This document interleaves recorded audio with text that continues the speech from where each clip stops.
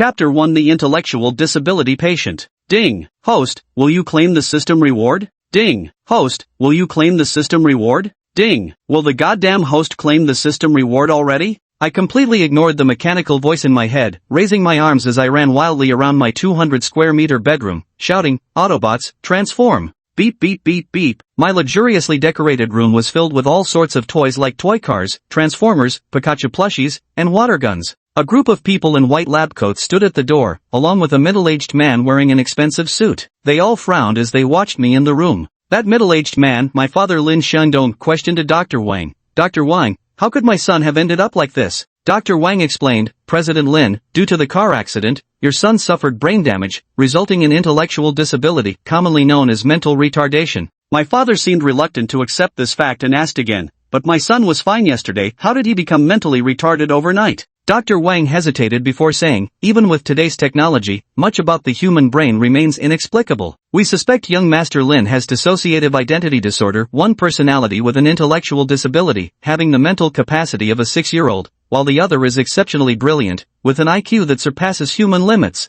Upon hearing this, my father felt a tightness in his chest and started coughing violently. His son was both mentally retarded and suffering from dissociative identity disorder. He had no idea what to do. He asked again, Dr. Wang, when can my son be cured? Dr. Wang replied, there's no treatment available now. We can only wait for his two personalities to gradually merge. He might recover normally eventually. My father covered his mouth and coughed again, with traces of blood faintly visible between his fingers. He took out a white handkerchief to wipe it, seemingly unconcerned, and said to the doctors, you've worked hard these past few days. Go and get some rest. Dr. Wang was about to leave but turned back to remind my father, Mr. Lin, you should take care of your health too. Although the cancer cells have started to spread, with aggressive treatment, you could still live for at least another year. My dad's face turned dark, his eyes flashing with a trace of worry. In an instant, he seemed to have aged many years. After all the doctors had left, my dad pushed open the door and entered my room. Holding my water gun, I aimed it at him and shouted, freeze! Hands up! My dad looked at his grown son in his 20s acting like an idiot. It must have pained his heart, but he obediently raised his hands and said, alright,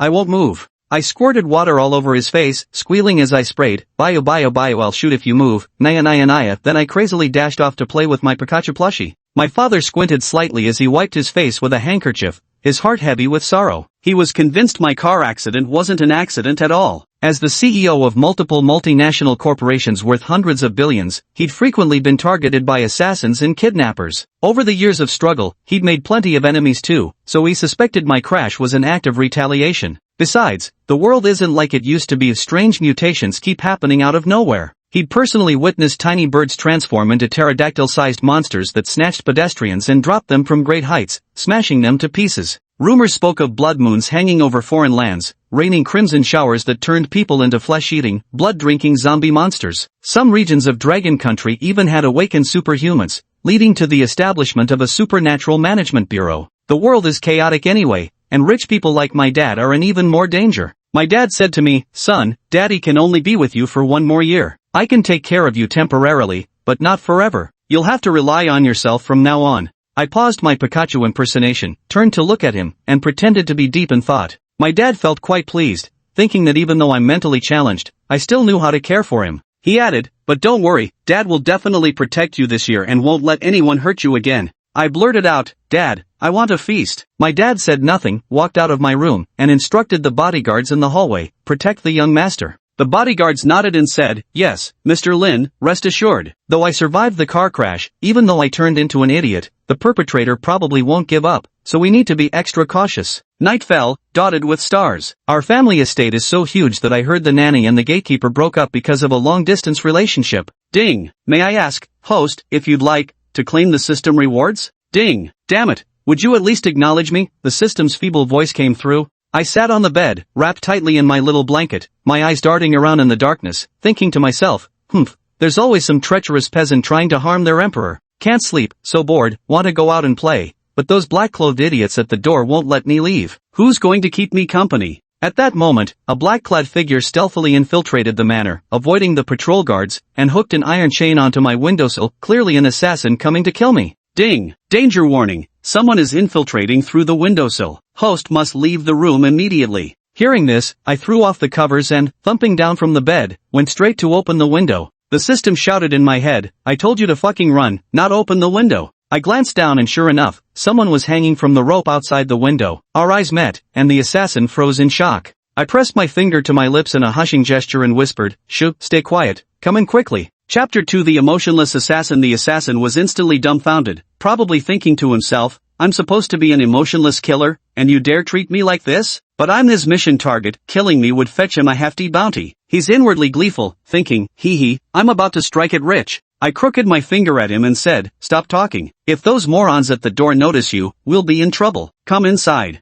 The assassin leaped lightly into the room, glanced around, and saw that I was alone. His heart thrilled, this mission was going to be way too easy. With a swift motion, he pulled out a gleaming silver dagger and announced, I'll let you die with full knowledge. I'm an assassin ranked 562nd on the Killer Alliance's Earth list. Someone paid $3 billion to take your life. When I saw him pull out the knife, I actually got excited, thinking he wanted to play cops and robbers with me. I grabbed my water gun, aimed at him, and shouted, I've got a gun. Freeze. The killer, hearing there was a gun, suspected a trap at first, but seeing it was just a plastic water pistol, he curled his lips in a cold smirk and sneered, seems the young master of the Lin family is an idiot. Go to hell. Just as he lunged forward, the system's voice chimed in, ding. System enhancement, water pistol transformed into a recoilless, limitless water supply, high-pressure water gun. I pulled the trigger, by UBUBU a powerful jet of water shot out, hitting the killer square in the chest. He let out a pained scream as the force blasted him against the wall, where he slowly slid down, completely drenched like a drowned rat.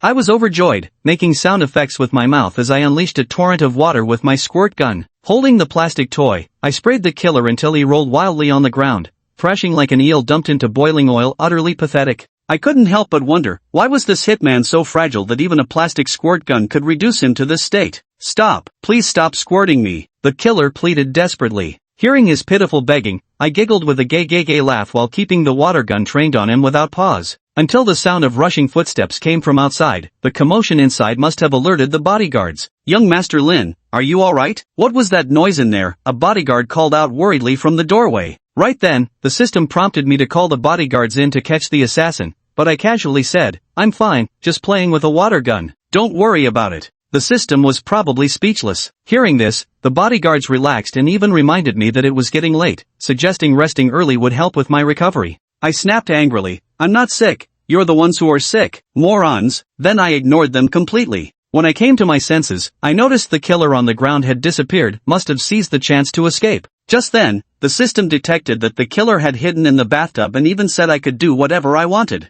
Hearing this, I thought, oh, so you want to play hide-and-seek with me? Thrilled, I grabbed my water gun and dashed into the bathroom with quick, heavy steps. When I got to the bathroom, I saw the assassin lying flat in the large bathtub, drenched and motionless like a corpse. He must have been badly frightened after alerting the bodyguards earlier. He's probably still wondering what kind of water gun I have, how could it pack such a punch? He was thinking of lying there for a while, waiting for us to let our guard down before making his move to kill and escape. But while he was still plotting, I pressed the nozzle of the water gun against his forehead, my sinister little face appearing above the bathtub as I jeered, gay, your hiding spot is no good, your hide-and-seek skills are seriously lacking. The killer was completely dumbfounded, probably cursing in his head about who was playing hide-and-seek with him. I pulled the trigger of the water gun, and the high-pressure spray pinned the killer down, sending him tumbling around in the bathtub. The water level in the tub kept rising, nearly filling it to the brim. Every time he tried to surface, I sprayed him back down, repeating this cycle over and over. The killer regretted choosing this hiding spot, struggling desperately as he nearly drowned, finally screaming for help.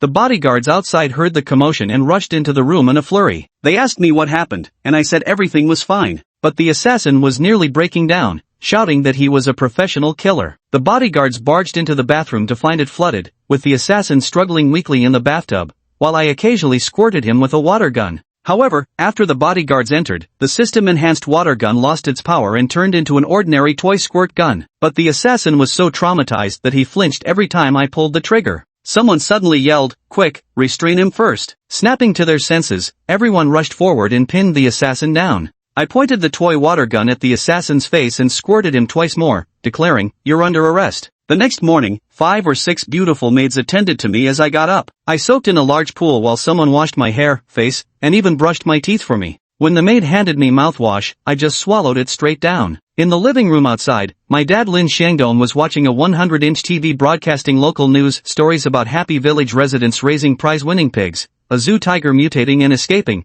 a Jiangdong University student falling and awakening supernatural abilities, and a tourist group going missing in the mountains. Suddenly the TV screen flickered, showing a pink piglet jumping in muddy puddles. Clutching the remote, I sat cross-legged on the sofa, picking at my toes while saying, "I want to watch Peppa Pig." Dad helplessly told me he would take me somewhere later. Hearing that I could go out, I was thrilled no matter where we'd go, immediately turning off Peppa Pig. Dad said we were going to the Abnormal Human Research Center, but I didn't think much of it. I ran to pack my things. Moments later, armed with a water gun at my waist, a Monkey King staff on my back, and a Pikachu doll tucked under my arm, I told Dad I was ready. The group of bodyguards looked speechless at my outfit. Dad coughed a few times with a frown but didn't comment further, leading me into the luxury convoy. I sat in the back seat of the Rolls-Royce, my fingers tracing the Starlight headliner. The motorcade rolled through the streets of Jiangdong City before coming to an abrupt halt. Dad asked the driver what was happening. The driver replied that traffic was jammed, apparently some accident had occurred up ahead. Just then, panic suddenly erupted through the crowd as someone screamed, "Aya! Help! Run! Run! There's a tiger up ahead!" A thunderous roar followed, shattering countless skyscraper windows. The system warns of a Class B mutated tiger roaming nearby and tells me to leave immediately. My eyes gleam as I roll down the window to look outside, muttering, "Where is it? Where is it?" Driver loudly tells my dad there's a mutated tiger ahead, probably the one that escaped from the zoo, and asks what we should do. Dad looks back and sees the road is completely blocked with no way to retreat, so he tells everyone to wait in the car until the Supernatural Bureau arrives. He turned to comfort me, only to find my seat empty. I'd already vanished without a trace. My name is Lin Bei. Right now, I'm sprinting against the fleeing crowd when suddenly, I finally spotted the big brain axe. That striped tiger barred the entire road like some living roadblock, its two fangs dripping with scarlet blood while guttural growls rumbled from its throat. The murderous aura around it was thick enough to taste, as if it were selecting its next meal from the fleeing crowd. Just then, a middle-aged man in a suit shouted urgent commands into his walkie-talkie with grave expression. "Team 3, prioritize crowd evacuation and casualty rescue immediately. I'll hold off this mutated beast." A team member said worriedly, "Captain, this mutated beast is incredibly powerful. I'm afraid even you might not be its match." The middle-aged squad leader gritted his teeth. "Don't worry, I've already requested backup from headquarters. We just need to hold out a little longer, that'll be enough." With that, he stepped forward to confront the savage tiger, his face filled with the resolve of one ready to die. He was Chen Xian, captain of the 3rd Squad of the Supernatural Abilities Bureau, who happened to be leading a patrol nearby when he encountered this mutated beast. He felt the ferocious aura assaulting his senses and couldn't help but feel intimidated. Turning his head, he noticed me standing not far away, staring fixedly at the mutated tiger. Frantically, he shouted, "What are you doing just standing there like an idiot? Run! Don't come over here!" I chanted big brain, instead excitedly running forward. Chen Xian probably thought I'd lost my mind, but I didn't care. I was telling him to run away, not towards me. Sniff sniff, the system felt moved to tears. Finally, someone understands how I feel. I walked right up to the fierce tiger, reached out and grabbed its whiskers, giving them a tug. With a snap, the whisker broke off. I stared at the whisker in my hand, marveling at its strangeness. The tiger was also stunned, probably thinking about what was wrong with this foolish human. Roar! The tiger let out a thunderous roar, its rank breath filling the air, clearly about to attack. Chen Xian's eyes nearly popped out of their sockets. He thought I was out of my mind and definitely doomed. But I leaped to the side, convinced this tiger must be someone's pet Pokemon. Grabbing Pikachu's tail from my arms, I hurled it forward with a loud shout. "Go, Pikachu!" Ding! System enchantment activated. Pikachu revives and gains combat abilities. The doll in midair suddenly emitted a silly cute voice, its eyes rolled, and its fur became even softer. It actually came to life.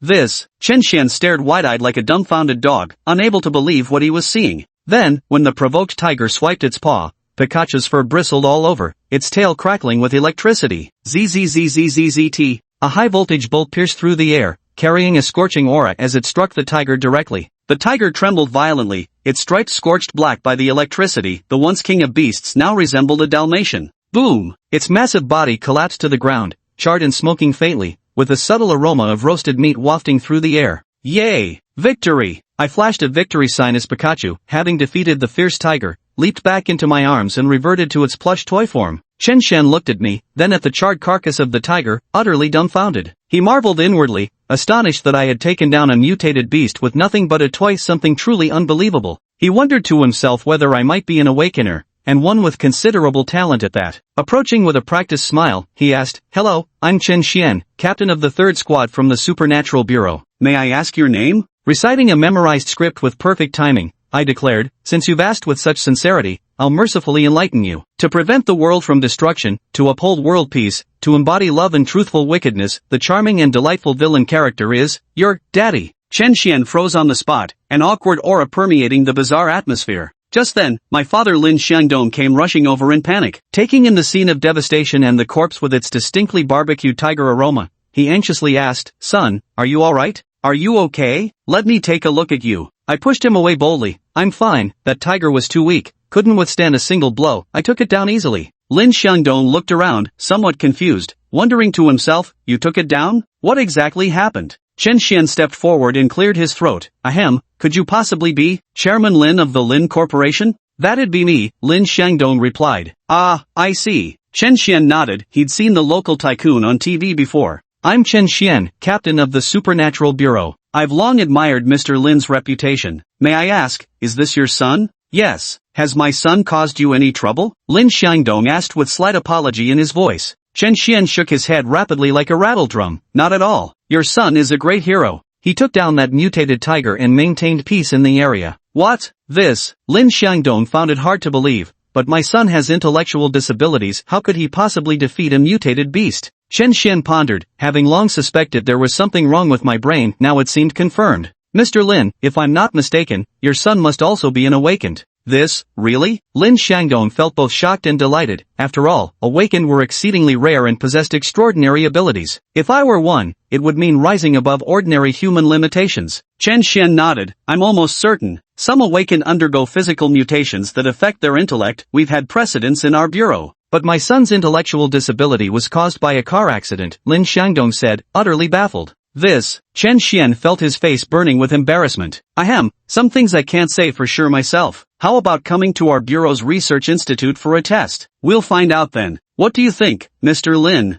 "Alright, let's go then." Lin Xiangdong agreed without hesitation. He had originally planned to take me to the Abnormal Human Research Center anyway. Going to the Supernatural Bureau would be safer and more authoritative. And if I really was an awakener, it would be the greatest news possible. Under Chen Xian's lead, the luxury car convoy headed toward the Supernatural Bureau. The research facility was filled with high-tech instruments, exuding a futuristic technological atmosphere. I sat on a chair, curiously looking around, feeling this place was way more fun than home. Chen Xian was here with several team members, along with my dad. Aside from those two, everyone else was completely bewildered by my unusual appearance. The team members whispered among themselves, "Who on earth did Captain Chen bring back?" "No idea, but I heard he was the one who took down that mutated tiger." No way, seriously? Is that true?" "Ahem, quiet." Chen Xian cut them off. He had originally wanted me to put the toy aside, but since Pikachu zapped that mutated tiger into barbecue, he didn't dare touch it. What if he got electrocuted too? "Uncle, the monitoring wristband is ready. He can put it on now," said a woman in a white lab coat.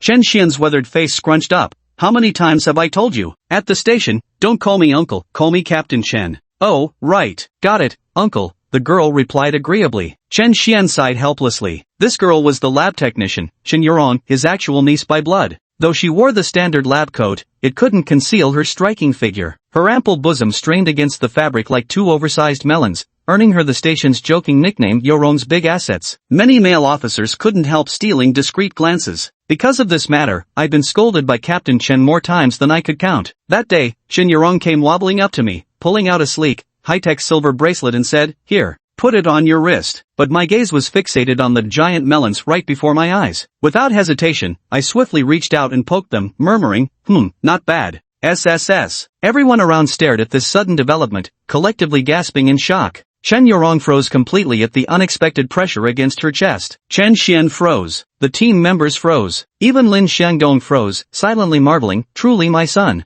At this moment, a voice rang in my mind, "Ding. This system is issuing a serious warning. Don't take advantage of your mental problems to do whatever you want. You pervert." Chen Yurong gasped bashfully, quickly darting away from my claws. I didn't mind at all and even brought my finger up to sniff at it. Chen Xian quickly pointed to his own temple, trying to smooth things over on my behalf. "Well, niece, don't be angry, there's something wrong with him here." If anyone else had done this, he would have been furious beyond measure. But I had killed the mutant tiger, which was far too crucial to him. Besides, my intellectual disability made my actions understandable. Chen Yurong blushed crimson as she exhaled deeply in relief. After a moment's thought, she chose not to argue with me, merely extending her arm cautiously to hand me the monitoring bracelet once more. I examined the high-tech bracelet with fascination before putting it on. Giving my wrist an experimental shake, I declared, "Looks nice." The entire room held its breath, all eyes fixed nervously on the bracelet. Yet after several moments, the device showed no reaction whatsoever. "Yurong, what's going on here?" Chen Xian frowned as he asked. "What else could it be? He's definitely not an awakener." Chen Yurong rolled her eyes, thinking to herself, well, that was a free grope for me.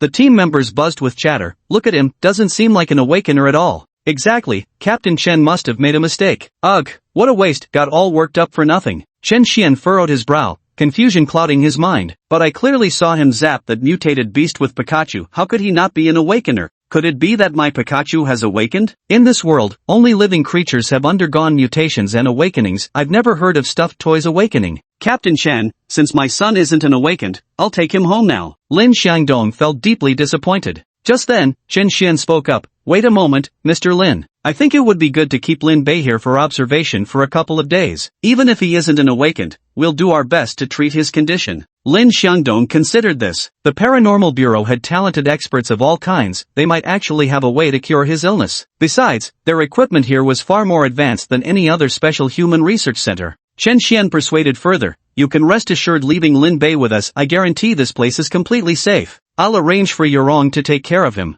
Moreover, the Bureau happens to have another intellectually disabled child who can be Lin Bei's playmate, so he won't get lonely." Alright then, Lin Xiangdong nodded in agreement. But suffering from terminal illness with limited time left, he felt reluctant to leave me here. "Son, you'll stay here. Captain Chen and the others will cure your illness. Dad must go now, don't miss me too much." Yeah, hurry up and leave," I said decisively. This place was bustling with people and much more fun than staying at home, plus there was the big watermelon. Lin Xiangdong started coughing violently, a coppery taste flooding his mouth as blood vessels bulged in his eyes. I shot him a glance. "See, I told you you're sick. Coughing all the time is so annoying. Here, let me give you a shot and you'll be fine." I grabbed my father's hand and mimicked injecting his knuckles with my fingertips, when suddenly, ding, echoed in my mind. Therapeutic energy activated and transmitted to the patient. Recovery expected within 3 days. "Alright, good, all fixed now," I said with feigned professionalism. Tears welled up in Lin Xiangdong's eyes. How desperately he wished his illness could truly be cured. He couldn't bear to leave this world, nor could he bear to leave me. Chen Yurong whispered stealthily beside us, "Uncle, I think this guy's condition might be worse than Zhou. "Shut your mouth." Chen Xian snapped at his niece. Lin Xiangdong waved farewell. "Son, if you ever get tired of staying here, just tell Dad. I'll come pick you up." Yeah, hurry home already," I said impatiently. Chen Yurong became even more convinced my intellectual disability was truly severe, and I wasn't even an awakener. She couldn't understand why her uncle had insisted on keeping me here, let alone asking her to take care of me. "Alright, since no abilities were detected, we should head out too. Yurong, go find Lin Bei a room to stay in." Chen Xian spoke up. Hearing we were about to leave, my eyes darted around, and I quickly covered the detection bracelet on my wrist, trying hard not to let anyone see it. In my mind, anything on my wrist was mine now, and I wasn't going to give it back. This little act didn't escape Captain Chen's notice, but he didn't say anything. After all, it was just a detection bracelet, nothing too valuable. If I wanted it, I could keep it. Then, they took me to a brand new room. Though not as luxurious as home, it was very spacious and neat. There was a blue button by the bedside. Chen Yurong said, "You'll stay here from now on. If you need anything, press that blue button, and I'll come to help you. Do you understand?" Got it. As soon as I finished speaking, I turned around and pressed the blue button. Chen Yurong's wrist immediately emitted a beep sound. Her face darkened with exasperation. "Do you need something right now?"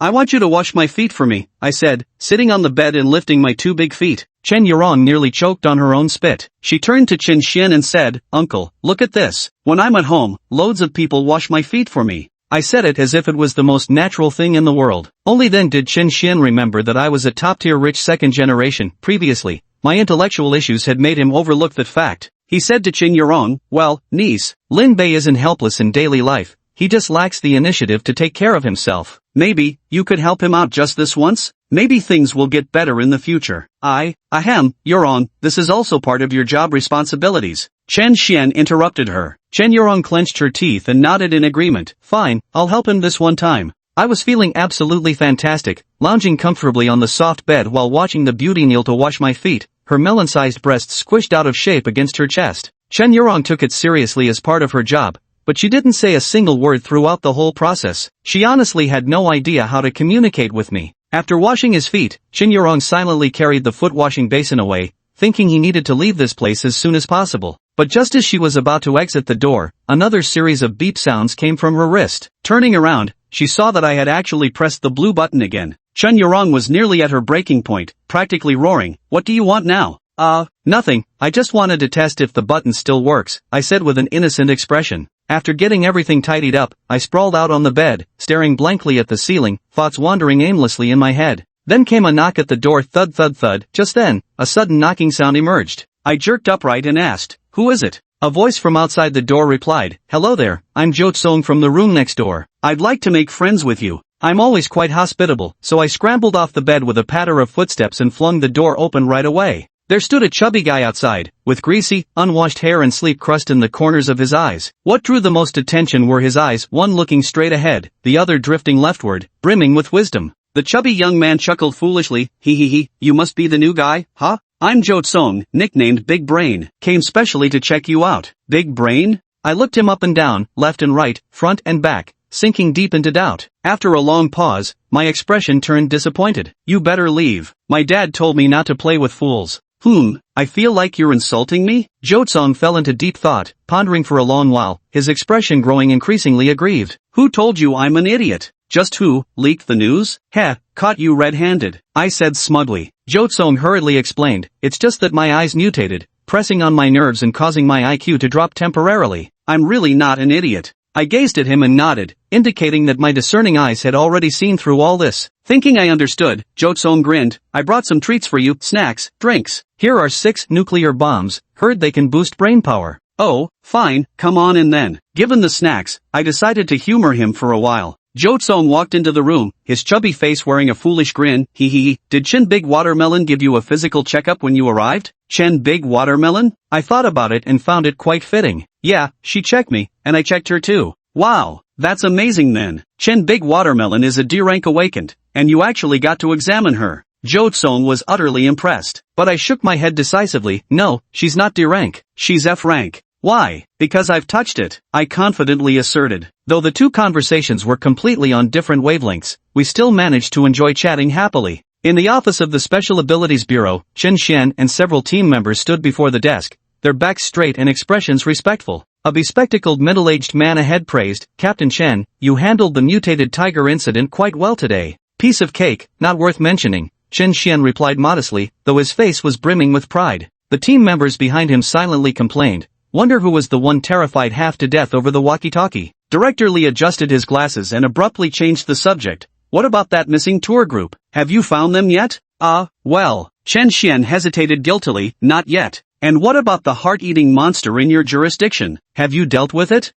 Not that either." Chen Xian felt even more guilty. After all this time, apart from me taking down the mutated tiger, he hadn't accomplished anything. Director Lee's face darkened. "That heart-eating monster has already killed 7 people, causing widespread panic. If we don't deal with it soon, how are we going to explain this to the public?" "Don't worry, Director. We'll definitely resolve this as quickly as possible." "Humph, empty promises. I'm giving you 3 more days. If it's not resolved by then, perhaps we should consider changing captains." Yes, rest assured, I'll capture it within 3 days," Chen Xian hurriedly promised. The teammates behind him thought, "What a mess this is, looks like we'll have to change captains." They weren't particularly distressed about changing captains. The real concern was whether Chen Yurong would leave or not. Leaving the director's office, Chen Xian wore a troubled expression. A few days prior, a mutated monster had appeared in a park under his jurisdiction, covered in black fur, specializing in digging out and eating human hearts. 7 victims had already fallen prey to its extreme brutality. Now that park had been sealed off,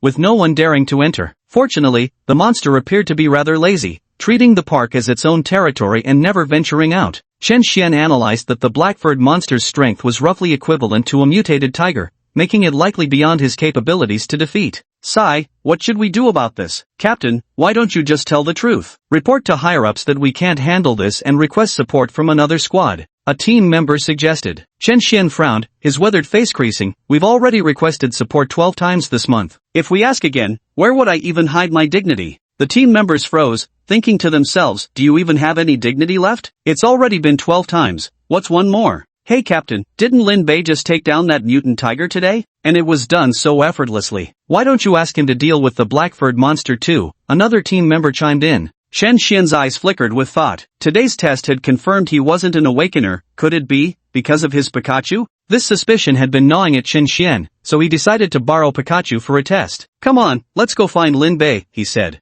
A group of 4 or 5 people noisily headed toward my room. Just then, I was chugging down a bottle of 6 nuclear bombs energy drink, licking the milky residue from the corners of my mouth. After setting aside my snacks, I shooed Zhou Tsong away mainly because his intelligence was too low, and I feared contamination. Knock, knock, knock. I already told you I don't play with idiots. Why are you back again? I heard the knocking sound and spoke up, I said. Outside, Chen Xian immediately broke into a cold sweat and coughed awkwardly. I'm Chen Xian, not an idiot. Oh, then come in. After I responded, a group of people walked into my room. Seeing so many people, all wearing sharp uniforms, I couldn't help feeling a little excited. Are you going to catch one ear? Ha! Chen Xian was baffled. What was one ear? But considering my mental condition and that he still needed my help later, he nodded along cooperatively. Right, exactly. We're going to catch one ear. Put. The team members behind him couldn't hold back their laughter. Lin Bei, your Pikachu was really impressive. Could you lend it to me? Chen Xian glanced at the plush toy on the bed. Hearing this, I immediately hugged Pikachu tightly and rolled my eyes dramatically. No lending.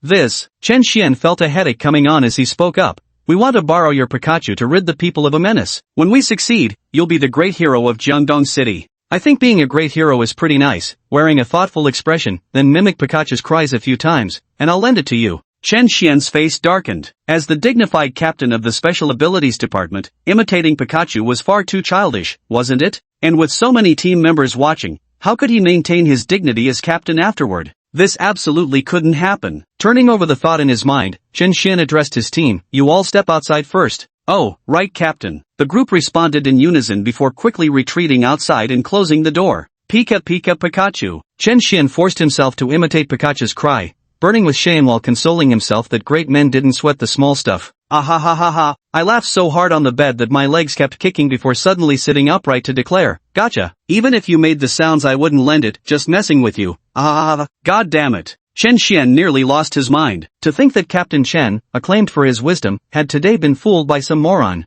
Forget it if you won't lend it to me. At worst, I'll go fight that monster myself. Captain Chen clenched his fists and turned to leave indignantly. Wait a minute, I suddenly called out to stop him. Chen Xian turned his head. What else do you want? I can lend you Pikachu, but you have to agree to one condition. What condition? Let me lead your team. Chapter 7, What's your name? Chen Xian felt a headache coming on upon hearing this. Having Lin Bei lead the operation seemed a bit unreliable with his brains. Who knows what kind of trouble he might stir up. But on second thought, at worst, I can just trick him with a few words and have Lin Bei tag along. With my intelligence, I can't even handle a moron? Alright, no problem. You take charge of this operation. MN, good. Lin Bei actually kept his word this time, directly tossing Pikachu to Chen Xian. Take good care of it, don't lose it. This is the strongest battle Pokemon. Got it, don't worry. Pikachu was finally in his hands, and Chen Xian was overjoyed. But when he looked down for a closer inspection, he realized this Pikachu seemed like just an ordinary plush toy, leaving him puzzled. Lin Bei, is this Pika? Call me Captain Lin. Oh, Captain Lin, how can this Pikachu survive? Chen Xian quickly changed his tone and asked, are you an idiot? Lin Bei rolled his eyes at him. You don't even know the chant for using Pikachu? The moment you throw it, you must shout, go, Pikachu. Oh, okay, I know now. Chen Xian nodded like a pecking chick, remembering the time they dealt with the mutated tiger today. Seems like this is how Lin Bei should be used. Hee, this time I've got it in the bag. Chen Xian felt a surge of joy in his heart. Next, Lin Bei changed into the Special Forces uniform, neat and sharp, looking extremely dashing. He stood in front of the mirror and examined himself, looking extremely satisfied. Meanwhile, Chen Xian was giving instructions to the 3 team members beside him. Let Lin Bei take command during this operation. You must show full cooperation on the surface, got it? Alright. The 3 team members nodded blankly, feeling slightly uncertain. All of you, stand straight. Lin Bei walked over, eyeing them with a scrutinizing gaze. The 3 of them immediately stood at attention. Their posture was straight and tall. Among them were 2 men and 1 woman, all elites from the 3rd squad. Chen Xian, standing nearby, saw that their coordination was excellent. With a grin, he gave a thumbs up. As a sign of praise, you stand properly too. Lin Bei shot him a glare. Yes. Chen Xian promptly wiped the smile off his face and stood at strict military attention. Very good, full of spirit. Lin Bei nodded and looked toward the only girl in the team. What's your name? Reporting to Leader Lin. Leader Lin, my name is Bai Qiong. the girl quickly said. Lin Bei's gaze swept over her, noting her figure was as flat as an airport runway, a stark contrast to someone as voluptuous as Big Watermelon Chen. Your name's too long to remember. From now on, I'll call you Little White Steamed Bun. Bai Qiong stared in stunned silence. Little White Steamed Bun? What does he mean by that? Calling herself small? Chen Xian quickly signaled with his eyes, telling her to keep calm. The other two team members couldn't help but snicker, desperately holding back laughter. They were all professionally trained after all. I rarely ever laugh. Unless I can't hold it in. What's your name? Lin Bei glanced at another person nearby. The young man immediately stopped laughing, feeling uneasy inside. Reporting to Captain Lin, my name is Wang Hu. Your name is too long. I'll just call you Wang or Motzi from now on. Lin Bei noticed some freckles on his face.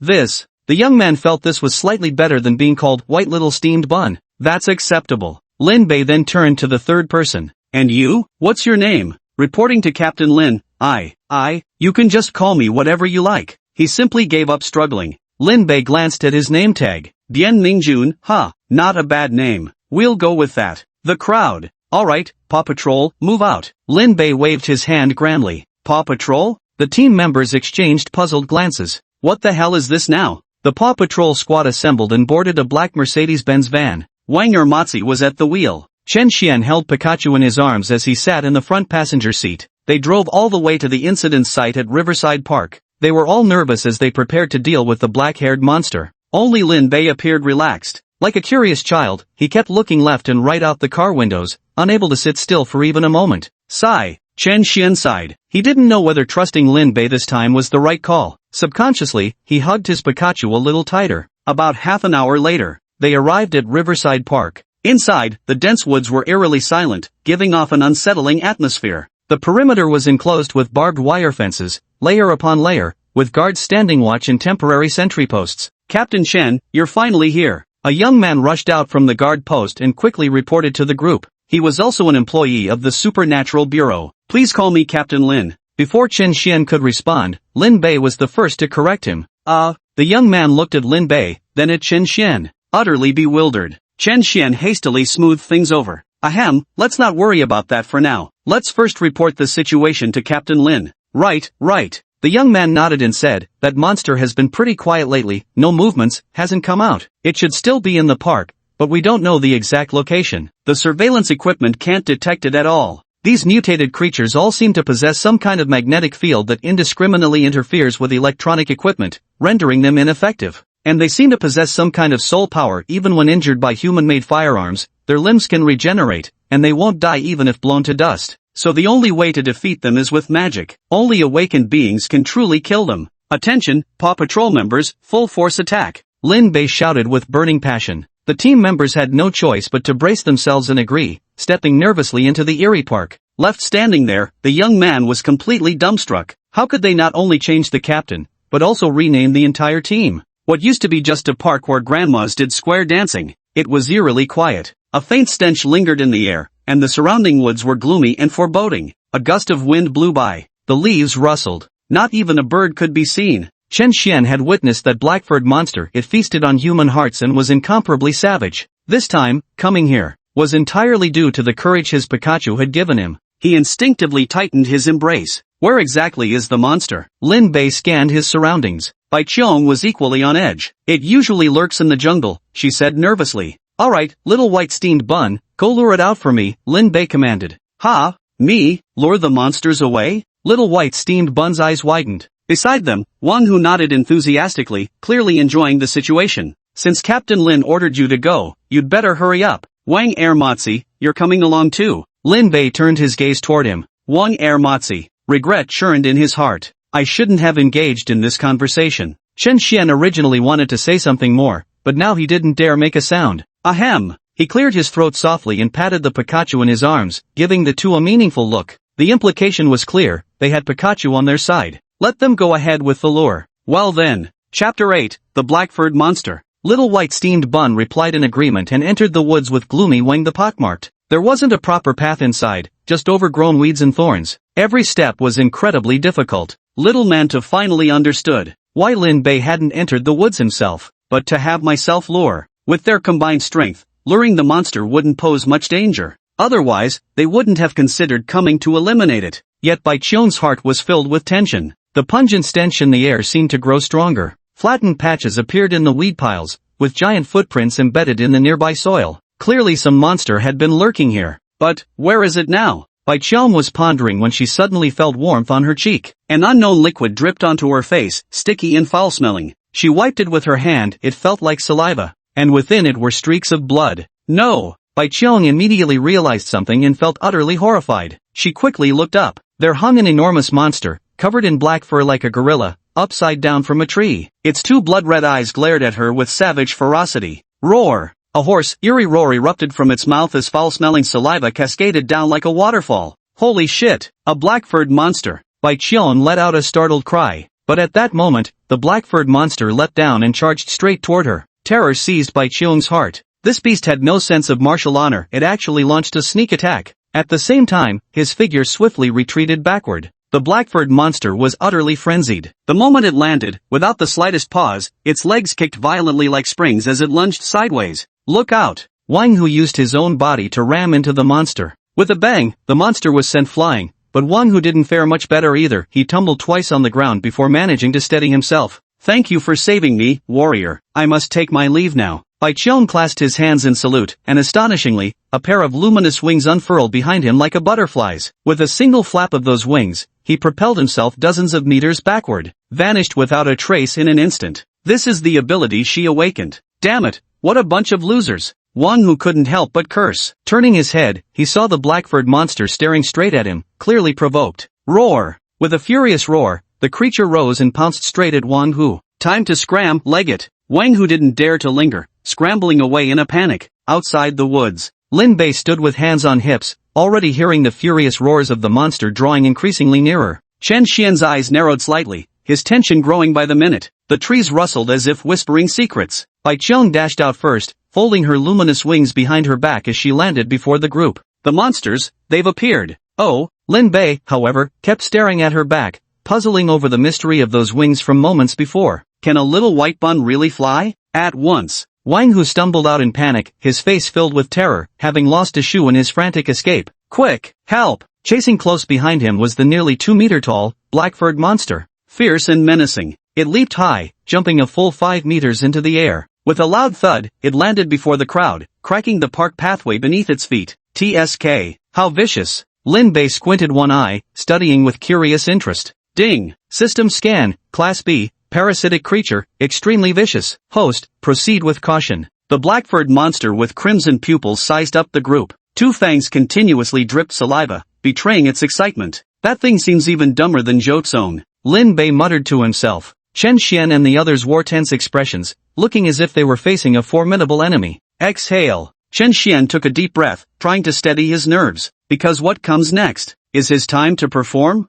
Oomph, step aside everyone, let me handle this. Watch how I take down this monster. He tightened his grip on the Pikachu. He made a throwing motion like pitching a baseball, then suddenly hurled it forward, while shouting out loud, "Go, Pikachu!" The yellow plush toy traced a perfect parabola through the air before hitting the black-furred monster square in the face. Then came a loud splat. It bounced off onto the ground, tumbled a few times, and showed absolutely no reaction. Ha! Holy shit! Chen Xian's eyes widened in disbelief. Why hadn't he resurrected? The team members stood there, dumbfounded. Captain, what's going on? I'd like to know too. Chen Xian was speechless. He was nearly 40, for God's sake. Throwing a pokeball was embarrassing enough, especially with that cringeworthy battle cry. It turned out to be completely ineffective. The black-furred monster seemed momentarily stunned by the impact of the doll. Why does this human seem so foolish and not very bright? Humans are truly so stupid. Roar! With a furious roar, it had already marked them as prey.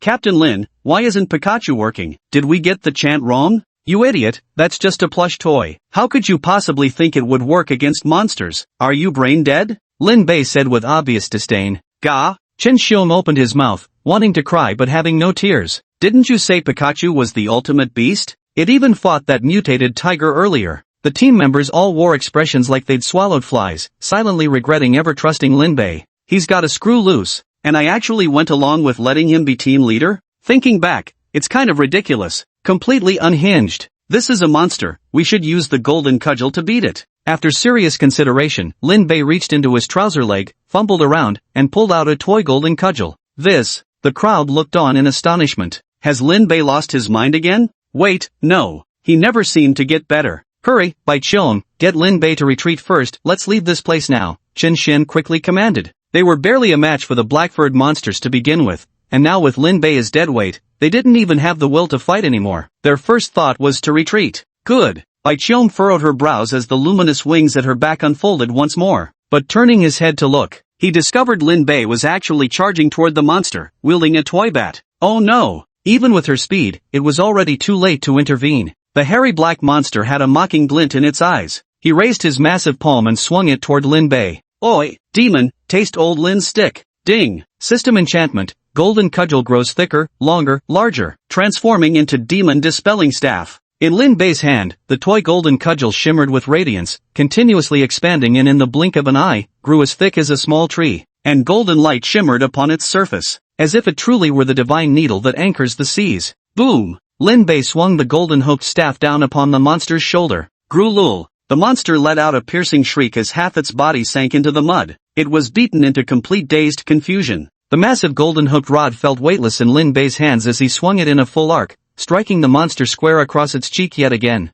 Beat you to death, you turtle bastard. The monster's head shattered violently as if struck by tremendous force, like a watermelon smashed by a sledgehammer. The once ferocious monster was thus beaten to death by Lin Bei in just 2 strikes. Chapter 9, Two Heads. Chen Xian and the others stared at this scene, their jaws nearly hitting the ground. Did it actually work? That badass? Even when they had joined forces, they couldn't defeat that monster, but was beaten to death by Lin Bei with 2 strikes of his staff. A master. This is a true master. Lin Bei's golden cudgel returned to its original form, which he casually tucked back into his waistband. The monster's body began rapidly shrinking to the size of a normal human. Its black fur fell away, turning into a bald, headless male corpse. Little White Steamed Bun watched in shock. They had assumed it was a mutated beast, but to think it was actually a corpse. That's strange. How could the corpse turn out like this? Chen Xian had worked at the Supernatural Bureau for years, but he'd never encountered such a situation. Wang Ermatzi, Bian Mingjun, you two go find a body bag to pack this corpse. Have someone take it back to the lab for examination. Given that it was a naked male corpse, Chen Xian sent the 2 of them to handle it. Moments later, Chen Xian's gaze then fixed on the golden staff tucked in Lin Bei's waistband. Could this actually be a treasure? What are you looking at? Lin Bei noticed his gaze and rolled his eyes dramatically, then defensively stuffed the entire golden staff into his pant leg. Hurry up and retrieve your captain's Pikachu. Yes, yes, yes. Chen Xian quickly nodded in agreement. Though Lin Bei hadn't been identified as an awakener, he undoubtedly possessed some kind of special ability. And so strong, incredibly strong. After the Wolf Squad finished their mission, they drove back to the Supernatural Bureau. Chen Xian sat in the passenger seat, proudly making a phone call. Hey, Director Li, we've taken care of that black-furred monster. Just a little monster after all, how tough could it possibly be? It's effortless, a piece of cake, alright? You know exactly how capable I am. What? An awards ceremony? No need, no need. This is just part of my job. What I ought to do.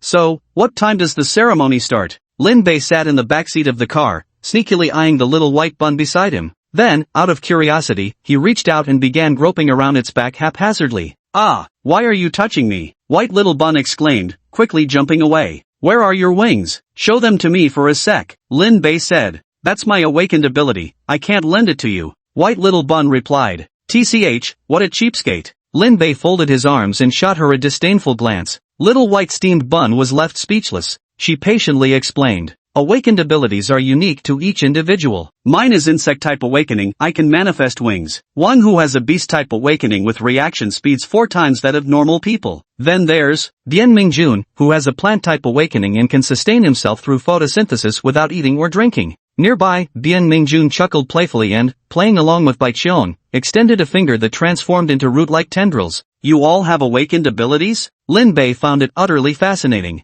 That's right, otherwise you wouldn't be qualified to join the Supernatural Bureau. What about me? You don't have it. Little White Steamed Bun shrugged his hands. Lin Bei curled his lips. Who cares if I don't have it, like it's some big deal anyway. System, Gegajagai serves you right for ignoring me, serves you right for not claiming rewards. I just won't let you awaken, naya. But you might have some special ability, perhaps stronger than all of ours. Little White Steamed Bun comforted him. Lin Bei nodded in agreement. Of course, I'm your captain. After returning to the Supernatural Bureau, the headless corpse was also transported back. Since this was the first time they'd encountered a corpse undergoing supernatural transformation, The Bureau's leadership took the matter extremely seriously. Chen Daxigwa and the other researchers all began busying themselves, but after various inspections, they found nothing unusual. It seemed to be just an ordinary corpse. The only difference was, despite having been dead for an entire month, the body showed no signs of decay whatsoever. The researchers were completely clueless, only feeling that it was eerie. The end. They verified the deceased's identity through DNA and notified the family members.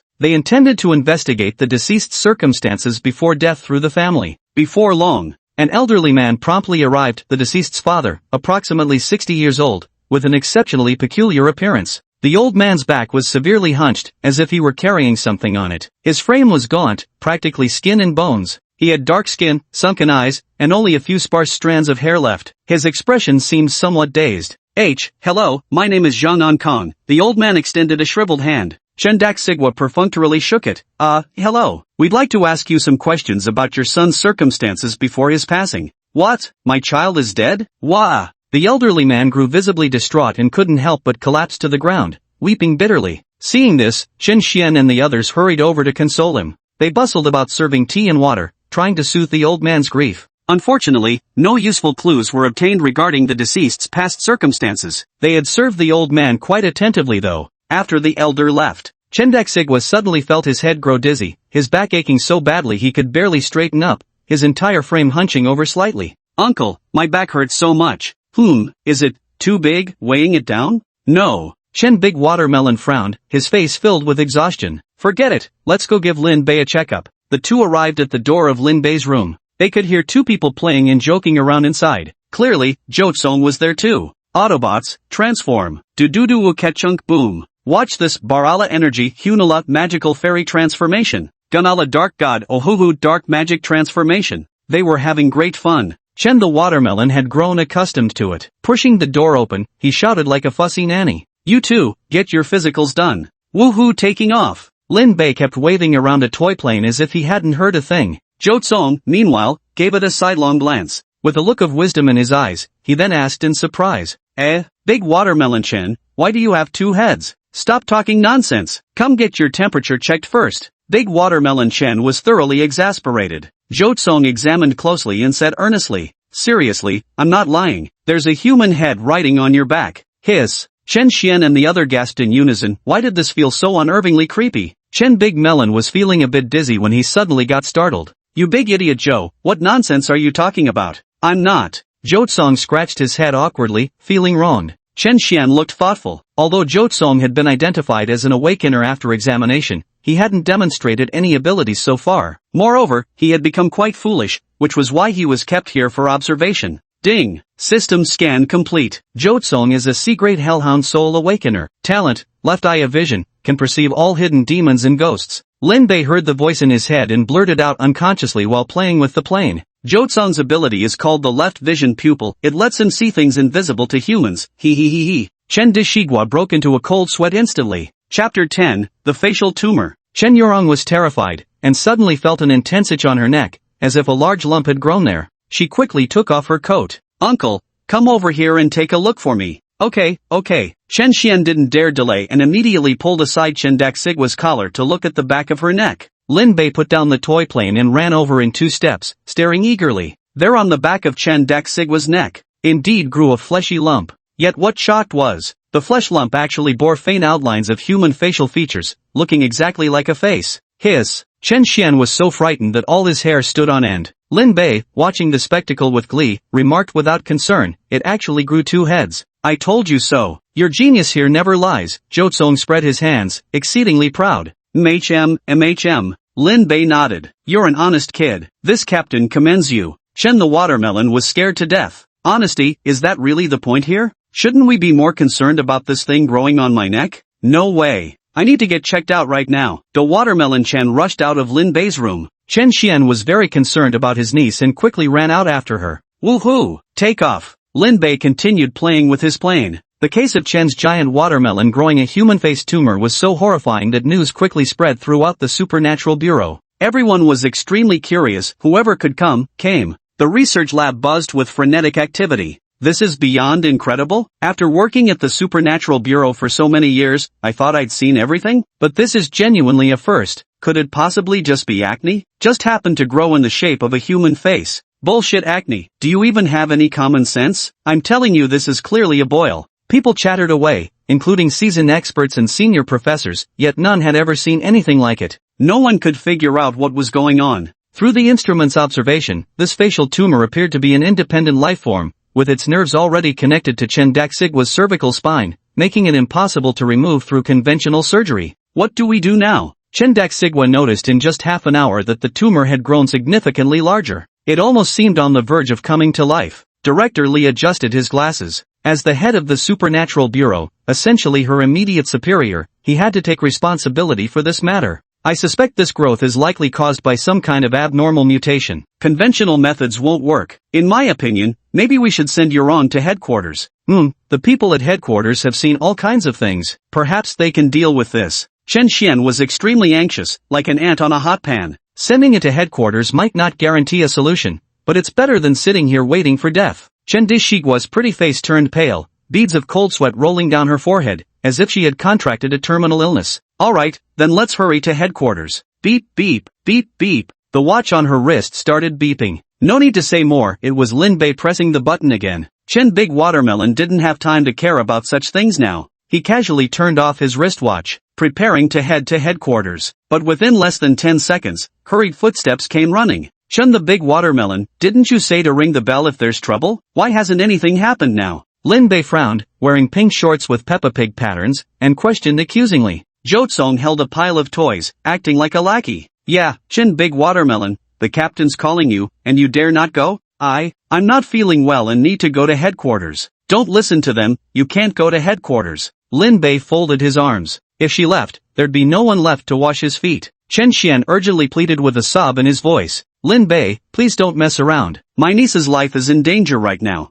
I was the one who sent her to headquarters. Who are you? Director Lee's expression turned stern. He had met Jotsong before, but never Lin Bei. I'm their team leader. Who are you? Lin Bei cast a disdainful glance, clearly displeased. Team leader? I'm the director here. Director Lee thought he was overestimating himself. Lin Bei looked puzzled. Chen Xian, is the team leader more senior or the director more senior? Of course the director is more senior, Chen Xian replied. Lin Bei, good. Then I'm the director now. Everyone. Nonsense. Director Lee's face darkened. Chen Xian, who on earth is he? Why are you bringing just anyone into our bureau? Director, don't be angry, let me make my case. Explain. His name is Lin Bei. He's got some mental issues, but his abilities are no small matter. He's taken care of quite a few mutated monsters. Even so, we can't act recklessly. What good is killing monsters? It won't solve Yuron's problem. Get Yurong sent to headquarters immediately. Director Lee said sternly. Lin Bei narrowed his eyes. You stinky old man, who are you looking down on? Who says I can't fix it? A big watermelon just grows a tumor, right? Just dig it out, problem solved. I don't have time to waste with you. Stop making trouble here. Director Lee knew he had screws loose and didn't want to stoop to his level. The tumor was most likely caused by a mutated monster. Eerily bizarre. And connected to the nerves. Did they really think it could just be dug out? However, Chen Xian's eyes widened as he had witnessed Lin Bei's true capabilities. Perhaps he really could settle this matter. Lin Bei, you. Mind your position, address me as Director Lin.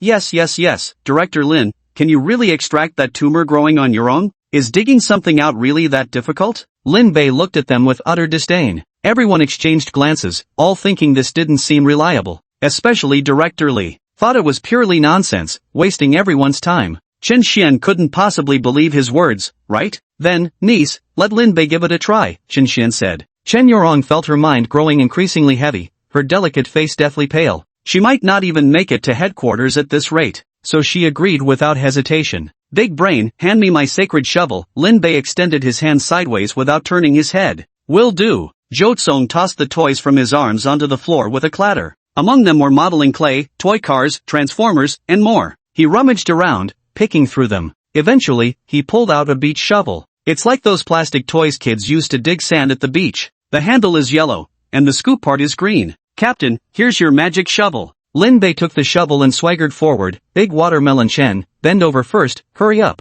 Chen Yurong braced her hands against the lab bench, arching her back to lower her head deliberately, exposing the grotesque face-like growth on the back of her neck. The facial features on top became even more distinct, and seemingly with a hint of laughter. All grins and no good, just you wait, I'll put an end to you right here. Lin Bei looked at the tumor with disdain. He raised his hand and swung the shovel down. Ding! System enchantment. The beach shovel becomes an exorcism shovel. Chapter 11, Horror Legend. The shovel suddenly emitted a golden glow, blinding everyone's titanium alloy dog eyes. Put! Lin Bei swung heavily downward, striking the back of Chen Deshigua's neck with the shovel. Ing. With a soft moan, Chen Deshigua not only felt no pain but rather found it somewhat comfortable. But behind its ear, a strange squeaking echoed, like the cry of a rat. That fleshy tumor seemed to come alive, its human-like features twisting together in an expression of extreme agony. Those witnessing this scene all gasped in shock, hearts chilled by the unnatural sight. But not for long. The giant parasite tumor, having lost its host, died completely, falling to the ground with a splat like a dehydrated piece of jerky. Looking back at Big Watermelon Chen's neck again, the skin was smooth and flawless. Not only was there no bleeding, but not even a trace of a scar remained, having fully recovered as if nothing had happened. She felt completely weightless. All the pain vanished instantly, and her spirits lifted immediately. If not for the shriveled lump of flesh on the ground, she might have thought everything just now was an illusion. Incredible! Amazing! Did it really work? The surrounding crowd gasped in admiration, their gazes toward Lin Bei beginning to change, especially Director Li. His eyeballs nearly popped out of their sockets. They'd originally thought Lin Bei was just clowning around, but he'd actually managed to solve that troublesome tumor. This can't be real? Isn't he supposed to be mentally challenged? Lin Bei shot him a sidelong glance. Hey old man, who are you calling a moron? That wrinkly head of yours looks more like a tumor to me. Want me to carve it out for you? Lin Bei spoke as he strode forward, carrying the sacred spade. This really scared Director Li out of his wits. Wait, I'm sorry, I said the wrong thing just now. Director Li kept waving his hands in apology and quickly backed away, so frightened that he ran straight out of the room. The onlookers were stunned into silence at the sight. Chen Xian looked quite moved when he saw that his niece had recovered. He marveled in his heart that Lin Bei had truly succeeded. Lin Bei, I really can't thank you enough. Call me Director Lin. Yes, of course. Whatever you say goes. Chen Xian nodded repeatedly in agreement. Chen Yoron's heart still pounded with lingering fear, her pretty face revealing a look of deep relief. It felt like she'd just walked through death's door. The experience of being parasitized by that tumor had been unbearably painful, yet she also felt strangely perplexed. How could I have possibly provoked that thing while staying inside the supernatural bureau? But upon second thought, a frail, aged figure suddenly surfaced in my mind. Yes, it must be him. Chen the Watermelon was certain it was that Zhang Ankong from before. In other words, the father of the Blackford monster victim. Because aside from him, Chen the Watermelon hadn't interacted with any other outsiders. And the two had even shaken hands. Uncle, it must be Zhang Ankong. I got it from him, there's something wrong with that guy. Chen Yorong declared firmly. Chen Xian naturally understood what his niece meant. His aged face darkened. I always knew that old guy was fishy. Recalling Zhang Ankong's voice and appearance, along with his peculiar look, he was probably another victim of the tumor parasite. Niece, I'll gather some men right away to investigate that Zhang Ankong. Meanwhile, you inspect the tumor, see what it really is. The tumor almost killed his niece, making Chen Xian furious. However, thinking about the strangeness of the human-faced tumor, Chen Xian suddenly felt a chill, guessing that Zhang Ankong might be someone not to trifle with. And so, he turned his head to look at Lin Bei. Immediately put on a fawning smile. Director Lin, when would you have some time? Perhaps, you could still lead our operation? Sure, I'll definitely take you along when we go out, but I'm sleepy now, heading off to bed. Goodbye. Lin Bei walked straight toward his room without looking back. You there? Chen Xian was instantly covered in metaphorical black lines, feeling utterly speechless. He had originally thought this matter was settled. Who would have thought Lin Bei actually went to sleep? Glancing at the clock, it's already 5 p.m. Going to bed at this hour. Just how late is he planning to sleep until? But, Chen Xian and the others weren't idle either. They promptly notified the team members to investigate Zhang Ankong's residential address and personal information, making all necessary preparations for action. Meanwhile, Chen the Big Watermelon examined the tumor that had almost killed him with instruments while collecting related information online. But they remained busy until nightfall. There hasn't been any concrete progress yet. They only found a chilling tumor legend on some obscure online forum. According to the post, there was once a man who developed a tumor on the back of his neck that gradually formed facial features. As the tumor grew larger, these facial features became increasingly distinct. The man was tormented by this until finally, his mind snapped. Picking up a knife, he walked to the mirror and sliced heavily at the tumor. The result? The moment he lost consciousness, he saw the tumor on his neck grinning back at him. Chen Xian and the others found the incident bizarre. After thorough analysis, however, they unanimously concluded that the man had simply cut the wrong thing. He cut off his own head. Or perhaps once the tumor grows to a certain size, it can control a person's actions. Although Big Watermelon Chen wasn't sure about the truth of this rumor, but thinking about it now made him feel even more terrified. If that were really the case, without Lin Bei's help, he might just turn into a monster that chops off his own head. Captain, we've located Zhang Ankon's address. He lives in Happy Village on the outskirts of town, but that place seems a bit off. Little Bun reported with a grim expression. Oh, what's wrong? Chen Xian asked. Take a look for yourself. Little White Bun shoved a stack of documents forward. Chen Xian took it and looked, quickly breaking out in a cold sweat. His hand holding the documents trembled uncontrollably. Because the documents stated that Happy Village was actually a suicide village, nearly 100 people had taken their own lives there in recent months. Moreover, their methods of suicide were all remarkably simple. It's brutally simple. It simply means taking off your own head with your own hands. At this moment, the air instantly fell silent. Cold sweat dripped from Chen Xian's forehead. Could the online rumors actually be true?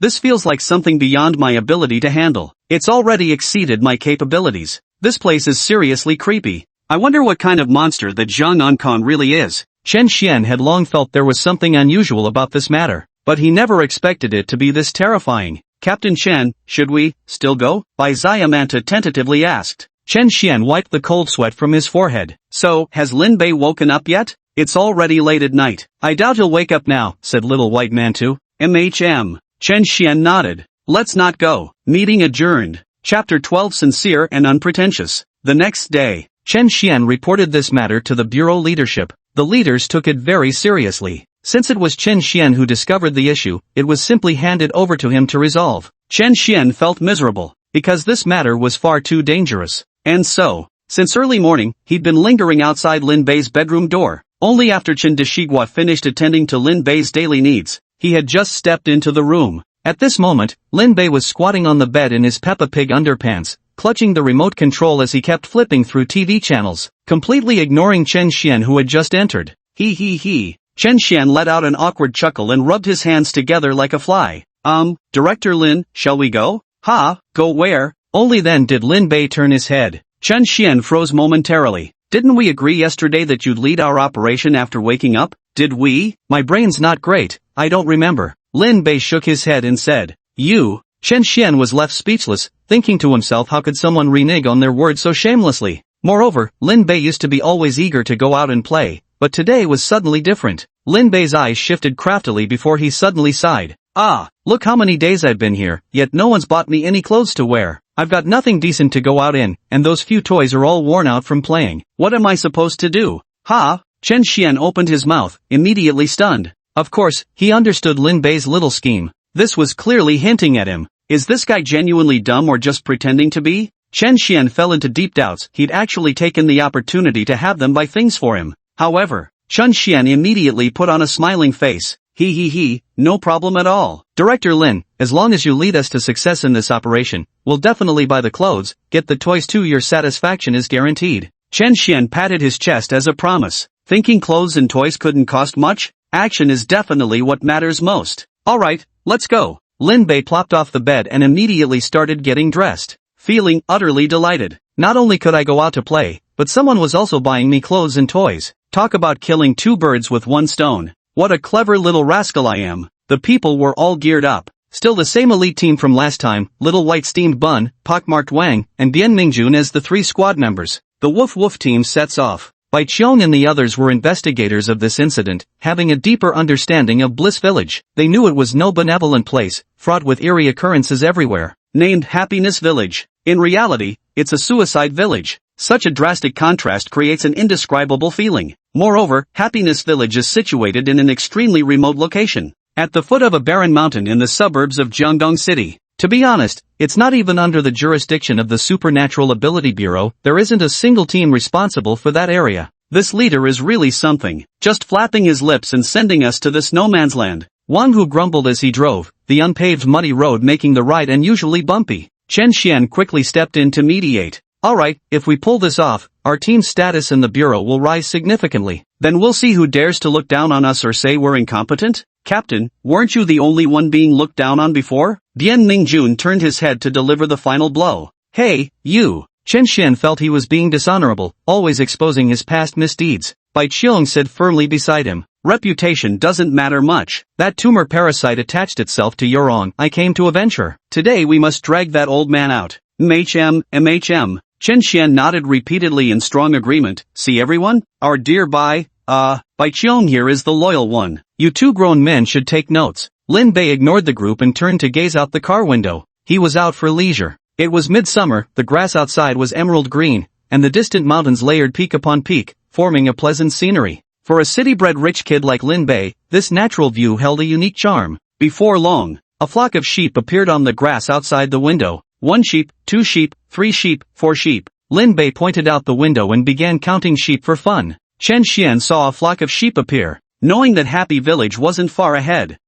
Too many sheep, can't count them all. Lin Bei pursed his lips, looking somewhat dejected. Amidst the flock, 2 villagers were tending the sheep. Perhaps it was because Happy Village rarely had outsiders visiting. The 2 of them stared fixedly at their jeep. Without blinking, even as the jeep drove far into the distance, their gazes remained unbroken. Chen Xian glanced toward the rear of the car. He sensed something peculiar. Everyone, be careful. Happy Village had about 100 households, with red brick houses scattered haphazardly, each adorned with its own small courtyard. The villagers here primarily make their living by raising pigs, with many large-scale pig farmers in the area. Even walking along the roadside, one couldn't escape the pungent stench of pig manure wafting through the air. As the jeep drove in, dogs in the farmyards erupted into fierce barking. Wang Hu slowed down the car, looking around cautiously. Seems pretty normal here, nothing unusual. Maybe those online rumors were just scams? Still better to be careful, can't let our guard down. Chen Xian cautioned. A moment later, the jeep pulled up in front of a small courtyard. According to the information they had gathered, this was where Zhang Ankon lived. Recalling the old man's appearance and posture, Chen Xian felt inexplicably nervous. The group got out of the vehicle. Lin Bei sniffed the air and immediately detected a foul smell. This doesn't seem like a fun place at all. At this moment, Chen Xian had already arrived at the courtyard gate. He gently tapped the door knocker. Is anyone home? But after waiting quite a while, no response came whatsoever. Could this guy have gotten wind of something and skipped town early? Chen Xian muttered under his breath. However, the knocking at the door startled the neighbors next door. A woman appeared in the adjacent courtyard and shouted in a thick rural accent. What are y'all doing here? We're from the Supernatural Affairs Bureau, here to investigate something. Chen Xian turned his head and replied. Upon hearing it was the Bureau of Extraordinary Abilities, the woman's expression immediately grew more respectful, and she became much more enthusiastic. Old man Zhang isn't home, he left yesterday and still hasn't come back. If you want to know anything, you can ask me. Well, did Zhang Ankong not come back yesterday? Chen Xian and the others exchanged looks. At this moment, the woman next door opened the courtyard gate, her expression growing even more enthusiastic. Come in. I heard the Ability Bureau folks are all extraordinary. TSK. Look at this young man, so handsome. Thanks, I'm flattered, really. Chen Xian's face flushed red, feeling overwhelmed by their kindness. He silently marveled at how straightforward and genuine villagers were. I meant him, don't get the wrong idea. The woman smiled as she turned toward Lin Bei. Chapter 13 A Magic Trick. Chen Xian's smile froze instantly. Did she have to be so blunt? When Lin Bei heard her say he was handsome, he thought to himself, well, obviously. The 5 followed the woman into the courtyard, where a pigsty stood on the left, emitting intermittent grunts along with the unmistakable stench of pig manure. Please, come inside and have a seat, honored guests. Joy radiated from the woman's face, her warmth undeniable. Inside the low brick antile house, the dim lighting cast an eerie chill, belying the midsummer heat. Please, have a seat. Make yourself at home, don't stand on ceremony. The woman smiled warmly and called toward the inner room. Sweetheart, we've got guests. Go brew some tea. No need, please don't trouble yourself. Chen Xian immediately waved his hands in polite refusal. Lin Bei didn't stand on ceremony, plopping down onto the sofa. It felt incredibly soft, so he even bounced on it a couple of times. Comrade, what would you like to know? Old Zhang and I have been neighbors for over a decade. I know him inside out. Right. Chen Xian nodded. Has Zhang Ankong exhibited any unusual behavior recently? Not at all, the woman replied. Then has his hunchback always been that severe? When did it start? Chen Xian continued asking. The woman answered without hesitation. He's always been like that, hunchbacked ever since I've known him. I suppose he was born that way. It's not something we should ask about, right? That'd be intentionally exposing his flaw. Hearing her reply, Chen Xian and the others found it peculiar. Because if Zhang Ankong had been parasitized by the facial tumor, that probably only started recently. Could I have been mistaken? Or, Is this woman lying? But his simple and warm demeanor made it seem unlikely. Here's the tea. At that moment, a melodious girlish voice sounded as a girl entered carrying a tea tray. Sorry to keep you all waiting. Their gazes instinctively turned toward her. The girl who walked in was about 15 or 16 years old, wearing a pristine white dress, her pretty face brimming with a warm and innocent smile, looking utterly adorable. However, the moment Chen Xian saw the girl, his body inexplicably tensed up, his expression froze, as if he couldn't believe his eyes. Is this your daughter? Yeah, that's right. This is my girl, Xiaotsui. The woman nodded with a smile. Chen Xian opened his mouth slightly, staring straight at Xiaotsui with an increasingly grim expression. Bai Qiong and the others found it strange. They wondered what was wrong with their captain. Could he have some peculiar fetish? Hey, Captain Chen, you're already so old. Why are you staring at that little girl? Bai Qiong asked while picking up a cup of tea, ready to drink it all in one go. But Chen Xian suddenly grabbed her wrist. Don't drink it. Ha, what's wrong? Bai Qiong was completely baffled. Chen Xian then took out his phone and pulled up a photo. Take a look at this. Out of curiosity, Lin Bei craned his neck and leaned in for a closer look. The photo showed a group picture from a tour. There were about a dozen people in it. Among them was a little girl wearing a pristine white dress, flashing a peace sign with a radiant smile on her face. Bai Qiong glanced at the photo on her phone. Then she compared it with Xiao Chui before her. The two couldn't be said to be identical, they were virtually indistinguishable. Captain Chen, so you've known her all along, and even took photos for her, Bai Qiong remarked. But Chen Xian's face grew increasingly grim.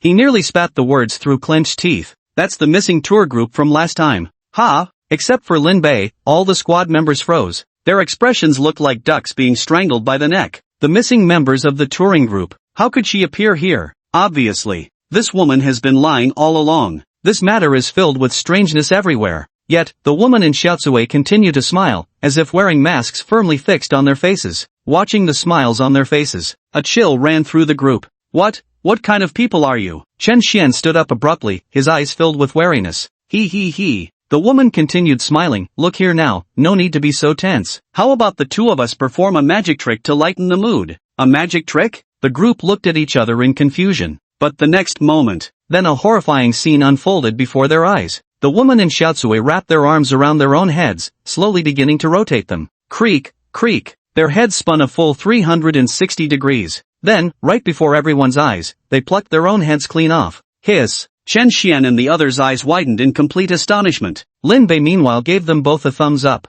Brilliant. The two men before me removed their own heads, yet they did not die. Right before everyone's eyes, a fleshy tumor bulged from the severed necks, with the vague outline of a human face growing upon it. At the same time, black fur began to sprout all over their bodies, and within moments, they were completely covered in thick, dark hair. Completely transformed into a black-furred monster. Chen Xian and the others were utterly dumbfounded. Yet they realized one thing, the final form after being parasitized by the tumor was that savage black-furred creature. Roar! Two savage roars erupted, filling the air with a stench of blood and decay. Two living humans instantaneously transformed into terrifying monsters. Chen Xian and the others were caught off guard. Retreat now. Chen Xian's first instinct was to flee, scrambling on all fours toward the exit. At the same time, the two monsters launched their assault, leaping into the air to pounce on the group. Dian Mingjun furrowed his brows tightly. With a stretch of his 5 fingers, they actually transformed into plant roots. The dancing roots wrapped around the monster like iron chains. Though this black-furred monster was of the same breed as the one encountered in the park earlier, it might have never killed or fed on human hearts.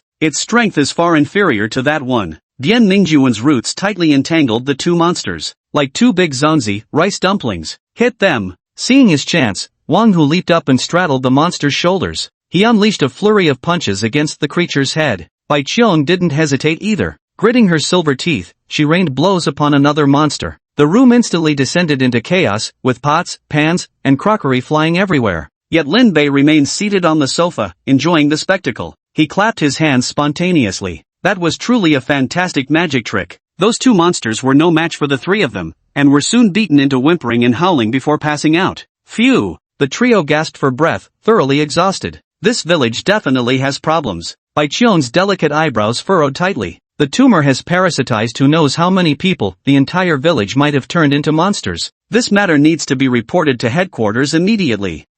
Where's our Captain Chen gone? Wang Hu asked aloud. Their gazes swept around, only to find Chen Xian hadn't run far. He was standing rigidly right at the doorway. Yet his body trembled incessantly, beads of cold sweat streaming down his forehead. His face was a mask of terror as he stared into the courtyard, as if he'd witnessed something utterly unbelievable. Chapter 14 None. What's going on? Everyone found it bizarre. Lin Bei was also curious, sensing there might be some excitement again. He promptly stood up and followed the group to the entrance. Captain Chen, what are you doing here? Bai Qiong inquired. But Chen Xian remained silent, raising his trembling arm. He pointed toward the courtyard. Everyone followed his gesture, their expressions likewise turning astonished. For there in the middle of the courtyard, there stood an enormous sow, as large as a rhinoceros. But what was most astonishing was that this sow's body was covered with human-faced tumors, densely packed. Each one was about the size of a fist, packed closely together, some even stacked on top of each other, and all bearing facial features. Hiss! The crowd gasped, their scalps tingling with discomfort, as if their trypophobia was kicking in. Bai Qiong covered her mouth with her delicate hand. My stomach churned violently. I was so nauseous I could barely keep it down. What the hell? This is fucking cursed.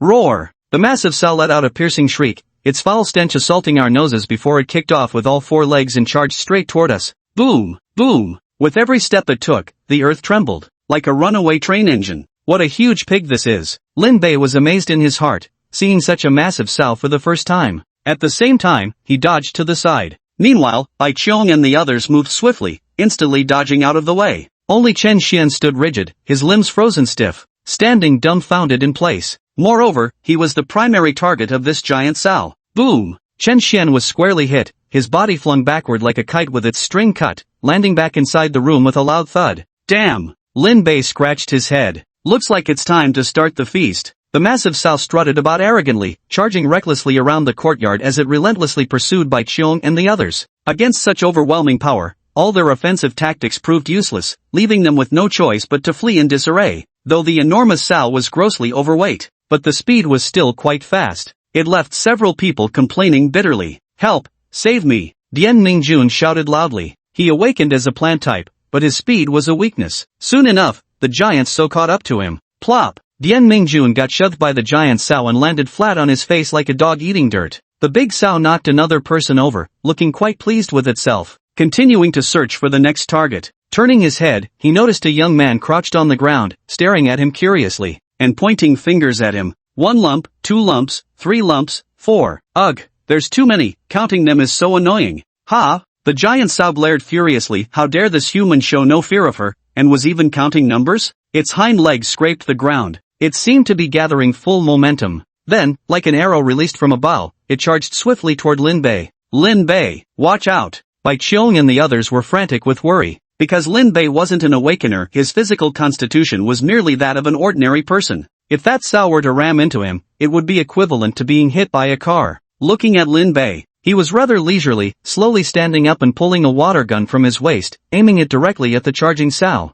Ding! System enhancement, water gun upgraded to enchanted energy cannon. Boom! Lin Bei pulled the trigger, and a laser beam shot out, hit precisely on the sow. The energy cannon packed tremendous power, causing the entire sow to explode. The shattered flesh was instantly incinerated into black ash scattering in the intense heat. The once domineering sow instantly turned to ashes before their eyes, completely vanished without a trace. 0. Lin Bei blew on his gun barrel that wasn't even smoking. Bai Qiong and the others were dumbfounded. Then came a wave of delight. The troublesome sow was surprisingly handled with such ease by Lin Bei. That's amazing. Typical of our director Lin. Awesome. Wang Hu gave a thumbs up. Dian Mingjun let out a long sigh and struggled to his feet with a limp. This mutated creature posed far too great a threat to him. And Chen Xian also climbed out of the wreckage of the crash, and brushed the dust off his clothes. Just like nothing happened, not a scratch on him. Lin Bei had already assumed they'd be attending a funeral banquet, feeling utterly baffled. How come you're unharmed? Pfft, you think some puny monster could hurt me?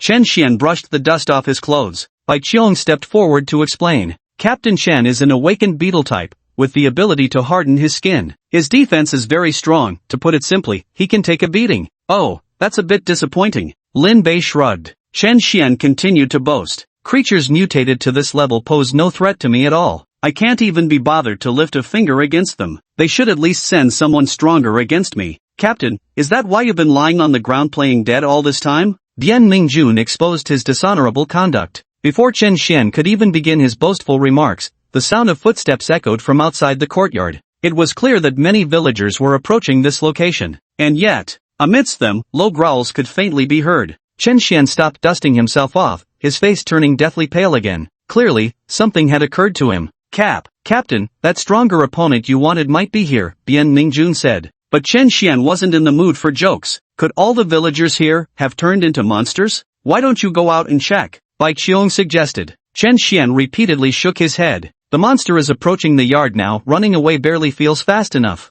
Hurry, let's hide first. Their eyes darted around, searching for a place to conceal themselves. Chen Xian leaped straight into a large water vat, pulling the lid shut over himself. Wang Hu and Bai Qiong hurried inside the house to hide. Lin Bei looked around. So it's time for hide and seek. He turned and slipped into the nearby straw stack, completely hidden from view. Clang! Lin Bei had just hidden himself when the courtyard gate was broken open. A surge of ferocious aura instantly swept through. At the entrance, one by one, the Blackford monsters entered. Indeed, all the villagers here have been parasitized. Not only that, but various livestock, chickens, ducks, geese, and dogs, were all covered in flesh-like tumors, clearly under its control. Even worse, Lin Bei spotted a rat emerging from a corner. Its head had also been replaced by a tumor resembling a human face, making squeaking sounds with his mouth. It gave people a sickening feeling. A group of ferocious monsters wandered around the courtyard, beginning to search for human scents. Lin Bei looked up. Bien Mingjun wasn't actually hiding, but was squatting halfway in the corner. His hands and feet had turned into root-like tendrils, burrowing into the soil, and he kept muttering incessantly.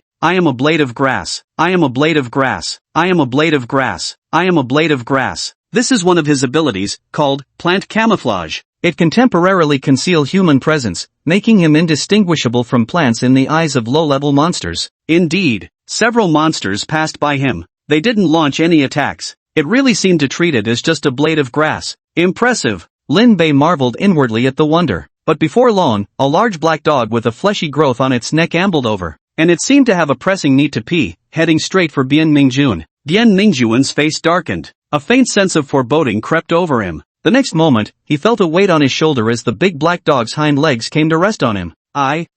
Holy shit! Chapter 15, Dog Piss Mushroom. Bien Mingjun felt a sudden warmth on his face as a murky yellow liquid splattered down like shower spray. The big black dog gave him a facial wash with one glorious piss. The stench instantly became overwhelming. God damn it! Bien Mingjun cursed inwardly while clenching his teeth and suppressing his nausea, desperately trying to stifle his breath to avoid detection by the monster. Witnessing this scene, Lin Bei giggled mischievously to himself, finding it utterly hilarious. Fortunately, Bien Mingjun restrained himself, refusing to budge an inch. After relieving itself, the big black dog shook its body contentedly and ambled away leisurely. Learning from past mistakes, Bien Mingjun had become wiser. He decided this place wasn't safe to linger, and it's just way too cringy. What if another dog comes along later? His eyes darted around as the roots dug into the soil, stealthily creeping forward at a snail's pace. Before long, arrived beside the haystack where Lin Bei was hiding. Because this place was relatively safe, Lin Bei could already smell the faint stench emanating from him, realizing the grass he used for disguise should now be called dog pee fungus.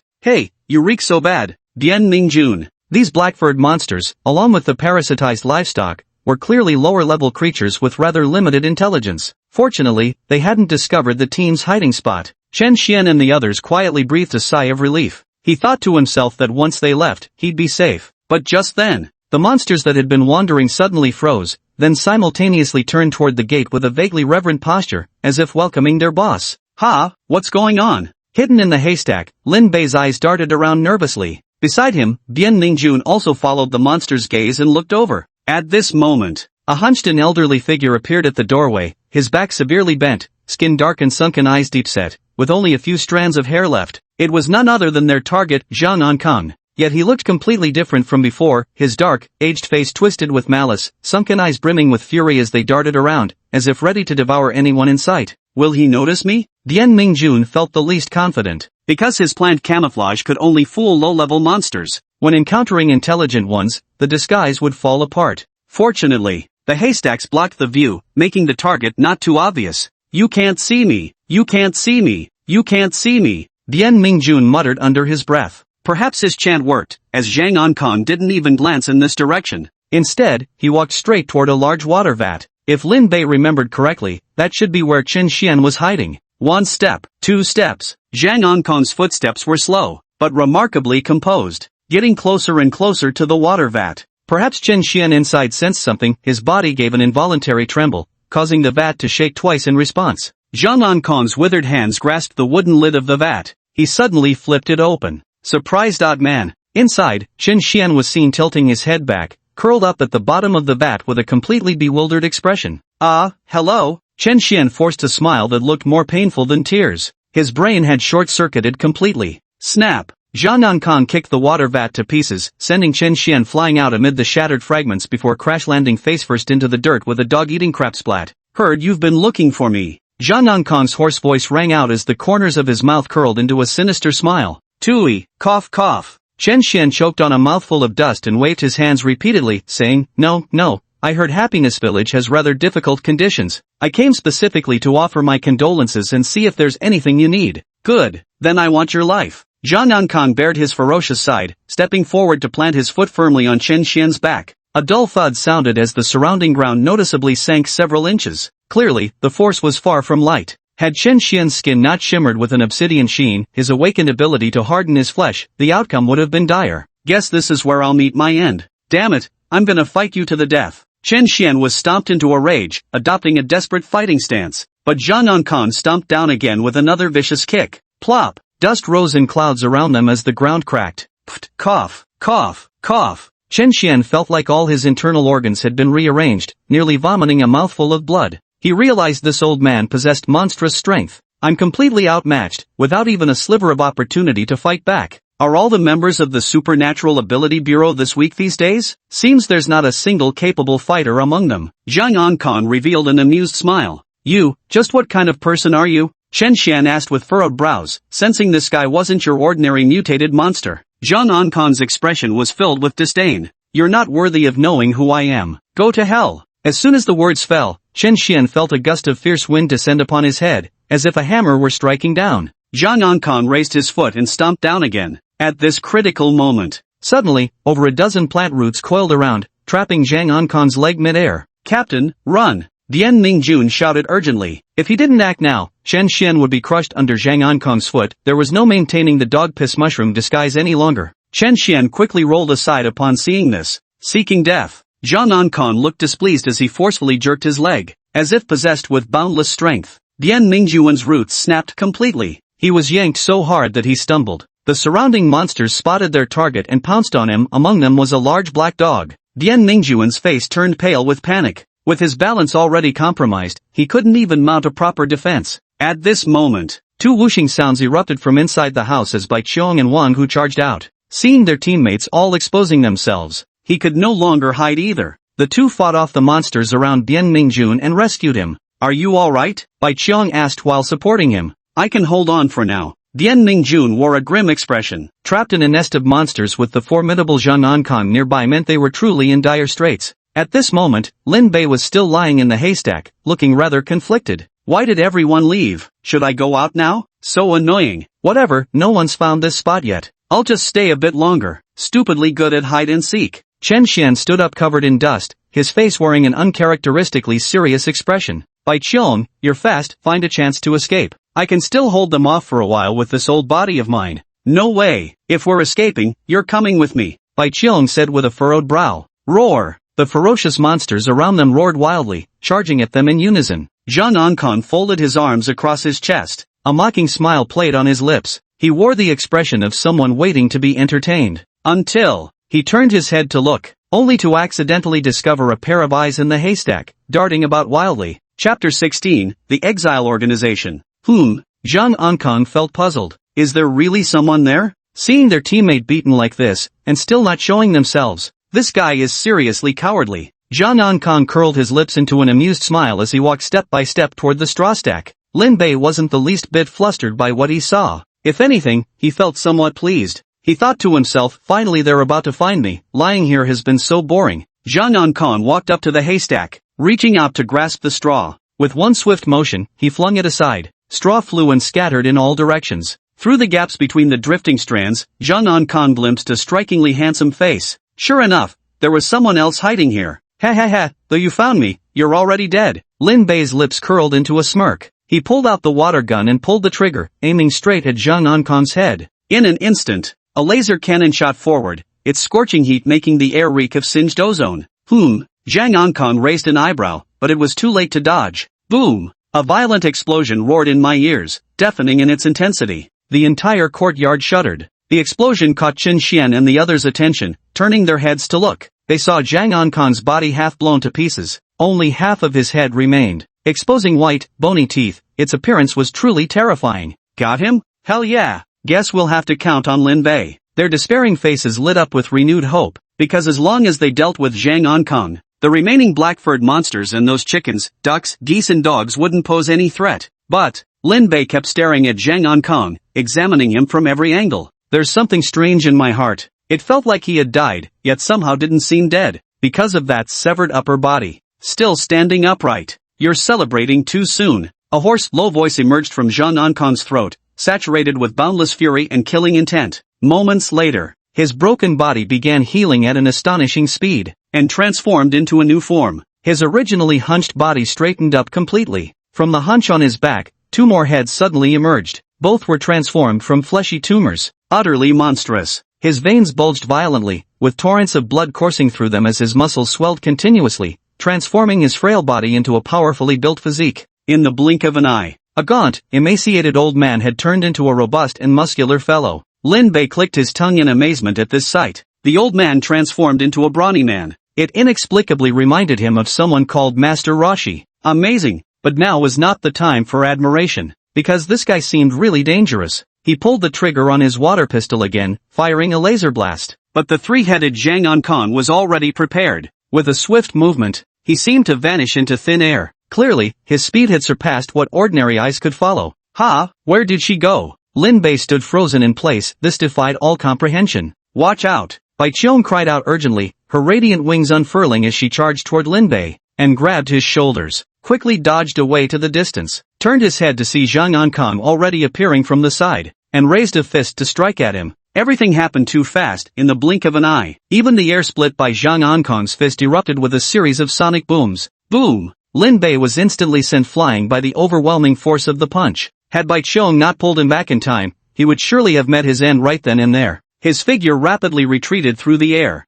like a kite with its string snapped. Bang! Lin Bei slammed straight into the red brick wall, his head smashing against it with brutal force. Blood immediately gushed from the wound. Warm liquid streamed down his cheeks. It hurts. It hurts so much. Wah! Lin Bei really wanted to cry, but soon everything plunged into darkness as he tilted his head and fainted dead away. Lin Bei! Chen Xian's eyes nearly burst with anguish as overwhelming remorse flooded his heart, plunging him into profound self-blame in an instant. It's all my fault, everything is my fault. How could I have gotten Lin Bei killed? Perhaps I shouldn't have brought Lin Bei alone. Although he possesses special abilities, he's not an awakened after all, and additionally suffers from intellectual disability. Myself, actually, coveting his abilities, and bringing a mentally disabled person on a mission, putting them in danger. Chen Xian clenched his fists so tightly that his nails dug into his flesh. His heart overflowed with regret. Bai Qiong rolled several times before steadying herself, looking at Lin Bei, whose head was covered in blood. Her eyes, too, reddened, her nose twitched with sorrow, as grief welled up within her. Only at this moment did she realize, though their time together had been brief, in her heart, she had already come to see Lin Bei as a comrade. Just a dead person, what's the big deal? Your Special Abilities Bureau remains the same, utterly provincial.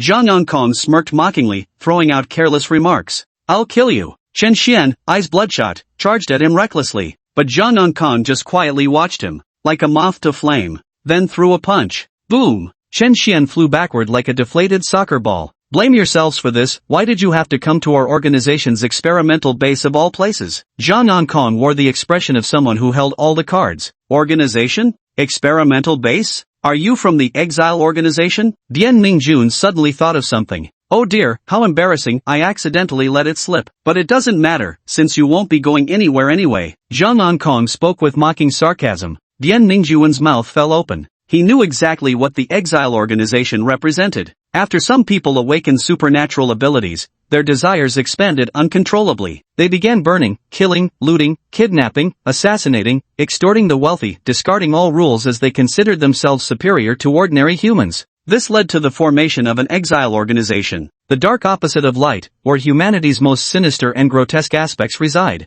Alright, you're free to die now. Plant element awakened are rare, become my nourishment. Zhang Ankang's eyes gleamed with cruelty. He stepped towards Bian Mingjun. But suddenly, Chen Xian clung to his leg. Chen's face was bruised purple, blood streaming from his nose and mouth, wordlessly, desperately clutching Zhang Ankang's leg without letting go. So eager to die first, are you? Then you'll be the first. Zhang Ankang grabbed him by the scruff of the neck and lifted him up. Captain! Bai Qiong and the other two stared wide-eyed, mustering their last ounce of strength to charge forward. They wanted to save Chen Xian, but the surrounding creatures immediately growled and blocked their path, rendering them unable to move an inch. Seeing the anxious expressions on their faces, Zhang Ankang curled his lips. I hate this kind of melodrama the most. Is that so? What a coincidence. I actually quite dislike it too. Suddenly, a jarring young man's voice came from behind. Ha! Everyone was stunned and turned to look in the direction of the sound. They spotted a tall, slender figure, who was slowly rising from beside the wall. His head was covered in blood, his face scraped and torn, leaving him in a disheveled, pitiful state. Yet within his narrowed eyes shone a profound light, as if it held the vast sea of stars.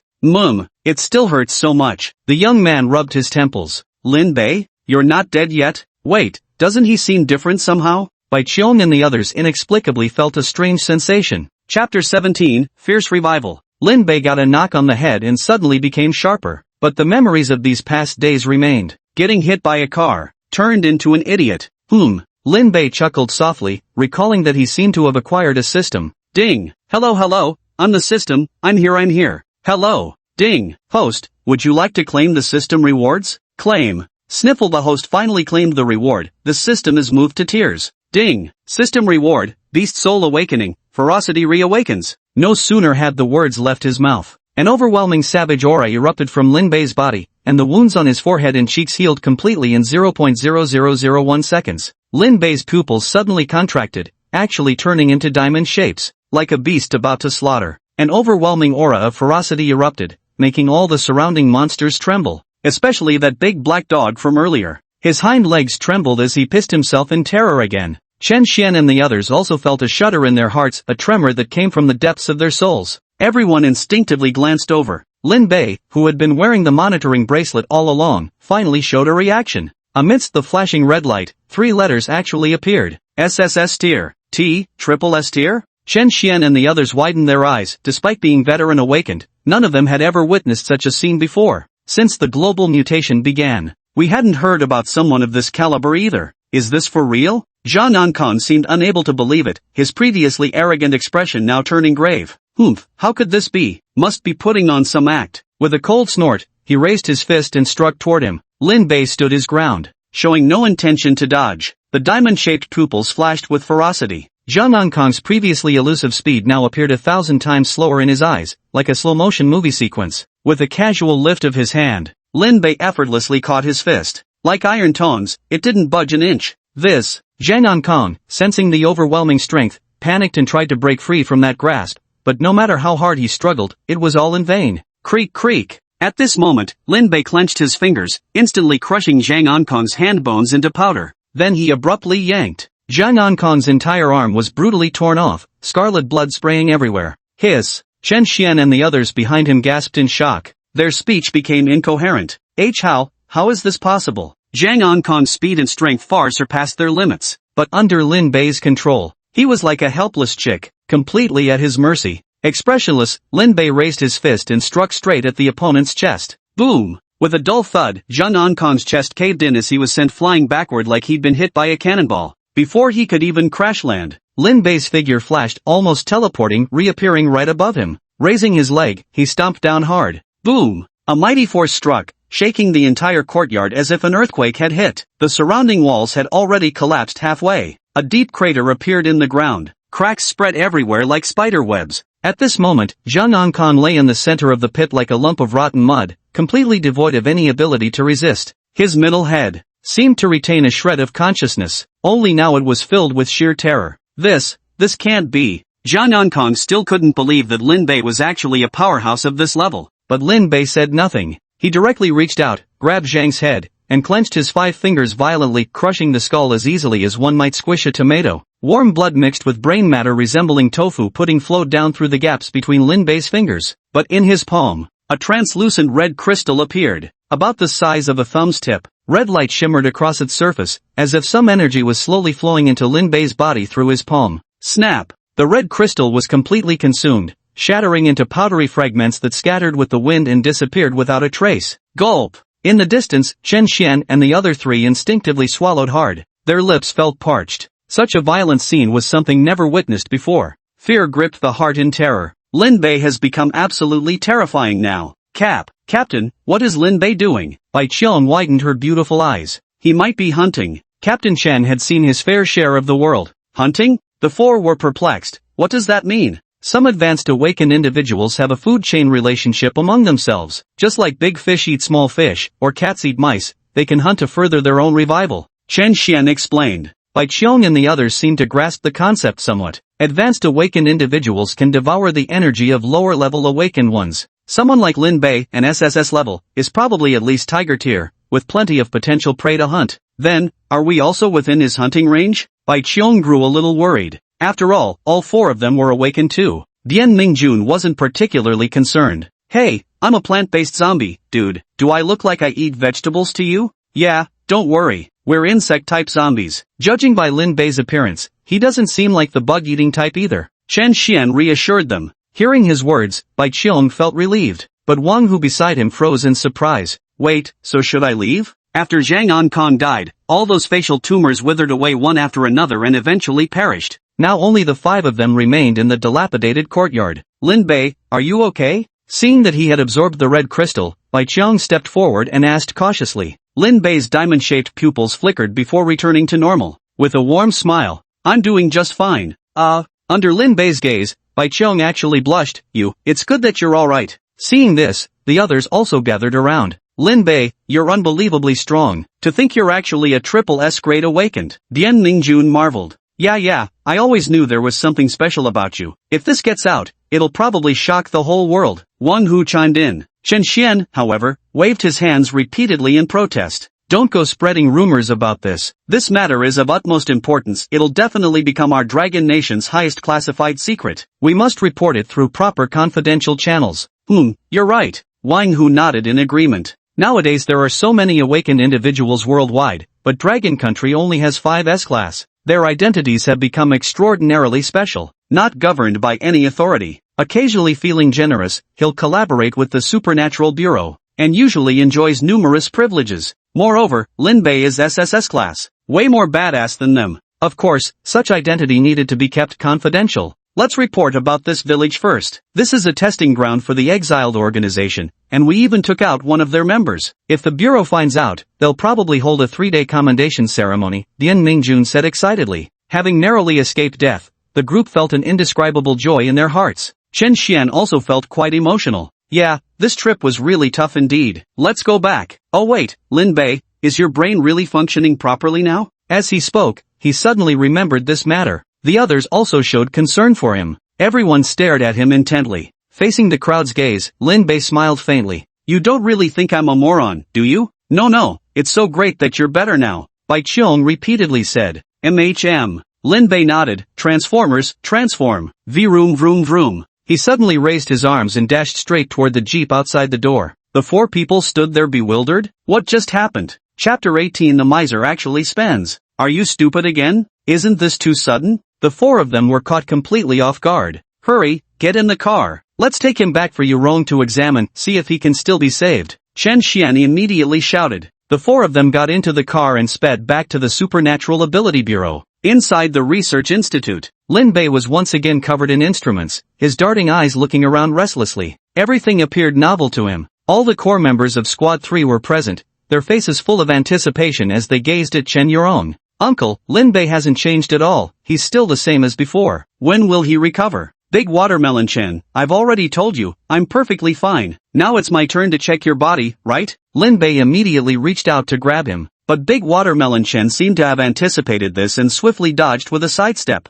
Everyone fell into stunned silence at the duo's unique understanding. This shouldn't be happening. Chen Xian was utterly perplexed. He was really fine before, and he even had an SSS grade awakening. We all saw it. Uncle, I think your brain's fried too. An SSS grade awakening? Are you kidding me? Chen Daxigwa refused to believe it. Hey, kid, is that any way to talk to your uncle? If you don't believe me, ask them, Chen Xian said. Bai Qiang nodded in agreement. It's true. Lin Bei really is an SSS grade awakener. Thank goodness he saved us, otherwise none of us would have made it back. Are you all infected by those facial parasites? Why are you talking nonsense? Should I give you all a checkup? Pumpkin Chen said with a sinister tone. The crowd. Ever since Lin Bei lost his mind again, his detection bracelet stopped lighting up. The few of them found it impossible to explain themselves clearly. Chen Xian rubbed his chin and thought, I think Lin Bei might only show signs of awakening when he's becoming smarter. That's possible. Bai Qiong and the others nodded in agreement. Chen Xian continued. So this matter must be kept even more confidential. We absolutely mustn't tell outsiders. Also, we need to protect Lin Bei's safety. We protect him? Not only Bai Qiong, but the others also found it somewhat strange. Chen Xian remained exceptionally resolute. Exactly. Remember, Lin Bei is a high-level awakened being. He can hunt others, but in the eyes of even higher-level awakened beings, he's also prey and undoubtedly a prime target. Higher level? Lin Bei is triple S class. Are you sure there exist beings of higher rank than him? Bai Qiong asked. I'm not certain. Chen Xian also hesitated. Because judging by Lin Bei's awakened state today, it could only be described in 4 words, terrifyingly formidable. And at a higher level than him, it was truly unknown if such existed. Bai Qiong, you all say Lin Bei is an awakened, so what exactly is his awakened ability? Chin Big Watermelon listened to them speak so convincingly that he couldn't help but believe it a little. However, this really stumped Little White Steamed Bun. To be honest, I haven't figured out what his ability is yet, but if you insist on him having one, then I think it must be invincibility. Chen Big Watermelon. She turned her head to look at Lin Bei, who was playing with his fingers and grinning foolishly, and instantly lost faith again. Because of the incident in Happiness Village, the reputation of Squad 3 soared. Not only did they eliminate the human face tumors, but they also took down a member of a rogue organization. Additionally, the truth behind the missing tourist group finally came to light. Each of these counts as a top merit. The Bureau not only held a commendation ceremony but also awarded considerable bonuses. Chen Xian was grinning from ear to ear. After all, money is a wonderful thing. Come on, let's go. I'm treating everyone to dinner. We should have our own celebration feast, Chen Xian called out. Well, did the sun rise from the west today? Dian Mingjun playfully pretended to peer out the window. Because Chen Xian was notoriously stingy, a real penny pincher who'd agonize for hours over buying breakfast for others on ordinary days. Captain Chen, what do you feel like eating? The snack bar downstairs? Bai Qiong asked. Well, this. Chen Xian thought about it. He'd actually been planning to do just that. But now he felt a bit embarrassed to say so. What do you guys want to eat? You choose. I think Lin Bei should be the one to choose. After all, he saved our lives. Wang Hu at the computer said. Lin Bei. Chen Xian wondered to himself, is that guy reliable? But maybe it's for the best. He might be too lazy to move and actually choose the snack bar downstairs. And so, the group arrived at Lin Bei's room. He noticed him playing with toy cars alongside Zhou Tsong. Director Lin, our team is planning a celebration banquet. What would you like to eat? Chen Xian asked. Eating? Lin Bei's eyes lit up. Currently, there were only 2 significant things in his life, playing and eating. Chen Xian chuckled and reminded. It's been hot lately, we're better off eating something light, don't you think? If you want light food, you've come to the right person. I know the lightest restaurant, it's at Jiangcheng Grand Hotel. Jiangcheng Grand Hotel? Chen Xian opened his mouth. Jiangcheng Grand Hotel is a landmark building in Jiangdong City, a 5-star hotel. Chen Xian turned around, hoping to seek help from his teammates. Ahem. However, Bai Qiong and the others were quite coordinated, all turning their heads elsewhere, deliberately avoiding his gaze. Chen Xian found himself in an awkward spot and forced a casual tone. Alright, let's go then. No problem. No way, Captain. A 5-star hotel for real? I've never been to one before. Bai Qiong exclaimed with exaggerated astonishment. Dian Mingjun also turned his head. I've never been there either. As expected of Captain Chen, thank you for arranging this, Captain. Chen Xian. They must be doing this on purpose. A bunch of scoundrels. Moments later, the group changed into casual clothes and drove to the city center River City Grand Hotel. The luxurious hotel was dazzlingly bright. Inside, the decor was opulent. Lin Bei and the others found a private room to sit in. This time, besides Chen Xian and their group, Zhou Tsong also tagged along. After all, he was the first one to notice the facial tumor. His contribution was no small matter. So, what would you all like to eat? If there's nothing particular, I'll take care of ordering, Chen Xian said with a smile. Hey, Captain Chen, I think we should let Lin Bei do the ordering, Dian Mingjun suggested. Him again? Chen Xian thought to himself, does he even know how to order properly? Waiter, I'll have the Australian lobster, bird's nest with shark fin, pan-fried abalone, steamed hairy crab.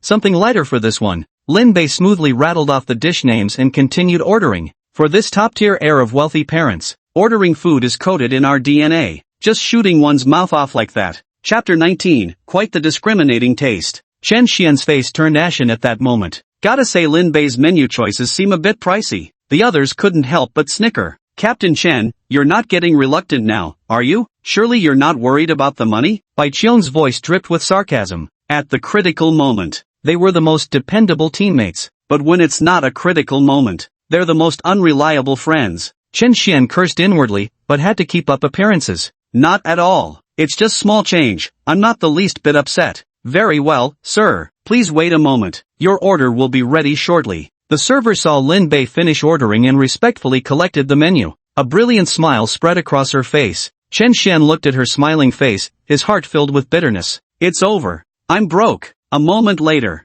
a lavish spread of dishes covered the entire table. Lin Bei and Zhou Tsong each grabbed a lobster and started gnawing away, their mouths slick with oil, thoroughly enjoying themselves. The others were having a great time too. The skills of a five-star hotel are truly remarkable. Captain Chen, don't just stand there, hurry up and eat, Bai Qiong reminded. Eat. Chen Xian picked up the chopsticks. Dian Mingjun raised his wineglass. Come on, let's toast Captain Chen. Thank you for your gracious hospitality. Look at this vintage red wine, so damn good. Chen Xian. After everyone had eaten and drunk their fill, the unavoidable moment of settling the bill finally arrived. The waiter said politely with a smile. Sir, your total comes to 45,382 yuan. Would you prefer cash or mobile payment? This. Chen Xian's heart was bleeding at that moment. A single meal had actually cost over 40,000. There went half a year's worth of wages down the drain. Could you, maybe give me a discount, or just round it down? Sir, this is a five-star hotel. If you apply for a membership card, we can offer you a discount, the waiter explained. Forget it, I'll just scan the code. Chen Xian spoke up. Getting a membership card at a five-star hotel, he still didn't have the courage for that. At once, he scanned the QR code and paid over 40,000 yuan. Staring at that 5-digit figure, Chen Xian reluctantly bid it farewell in his heart. But Lin Bei seemed very happy, clapping his hands cheerfully. Good, we're making money. Ha! The others found it strange. They wondered why Chen Xian paying the bill would make him earn money. Has my brain short-circuited even worse now? Lin Bei, how did you earn money? Bai Qiong asked curiously. Because this hotel is owned by my family, Lin Bei replied matter-of-factly. Chen Xian's eyes instantly widened, filled with question marks. Your family owns this place? What the hell? Robbing familiar faces? He realized what was happening and felt the urge to vomit blood. He thought to himself, one is more ridiculous than the other. Bai Qiong and the others, however, were full of admiration and gave Lin Bei a thumbs up. All the while, they muttered to themselves, this guy isn't stupid at all. Of course, Chen Xian couldn't afford to argue with Lin Bei either. He could only console himself by thinking, keep the fertilizer in your own field, idiom meaning keep benefits within one's own circle. The group finished eating and stepped out of the private dining room, planning to leave the hotel. Wait for me, I need to take a piss. Lin Bei was quite urgent and directly turned into the restroom. Splash splash splash. Lin Bei was relieving himself freely at the urinal. Yet, faintly, he heard. From inside the toilet stall came sounds of grunting and wet smacking. What the hell? Is someone actually eating shit? Lin Bei felt somewhat curious. Pulling up his pants, he walked toward the cubicle where the sound had come from. He glanced inside, noticed the door happened to be slightly ajar. Through the gap, 2 people could be seen inside, a man and a woman. They were embracing each other. The woman wore a body-hugging mini skirt, her wavy long hair swept to one side as she swayed. She seemed unable to wait any longer. The man was thoroughly enjoying himself too, his large hands roaming freely up and down her body. But just at that moment, Lin Bei was shocked to discover the woman's veins bulging grotesquely on her face, her eyes turning blood red, and a pair of fangs extending from her mouth. She aimed for the man's neck, and bit down hard. Her sharp fangs, dagger-like, easily sank into flesh. The man's body stiffened, his expression twisted in agony, eyes bulging wide as violent convulsions racked his frame. But after a few seconds, he lay completely motionless. Turns out nobody's eating shit here, they're eating people. Well, I'm out. Lin Bei showed no interest in the matter. He turned around, washed his hands, and walked out of the restroom. Hey, why did it take you so long? I was starting to think you fell in, Chen Xian said, waiting at the door. Lin Bei shook his head. Oh, it's nothing really, I just saw a man-eating monster in there. Which cartoon is that from again? Chen Xian didn't take it seriously either. Come on, let's go. They're all waiting for you outside. Their figures faded into the distance along the corridor. A moment later, A woman in red emerged from the bathroom, smoothing her clothes as she regained her youthful radiance. Her face was lovely and her figure strikingly voluptuous. Even the male waiters passing by couldn't resist stealing glances at her. Yet the woman sniffed lightly. Her gaze trailed in the direction Chen Xian had left. Seems to have caught the scent of prey. She's an infected bat-type awakener, commonly known as a vampire. Bats love eating insects. So for her, the blood of insectoid awakeners is an absolute delicacy. It can also significantly enhance their abilities. Thus, the woman followed the lingering scent down the corridor. On the other side, Lin Bei and the others had already reached the parking lot. Captain Chen, no overtime today, right? I can finally go home, Bai Qiong said as she stretched. No need, no need. The case is already solved. There's nothing left on our plate now, why work overtime?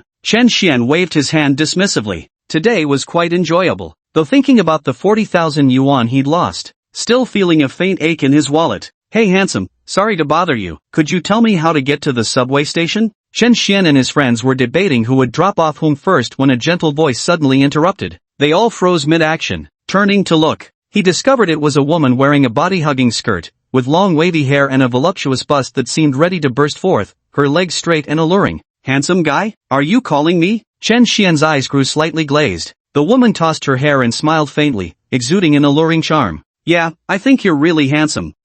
Really? Chen Xian's face burned red again. Last time in Happiness Village, the women said Lin Bei was handsome, which made Chen Xian feel so awkward that now he dare not casually agree. But at this moment, his confidence surged, secretly thinking that those women were monsters with too low IQ, which was why they said Lin Bei was handsome. This beauty before me is truly remarkable. So lovely and genuine. You've got great taste. Chapter 20, Bloody Encounter. Holy crap, is this girl blind? Which I thinks our captain is handsome? Dian Mingjun muttered beside them. Meanwhile, Zhou Tsong had one eye squinting sideways while the other stared fixedly at the woman, as if he'd seen something terrifying. He stumbled backwards 2 steps. Of course, no one was paying attention to him now, especially Chen Xian, whose gaze was fixed on the beautiful women. He realized he was already over 30, and still didn't have a girlfriend. And currently this beauty seems to have taken a liking to me. I guess spring is coming. Ahem, miss, were you asking for directions to the subway station? Yeah, that's right. I just arrived in Jiangdong City and I'm not familiar with the area. I'm a bit lost. The woman spoke up. Chen Xian's eyes lit up. It's so late, who knows if the subway is even running, and it's not safe for you to go alone. Why don't I walk you home?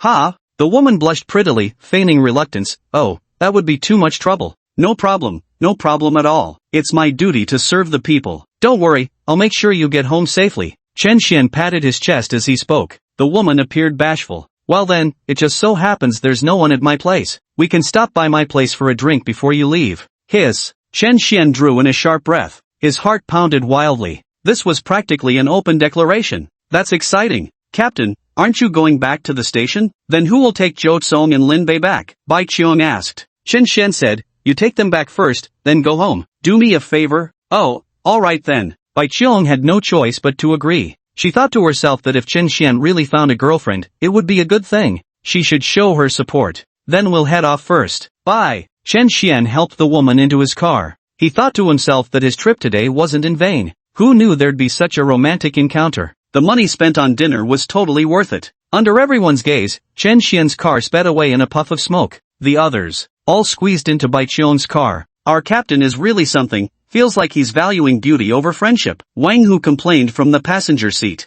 Dian Mingjun found it a bit strange. Did that girl really take a liking to our captain? Couldn't be, right? Maybe it's a honey trap? Can't you ever wish our captain well? Bai Qiong cut in. That woman was so ugly, she gave me quite a fright earlier. Zhou Tsong, with a blank expression, suddenly patted Lin Bei's leg. Bei, did you see that? That woman's teeth are super long, and her eyes are blood red, just like a ghost. Hey, Zhou Tsong, you. Bai Qiong was about to say something, but her tone suddenly faltered. Ever since that last time, they all knew about Zhou Tsong's ability. It was the power to see through demons and ghosts, to expose their disguises. Dian Mingjun and Wang Hu also instantly realized something. No way, no way. Their gazes simultaneously turned toward Lin Bei again, waiting to see what he would say. TCH, I noticed long ago. I originally thought that woman was eating shit in the toilet, but turns out she was eating people. How disappointing. Lin Bei shrugged his hands, showing that he had seen through everything long ago. Creak. Bai Qiong stomped on the brake and came to a sudden stop.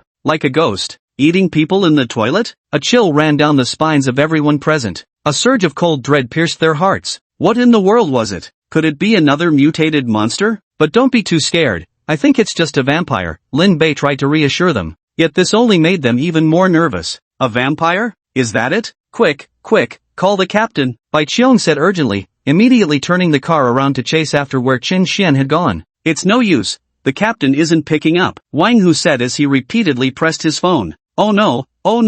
Bai Qiong's pretty face showed urgency. She thought, could Qin Xian already be in trouble? I originally came to this 5-star hotel for a nice meal. How did it turn into my last supper? Squad leader, why does fate treat you so harshly? Bai Qiong, overwhelmed by sorrow, didn't even think about the speed limit anymore. She floored the accelerator. Wang Hu, call Yurong immediately and have her check the street surveillance footage. Dian Mingjun, keep an eye on the surrounding cars, see if you can spot Captain Chen. MHM. Fine. The two men acknowledged the orders at once and sprang into action. Lin Bei looked completely at ease. He glanced out the window at the speeding cars, feeling the powerful G-force pressing him into his seat. Woohoo, we're taking off. On the other side, Chen Xian was driving, his mind already wandering. His peripheral vision kept stealing glances at the lovely lady beside him. Suddenly, he felt a hand brushing against his thigh. Hiss! That electric sensation sent a tremble straight to his heart. Are we moving a bit too fast? Not at all, I can hardly wait. The woman's coquettish voice murmured as her slender hand slipped into Chen Xian's pant pocket. She fished out his phone.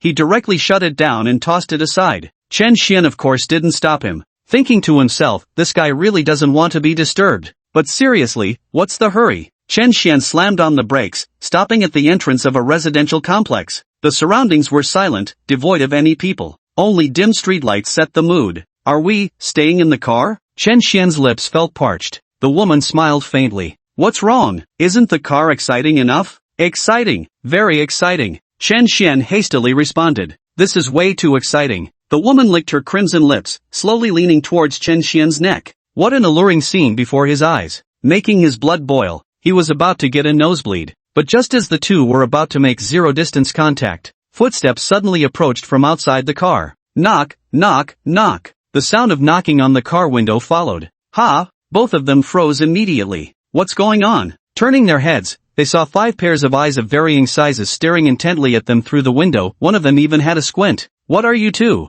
Chen Xian looked and saw it was his unreliable teammate. Are you kidding me? He was just about to start. It would be way too embarrassing if they saw this. What are you guys doing here? Chen Xian pushed the car door open and stepped out. Phew, good, I'm not too late. Seeing that everything was fine, Bai Qiong let out a long sigh of relief. Chen Xian immediately became displeased. What do you mean not too late? It's obviously way too early. What the hell is wrong with you all? Of course I came to save you. There's something wrong with that woman. Lin Bei said he saw her eating someone in the bathroom, Bai Qiong said. Ha! Chen Xian froze on the spot. When it came to Lin Bei, he still trusted him somewhat. This matter might hold something sinister. Then, why didn't you tell me earlier? Chen Xian said somewhat indignantly. I did tell you earlier, just after coming out of the restroom, Lin Bei shrugged, indicating he wasn't taking the blame for this. But, Chen Xian was left speechless, remembering that Lin Bei had indeed said so. I didn't even know her at that time. Chapter 21, Follow the Clues. Several people stared cautiously at the beauty in the car. I'd only heard about vampires abroad before, but had never seen one. This is imported goods. Not sure about its capability though. The woman frowned. Someone had just ruined the delicious meal that was practically in her mouth. She stepped out of the car. He slammed the car door hard. What are you talking about, vampires? Watched too many movies? Just say you're here to cause trouble if that's the case.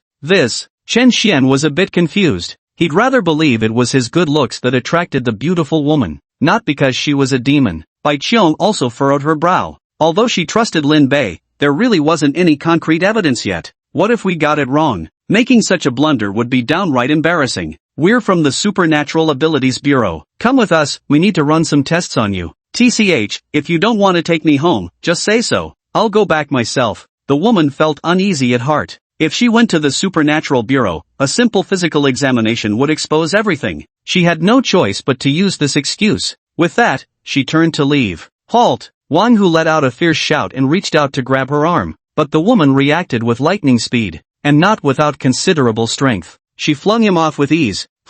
Something's definitely wrong. Because an ordinary person wouldn't be able to shake off Wang Hu. Seeing this, Bian Mingjuan's fingers transformed into roots, twisting towards the woman. Arg! The woman was tightly bound, yet she emitted a hoarse growl from her mouth. Her once beautiful face instantly turned deathly pale, with veins bulging on her forehead as two sharp fangs grew from her mouth. Hiss! Chen Xian gasped sharply, his eyes widening in shock. The previously beautiful and youthful woman instantly transformed into a terrifying monster. Holy shit! Recalling the ambiguous moments they had shared before, Chen Xian felt like 10,000 mudsliding alpacas were stampeding through his heart. Quick, help me! Dian Mingjun felt the woman had tremendous strength and was having trouble restraining her. The others finally snapped out of it. Oh, okay. They rushed forward together and began fighting with the woman. The scene descended into chaos in an instant. Meanwhile, Lin Bei and Zhou Song were watching eagerly from the sidelines. Damn, Beiji, the vampire transformed. It looks so freaking cool. Pfft,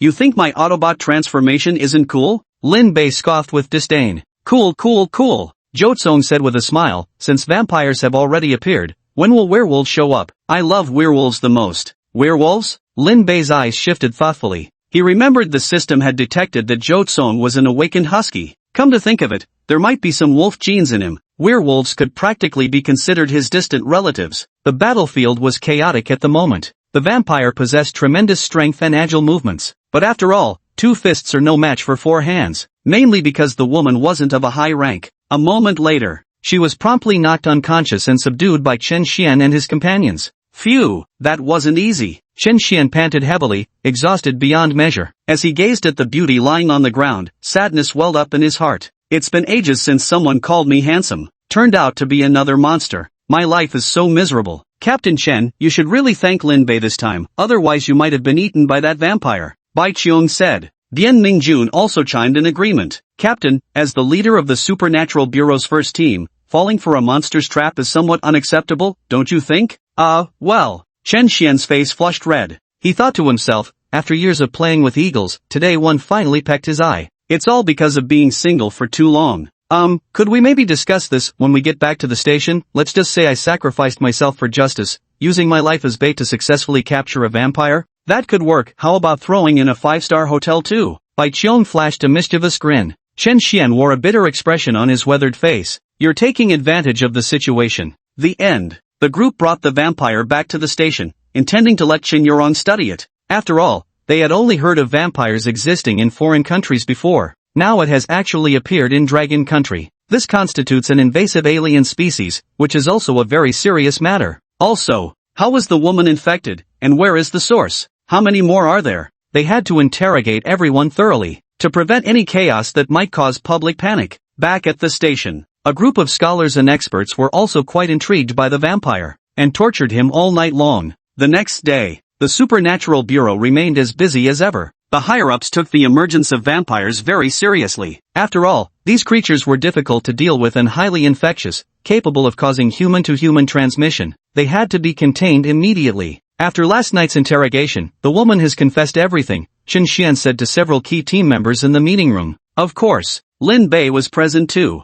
Every meeting required Director Lin to preside over the proceedings. Chen Xian eloquently stated, "Through that woman, we can track down the supplier, then follow the clues to uncover the true source of it all. Follow the vine to find the melon?" Lin Bei loved touching melons, especially big watermelons. Bai Qiong asked curiously, "So how exactly was she infected? Who was her supplier?" The woman's name is Zhang Ying, originally a model for a company. According to her account, she was infected by Zhao Wenchang, the chairman of Jinhao Company. Model? What did those two do together? Dian Mingjun asked with a sly grin. Chen Xian glared in response. Is that the main point? The point is Zhao Wenchang is most likely a vampire too. Zhao Wenchang, that name sounds familiar. I think I've heard it somewhere before. Bai Qiong fell into reminiscence. Chen Xian nodded with a somewhat grave expression. Of course you've heard of Zhao Wenchang. He's an out-of-town investor tycoon, only 24 this year, and also a top-tier rich second generation. With a net worth nearing 100 billion, he's already become the second biggest business titan in Jiangdong City.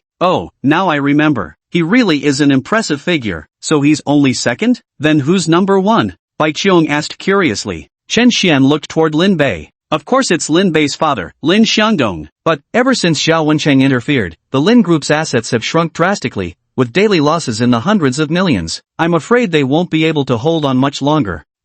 This. Upon hearing this, everyone turned their gazes toward Lin Bei. Yet all they saw was him hanging his head low, still fiddling with his fingers as if he hadn't heard a thing. Chen Xian continued speaking. Due to Lin Xiangdong's poor health, he naturally had little energy to manage his business. Additionally, Zhao Wencheng is essentially a bloodsucker himself. We initially suspect he's likely a member of an exiled organization, using dubious methods to eliminate competitors and amass substantial commercial resources. They're professionals at this. Their ultimate goal is to overthrow the Lin Group. If this continues, they'll succeed very soon. People are already saying Lin Xiangdong has grown too old and is no match for today's younger generation. Many companies have already begun switching sides. Captain, stop talking for now. Bai Qiong gave a meaningful look, because when she turned to look, Lin Bei had already stood up from his seat. Chapter 22, Mockery. When had Director Lin ever suffered such indignity? Just made 40,000 yuan yesterday, but my family lost hundreds of millions in a single day. What's more, Zhao Wencheng is taking advantage of his special abilities and using underhanded methods. Isn't this just bullying an honest person? Chen Xian finally snapped out of it. Lin Bei, what are you trying to do? Go out, find him. Lin Bei opened his mouth to speak. Ding! Come on, host, this system supports you. Chen Xian seemed somewhat worried. Zhao Wencheng might be a member of that fugitive organization. Recklessly going after him could be dangerous. The bureau leaders also advised observing for a few more days. Observe my ass. Lin Bei ignored him. He turned and walked out of the conference room. Forget this, I have to go with Lin Bei. Bai Qiong hurriedly stood up. Dian Mingjun said, how could this happen without me? Wang Hu, hey, wait for me. I'll drive for you guys. At the critical moment, the reliability of teammates became evident. The group hurriedly piled into the car. Of course, Chen Xian just verbally mentioned the danger, but his body was being quite honest. Already sitting in the passenger seat giving directions. Bai Qiong, have Yurong locate Zhao Wencheng's position. I'll report to the superiors while we act directly. If we encounter emergencies, it'll be easier to request backup. As a well-known figure in Jiangdong City, locating Zhao Wencheng would be simple. In no time, the location from Chendak Sigwa came through. Jiangdong City's Golden Emperor Hotel. Some say Zhao Wencheng's motorcade is parked there. He's been staying at the hotel for several days. What's more, that hotel is actually his property, Chen Xian explained. Got it. Wang Hu slammed his foot on the accelerator and sped straight toward the Golden Emperor Hotel. Just his luck. This hotel is right near Jiangcheng Grand Hotel from yesterday. Apparently meeting vampires there last night. Wasn't a coincidence either. Sitting in the back seat, Lin Bei no longer had the mood to look around, pouting with obvious displeasure. With so many things happening at home, Dad doesn't even bother to tell me. What does he take me for? Golden Emperor Grand Hotel. Inside the luxurious private dining room, a group of young people were gathered for a dinner party, draped in glimmering jewels and luxury brands, all scions of wealthy families from Jiangdong City. Wencheng, you've already promised to be my boyfriend, you can't go back on your word now, a lightly clad girl cooed playfully. Beside her, a strikingly elegant young man in a tailcoat, his snowy pale skin almost translucent, languidly swirled the red wine in his goblet, exuding both wicked charm and refinement. Great, I'll love you properly, Zhao Wencheng said with a smirk. A girl at the table suddenly said, Hey, Shai, how come you're Chang Wen's girlfriend now? Did you forget about Lin Bei? I remember you pursued him for 2 years before. As a wealthy second-generation heir in Jiangdong City, they had crossed paths before. Lu Xia's delicate eyebrows furrowed slightly. Ugh, don't even mention that Lin Bei, it's bad luck. I heard he's completely lost his marbles now. There's just no comparing him to Wencheng Gij. I must have been blind to have liked him back then. Oh, really? The girl across from her pursed her lips. Of course she didn't believe a word of it. They both knew the truth all too well. Back in the day, Lin Bei's family had vast wealth and properties, making them the richest in Jiangdong City. Nowadays, the Lin Group has declined, and Jiangdong City is about to become Zhao Wencheng's domain. So Lu Xia immediately switched her affections to pursue him instead. Such is the harsh reality. Brother Wencheng, when are you going to acquire the Lin Group? Lu Xia fluttered her bewitching eyes. Zhao Wencheng took a leisurely sip of wine. Soon, there's no hurry. At most, 1 more year. Because he knew, Lin Xiangdong was terminally ill. He won't live past a year. If that weren't the case, Zhao Wencheng would have already sent someone to kill him. Now, all they needed to do was let him slowly await death. Here, let me toast to you. Wish you success soon. Lu Xia was absolutely delighted. She had pursued Lin Bei for 2 whole years. Yet Lin Bei never gave her a second glance. She thought to herself, just wait until Zhao Wencheng acquires the Lin Group, then let's see what Lin Bei will do. Back then, you ignored me. One day, you won't be able to reach me even if you tried. But at this very moment, the private room door suddenly swung open. Ha, is this the right one? Didn't I come to the wrong place? Lin Bei looked around, then sized up everything from top to bottom. That's right, that's the one. Chen Xian quickly responded. Oh, that's good then. Lin Bei was extremely pleased. However, this sudden turn of events left everyone in the room dumbfounded. What's going on? Lin Bei? Lu Xia looked astonished, straightening up from her chair. Lin Bei glanced at her. His expression was puzzled.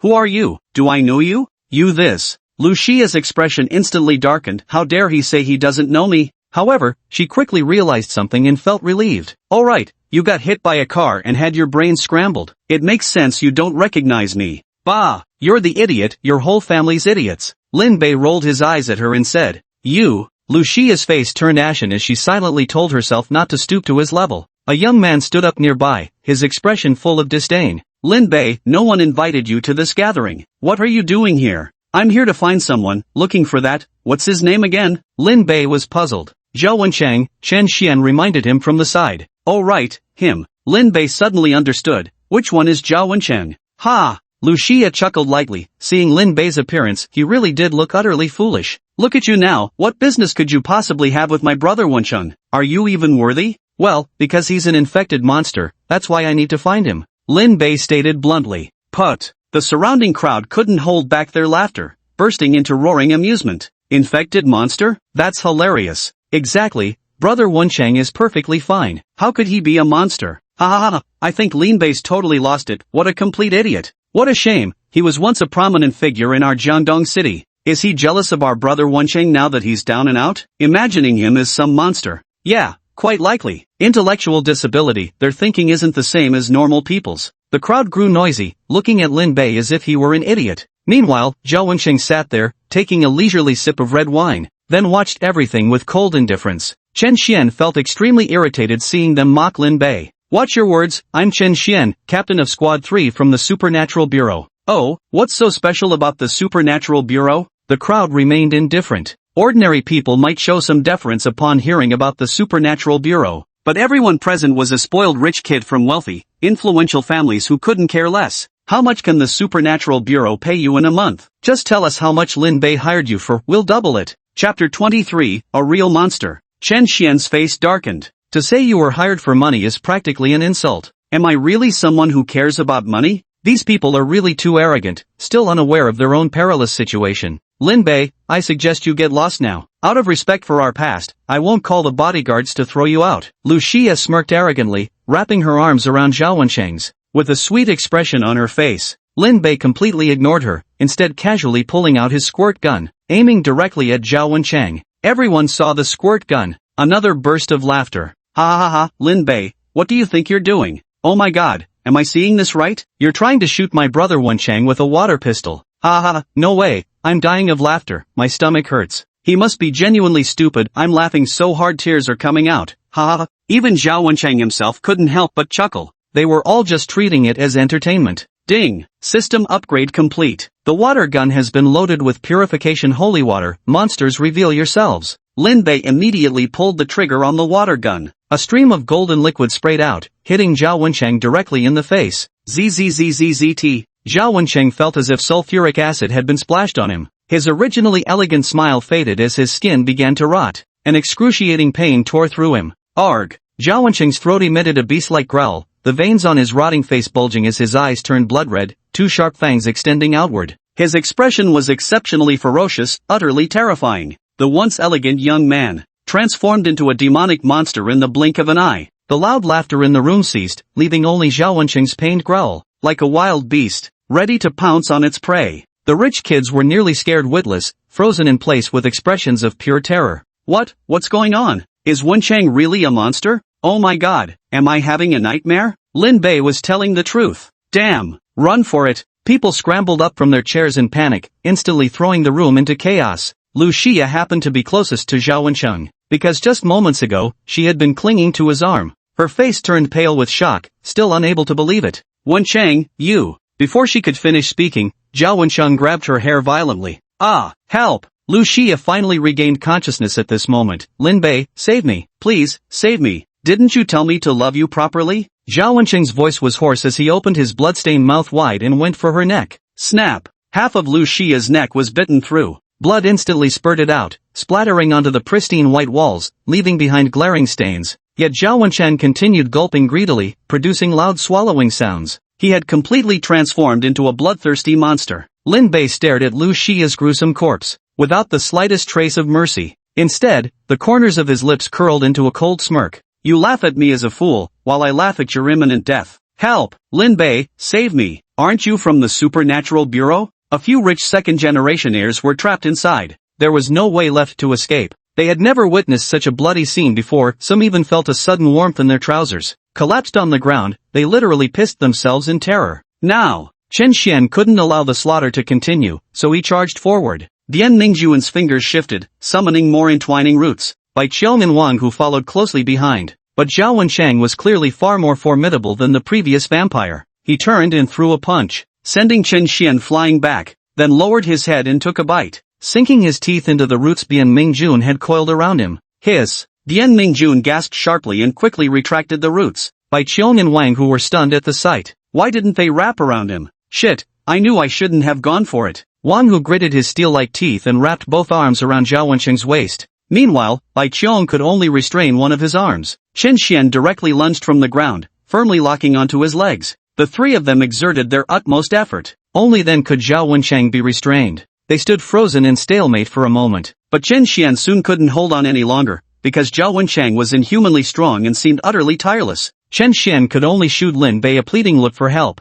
Director Lin, quick, help me out. Need help, huh? Lin Bei raised his water pistol. Biu. He merrily squirted a few more times, grinning all the while. The holy water of purification splashed onto Chen Xian and the others, utterly ineffective, yet for Zhao Wensheng, it was no different from sulfuric acid. Ugh! He let out a roar and suddenly exerted all his strength, shaking off Chen Xian and the rest completely. I'll kill you. Zhao Wensheng charged straight at Lin Bei without a second thought. Kill me? The last dead guy said the same thing. Lin Bei pulled out the toy golden cudgel from his waistband again. Ding! System enhancement, golden cudgel transformed into demon repelling rod. Lin Bei swung the golden cudgel and smashed it heavily across Zhao Wensheng's face. Boom! Zhao Wensheng's head was knocked askew from the blow, but the vampire's healing power was incredibly strong, and it quickly writhed back into shape. Pew pew pew. Lin Bei squirted holy water on his face a few more times. Zhao Wensheng's newly healed skin continued to rot. He covered his face with both hands, writhing in agony. Lin Bei seized the opportunity, leaping up to give him another whack with the rod.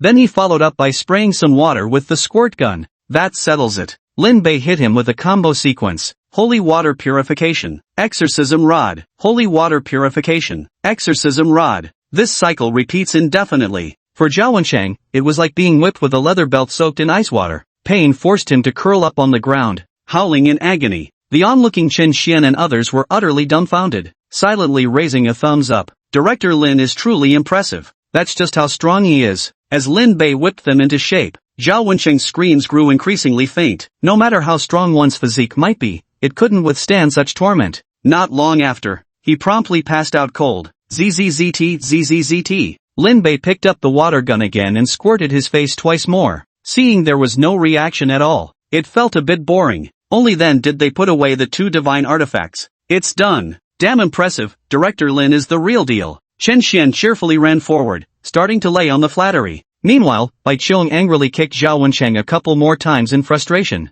The rich kids who hadn't managed to escape stood trembling, their bodies still shaking with fear. I never expected Zhao Wensheng to be such a monster. Brother Bei, we were wrong. I'm sorry, from now on you'll still be my brother Bei. Yeah, how about, we follow you like we used to? Lin Bei looked at them, curled his lips, and without saying a word, pulled out a water gun and aimed it at them. No.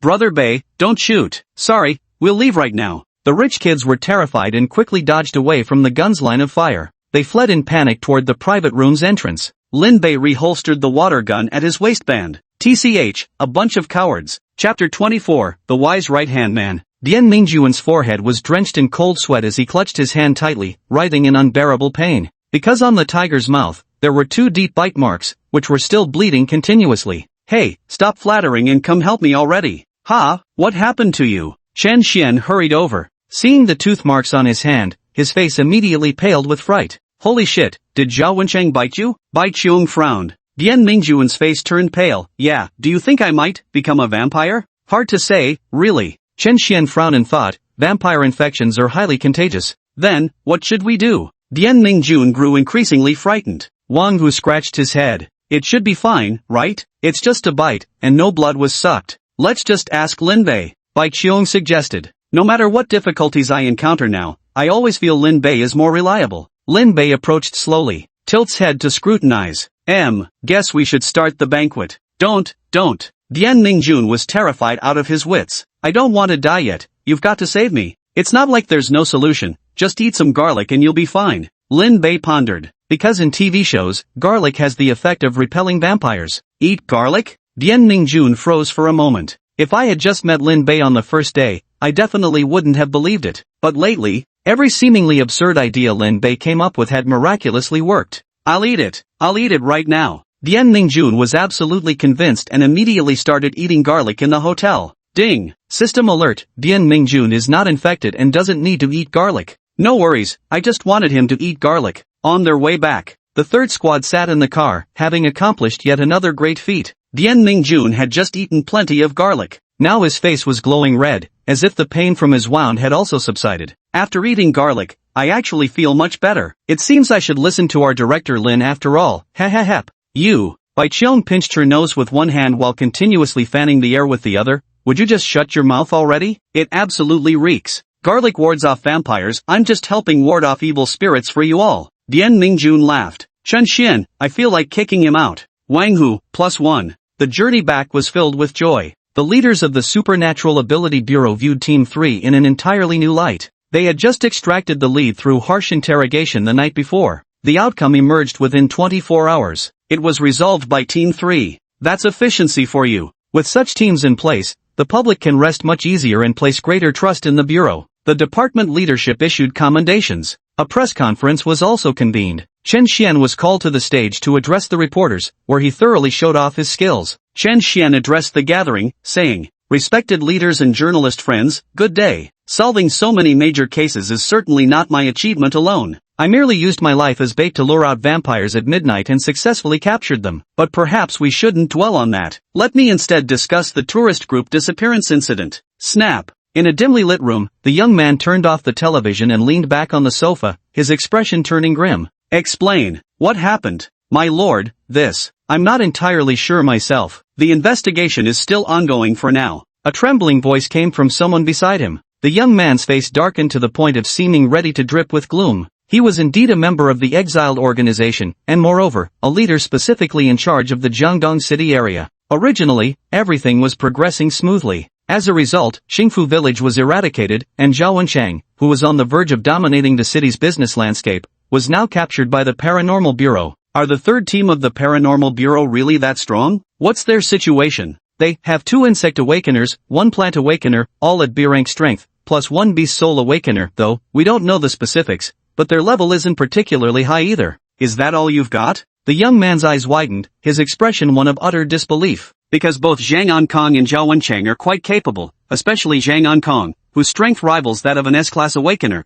A few B-class ants, capable of foiling my grand plan? Absolutely impossible. Are there no other members in Squad 3? Well, if you insist, there actually are 2 more. Oh, are these 2 strong fighters? No, just 2 idiots. The young man. 2 idiots? What kind of lineup is this? The young man couldn't understand how a few Class B awakened beings, plus 2 idiots, could stir up such turmoil in Jiangdong City. I just can't swallow this insult. Sir, they are still people from the Supernatural Bureau. Though mere underlings, we must consider their master when beating a dog. We shouldn't make too much noise about this, his subordinate advised. The young man pondered. Then what do you suggest we do? This subordinate believes we should target their weakest points. Doesn't Squad 3 have 2 idiots? Dealing with them should be no problem. Moreover, one of them named Lin Bei is the son of Lin Shangdong, the richest man. He's probably the weakest link in their team. If we capture him, at the very least we could extort some money from his father, right? The man spoke with eloquent confidence. The analysis was thoroughly reasoned. The young man's eyes lit up. Excellent. Worthy of being my most astute aide. I'll leave Lin Bei's matter in your hands then. Rest assured, my lord, your subordinate guarantees the mission's success. Victory is certain. 9 of bamboo, 2 of characters. Self-draw. I won, pay up, pay up. At the Supernatural Affairs Bureau, Chen Xian cheerfully pushed his tiles open. Since everything was already taken care of, there was really nothing left to do now, so the group decided to slack off at work and started playing mahjong. As Chen Xian put it, how lonely it is to be invincible. Meanwhile, Lin Bei was playing with a remote-controlled car off to the side, his face full of concentration. Before long, Chun the big watermelon walked in through the door, a smile on his face. Lin Bei, someone's here to see you. Guess who it is? Lin Bei looked up. Behind Big Watermelon Chen stood a middle-aged man in a suit, practically beaming with joy, his grin stretching ear to ear. Son, how have you been recently? Lin Xiangdong strode in, radiating satisfaction like the spring breeze. He's just so incredibly happy right now. Because during yesterday's checkup, the doctor was astonished to say his illness was cured, the cancer cells had completely disappeared. It was practically a medical miracle. Also, his career was going unusually well too. His longtime rival Zhao Wencheng had mysteriously crashed and burned. Ha ha ha ha, son, did you miss your dad?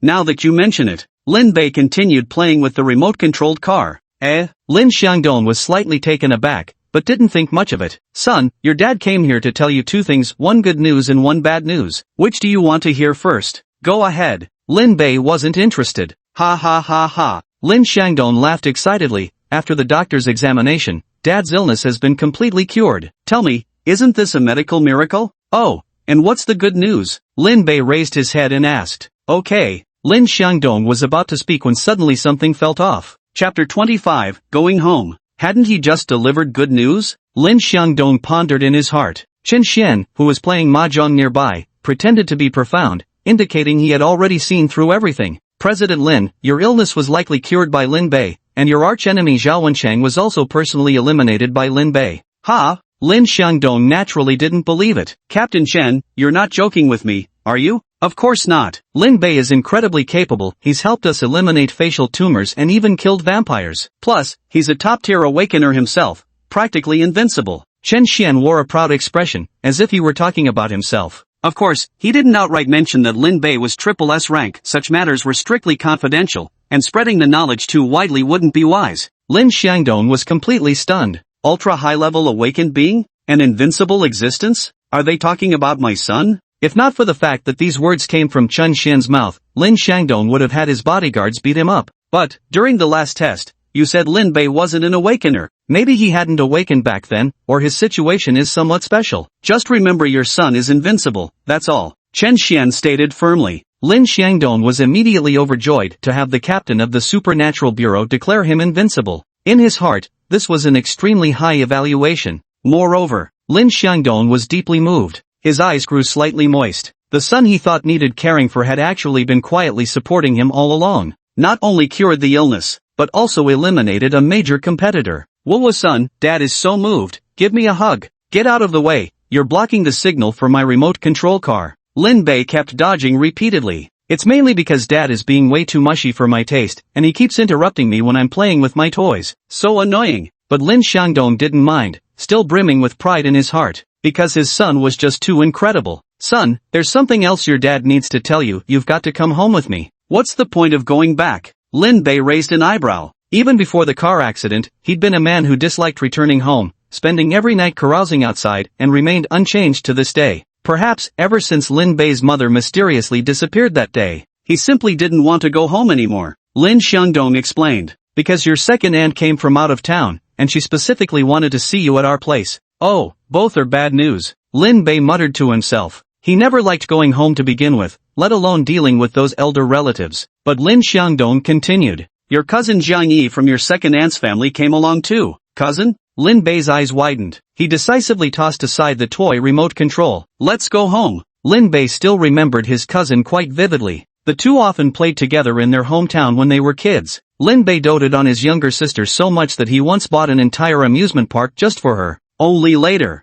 as property prices soared, Lin Xiangdong redeveloped the amusement park into a residential complex, making a hefty profit. When they grew up, Lin Bei and his cousin went their separate ways. They never saw each other again since. I wonder what that little mud kid looks like now. Escorted by numerous bodyguards, Lin Bei followed Lin Xiangdong as they hurried toward their family estate. Sitting in the back seat of the Rolls-Royce, Lin Xiangdong recalled Chen Xian's words, his face still brimming with pride. Son, Captain Chen said you're an ultra-high-level awakened one. Ultra-high level? Just how high is that really? About 3 or 4 stories tall. Lin Bei fiddled with the Rubik's Cube in his hands, answering without turning his head. Lin Xiangdong was still curious. So what abilities do you actually have? Shoo, that's top secret information. Little White Bun told me not to reveal it casually. Lin Bei made a silencing gesture. Oh. Lin Xiangdong nodded silently, wondering to himself whether they really needed to be this mysterious. The convoy of luxury cars drove all the way into the lavish manor. In front of an extravagant villa,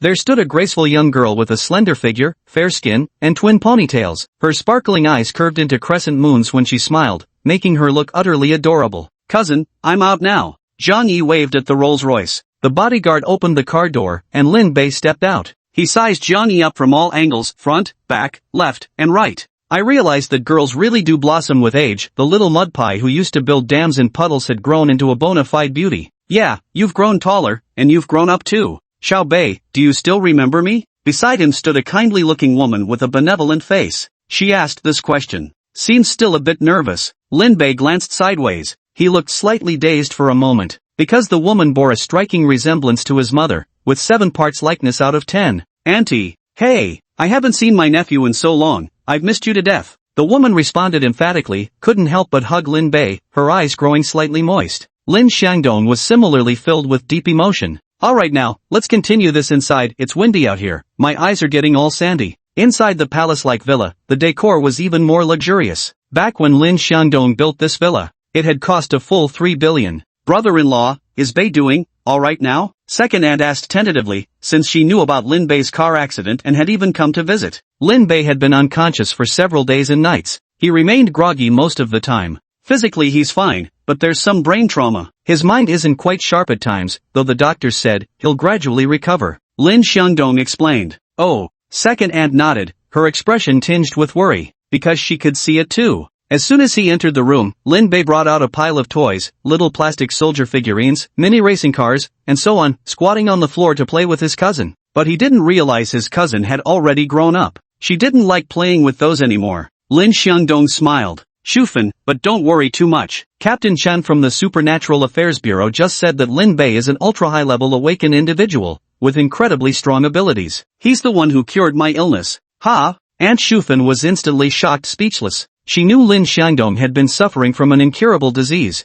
a problem that the entire world has been unable to solve. Can Lin Bei actually cure it? Zhang Yi was squatting on the ground playing with plastic soldier figurines with Lin Bei when she overheard the adults' conversation, thoroughly astonished. Cousin, you're an awakened? Of course, I'm pretty awesome. Lin Bei didn't show the slightest modesty. For real? Zhang Yi yearned for awakened individuals because among ordinary people, they were 1 in 10,000 with extraordinary abilities. Cousin, what's your power? Come on, show me. Sure, no problem. Lin Bei nodded and actually agreed. Chapter 26 Getting to Know Each Other. The 2 adults beside them immediately perked up and paid close attention. Lin Bei was about to demonstrate his awakened ability, especially Lin Dong, who was brimming with curiosity. Zhang Yi's large, watery eyes were also filled with anticipation. Lin Bei narrowed his eyes slightly, putting on a profound air, before slowly extending a single finger. Watch closely now. MHM. Zhang Yi nodded repeatedly, not taking her eyes off for a second. The 2 adults beside her also didn't dare to blink. Then Lin Bei flicked his fingers and simultaneously extended a second finger. Change. Look,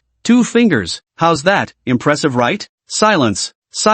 Lin Xiangdong and the others fell silent. An awkward tension hung in the quiet air, but they quickly snapped back to attention. Lin Bei isn't the sharpest tool in the shed. Wow, that's amazing, cousin. You can actually make 2 fingers appear. You're so skilled, she feigned astonishment, thinking to herself how he used to fool her as a child. Now it's her turn to humor him. What? You really can't stick out 2 fingers? You didn't even realize? You're such an idiot, I was totally messing with you. Ha ha ha ha. Lin Bei sat on the ground laughing uproariously, rocking back and forth. Zhang Yi. Lin Xiangdong also fell silent. Shufan's silence count +1. Ahem, well, looks like the food's ready. You must all be hungry, shall we go eat? Lin Xiangdong cleared his throat softly, breaking the awkward silence. In the luxurious estate, Lin Xiangdong had hired numerous 5-star chefs. They were skilled in various culinary traditions. With his aunt and cousin's arrival, today's lunch was exceptionally sumptuous. The table was laden with a veritable feast of delicacies.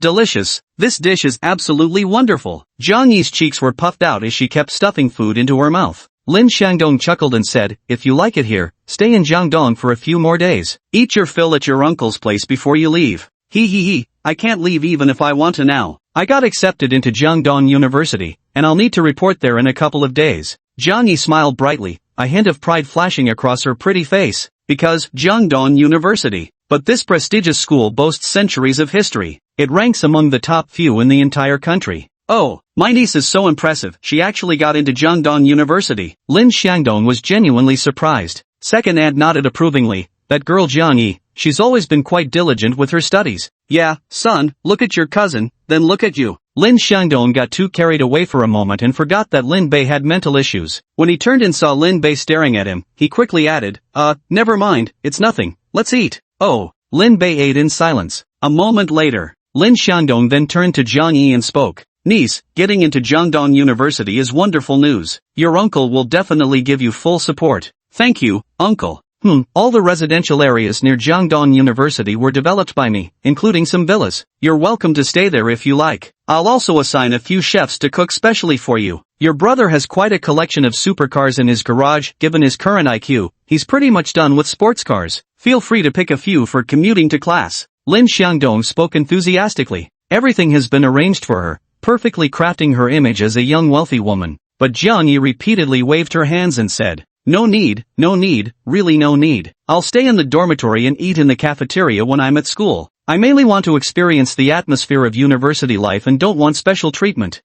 That's fine too. Lin Dong nodded in understanding. Our niece prefers to keep a low profile and doesn't care for vanity, to avoid being gossiped about at school. At this moment, however, Lin Bei said leisurely, who said I'm giving up supercars? The family was happily enjoying their meal together. Far outside the luxurious manor, a jeep was parked in the distance. Inside were 2 men and 1 woman. The man in the driver's seat, wearing sunglasses, withdrew his gaze from the manor.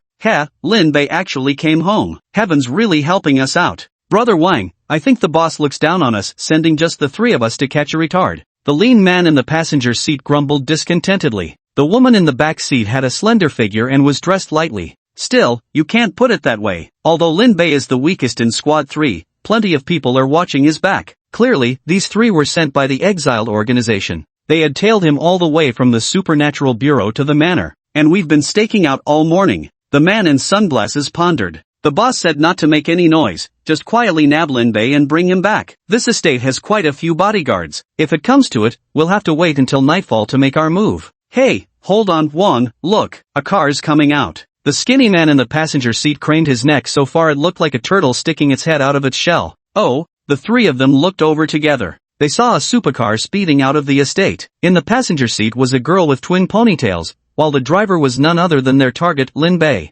Why is Lin Bei coming out already? I don't know either. Hurry, catch up with them. The 3 of them perked up and quickly drove after the sports car. At this moment, Jiang Yi's heart was pounding wildly. She was riding in Lin Bei's car, terrified. The voice was trembling, even on the verge of tears. Bro, are you really okay with driving right now? I'm scared. No problem, I'll get you to the amusement park safe and sound. Wait, which one's the break again? Jiang Yi. After finishing their meal, the siblings had nothing else to do, so they decided to go to the amusement park, to reminisce about their childhood days. Originally, I planned to have the driver take them there, but Lin Bei insisted on driving the supercar himself. The result? Jiang Yi decided to throw caution to the wind and join in the fun. Of course, the amusement park wasn't too far away either, near the estate. This was also developed by Lin Xiangdong's investment, just to make it convenient for Lin Bei to play there. About 10 minutes, Lin Bei parked the car at the entrance of the amusement park. Phew! Jiang Yi let out a long sigh of relief. Riding in his car feels more thrilling than any roller coaster ride. Let's go grab some ice cream first. There are many small shops by the amusement park entrance. Jiang Yi's eyes sparkled brightly. That's exactly what I had in mind. When it comes to eating ice cream, she certainly isn't afraid. Soon, the 2 siblings were seated beneath a sunshade. They filled a large container to the brim with ice cream, mixed with various fresh fruit pieces, sweet and tangy, enjoying every bite with great delight. The crowd bustled all around. The scene was lively beyond compare. Bro, you've got food all over your face. Slow down. Jiang Yi took out a tissue and carefully wiped Lin Bei's mouth. High school graduate, tenderly caring for her helpless older brother. But right at that moment, waves of fragrance wafted toward them. A charming woman came and sat down beside the 2. She had a slender figure, wore a miniskirt and midriff-bearing top, with a tiny waist and perky buttocks, extremely sexy. Hey handsome, you're really good looking. Can I get to know you? Lin Bei turned to look. Ding! System scan complete. B-rank plant attribute awakener detected. Ability, can release intoxicating fragrance to confuse the mind. Host is advised to quickly distance themselves. The mechanical system voice sounded, but it was routinely ignored by Lin Bei. Gegegi, nice to meet you. Sure thing, I love making friends the most. Chapter 27, Playing Mahjong. Hearing his agreement, the woman curved her lips into a faint smile. She was just thinking of using a beauty trap to strike up a conversation with Lin Bei, then quietly lure him away. Oof. Sure enough, he's an idiot. So easily tricked. Jiang Yi's bright eyes swept back and forth. Given Lin Bei's looks, it wasn't surprising someone would approach him. But he came to the amusement park to have fun with himself. Little cousin, you head back first. I'll go make friends with her, Lin Bei said with a smile. Go back? Jiang Yi was instantly bewildered. They just arrived at the amusement park entrance. How could he ask her to go back before even going in? It had to be said. This was clearly prioritizing romance over sisterhood. But if I go back, what will you do then? Jiang Yi wasn't entirely reassured about him. Lin Bei simply waved his hand dismissively. No worries.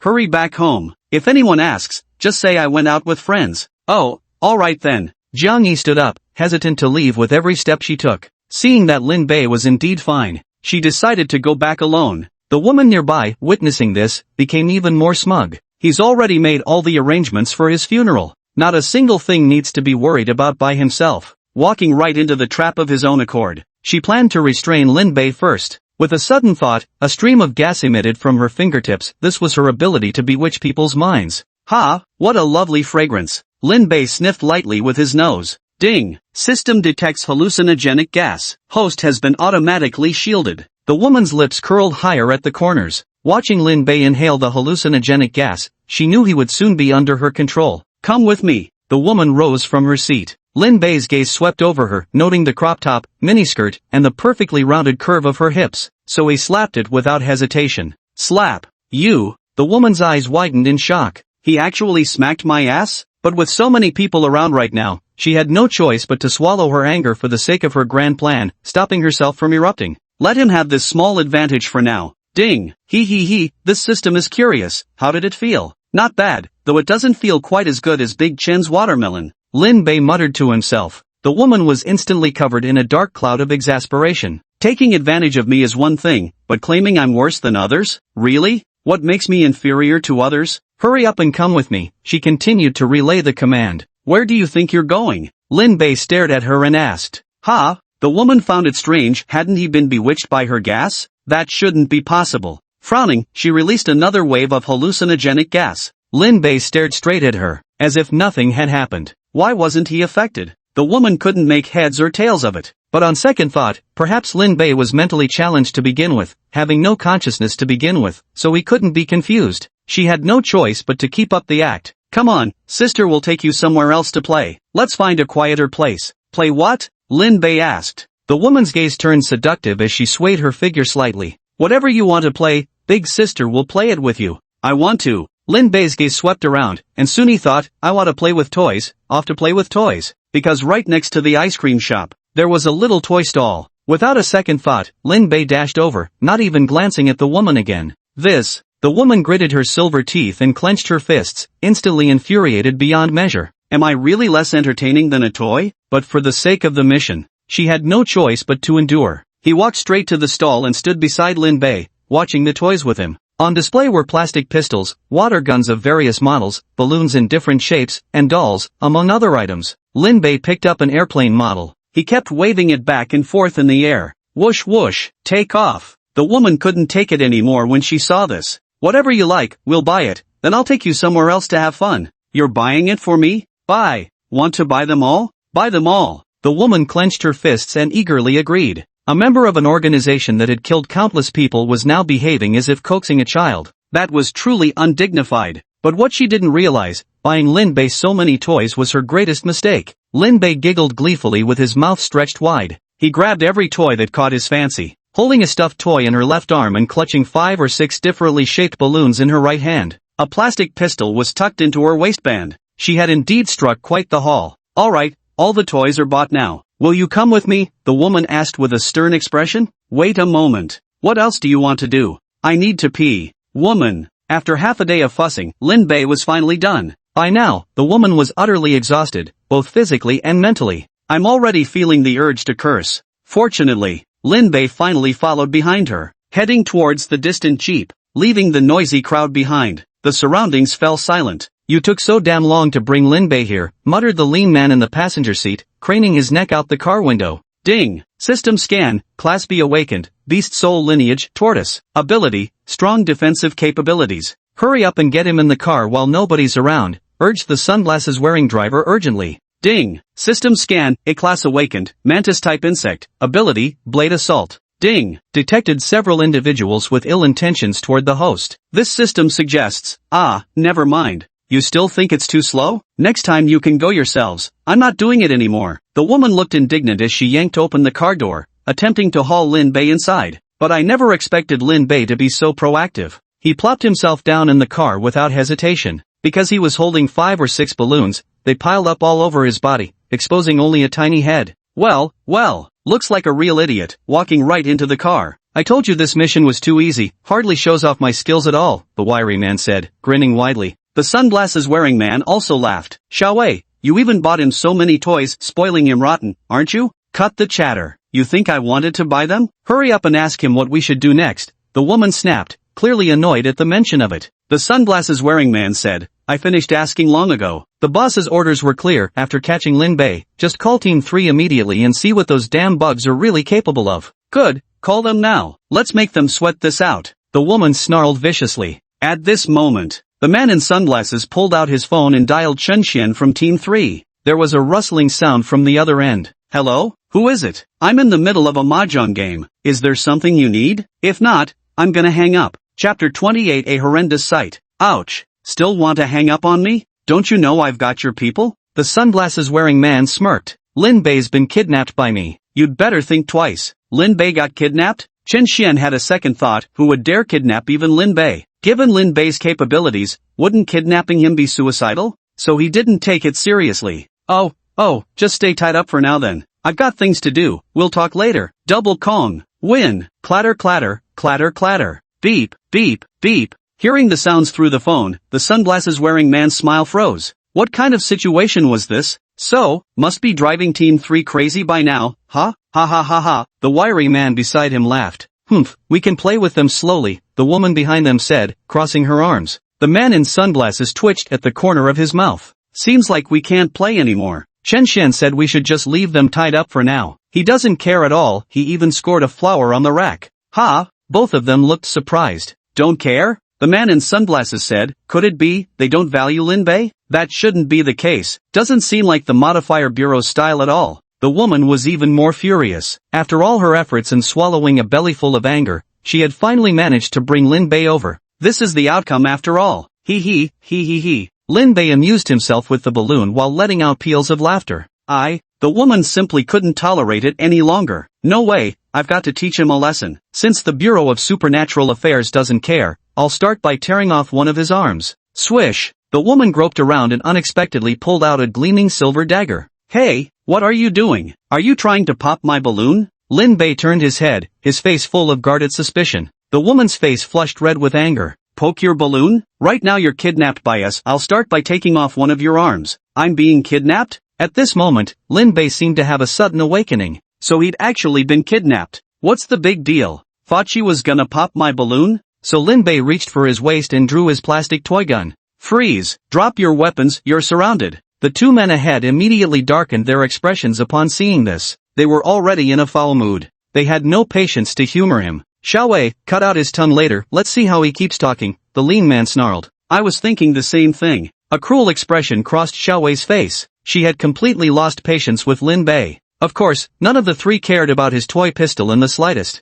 Ding! System enhancement, toy pistol becomes explosion gun. Boom! Lin Bei had already pulled the trigger. Instantly, a tongue of flame shot out, blowing straight against Xiao Wei's chest. The devastating power of the explosion gun. A massive hole was blown straight through his chest. Crash crack. The surrounding car windows shattered from the blast, blood splattering across every surface of the back seat. Even fragments of shattered organs were scattered about. Xiao Wei still held the dagger, but her face froze in shock. Her expression was filled with disbelief. She slowly lowered her head, only to discover a gaping hole in her chest. Even her weakening, barely beating heart was visible. Thud! She collapsed to the ground, her eyes still wide open. Death with unclosed eyes. Even in death, Xiao Wei never understood what had happened. He actually died from a toy he bought for himself. The two men ahead stared blankly at the scene. Both were utterly stunned. What's going on? Did Xiao Wei really get beaten to death? Wait, this guy is suspicious, take him out now, said the sunglasses-wearing man. Gay. Lin Bei's bloodstained cheeks bore a Yandere smile. He raised the toy pistol.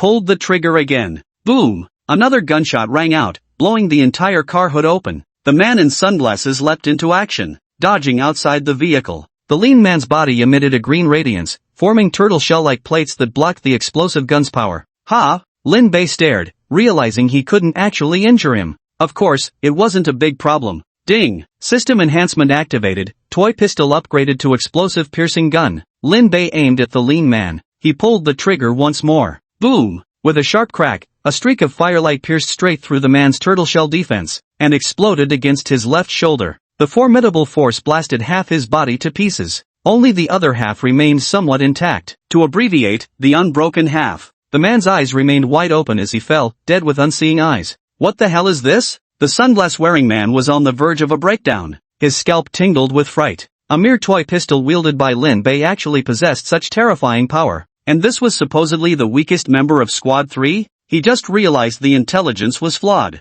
Looking at his two mutilated teammates whose deaths were extremely gruesome, a chill ran down the sunglasses man's spine. Better run for it. Survival is the top priority now, he muttered to himself, leaping 5 or 6 meters with a single push of his legs. As a mantis type awakened, and an A rank at that, his speed was naturally extraordinary. In the instant Lin Bei was distracted, it had already fled dozens of meters away. Of course, still not a serious problem. Ding! The system strengthens once again, transforming the toy pistol into an explosive penetrating tracking gun. Lin Bei pulled the trigger. A streak of fire actually chased after the man in sunglasses. Ha! The sunglasses-wearing man was completely dumbfounded. Is this for real? But the flame streaked across with blinding speed, slamming into his back in an instant. The astonished expression on the sunglasses-wearing man froze at that moment. A gaping hole was blasted through his body, organs spilling out as he collapsed heavily to the ground. Lin Bei put away the pistol with satisfaction. The battle was over, leaving the surroundings in utter disarray. Limb fragments and shredded flesh.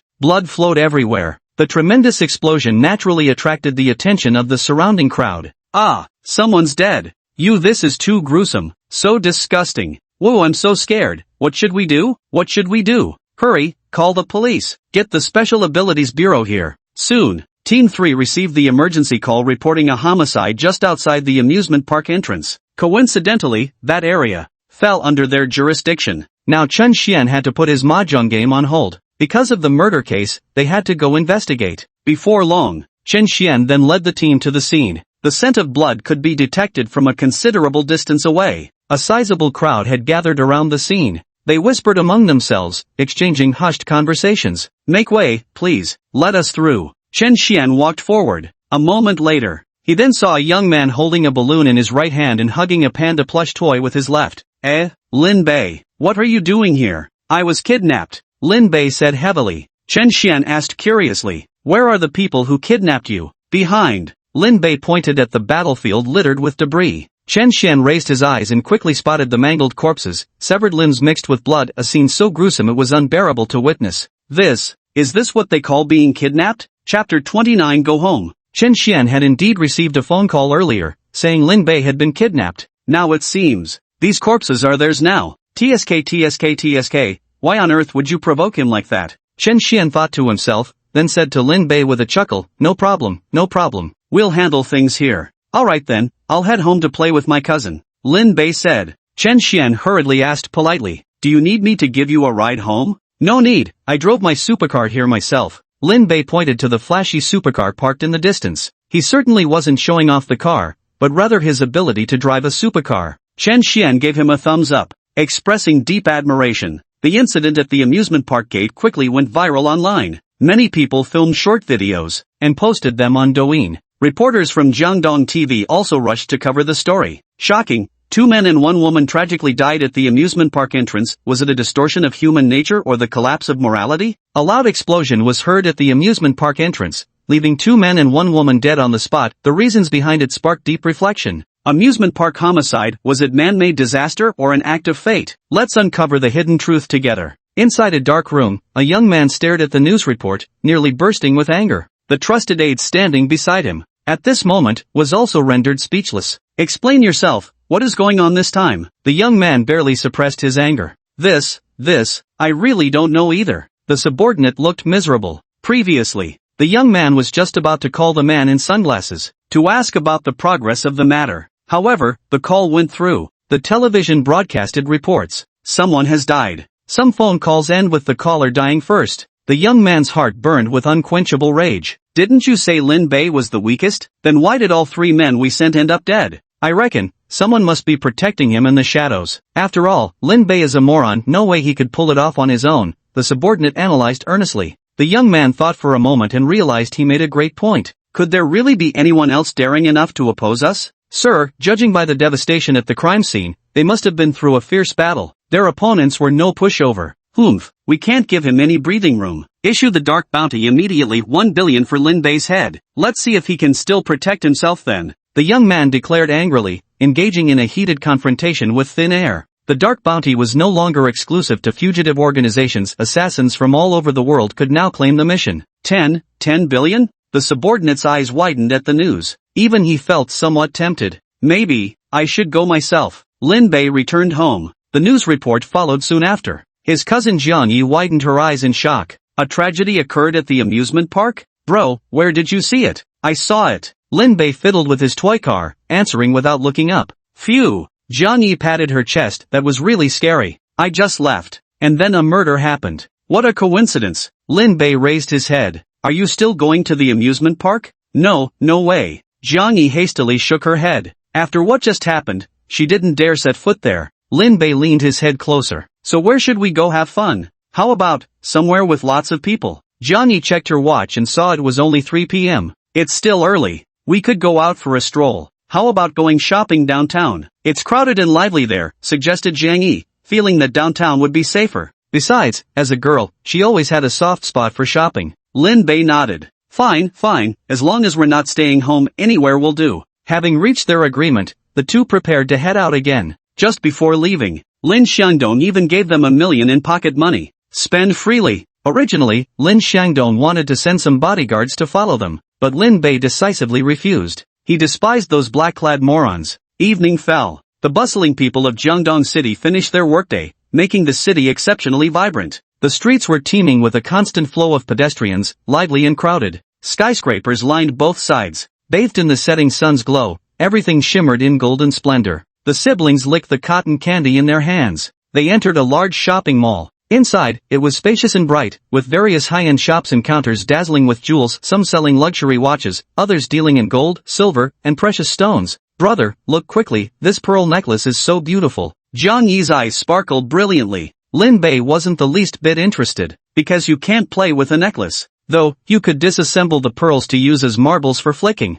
Pack it up. I'll take it. Lin Beta declared grandly. Ha! The nearby sales staff momentarily froze. Initially judging the siblings to be too young to be serious customers just browsing around, they hadn't expected them to directly purchase the necklace. Sir, this piece costs 108,800, the attendant informed. Charge it to my card. For Lin Bei, money was just a number. No matter the amount. Just swipe the card directly. Bro, I was just saying it casually, you don't need to spend so much. Jiang Yi felt incredibly touched. Lin Bei didn't care at all. It's fine. Later, we can take the pearls off and use them as glass marbles to play with. Ha! Jiang Yi wore a bewildered expression. The jewelry store assistant was wrapping the necklace. A group of people walked in through the entrance. Boss, that's the target of our mission. MHM. The burly leader shook his head while surveying the surroundings. In for a penny, in for a pound. Let's rob that jewelry store while we're at it. Heh, brilliant idea, boss. All of them flashed cruel smiles. Ding! System scan complete. Discovered C-class insect type awakened, silkworm chrysalis. Ability, silk restraint. The system notification sounded. Ha! Lin Bei turned his head sharply and indeed spotted someone approaching with an exaggerated swagger. Behind him, followed 4 towering men. Just an ordinary person. Ding! Detecting malicious intent from several individuals, host, please proceed however you wish. Class C awakened. Lin Bei counted on his fingers and realized they weren't even as highly ranked as Chen Xian's group. You're really unusually weak. Jiang Yi smiled warmly as she accepted the packaged necklace from the attendant, politely thanking them. Then she turned her head and asked, Brother, we've bought the necklace. Where else should we go? You should go home first. Lin Bei suddenly said. Ha! Jiang Yi was momentarily stunned. He'd already sent her home once today at the amusement park. And now they'd barely been at the shopping mall for 5 minutes. They told me to go back again. Am I not welcome here? Should I just leave then? Chapter 30, Rescued. Nobody move. This is a robbery. Just as Jiang Yi was questioning herself, a furious shout erupted from inside the room. Click, click, click. Several burly men pulled out pistols, already loading bullets into the chambers. Ah, help me. Run for your lives. Whoa, don't kill me, I beg you. The crowd inside the room immediately fell into panic. Jiang Yi's pretty face twisted in distress. Where's the neighborhood safety they promised? Why am I getting robbed again? Hands on your heads. Everyone get down, the thug roared viciously. No one dared resist, all trembling as they crouched on the ground. Only Lin Bei, still standing there. He, gunfights are awesome. Bro, hurry up and crouch down. Jiang Yi tugged at Lin Bei's trouser leg, her heart filled with worry. But Lin Bei remained indifferent. Instead, he pulled out a toy plastic pistol from his pocket. You! Jiang Yi grew even more frantic. Brother, stop playing around. This is life or death. Several burly men smashed open the display cases and began looting the jewelry, their movements practiced and methodical. Clearly, these were seasoned criminals. Yet the leader didn't join his crew, his gaze instead fixed on Lin Bei. Heh, looks like the intel was accurate. What an idiot, this money is practically free. He was beginning to feel relieved now. Lucky he'd come early. Otherwise, someone else would have snatched this easy cash. Go to hell. He shook his head and spat out violently. Countless white threads sprayed forth, like sharp arrows. Well now. Impressive, as expected of a silkworm pupa. Lin Bei found it fascinating and raised the plastic gun to shoot. Ding! System enhancement. Hey, hold on. Look out. Before the system voice could finish speaking, a sharp female shout came through. Lin Bei felt a gust of fragrant breeze brush past his nose. A woman was about to fall to the ground. Those sharp threads just flew past the top of her head. Ouch! Lin Bei cried out in pain as his head struck the hard floor tiles. Yet the front of his body felt unusually soft, especially those two mysterious mounds, whatever they were. Lin Bei turned his head to look. A girl was lying on top of him, her skin fair and flawless, her delicate profile picture perfect. The girl tilted her head, cautiously eyeing the burly man. But very soon, she sensed something was off. Where are you putting your hand? You're crushing me. Lin Bei's demon claw was already gripping her chest. The girl furrowed her brows. But now wasn't the time to dwell on such matters. She flipped herself upright. Swift movements. He charged straight toward the burly men.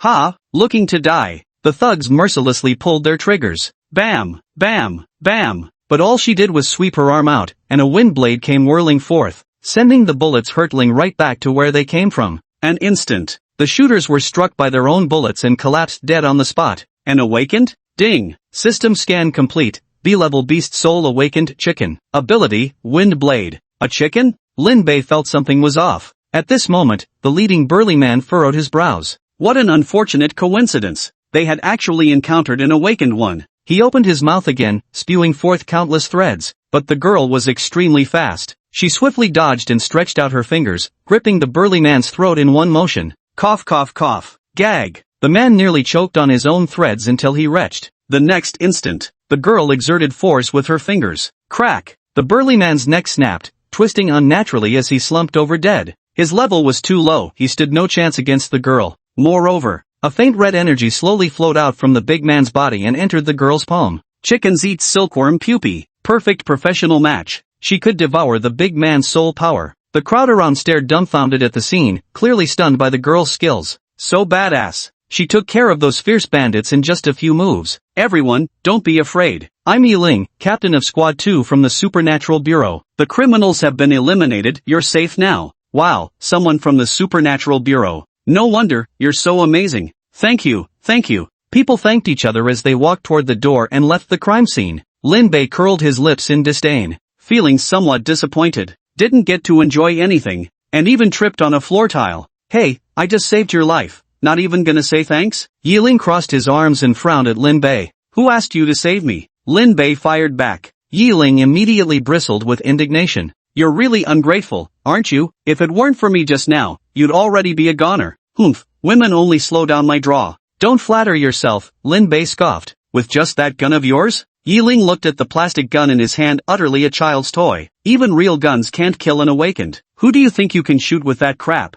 I'm sorry, I'm so sorry. My brother has some issues with his mind. Please don't take it to heart. Jiang Yi hastily stepped in to mediate. Oh, that explains it. No wonder. Yiling seemed to understand what normal adult would carry around a toy gun. Lin Bei spoke up instead. I'm Director Lin from the Supernatural Bureau. You're just a captain, so rank-wise you answer to my orders. Put. Yiling laughed outright. There's only a Director Li at the Supernatural Bureau. Where does this director Lin come from? But considering he's mentally unstable, they simply decided not to pursue the matter. Alright, take your brother home. Remember to take good care of him. Okay, thank you, Sister Yi. Jiang Yi quickly nodded in gratitude and grabbed Lin Bei's arm. Let's go, brother, let's hurry home. I'm scared here. What's there to be scared of? That thug was weak, I could take him down with one shot. And, I really am the director of the Supernatural Bureau. I'm not lying. Yeah, I believe you, okay? Let's just go. Jiang Yi pulled Lin Bei out the door. The voices grew increasingly distant. Yi Ling watched the siblings' departing figures when something suddenly occurred to her. Did I just let him touch me for nothing? After leaving the shopping mall, Jiang Yi was still terrified, especially about her cousin. She had almost lost her life. Bro, I think you should properly thank Sister Yi Ling tomorrow. You should make her a commendatory banner or something and send it to her. Sending them a banner, would that be fun? Lin Bei pondered. Fun, super fun. Jiang Yi nodded repeatedly. Let's make it tomorrow. I'll take you, and we'll deliver it together. After all, that person saved both our lives. Whatever makes you happy. Lin Bei shrugged, showing he couldn't care less. Recalling today's events, Jiang Yi felt something was off. Because at the amusement park, Lin Bei told her to go home, and then a murder occurred immediately after. Just now at the mall, the same thing happened. She quickly began to piece things together. Her guess was that Lin Bei's ability must involve foreseeing danger. Otherwise, how could it be such a coincidence? Chapter 31, The Call for Help. The next day, Jiang Yi really had someone make a commendatory banner. On the red banner, 4 large characters were embroidered in gold thread, Guardian of Safety, symbolizing the protection of people's safety, a warrior for justice. Though it kind of sounds like an antivirus software name. Bro, let's go, let's deliver it to them. Jiang Yi urged impatiently. Got it. Lin Bei didn't refuse, he figured it would just be a casual outing. The driver was behind the wheel of a Rolls-Royce. He dropped the siblings off at the Supernatural Bureau. Lin Bei was already familiar with everyone here, so without any questions asked, they let both of them in. Oh, Lin Bei, what brings you here? Bai Qiong happened to spot him in the reception room.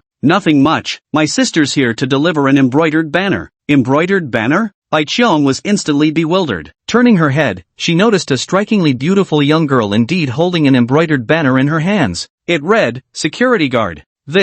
Wait a moment, I'd better find Captain Chen. Bai Qiong felt this was definitely a big deal. Who knows what kind of mischief Lin Bei is up to this time. Soon, Chen Xian rushed over upon hearing the news, immediately looking both flattered and astonished. Director Lin, there's really no need. Absolutely no need. What kind of commendatory banner would you be delivering to us? We're not delivering it to you, this is for Team 2 Captain Sister Yi Ling, Jiang Yi said sweetly from the side.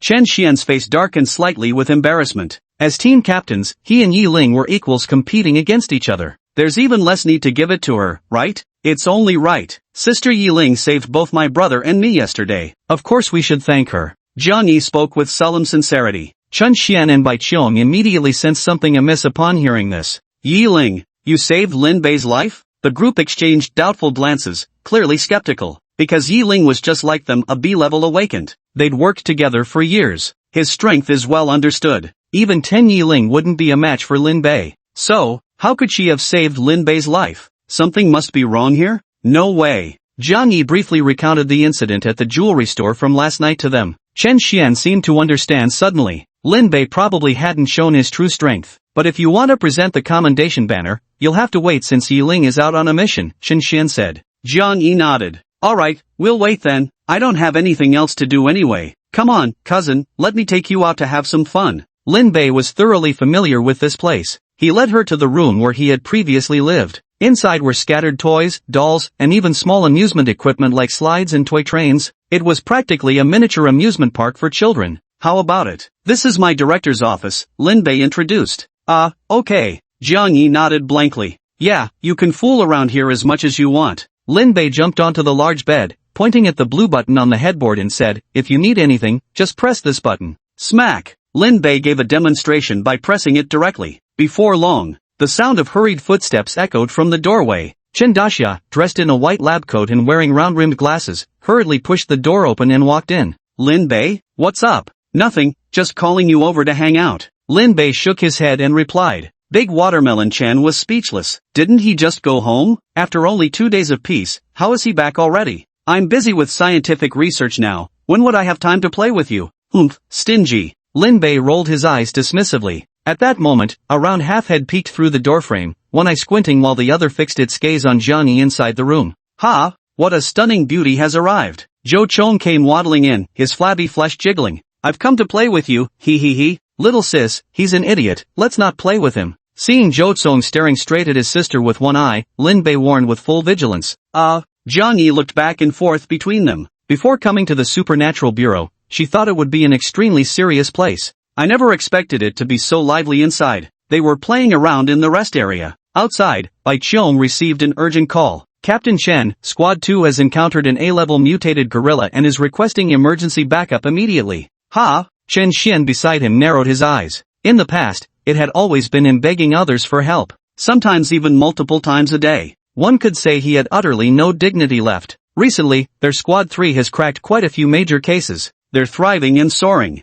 At last, someone has come to them for help. Good, I never thought Chen Xian would have a day like this. He felt he had gained recognition. And besides, Lin Bei is here today as well. Just in time to present Yi Ling with a commendation banner. Chen Xian thought about it and figured, why not pull him into the rescue operation? Talk about killing two birds with one stone. Hurry up, get Lin Bei over here first, tell him there's something fun to watch. Oh, okay. Bai Qiong certainly understood what he meant. In no time, Lin Bei sauntered over, his eyes leisurely scanning the surroundings. Where's all the commotion? Ha, Director Lin, Yi Ling got beaten up by a class A mutated gorilla outside, Chen Xian quickly reported.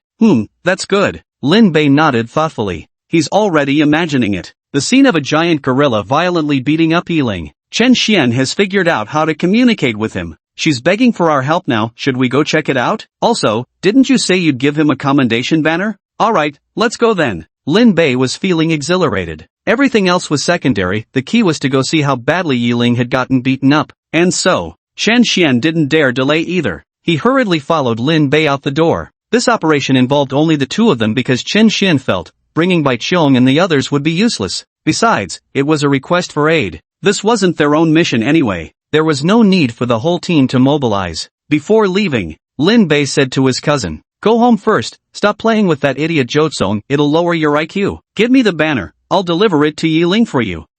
Okay. Jiang Yi has now learned to be obedient. When told to go home, she goes home without asking any unnecessary questions. When you see Sister Yi Ling, make sure to say something nice and thank her properly. Yes, just hurry back now. Lin Bei impatiently shooed her away. He watched as his younger sister got into the back seat of the Rolls-Royce and, escorted by several bodyguards, drove away from the entrance of the Supernatural Bureau and merged into the street traffic. Moments later, he then turned around and took the passenger seat in Chen Xian's jeep. Like a Sichuan opera face changer, his expression suddenly became excited. Go, let's go watch Yi Ling get beaten up. Chapter 32 The Guardian. Chen Xian floored the accelerator, sending the jeep racing down the road. Not long after, they soon arrived at the scene. The area had already been evacuated. Along the wide street, several crushed cars lay scattered, shattered glass glittering across the pavement, some vehicles still spewing flames. The buildings lining the street were also in complete disarray, with spiderweb-like cracks even visible across the walls. Clearly, they had been punched out. Roar! With a deafening roar, the entire street began to tremble violently. A giant gorilla, 3 to 4 meters tall, was charging down the road.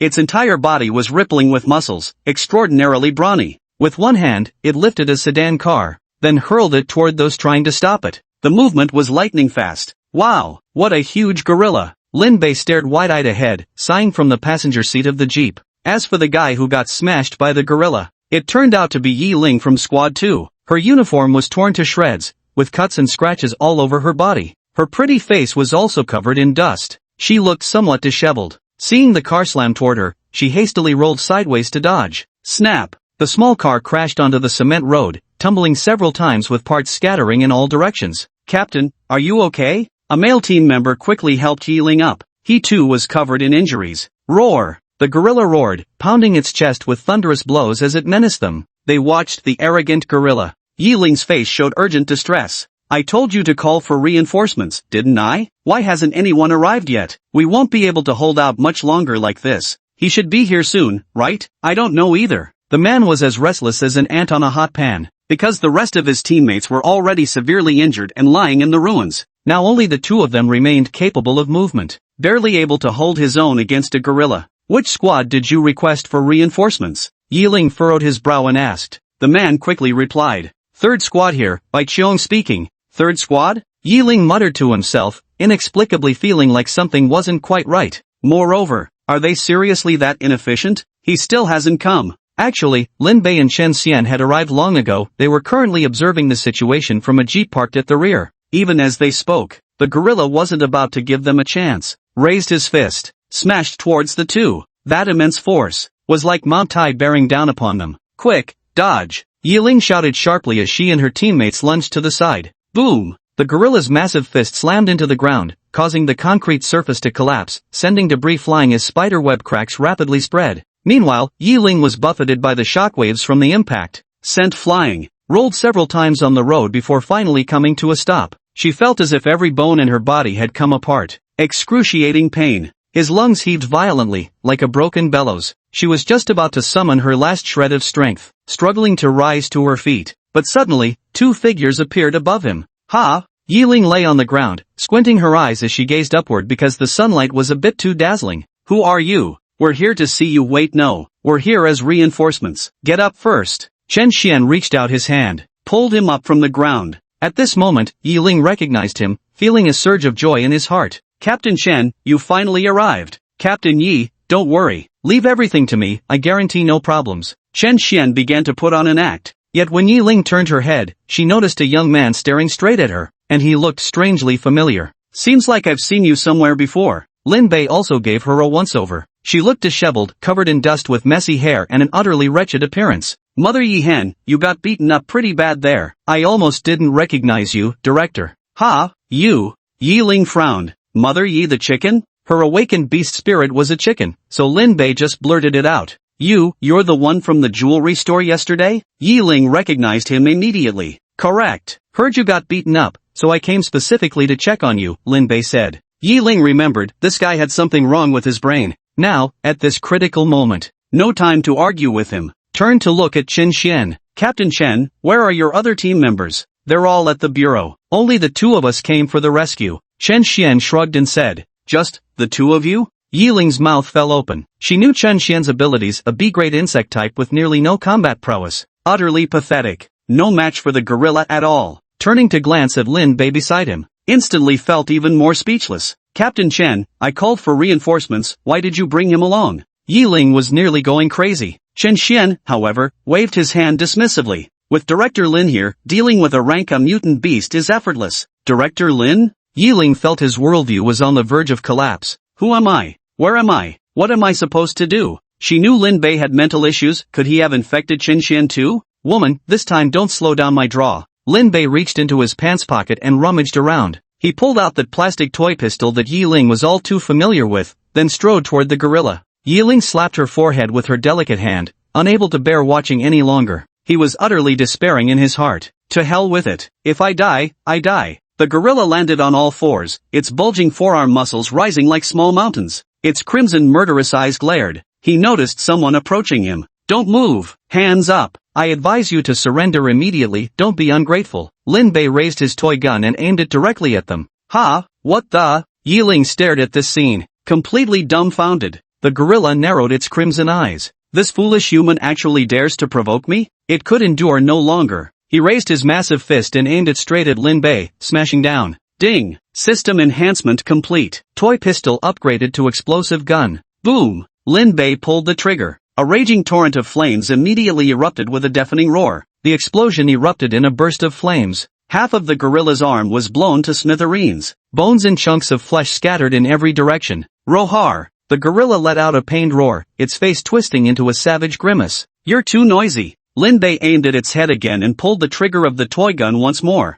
Boom! After the explosive sound, the beast's roar also vanished, because the gorilla's head had completely exploded. That robust figure then collapsed to the ground with a thud. The entire world fell completely silent. Beside him, Yi Ling stared at this scene, utterly stunned. What's going on? Am I seeing this right? Could it be I'm becoming stupid too? She never would have expected this. The ferocious great mutated beast was actually killed by Lin Bei with a toy pistol. Good. As expected of Director Lin, you're truly impressive. Chen Xian clapped his hands, beaming as he stepped forward to greet Lin Bei. However, Lin Bei pushed him away in one swift motion. He recalled something and walked straight over to Yi Ling, who still stood frozen in place. Then he took out an embroidered banner. and stuffed it into Yi Ling's arms. "This is from my little sister," he said. "She wanted to thank you properly for saving our lives." "Ha!" Yi Ling slowly lowered his head. The brocade banner bore 4 golden characters. Guardian of Security. Chapter 33, The Ultimate Disguise? Yi Ling's eyes widened as he stared fixedly at those 4 characters. Suddenly it feels like he seems to be humiliating himself, because Lin Bei is simply too strong, eliminating an A-grade mutated beast effortlessly. Someone like this wouldn't need his rescue in the first place.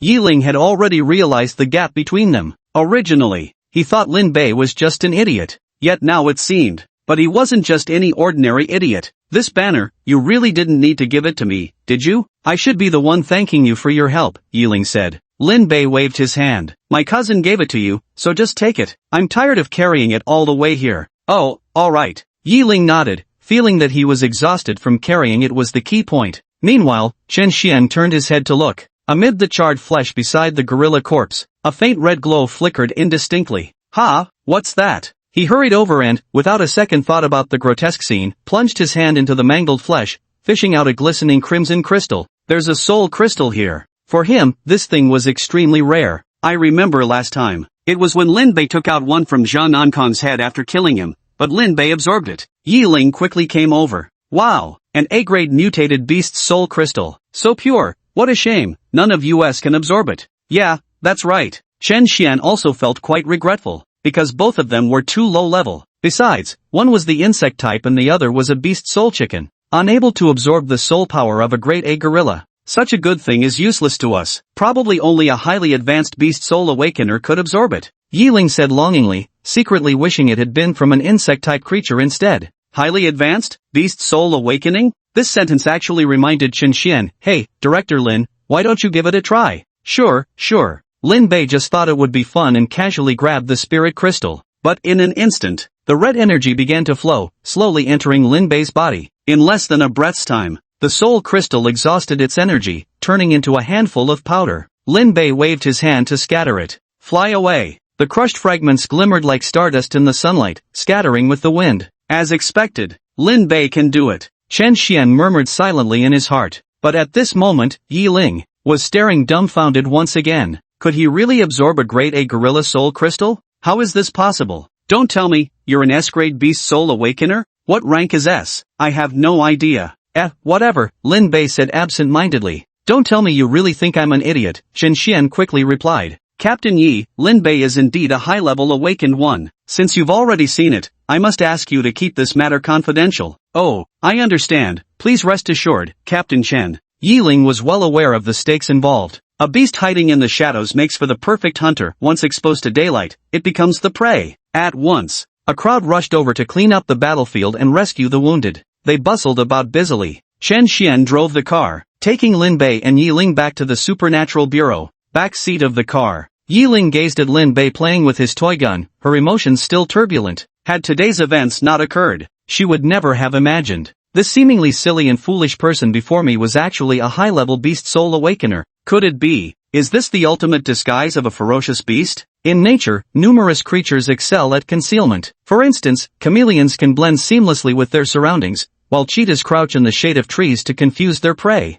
And advanced beast soul awakeners may also possess unique camouflage abilities. Lin Bei must be faking it. Yi Ling concluded in his heart. Captain Chen, has Lin Bei's brain always been like this? No, his father said it was damaged in a car accident. Chen Xian replied without turning his head. Ha! Yi Ling looked astonished. Could his analysis be wrong? Then does he have moments of clarity? Yes, when he's in an awakened state, his mind becomes clear. Chen Xian stopped hiding it now. Yi Ling grew even more curious. She knew some awakened individuals remain perfectly lucid normally but would lose reason and turn savage during their awakened state. Yet someone like Lin Bei was a first for her. Usually quite absent-minded, only becoming clear-headed upon awakening. Captain Chen, our headquarters has this device called the virtual illusion. It can simulate powerful monsters, tricking the brain into a crisis state to trigger rapid awakening. Yi Ling spoke up. Because during moments of crisis, people can unleash boundless potential. Back then, Yi Ling encountered robbers who attempted to assault her. At the critical moment, she awakened her abilities and eliminated the robbers. Later,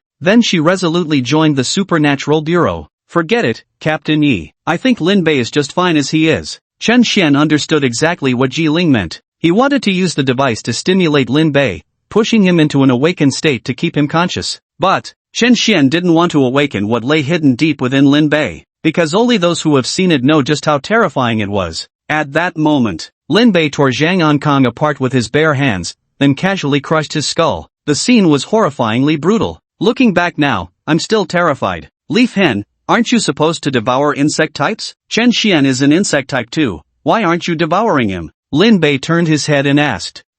Yi Ling was speechless. We're colleagues, how can we turn on each other? Also, could you stop calling me Mother Hen Yi? It sounds terrible. Got it, Mother Hen Yi. Lin Bei nodded in agreement. Though awakened individuals kept emerging in this world, rules and orders still prevailed. People follow these orders. They don't kill each other. Of course, one particular group is accepted. Lin Bei thought for a moment before adding. Mother Hen Yi, can I ask you another question? Sure, go ahead. Yi Ling felt utterly helpless inside. Lin Bei kept staring intently at her. Can you lay eggs? At this moment in the Supernatural Abilities Bureau, two well-dressed young men arrived. Director Li, accompanied by various officials of different ranks, received them with respectful expressions. Gentlemen, may I ask what brings you all the way from headquarters? Recently, vampire infection incidents have been occurring everywhere. I heard someone in our bureau was also bitten by a vampire. May I ask who it was? The young man spoke with clear enunciation. Director Li quickly turned around to inquire. Who in our bureau has been bitten by a vampire?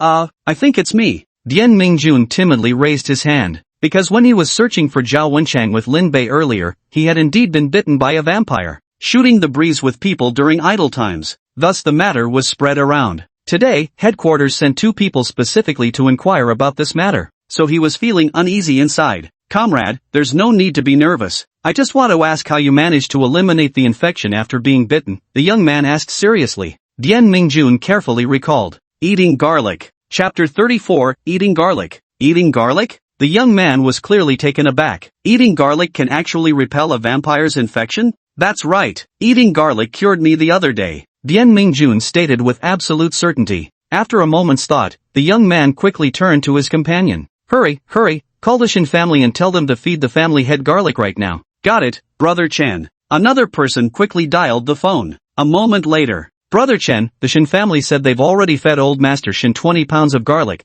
but it had no effect at all. What's more, Old Master Shin has mutated. The bystander said anxiously. Chen Hua frowned. I always thought eating garlic was unreliable. Dian Mingjun scratched his head in frustration. Boss, I'm not lying to you. I swear it was eating garlic that cured me. I can vouch for that. The smell filled the whole truck back then almost choked me to death. Little White Bun said.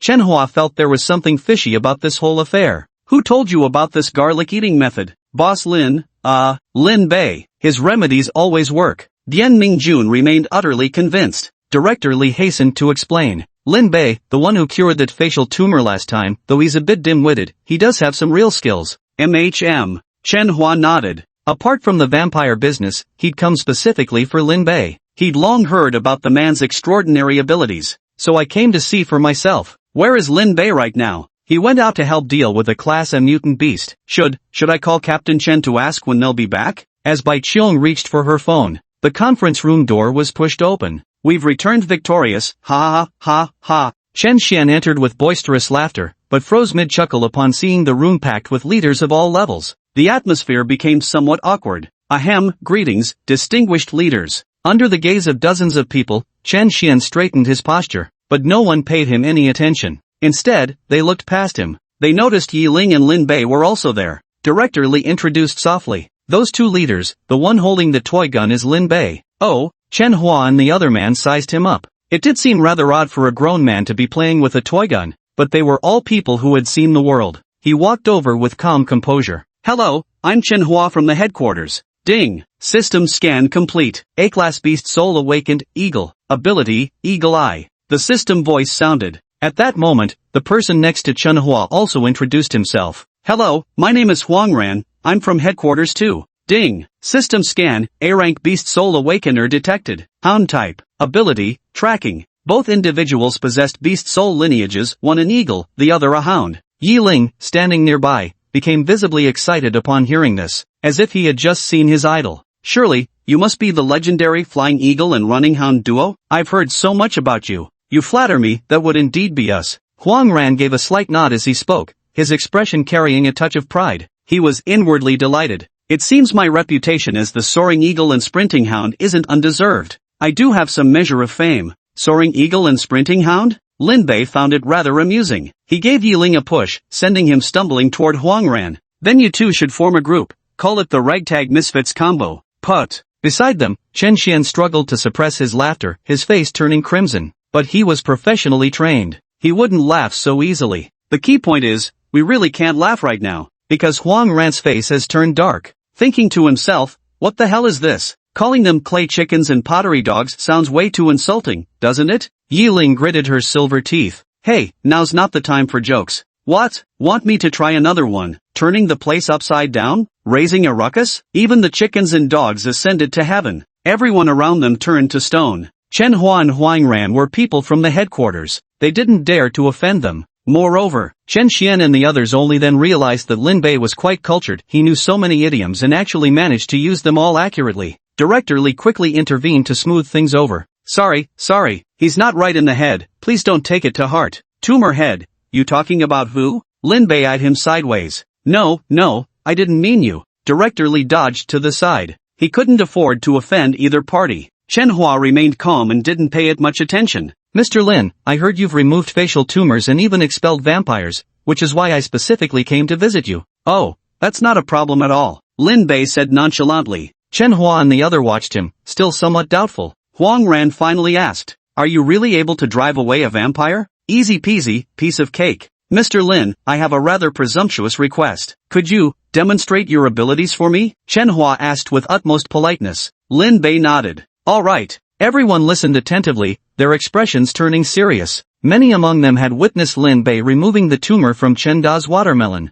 The method was truly astonishing. Chen Hua and his companion also watched intently. Lin Bei narrowed his eyes slightly and extended a finger. Watch closely now, and whatever you do, don't blink. Good. Chen Hua and the other person murmured their agreement. They cautiously took a step back, leaving ample space for Lin Bei. Lin Bei pulled the same trick again. With a wave of his hand, he extended a second finger. Presto, 2 fingers, what do you think? Pretty amazing, huh? This. Chen Hua remained silent. Huang Ran also fell silent. Director Li's silence level +1. Chen Xian was cringing so hard he could dig through his shoe soles. Even the usually composed Chen Hua was barely holding it together at this point. I've been through storms and waves before, but this is something I've never seen. Huang Ran beside me spoke bluntly. What kind of trick is showing 2 fingers? Anyone can do that. Ha! Lin Bei looked at them with newfound respect. So you're not actually stupid, you actually figured it out.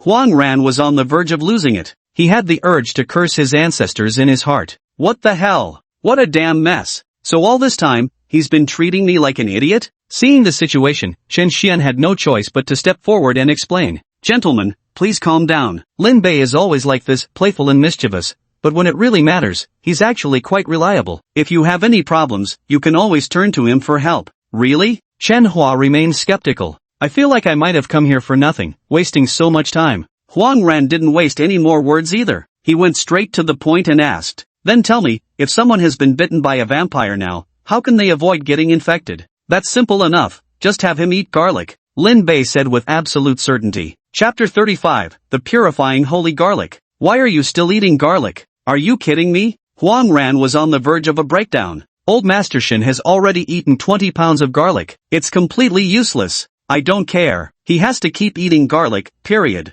Lin Bei crossed his arms and said, this. Chen Hua was also speechless now. It seemed like they had indeed come all this way for nothing. This guy's got screws loose. Chen Xian pondered for a moment. Officer Chen, don't rush. Lin Bei's method really works. Could it be, you ate the wrong garlic? Was it locally grown garlic? Ha! Chen Hua and Huang Ran's eyes widened in surprise. There's actually a difference between local and non-local garlic? No.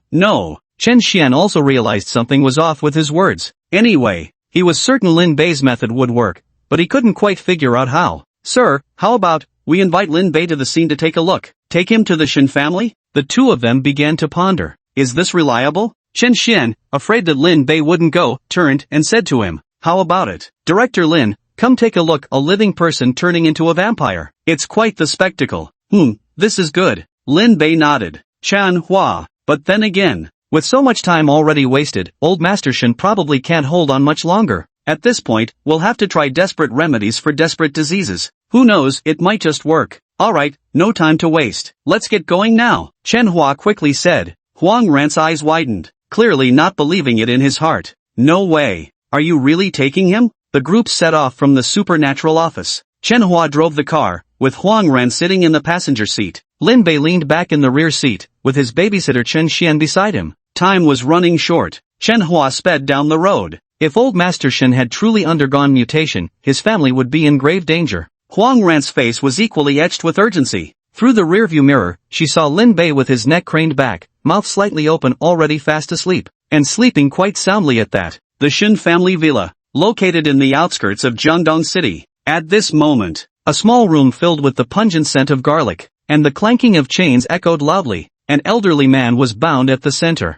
His white hair was disheveled, his expression agonized, with veins bulging across half his face and his eyes entirely bloodshot. Arg! He roared and struggled, the iron chains twisting slightly from the force. Hurry, kill me now, I can't hold back much longer, Xin Yuanshan said with the last remnants of his rationality. Ahead! It was the Shin family. The women all covered their faces, silently weeping, utterly heartbroken. And the man's eyes were also reddening, his teeth clenched, the veins on his tightly gripped fists bulging. There was a girl among them. Her eyes were already swollen from crying. Whoa, Grandpa, don't worry, no matter what, we will definitely save you. Silly girl, kill me now, there's no time left. Roar! Xin Yuanshan let out a low growl. Two fangs had already extended from his mouth. The iron chains clanked loudly, seeming on the verge of snapping. Granddaughter, listen to your grandfather, kill me now. Xin Yuanshan understood. If he completely mutated, the iron chains couldn't hold him at all. Every relative present today would meet their doom. But at this very moment,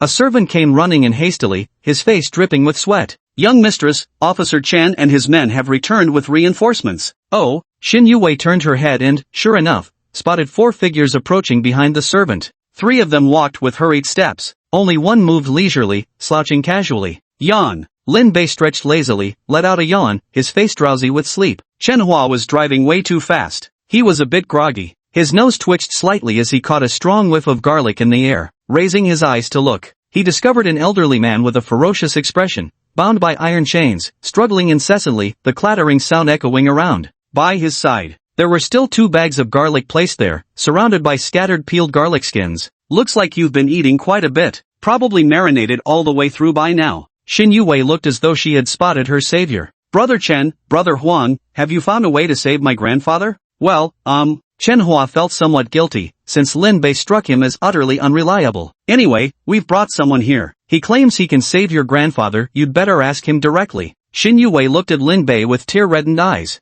Her heart was filled with desperate urgency. In her frantic state, she suddenly dropped to her knees before Lin Bei with a thud. Please, I beg you, save my grandfather. I'll agree to anything, woo-woo. Ha! Lin Bei found her kneeling before him utterly pitiable. Get up first. Saving your grandfather is nothing difficult. Really? Xin Yuwei's beautiful eyes glimmered, kindling with hope. However, Chen Hua and Huang Ran standing nearby pinched their foreheads, unable to bear watching further. They know exactly what Lin Bei is going through. It's likely that just as Xin Yuwei grasps a glimmer of hope, she's about to face another devastating blow. For a girl desperately trying to save her loved one, this is utterly cruel.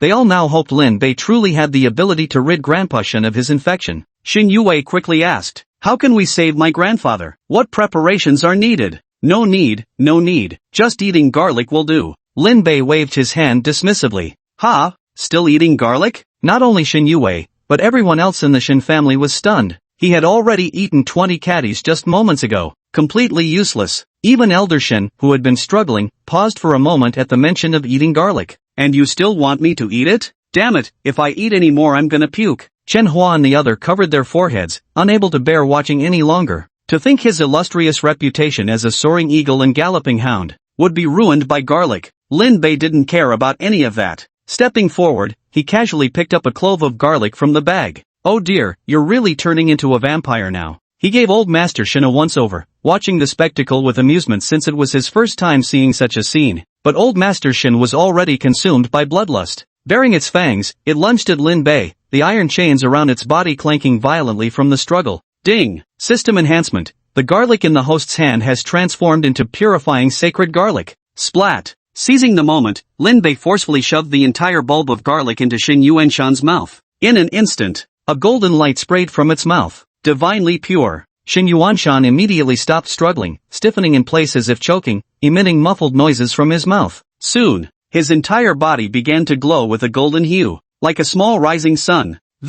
Everyone was stunned, their expressions filled with disbelief. What's going on here? Could garlic really be working? At once, Shin Yuanshan's eyes dimmed as the crimson glow faded, the bulging veins on his face gradually dissipating. Chapter 36, I Want to Sleep. The crowd watched this scene with astonishment, their expressions slowly transforming into joy. Is the family head truly recovered? Oh my god, that's amazing. Yay, that's great. The family head is safe now. The crowd cheered. Chen Hua and Huang Ran were equally astonished. Desperate diseases must have desperate remedies. He revived.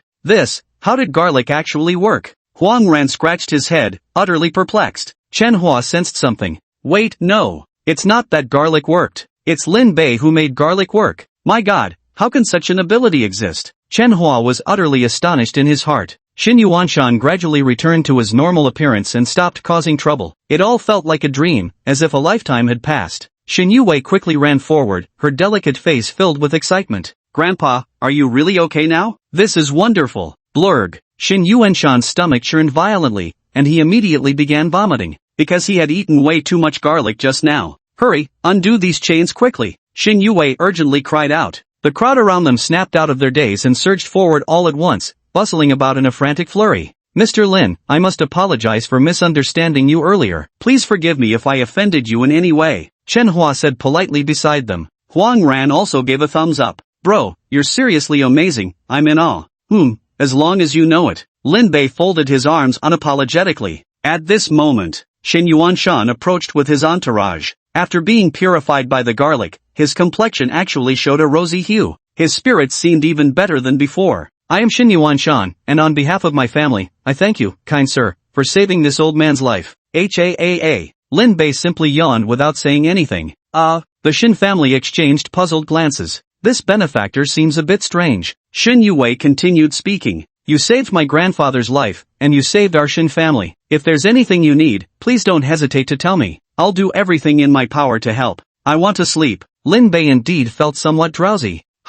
Sleep? The Shin family members exchanged glances, thinking what kind of request was this? But suddenly, Shin Yuwei's cheeks turned crimson, as if she had thought of something. Could it be, was he implying she should sleep with him? Why this request of yours, I might agree to it, but could you give me some time? Shin Yuwei stammered, her voice barely louder than a mosquito's hum, her face burning with embarrassment. Chen Xian hurried forward to smooth things over. Friends, don't misunderstand, Lin Bei actually doesn't mean anything, he just had a car accident, and his brain isn't quite, well, his thoughts are rather unique. I just want to sleep. What are you all talking about? Lin Bei couldn't understand it. What are they thinking when I just want to sleep? Are these people idiots? Shin Yuwei's delicate face instantly turned even redder, like a ripe red apple. She realized she had misunderstood. At this moment, the embarrassment was unbearable. He wished he could just vanish into thin air. Shin Yuanshan quickly stepped in to take charge, waving his hand as he issued instructions. Right, hurry now. Our benefactor has been busy for so long, prepare a place for him to rest immediately. Also,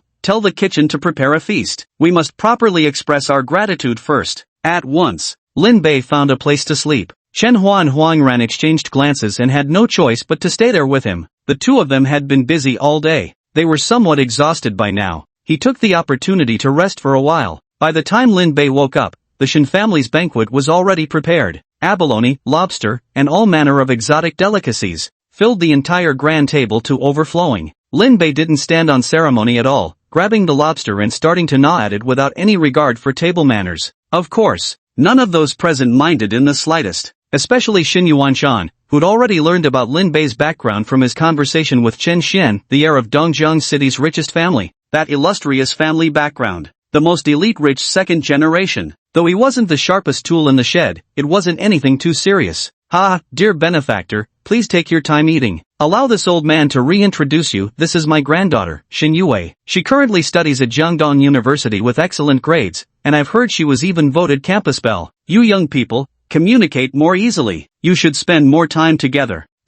Beside them, Shin Yuwei froze slightly. Something feels off here, seems like there's another meaning behind these words. Lin Bei nodded. Alright, I'll visit Jiangdong University when I have time. Well now, come, let's all raise a toast to our benefactor. Shin Yuanshan smiled and raised his wine glass. Shin Yue, however, tried to dissuade him. Grandpa, you've just recovered, so drink less wine and eat more. Here, let your granddaughter serve you a piece of your favorite garlic braised carp. What the hell? Garlic flavor? Shin Yuanshan's aged eyes widened as his stomach churned violently. Blurg, you. After Lin Bei had his fill of food and drinks, under the Shin family's respectful send-off, the group made their way back to the Supernatural Bureau together. Chen Xian felt quite pleased with himself. Follow Lin Bei's lead, and you'll live the high life. And it's incredibly impressive. Back at the station, I naturally had to brag about it to Bai Qiong and the others. Everyone unanimously agreed. Next time we'll all go together for something like this. Tagging along with Lin Bei for free meals and drinks. Full team, attack. Chen Hua and Huang Ren couldn't return to headquarters for the time being.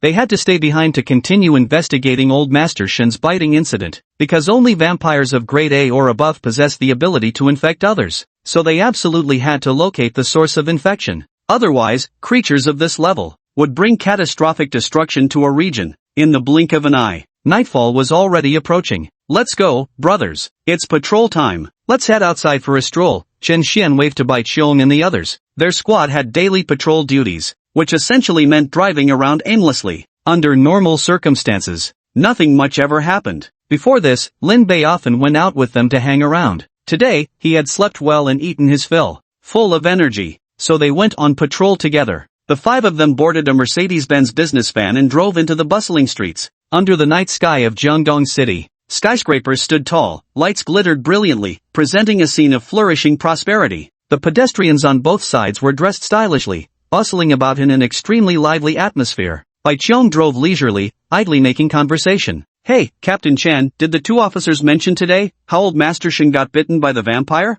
Nah, and it's not really our business anyway. Why ask so many questions? Chen Xian waved his hand. Dian Ningjun chuckled. You don't think he got bitten because he fell for a honey trap like our Captain Chen, do you? Put. No way. How old is Grandpa Shen anyway? Bai Qiong couldn't help giggling. Chen Xian's face turned dark. I told you guys, didn't we agree we wouldn't bring that up again? Ha ha ha ha ha. Several teammates burst into laughter. A faint smile curled at Lin Bei's lips. But at that very moment, from one of the street-side skyscrapers came the sudden sound of shattering glass. Crash. Lin Bei looked up through the car window. He noticed a dark figure plummeting from about 20-something stories high. Chapter 37, The Second Bloom. Smack. The person crashed to the ground like a torn sack, lying in a pool of blood. Ah, someone jumped off the building. Damn. For real? That's so terrifying. The surrounding crowd gasped in shock, their expressions filled with horror. Bai Qiong snapped back to attention and quickly picked up the walkie-talkie to report the incident to headquarters.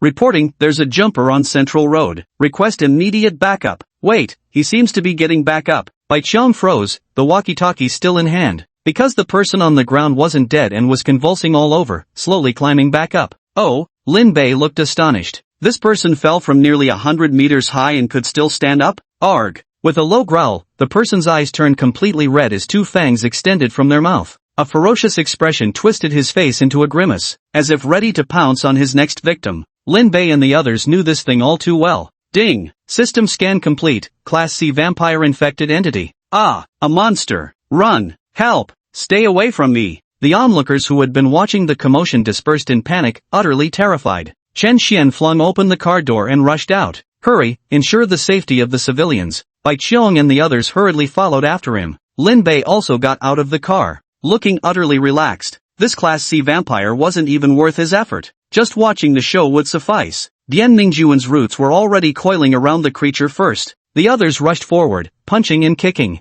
Asterisk thud thud. Boom boom. Rat-a-tat, asterisk. Before long, the group quickly dealt with the low-level vampire. Phew! Chen Xian wiped the sweat from his brow. Thank goodness I was here, or everyone would have been in danger. Captain Chen, this isn't the time to claim credit. Let's hurry upstairs and check, Dian Ningjun said. Yes, let's check if there are any casualties in the building. Only then did Chen Xian remember. The vampire fell from upstairs. It was still unclear what had happened up there. Lin Bei looked up. The broken window appeared pitch black, making it impossible to discern what lay beyond. And so, they quickly ran into the building. Taking the elevator, they arrived at the 23rd floor. Ding! The elevator doors parted left and right. Instantly, a thick metallic scent of blood assaulted their nostrils. Streaks of blood stained the originally white walls, standing out starkly. There were two corpses. They lay sprawled in the hallway. Both had clearly been mauled to death, their deaths gruesome beyond words. Chen Xian furrowed his brows tightly. Let's go check the room, see if there's anyone still alive. The door to the room where the vampire had fallen was left ajar.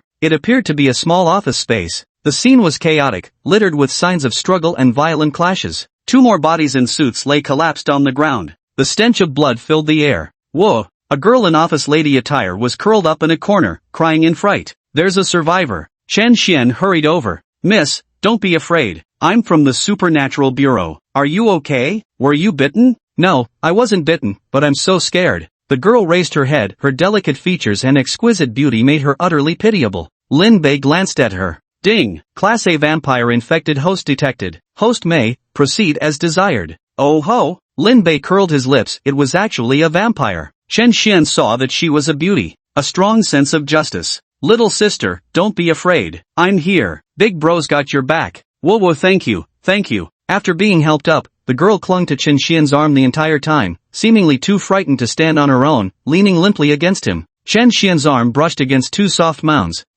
Damn, girl. Let's go, I'll get you out of here first. Okay, thank you for saving me, woo-woo. The girl sobbed her thanks. Chen Xian watched her delicate demeanor and felt his heart melting. After rescuing a survivor, the response team arrived, setting up barricades around the building as police car lights flashed red and blue. Would you like to go to the hospital for a checkup? Chen Xian asked. The girl still nestled against him, shaking her head. I don't want to go anywhere. I'm scared. I just want to be with you. Ha! Chen Xian's weathered face flushed red. Springtime emotions began to stir. Does this count as saving a damsel in distress? Then how about this? Bro will take you to the Paranormal Bureau. It's guaranteed to be safe there, and we can, also take your statement tonight. Okay. The girl nodded repeatedly. Bai Qiong always felt something wasn't quite right. Captain Chen, aren't you being a bit too dedicated to your job? No trouble at all. I've always considered public safety my personal responsibility. It's just doing my duty. Chen Xian declared proudly. At once, they all got into the car together. Chen Xian and the girl sat in the back of the business van. The two kept talking. Chen Xian showed attentive care, inquiring warmly about her well-being and soothing her emotions with gentle words. Lin Bei sat there twisting the Rubik's Cube. Without another word, the originally scrambled Rubik's Cube turned perfectly aligned on all 6 sides after a few crisp twists from him. Back at the Supernatural Bureau, taking the girl's statement, but she only said she was too scared at the time and couldn't remember anything. It's alright, we can take our time to recall. Chen Xian responded very magnanimously. How about, I walk you home? Big brother, I don't dare go back. Why don't you let me stay here tonight, okay? The girl pleaded pitifully. Chen Xian heard her call him big brother. Every bone in his body felt weak. Of course, Bai Qiong, you all can go home first. I'll stay behind for duty today. Oh, alright then, we're heading back. Goodbye, Captain Chen. Bai Qiong and the others said their goodbyes. At this moment, in the room, aside from Chen Xian and the girl, Lin Bei was also present. Lin Bei was squatting on the ground, playing with his transformers. Beep beep beep beep. Transformers, transform. Ahem, Lin Bei, it's so late, shouldn't you be heading back to sleep? Chen Xian tried to shoo him away. Lin Bei shook his head. I'm not sleepy, I napped too much this afternoon. Well. Chen Xian was speechless, thinking to himself, why would you take a nap this afternoon? What a third wheel. Miss Li, are you sleepy? After such a terrifying incident, how could I possibly sleep? The girl shook her head and said. Chen Xian quickly comforted her. It's okay, I'll stay here with you. At this moment, the room door was pushed open again. Chen Hua and Huang Ran walked in, looking utterly exhausted. Chen Xian quickly stood up. Well, where have you 2 officers been? Why are you only coming back now? Sigh, don't even ask. We were investigating vampires, but after all this work, we didn't even find a single hair. Huang Ran looked utterly dejected, raising his head to gaze at the girl with mild surprise. Captain Chen, who is this person? Chapter 38. How did you get bitten? She's a survivor I rescued, giving her statement now. Chen Xian said with a smile. Huang Ran nodded in agreement. Thank you for your hard work, Captain Chen. No, not hard work at all. Chen Xian waved his hands repeatedly, asking curiously, Hey, sirs, how exactly did that old man from the Shen family get bitten today? It concerns personal reputation, so it's not really appropriate for us to comment. Oh, I was just casually asking, no problem, hee. Chen Xian didn't pry further, though he found the whole secrecy about personal reputation issues rather mysterious. You two must be thirsty? Let me get you some water. Don't bother, we should rest now. We've got more work tomorrow. Chen Hua stretched with a yawn and stood up, leaving the room with Huang Ran. The girl nearby, secretly watched their retreating figures, her lips curling into an almost imperceptible smile. Her purpose for coming to the Ability Bureau was exactly to assassinate Chunhua and Huangran. Ha! They actually dared to investigate me. Soaring Eagle, Racing Hound. Is that all? Now the room fell quiet once more. Lin Bei kept playing with his transformer, brimming with energy. Yawn. Chen Xian was about to reach his limit. Director Lin, aren't you going to sleep yet? Staying up late is bad for your health.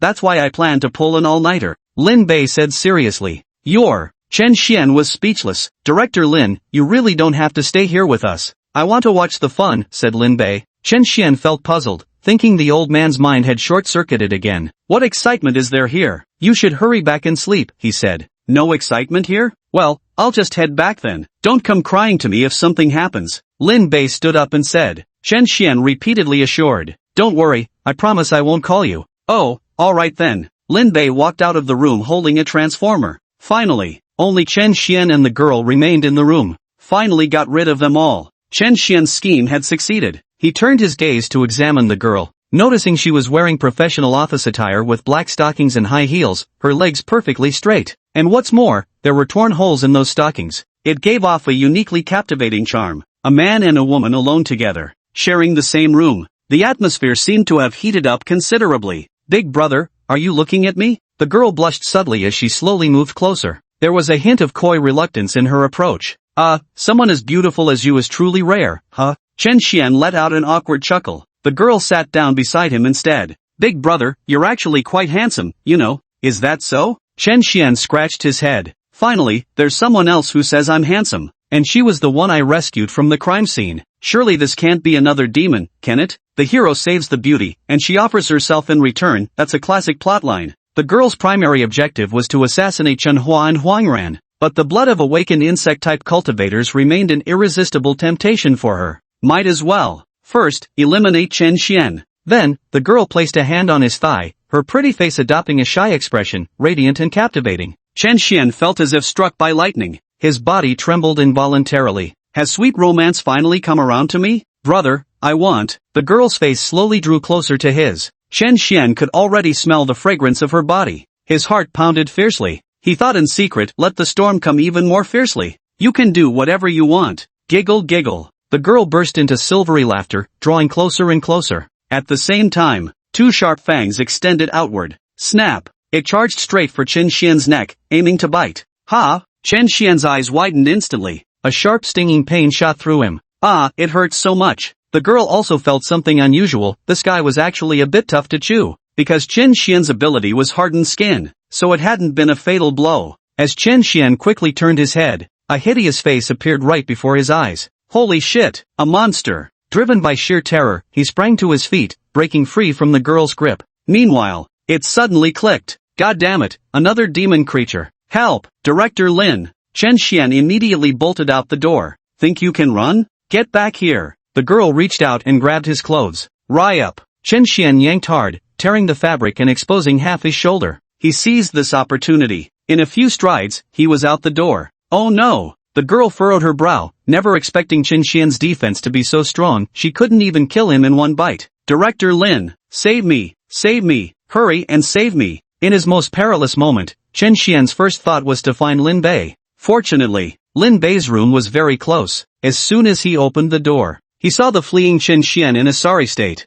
Haha, I told you there'd be some fun to watch. Director Lin, save me, that guy is a monster. Chen Xian was terrified, with blood dripping from his neck, his clothes torn, exposing half of his fair shoulder. At this moment, the girl had already chased them out, but her appearance was completely different from before. A pair of bloodthirsty crimson eyes stared intently. Veins bulged on his face, two sharp fangs protruding. This was a Class A vampire. Roar! With a low growl, she lunged at the two men. Lin Bei felt around and pulled out a water gun. Ding! System upgrade complete. Water gun transformed into holy water of purification. Bubu. Lin Bei pulled the trigger on his water gun, instantly splashing the girl's face. Ugh! She seemed as if sulfuric acid had been splashed on her, clutching her face in agony with a piercing scream. What's going on? At the same moment, two more figures appeared in the corridor. Fei Ying and Ben Quan, who were originally preparing to sleep, hurried over upon hearing the noise. The two of them stared in disbelief at what lay before them.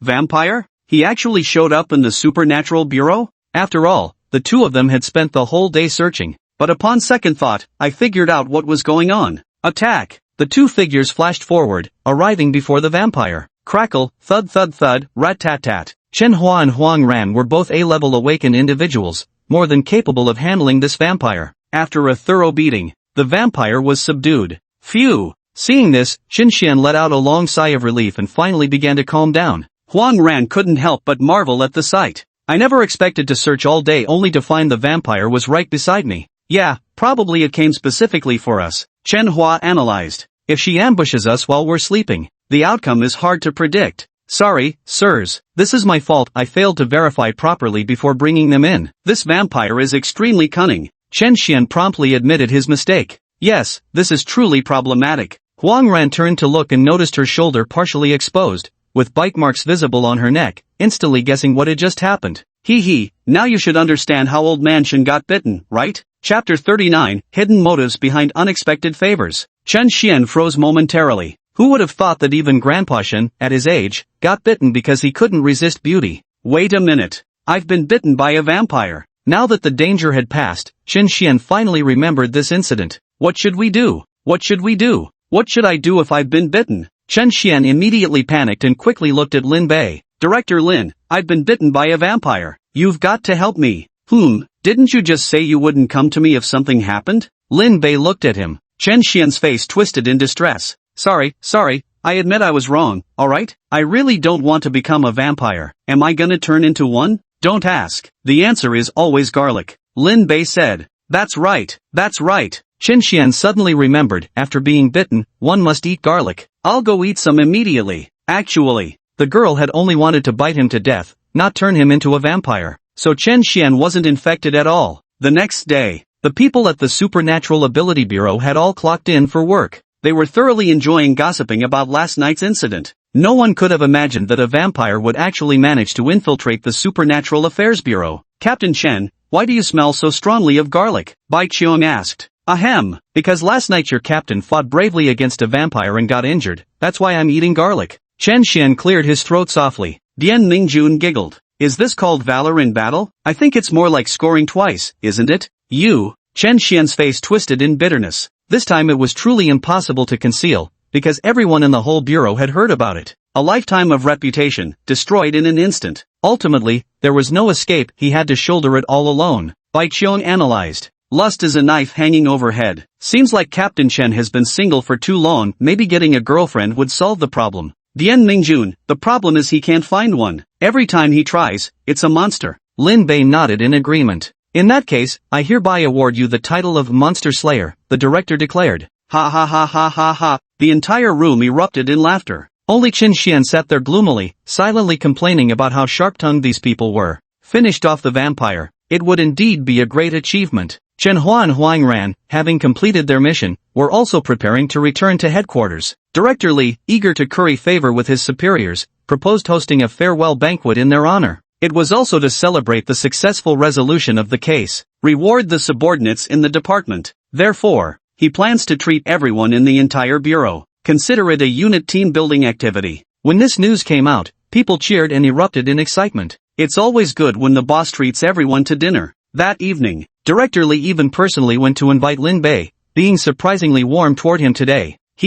Director Lin, the whole department is going out for dinner tonight. Won't you honor us with your presence? We've arranged it at Jiangcheng Grand Hotel. You've got a decent brain in that lump of yours. Lin Bei nodded in agreement. Director Li opened his mouth, wondering whether this was praise or an insult, but he quickly replaced his expression with an ingratiating smile. You're our esteemed benefactor, we'll be counting on your continued favor in the future. Perform well, and I'll make sure you get promoted. Lin Bei patted him on the shoulder. Director Li nodded repeatedly. Yes, please rest assured. At once, the group set off. Apart from a few on duty at the bureau, everyone who could go to eat went. Jiangcheng Hotel remained brilliantly lit, as bustling as ever. Since quite a number of people had come this time, 3 large tables were set up in the big private room. A moment later, the table was laden with delicacies from land and sea, a sumptuous feast. The aroma wafted enticingly through the air. Oddly enough, Director Li deliberately took a seat beside Lin Bei. Beaming, he poured tea and fetched water for him with cheerful attentiveness. With an obsequious expression. Here, Director Lin, have some water. Okay. Lin Bei naturally didn't stand on ceremony. The other colleagues all cast strange looks their way. What's wrong with Director Lee today? Are you kidding me with this level of enthusiasm? Yeah, if you're not brown-nosing the boss, how'd you end up sucking up to Lin Bei? Wasn't this supposed to be a farewell for the two superiors? People were buzzing with discussion. But Director Lee didn't care either, as if he'd completely abandoned any pretense of dignity. Here, Director Lin, please help yourself to the dishes. We have lobster here. Yes. Lin Bei feasted heartily. Chunhua took a quick glance and silently muttered to himself. TSK. Nothing comes for free, either a trick or a favor. After several rounds of drinks, the dishes had been tasted all around. The private room buzzed with lively energy as Lin Bei had practically eaten his fill. At this moment, Director Lee leaned in and asked, "So, Director Lin, I've heard it was you who cured your father's terminal illness?" "Indeed, just one injection did the trick," Lin Bei said nonchalantly. Director Lee rubbed his hands together. "Could you do me a favor then?" "Won't help." Lin Bei didn't even listen before shaking his head directly. "Come on, don't be like that." Director Lee shook his head repeatedly. "I have a friend who also has a terminal illness. Do you think you could help treat them?" "Oh, are you sure it's your friend?" Lin Bei eyed him skeptically. Director Lee nodded earnestly. Yeah, it's really not me, just my friend." "Okay, I need to pee." Lin Bei leapt off the chair and walked toward the private room's exit. Hey, Director Lin, why are you leaving already?" Director Lee watched his retreating figure with an expression full of urgency. People were eating in the private room. Outside the hotel entrance, two uninvited guests had arrived. Both had sinister glints in their eyes. They scanned their surroundings. "Black bro, isn't this the hotel owned by Lin Bei's family?" "I can sense it already, Lin Bei is inside," the dark-skinned young man said. He. The person beside him grinned cruelly. "Perfect. Completing this mission means a cool billion." Such short-sighted thinking. "Capturing Lin Bei is worth more than just $1 billion, we could squeeze some extra out of his father too."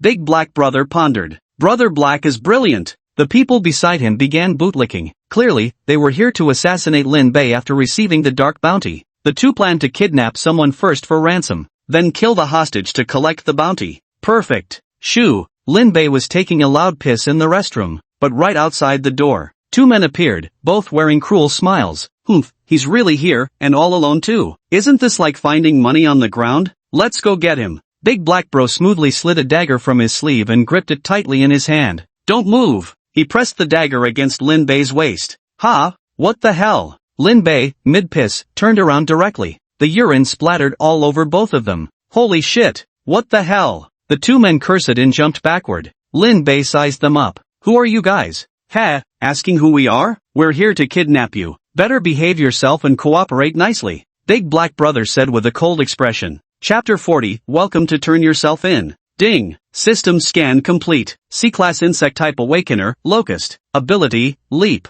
Ding. System scan complete. Level C Insect Type Awakener, Cricket. Ability, Antennae Perception. Ding. The system detects two people. "Oh, they just finished talking. Please handle it yourself, host." "One's a grasshopper, the other's a cricket. No wonder it's so dark-colored." "Very well, you two plan to kidnap me." Lin Bei remained completely unfazed. Big Brother Black was very indignant. "Hey, we're here to kidnap you. Could you at least show some respect for our profession?" "But I haven't finished eating yet, I don't have time right now." Lin Bei shrugged and said. Their eyebrows shot up. "No time, he says?" "We'd heard the target was an idiot, but this proves it." "Blackie, quit worrying about details, let's just haul him away." Grasshopper chimed in. Lin Bei waved his hand to stop them and said, "Hold on, how about I treat you both to a meal instead? This hotel belongs to my family." "Oh ho?" Big Black Brother was stunned. He was supposed to kidnap him. He's actually asking me out for dinner? What an idiot. Growl.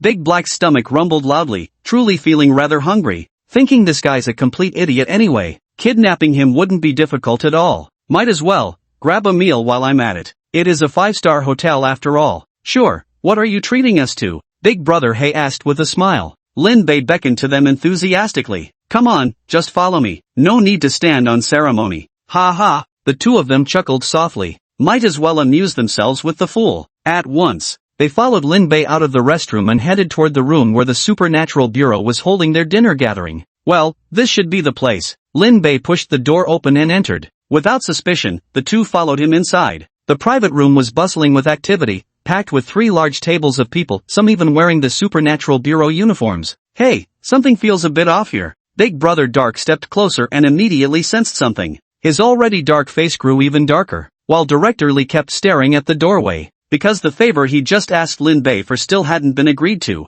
Seeing Lin Bei return at this moment, she was about to rise and greet him, but then she noticed he had brought back 2 strangers. Director Lin, who are these 2? Are they friends of yours? No, they're here to kidnap me, Lin Bei said with utmost seriousness. Ha! Director Lee's aged eyes widened in shock. Daring to kidnap our Director Lin? I still have something to ask of him. How preposterous was this? Arrest those 2. At Director Lee's command, there was a sudden rustling sound. All 3 entire tables worth of people stood up in unison. Big Brother Hei was instantly stunned. Holy shit! Holy shit! What's going on? This bastard is pulling a fast one. God damn it, the Supernatural Bureau is having their team dinner here, and he actually invited me to join. For a big bowl of prison gruel, maybe? Is it too late to regret now? The crowd also thought they were too arrogant, daring to come here to commit a kidnapping. Isn't this like walking right into a trap? Chen Xian stood up with a cheerful laugh, thinking to himself that he was about to score another merit. With a smile, he stepped forward. Welcome, both of you, to turn yourselves in here.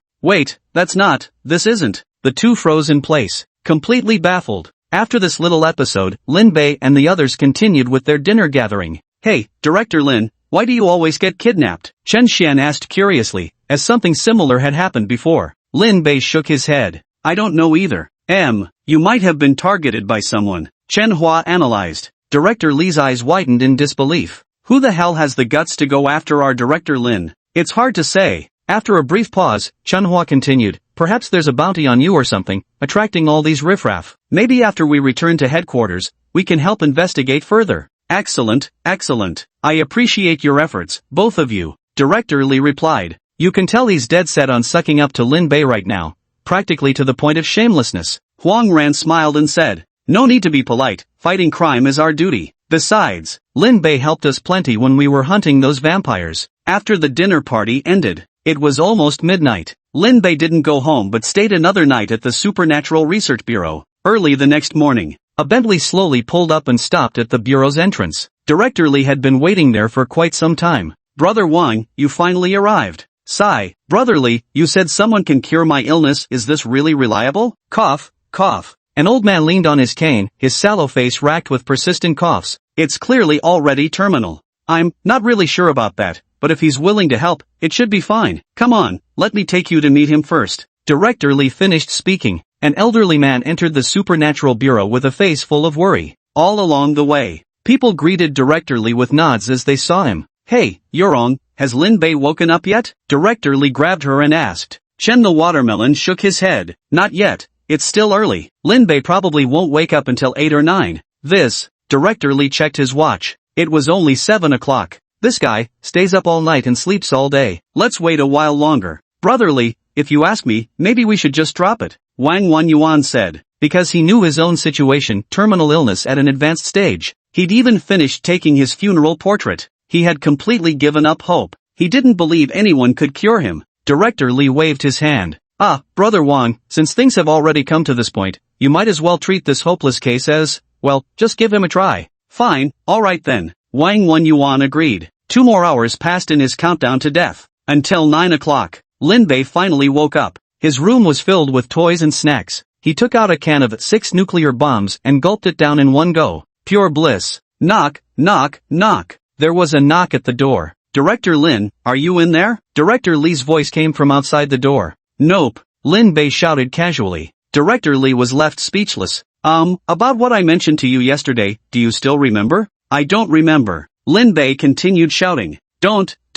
I've brought you something delicious. Director Lee could only play his trump card. Lin Bei's eyes lit up. Password correct. You may enter. The door swung open to reveal 2 elderly men stepping inside. Director Lee introduced. Director Lin, this is the friend I was telling you about. Oh, so you weren't just making friends up after all. Lin Bei nodded. Ahem. Wang Yuan looked embarrassed. Hello, I'm Wang Yuan, president of Zhengdong University. I'd appreciate your support. Chapter 41, Treating Illness. Lin Bei completely ignored him, instead fixing his gaze on the snacks Director Lee was carrying. Director Lee knew his temperament, so he had prepared them specially.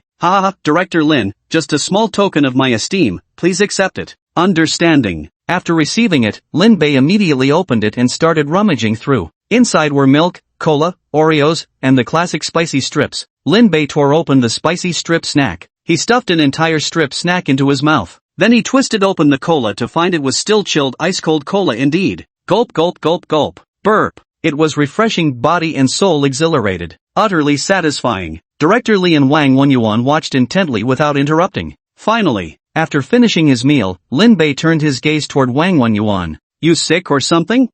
Yeah, it's me. Cough, cough. Wang Wenyuan felt something was off but couldn't argue back, involuntarily coughing a few times. Lin Bei nodded. The kid's coughing won't stop, probably a lost cause. Wang Wenyuan's eyes widened. He wondered, is this guy even competent? Can this dude actually treat illnesses? Director Lee quickly intervened to smooth things over. Exactly, he's really done for, otherwise he wouldn't have come to you. You're all powerful, won't you give him a quick look over? Well, alright then. Hold out your hand, I'll give him a shot. Lin Bei agreed. Mainly because the tumor-headed guy had been behaving well lately, quite sensible actually. Getting a shot? Right here? Wang Wenyuan looked around in confusion, noticing only snacks and toys. There wasn't any vaccination equipment in sight. Director Lee said with a wink. Brother Wang, quickly extend your hand, cooperate with Director Lin. Oh, alright. Wang Wenyuan slowly stretched out his hand. If he were a decades-old friend of Director Lee, one might suspect him of being a fool. Lin Bei extended a finger. Like a child playing house, he imitated a doctor by poking at the back of his hand. Ding! Healing energy activated, the patient's illness is instantly cured. The system voice sounded. Lin Bei was very satisfied. Alright, your shot is done. You're all better now. Is that all? Wang Wenyuan was dumbfounded. Is this some kind of children's game? Can it really cure the illness? He didn't believe it one bit, filled with utter despair inside. The hope that had just risen was shattered once more. Sigh. Forget it. I'd better go order a coffin. Director Lee was brimming with excitement. Brother Wang, how are you feeling? What else can I do? Wang Wenyuan was just about to say something, but suddenly stopped. Wait. He felt the urge to cough disappear. A surge of warmth enveloped him, wrapping his entire body in cozy comfort. Wang Wenyuan's complexion turned rosy, and his breathing became noticeably easier. It felt as though his years of chronic leg pains had miraculously healed. I think I'm better now, watch me take a couple steps for you. He attempted to move his body. Discovering his back didn't ache, his waist wasn't sore, he could sprint up 5 flights of stairs without breaking a sweat. Even that chronic condition he'd had for years, herniated disc, chronic cold legs, arthritis, frozen shoulder, rheumatic bone pain, all cured. Wang Wenyuan immediately threw away his cane. Joy was evident on his face. Brotherly, I'm cured, really cured, look, I can even jump high jumps. Great, ha ha ha ha. Director Lee, seeing him dancing with joy, also felt happy for his old friend. Wang Wenyuan was overwhelmed with excitement. He felt as if he had turned 20 years younger, fully confident he could father 2 more sons without any trouble. Thank you so much, Director Lin. This great kindness will never be forgotten. A trifling matter, Lin Bei said nonchalantly. Seeing this, Wang Wenyuan admired him even more. Impressive, damn impressive. This guy's a goddamn legend. The Supernatural Bureau truly has an abundance of talent. Just casually poked a few times like it's nothing, he managed to cure his own terminal illness. Such a master is definitely worth befriending. Director Lin, I will never forget your tremendous kindness. If you ever have any requests in the future, please don't hesitate to ask. Nothing comes to mind for now. I'll let you know when I think of something. Lin Bei waved his hand and said, Yes.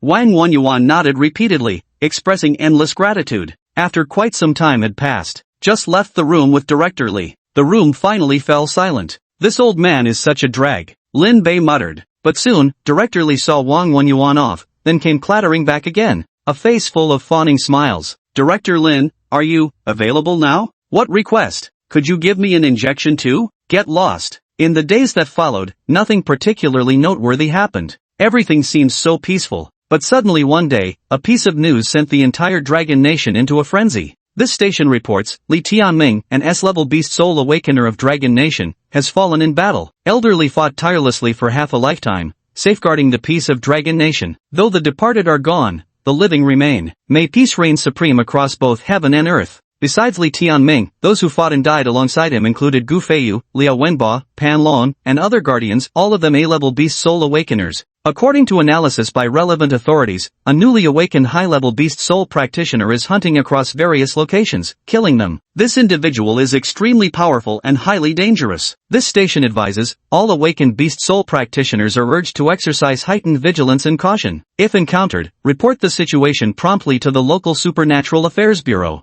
As soon as this message was announced, It quickly blew up on TV and online. Holy shit, Old Lee died in battle? No way, it must be fake, I don't believe it, woo. Right, Old Lee was so strong, how could he die in battle? He was an S-level awakened for God's sake? Li Tianming was a household name in Dragon Country. Because during several past outbreaks of mutated disasters, Elderly traveled across various regions of Dragon Country, slaying formidable enemies, quelling calamities, and rescuing tens of thousands from peril. Thus, in people's hearts, he is like a guardian deity. He was once honored as Dragon Country's foremost guardian of order, admired and adored by countless people. But, today came the shocking news of his death in battle, and by being hunted down, the people were utterly disheartened. I heard that after Old Lee died, someone shattered his skull and took his soul crystal. Damn, who the hell did this? What kind of savage would do such a thing? Yeah, Old Lee guarded Dragon Country for half his life, only to end up being hunted down in the end? Damn it! If it weren't for Old Lee, this bastard would have been long dead, wouldn't even have had the chance to awaken. And now he's hunting Old Lee in return?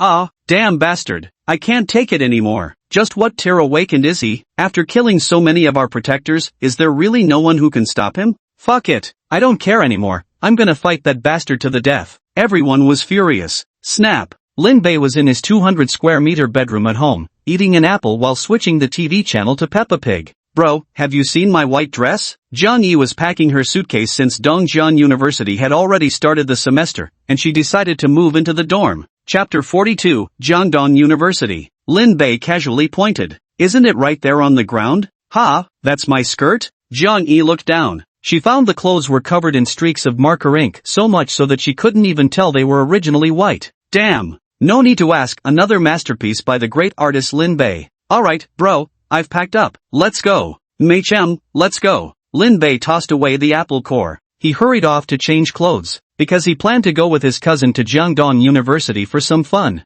Jiangdong University, already a century-old prestigious institution, boasts many campus buildings retaining the architectural style of the last century. It appears to be brimming with cultural sophistication. The campus features an artificial lake, suspension bridges, lawns, and flower gardens. Scenery as picturesque as a painting. Students are dressed vibrantly, bustling with activity, pulsing with youthful energy. Lin Bei was walking by the lake with his cousin when their striking good looks drew frequent glances from passers-by. Wow, so handsome. Is he a freshman? That girl is adorable too, totally my type. TSK.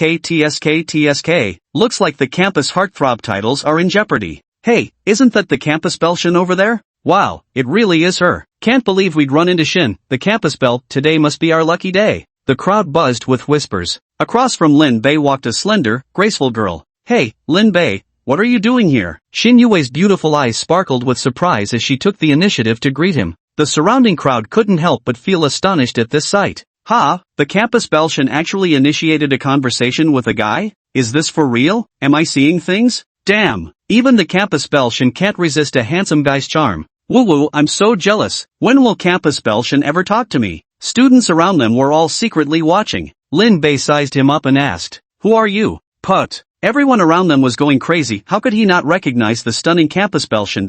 Even if he'd only seen her once, shouldn't the impression be unforgettable? Xin Yue also felt rather awkward. I'm from the Shin family, Xin Yue. Don't you remember me? Oh, now I remember. Lin Bei had a vague recollection. Her grandfather, just like Chen Xian, fell for the vampire's honey trap and got bitten. Xin Yue smiled brightly. Are you here to have fun today? No, I'm taking my little sister to school, Lin Bei said. Beside her, Zhang Yi's bright eyes sparkled as she greeted warmly. Hello, Sister Shin. I'm a freshman this year. You're so beautiful.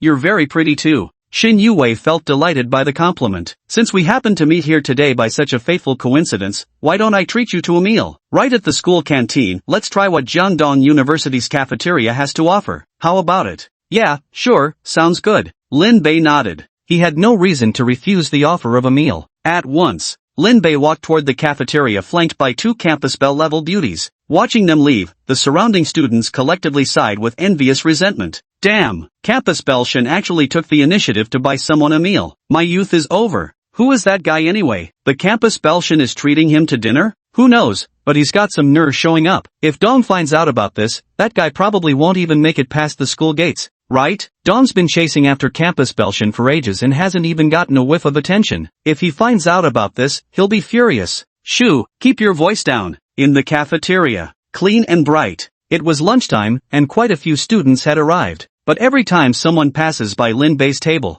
they can't help stealing a glance, because the appearance of the three at the table is simply stunning, the kind that appeals to everyone regardless of gender. Shin Yue enthusiastically ordered a whole table of dishes, and Jiangdong University's cafeteria had excellent culinary skills. Lin Bei ate with such gusto that oil dripped from his mouth. Goodness, brother, slow down with your eating. Jiang Yi, out of long-formed habit, attended to her older brother by grabbing a tissue to wipe his mouth. Put. Shin Yue chuckled softly and also took a tissue to wipe Lin Bei's hands. Hiss. Seeing this, the surrounding classmates completely lost it. What's up with that guy? Can't even take care of himself? Holy shit! Holy shit! Two gorgeous babes waiting on him. Amidst their astonishment, people felt even more envious. If only they could have this kind of treatment themselves, how great would that be? But soon, they stopped being envious and hastily lowered their heads to eat obediently, as if they had glimpsed some terrifying monster. Because there was a young man with a gloomy expression. He was followed by a group of lackeys. They stormed angrily toward Lin Bei's table.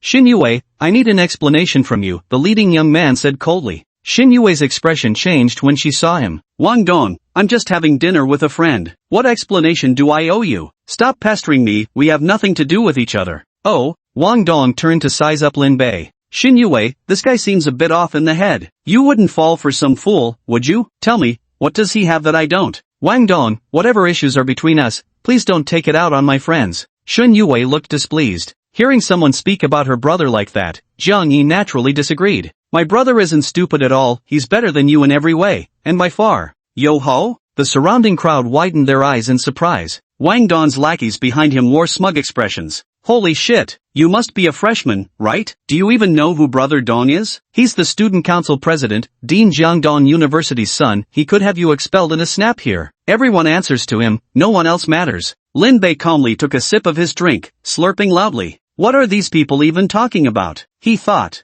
What a mess. Wang Dong's expression grew even more arrogant. Shin Yue, didn't you say you wouldn't let me make trouble for your friend? Well, today this old man is gonna mess with him. Let's see what happens. Burp. Lin Bei let out a satisfied burp. Still ignoring him, the classmates around them silently lowered their heads to eat. Yet everyone was thinking the same thing. Wang Dong is really too arrogant. He's totally ruining the school's reputation. Damn it. The principal's son got in through connections. Nobody can actually control him. Shin Yue suddenly stood up. I'm warning you, be nice to my friend. He's not someone you can afford to mess with. Oh fuck, I don't believe this, you think I can't mess with him? Moron. Retard. Absolute imbecile. So what if I curse at him? Wang Dong was acting arrogantly. His lackeys behind him also started rolling up their sleeves. They looked ready to throw down at any moment. Kid, got the guts to step up? Stop always hiding behind women, acting like a damn coward. Wang Dong pointed at Lin Bei. At this moment, Lin Bei finally turned his head, giving him a sidelong glance. Chapter 43 The Scene of Double Standards. Your mouth is so foul, have you been eating shit? Lin Bei said indifferently. Ding. This system thinks so too. Reward him with eating shit. The system's voice rang out. Wang Dong was furious. Ah fuck. Brothers, help me, MMMPH, blah, you. He didn't finish his sentence, when something strange suddenly appeared in his throat, and the stench rushed straight up to his scalp. A lump of shit appeared in his mouth. Bleg, cough yuck. Wang Dong immediately doubled over and began vomiting. The people around them looked shocked while simultaneously smelling that foul stench. Holy crap, what the hell is that? Damn it, it's shit. Brother Dong, why the hell are you vomiting shit? Everyone's eyes widened in shock as they realized Wang Dong had such a unique talent. Shin Yue and Jiang Yi both covered their noses. So disgusting. Wang Dong kept vomiting, his eyes reddening, nearly suffocated by the feces. Ugh, hurry, help me, I can't take it anymore. Yuck. The younger brothers behind him looked anxious. Go find someone quickly. Dong Ji can't stop vomiting shit. For a moment, the entire cafeteria erupted in chaos. No one expected Wang Dong to actually vomit feces. The news spread rapidly. Teachers and security guards heard the commotion and rushed into the cafeteria. Come and witness this grand event. The dean of students rushed into the principal's office. Principal, it's bad. Your son Wang Dong is vomiting feces in the cafeteria. Go take a look. Ha? Wang Wenyuan's aged eyes widened in shock. Shitting vomit? What's going on? The group rushed to the cafeteria in a panic and were instantly hit by a wave of foul stench. My son actually vomited shit? Wang Wenyuan hurried over. Xiaodong, what happened? How come you're vomiting feces? He only remembered his son spitting up milk as a baby. Never heard of anyone vomiting poop before. By now, Wang Dong was nearly vomiting bile. It was just too disgusting. It's him, It must have been his sorcery. Dad, you need to stand up for me. Wang Dong viciously pointed at Lin Bei. All around them, including security guards, teachers, and other bystanders, had gathered. Wang Dong had strength in numbers. The onlooking students could sense trouble brewing. Oh no, he's offended Wang Dong. I think he's completely done for. Yeah, after all, his dad is the principal. Ah, how pitiful.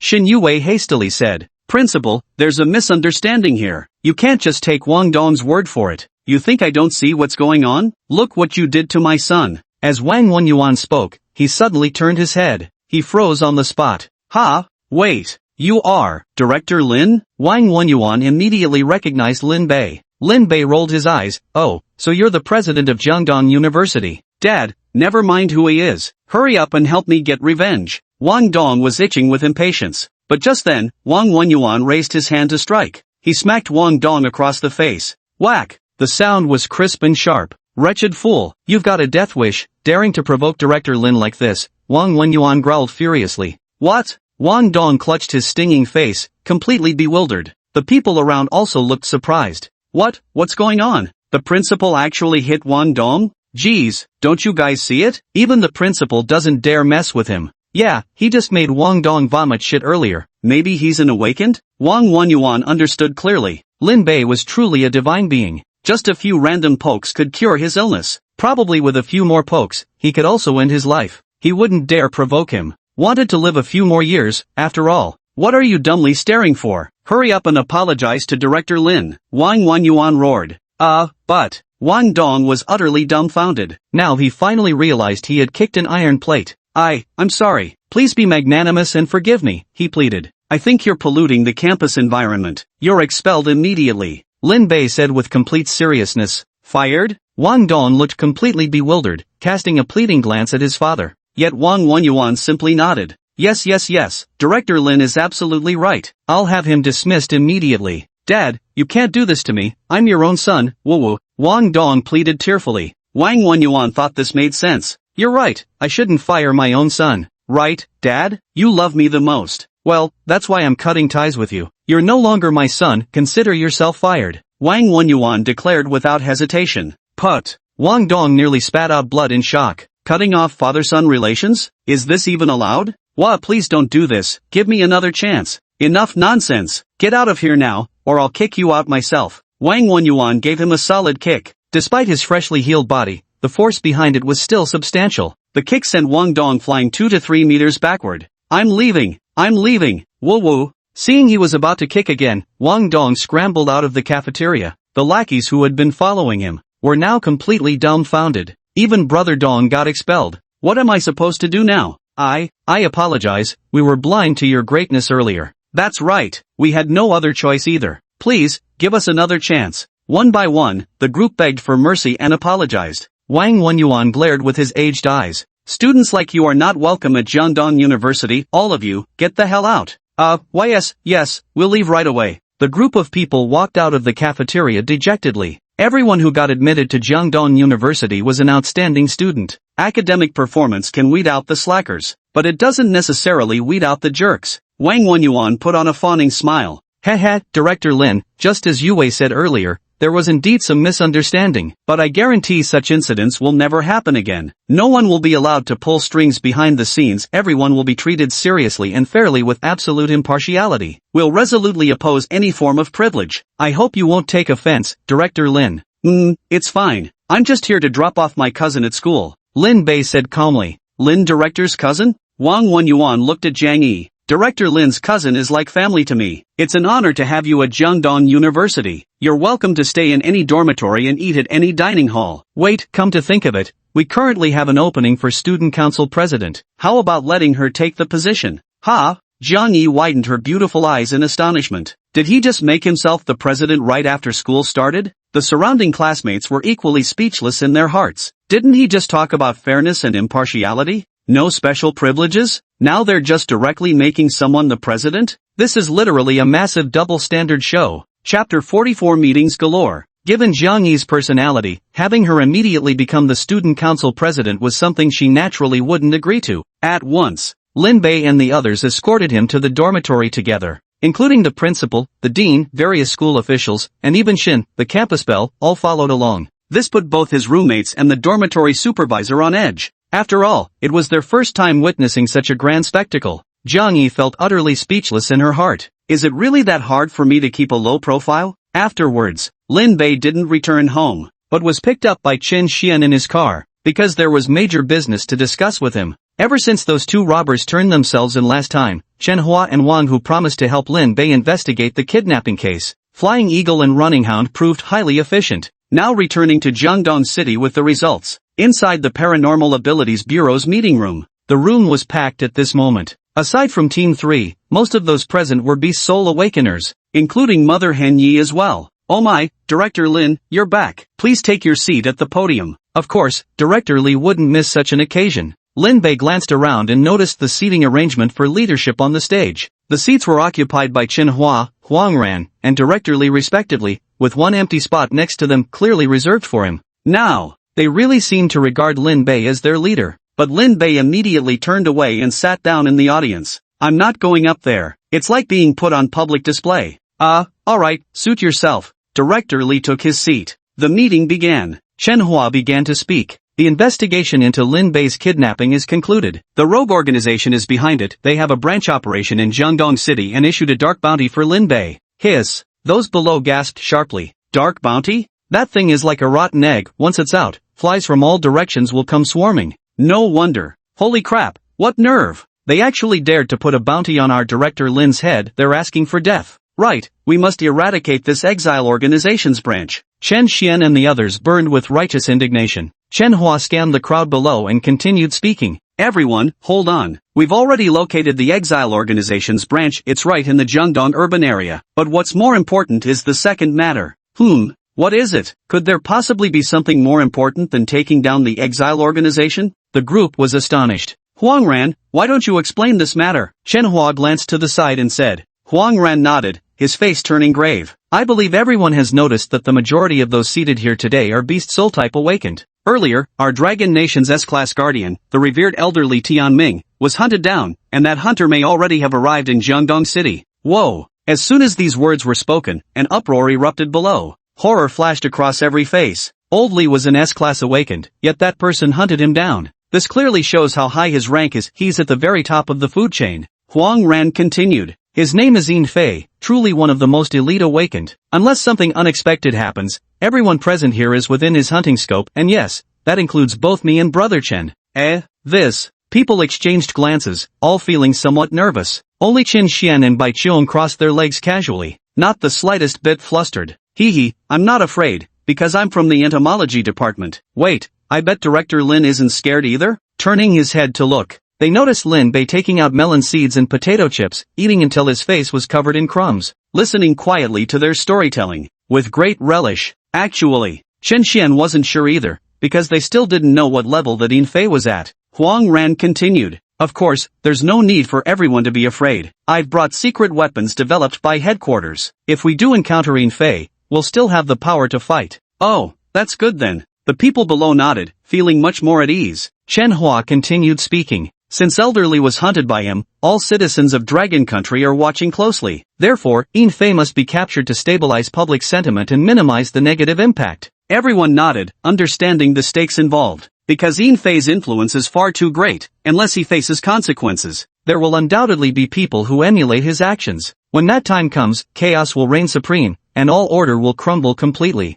The strong will prey on the weak, whether they're relatives or friends, as long as they fall within the hunting scope. They inevitably turn against one another. Chen Hua sighed heavily. Alas, as more and more awaken emerge, many regions abroad have completely descended into lawless worlds where monsters and demons run rampant. Awakened devour each other, while ordinary humans are raised like livestock for their blood. Driving all this forward are the exiled organizations. They continuously assault our borderlines, secretly release mutated creatures into Dragon Nation, and incite our compatriots to slaughter each other, all to dismantle the order of our Dragon Nation. These words spoken, the crowd below fell silent. The current situation was indeed far from optimistic. Each of them was a guardian of order and family in Dragon Kingdom. Chen Xian suddenly rose to his feet, declaring his resolve. Although I only wish to live a simple and uneventful life, do my job well, and give my best efforts to maintain peace in my corner of the world, I am always ready to make sacrifices if needed. You sacrificing yourself won't make any difference. Huang Ran said casually. Chen Xian instantly had a face full of black lines.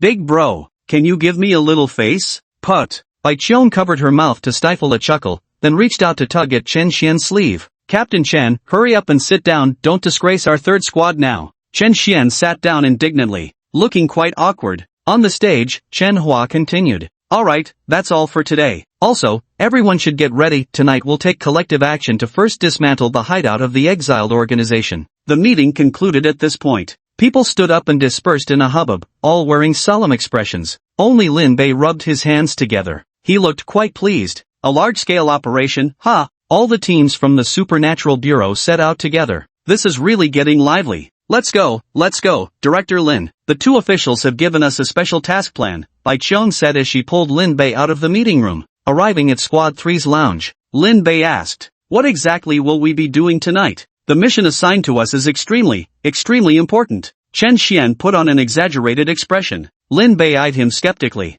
What exactly is it? Stand guard. Chen Xian said emphatically, the two commanders have assigned our third squad to stand guard while they lead the other two squads in the main assault. Chapter 45 Infiltrating the Bar. Is that all you've got? Lin Bei found it utterly boring. Keeping watch meant observing enemy movements from the perimeter and reporting back promptly. Its function was merely equivalent to placing a ward. Lin Bei felt he was about to become a key player. That exiled organization had placed a bounty on him, clearly not up to any good. At the Supernatural Ability Bureau, people were nervously preparing. The exiled organization's branch was located beneath a bar in the West District. Xiqing District was the most chaotic area in Jiangdong City. Small-time gangsters ran rampant, with streetwalkers found on every corner. Chen Hua's plan was to proceed in batches while wearing plain clothes to avoid alerting their targets prematurely. As for Squad 3, as the lookout, naturally they'd be the first to go. Survey the situation first. Move out. Lin Bei was practically itching with impatience. Wang Hu was still behind the wheel, with Chen Xian riding shotgun. Heading west towards Xiqing District. Leaving behind the bustle of the city center, the surroundings grew noticeably desolate, especially the streets of Xiqing District. The ground was littered with trash, empty bottles, cigarette butts, even used contraceptives strewn everywhere. The streetlights were dim from years of disrepair. The surrounding walls were covered in all kinds of graffiti. Punk kids with garishly colored hair swaggered down the street, while drunken men urinated against the walls. A jeep slowly came to a stop. The Exile Organization's branch is nearby. Everyone stay alert, scout the situation first, don't startle the enemy. Chen Xian scanned his surroundings. Not far away along the street stood a row of sharply dressed women, low-cut tops, miniskirts with black stockings, red-soled high heels, posing and preening to attract passing customers. Hiss, can't see clearly from the car. I'll go check it out. Chen Xian's eyes were fixed in a daze. He pushed the door open and got out of the car. Bai Qiong was curious. Captain Chen, were you scouting the enemy situation? Lin Bei felt somewhat bored. He followed and stepped out of the car. Quite a few girls immediately noticed him, swiftly batting their eyelashes. Some even lifted their short skirts, revealing a mosaic-covered glimpse. Hey handsome, come play with me? Ding. System scan, Type C vampire infected. Lin Bei ignored it. Then he looked toward the scruffy middle-aged man by the trash bin. Ding. System scan, C-level vampire infected entity. Plus some hoodlums currently chatting up streetwalkers. Ding. System scan, C-level vampire infected entity. Many others appeared with sallow complexions and pale lips, clear signs of having been drained by vampires. The vampires didn't take their lives, but kept them as blood cattle, periodically draining them to ensure a long-term blood supply. Director Lin, have you spotted any suspicious individuals? Chen Xian's gaze remained fixed on the scantily clad girl. Lin Bei nodded slightly. There are so many vampires around here. Ha! Chen Xian's eyes widened, then I'd better go back to the car to observe. He hurriedly scampered back in disgrace. Meanwhile, Lin Bei didn't care at all and strode straight toward the crowded area. Where did Director Lin go? Bai Qiong sat in the car, staring at Lin Bei's retreating figure. Chen Xian shook his head. Who knows? Don't worry about him. Do you think he might expose our plan? Probably not. Lin Bei walked forward, arriving at the liveliest spot. Ahead stood a brightly lit bar, where the faint pulse of restless music could be heard. People came and went through the entrance. Quite a few hoodlums stood around smoking. According to Chen Hua, this is where the exiled organization is located. Lin Bei strode in without hesitation. The restless music instantly grew louder. Come on, to the left, draw a dragon with me, to the right, paint a rainbow. Come on, left side, draw a rainbow with me, on your right side, now draw a dragon. Blinding stage lights flashed wildly. Bodies twisted endlessly to the beat. The air hung thick with cigarette smoke, liquor fumes, and something faintly metallic. On the small stage ahead, scantily clad girls were performing pole dances. Waves of rowdy cheers kept erupting. In the dimly lit corners, many couples were entangled together. Lin Bei also noticed a young girl curled up on the sofa, trembling incessantly. 2 bite marks were visible on her neck. She had clearly just been bitten for blood. Oh ho, things are getting quite lively here. Lin Bei sighed inwardly. Turning his head, he spotted a familiar face. Captain of the second squad, Yi Ling, was sitting at the bar counter, sneakily scanning his surroundings. Hey, Yi Motherhen, you've already infiltrated here? Lin Bei greeted with a smile. Yi Ling was startled and immediately made a shushing gesture.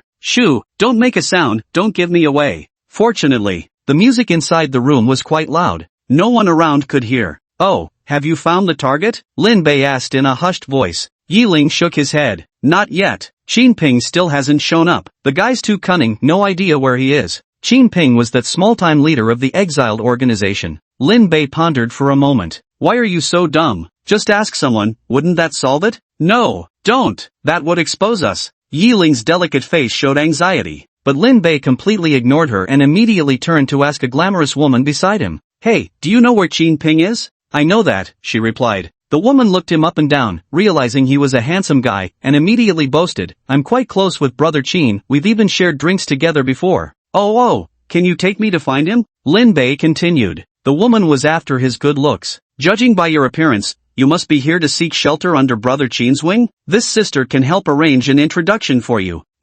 Let's hurry then. Lin Bei couldn't wait any longer. At once, following the woman's lead, he walked deeper into the bar. Only Yi Ling was left standing there, utterly confused. No way, no way. Is this really acceptable? But she didn't hesitate and immediately followed behind Lin Bei. Lin Bei extricated himself from the boisterous crowd. The surroundings grew somewhat quieter. Don't worry, little brother. With sister putting in a good word for you, Brother Qin will surely take you in. Just follow Brother Qin faithfully later, and you'll enjoy all the good stuff in life. The woman swayed her hips, adopting a lecturing tone. Enjoying the good stuff sounds fine, but why drink spicy things? Is spicy liquid even tasty? Lin Bei asked. The woman was momentarily speechless. This guy looks handsome from head to toe, except he doesn't seem to know how to talk properly. By the way, Brother Qin has a terrible temper. When you meet him later, be very careful with your words and don't piss him off. Okay, I won't piss him off. Lin Bei decided to just kill him outright later. Entering the bar, there was a staircase leading underground. Guards stood watch on either side of the stairway entrance. Ding! System scan, B-grade beast soul type awakened being, duck, ability, quacking. Ding! System scan, B-level beast soul awakener, big goose, ability, twisting people. Halt! Who are you people? A hoarse-voiced man asked. The woman immediately grew tense. Hey boss, I'm here to see Brother Qin. We used to drink together back in the day, and today I specifically brought someone to introduce to him. Chapter 46, The Hunter Appears. The two men sized them up and decided they couldn't stir up any trouble, so they let them pass. Lin Bei followed the woman down the stairs, revealing a long corridor ahead. Rooms lined both sides. Many people were moving through the corridor, among them were awakened ones, or perhaps vampires. This branch of the exile organization was quite similar to the Supernatural Bureau. Each department had its own responsibilities, tasks were clearly divided, and the scale was not small. This is Brother Qin's office. The woman grew even more nervous, adjusting her makeup and pulling down her low-cut top slightly to make herself appear more impressive. Remember, don't say anything unnecessary once we're inside. Only speak when I tell you to. The woman added another reminder. He raised his hand and knocked on the door. Who is it? A deep young voice came from inside the room. The woman quickly responded. Brother Qin, it's me. We drank together before. I've got something to discuss with you today. Oh, come in. The young man's voice replied. Only then did the woman push open the door and walk in with unease in her heart. The room was dimly lit. A television hung on the wall, facing a sofa, coffee table, and a desk. A young man sat on the sofa, with a hooked nose, prominent cheekbones, and sinister eyes. This man was none other than the minor leader of the exile organization, Qin Ping. Ding! System scan, S-class insect type awakener, ghostface spider. Abilities, blade claws, silk spinning. It's actually an S-class awakened one, so he must be the one who put a bounty on me. Lin Bei muttered to himself. The woman bowed respectfully to Qin Ping. Then she said to Lin Bei, this is our Brother Qin. Quickly say hello, be smart about it, say hello, Brother Qin. But Lin Bei hesitated, pulled out a plastic toy gun from his pocket, aimed it straight at Qin Ping.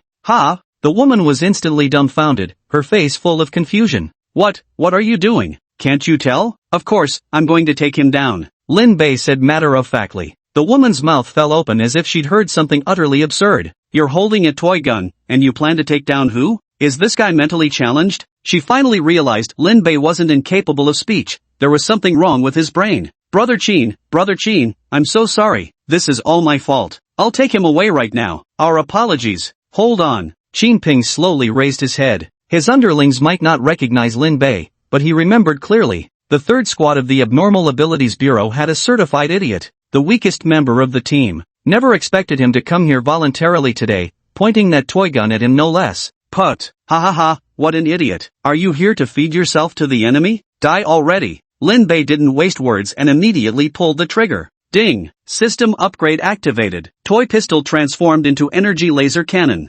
Boom. With a deafening roar, a laser beam exploded into the air. Holy shit? Qin Ping cried out in astonishment, never expecting a toy pistol to pack such power. What's going on here? The explosion sent Qin Ping flying backward, his face charred black and his hair completely singed away. Gah! The woman standing nearby was left utterly dumbstruck. His gun is that powerful? At the same time, she realized he wasn't here to join Qin Ping's side, he came to kill. Mom, help! The woman scrambled outside in panic. At this moment, Lin Bei pulled the trigger repeatedly. Because S-class awakened individuals are physically formidable, one shot wasn't enough to kill them. Boom, boom, boom. Explosions echoed continuously, shaking the ground like an earthquake. Dust cascaded down throughout the entire room. The walls collapsed from the explosion. Qin Ping, engulfed in flames, suffered unbearably. What kind of ability is this? That badass? Wasn't Lin Bei supposed to be the weakest in Squad 3? Back then, they said they'd pick the easiest target to squash. Now, he finally realized his mistake.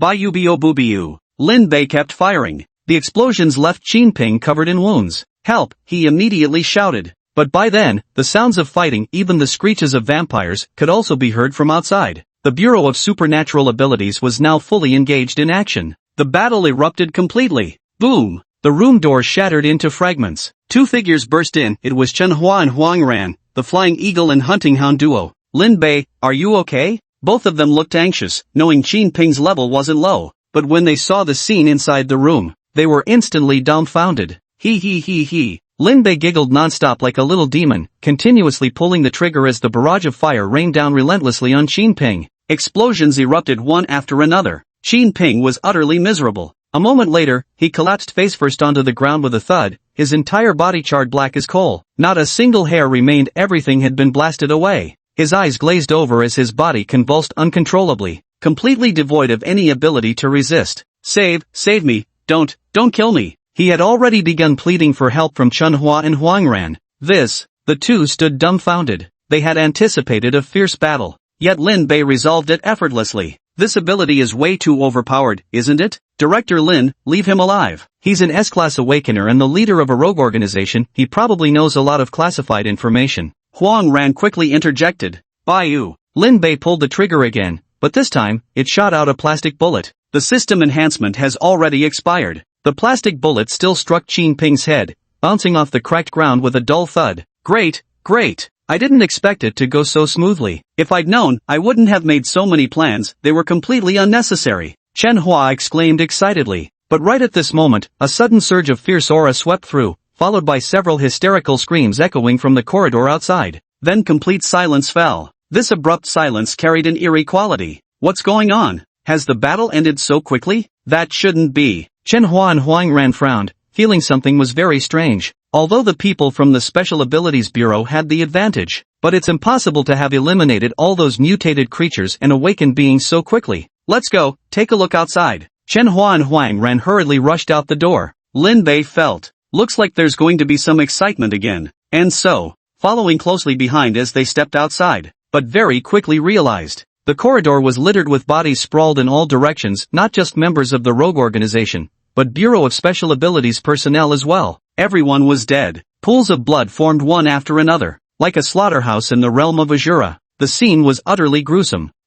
How could this be? Both Chen Hua and Huang Ran were dumbfounded. Looking up, at the far end of the corpses littering the ground stood a young man, looking at the two with an amused expression on his face. Obviously, all these corpses were his handiwork, each dispatched with a single decisive move, instant annihilation. Chen Hua and Huang Ran opened their mouths. Their expressions immediately turned panicked. You are, Yin Fei? Chapter 47 SSS Level. At this moment, loud footsteps clattered on the stairs as Chen Xian and the other lookout personnel came rushing down. Chen Hua's expression changed abruptly as he hurriedly warned. Everyone scatter. Stay away from him. A top-tier beast soul awakener capable of hunting down Oldly, an S-class entity, certainly possesses the power to annihilate them instantly. Ha, who's there? Seeing corpses littering the corridor, Chen Xian felt bewildered until he turned and saw the young man, his expression instantly transforming into one of utter shock. Holy shit, how could it be him? What's he doing here? Chen Xian turned around and sprinted back several dozen meters.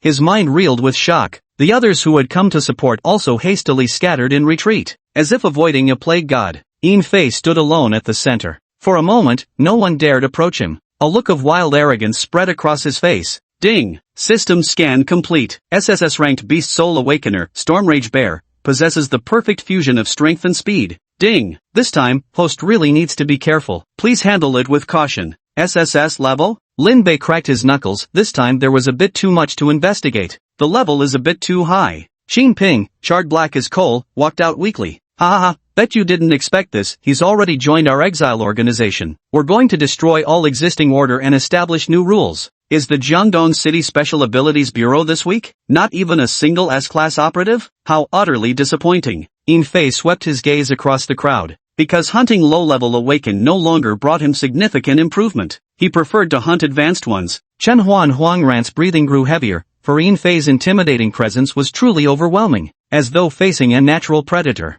Yin Fei, I advise you to stop right now, Chen Hua said gravely. Yin Fei shook his head. A new world requires new rules, and these new rules must be established by the strong like us. So what exactly do you want? Huang Ran broke into a cold sweat. Yin Fei smirked arrogantly. I just want to kill both of you, or get killed by you too. That's right, brother Yin. Finish them off. Xin Ping's face was flushed with excitement. Take down their supernatural bureau, and Jiangdong City will be ours to rule. We'll remake all the rules. Die, weaklings. Yin Fei murmured softly, his figure suddenly shifting into motion. It was as if he had vanished in an instant. SSS tier speed is beyond their ability to track. Chen Hua's pupils contracted to the size of needle points. Eagle eye activated. Yet he was astonished to find he could barely catch a glimpse of a silhouette. Put. Then came a sharp pain in his shoulder as blood spurted out. Yin Fei's fingers had already pierced deep into the flesh. Originally, it was a strike straight through the heart, but Chen Hua had activated Eagle Eye, and speed was his forte to begin with. That's why he barely managed to dodge a bit.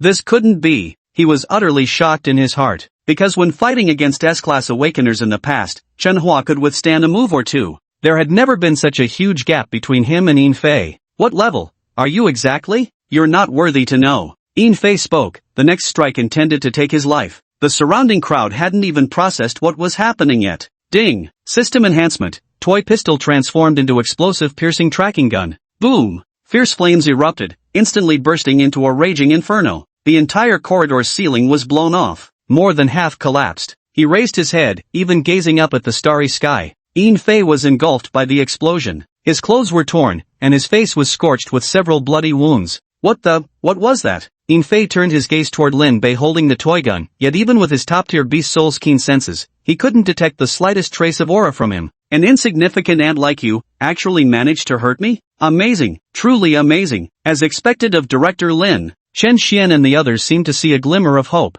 This bullet wound wasn't fatal, but at least it injured him. A few more shots should finish the job. Just as everyone was rejoicing, Yin Fei narrowed his eyes, and his wounds began healing at a visible rate. The self-healing ability of a top-tier beast soul is extremely formidable.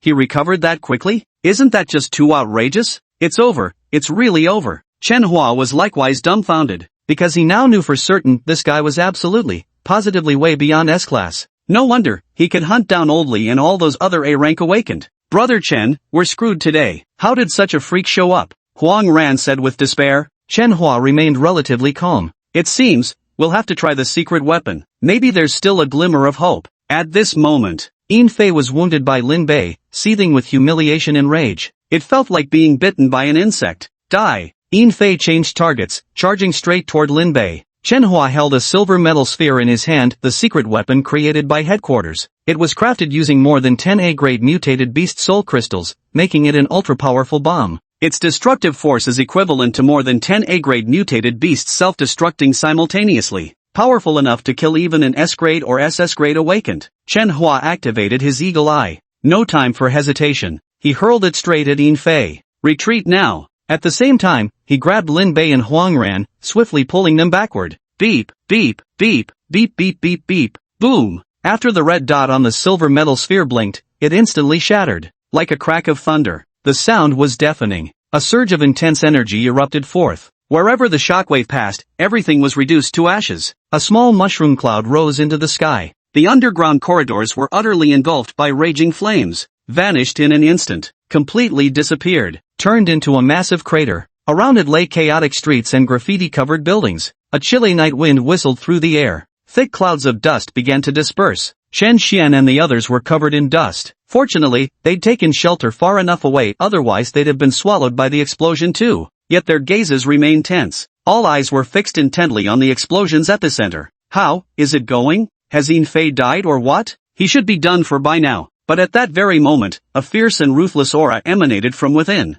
As the dust settled, a tall figure emerged. His body was covered with gruesome wounds, but they were healing rapidly. On a cold, expressionless face. His face was expressionless. Within the pair of eyes, however, raged a tempest of murderous intent, as if solidified into physical form. Everyone felt as though an ice-cold steel all was pressed between their brows, a chill creeping straight to their scalps. Hiss! Chen Hua gasped in shock, the hairs on his body standing on end. He's still alive? Huang Ran's lips were parched, his Adam's apple bobbed as he swallowed hard. Brother Chen, we're really screwed this time. That silver metal orb just now represented the strongest attack the two could muster. It's capable of killing S-class or severely wounding dual S-class awakeners. Yet against Yin Fei before them, it proved utterly ineffective, barely causing minor injuries. Hopeless, Chen Hua uttered in despair. That guy is a triple S-class awakened. Chapter 48, The Hunting Battle. Gah! Huang Ran was instantly dumbstruck. Triple S-class? I always knew Yin Fei was strong, but I never imagined him to be this powerful. This is downright monstrous.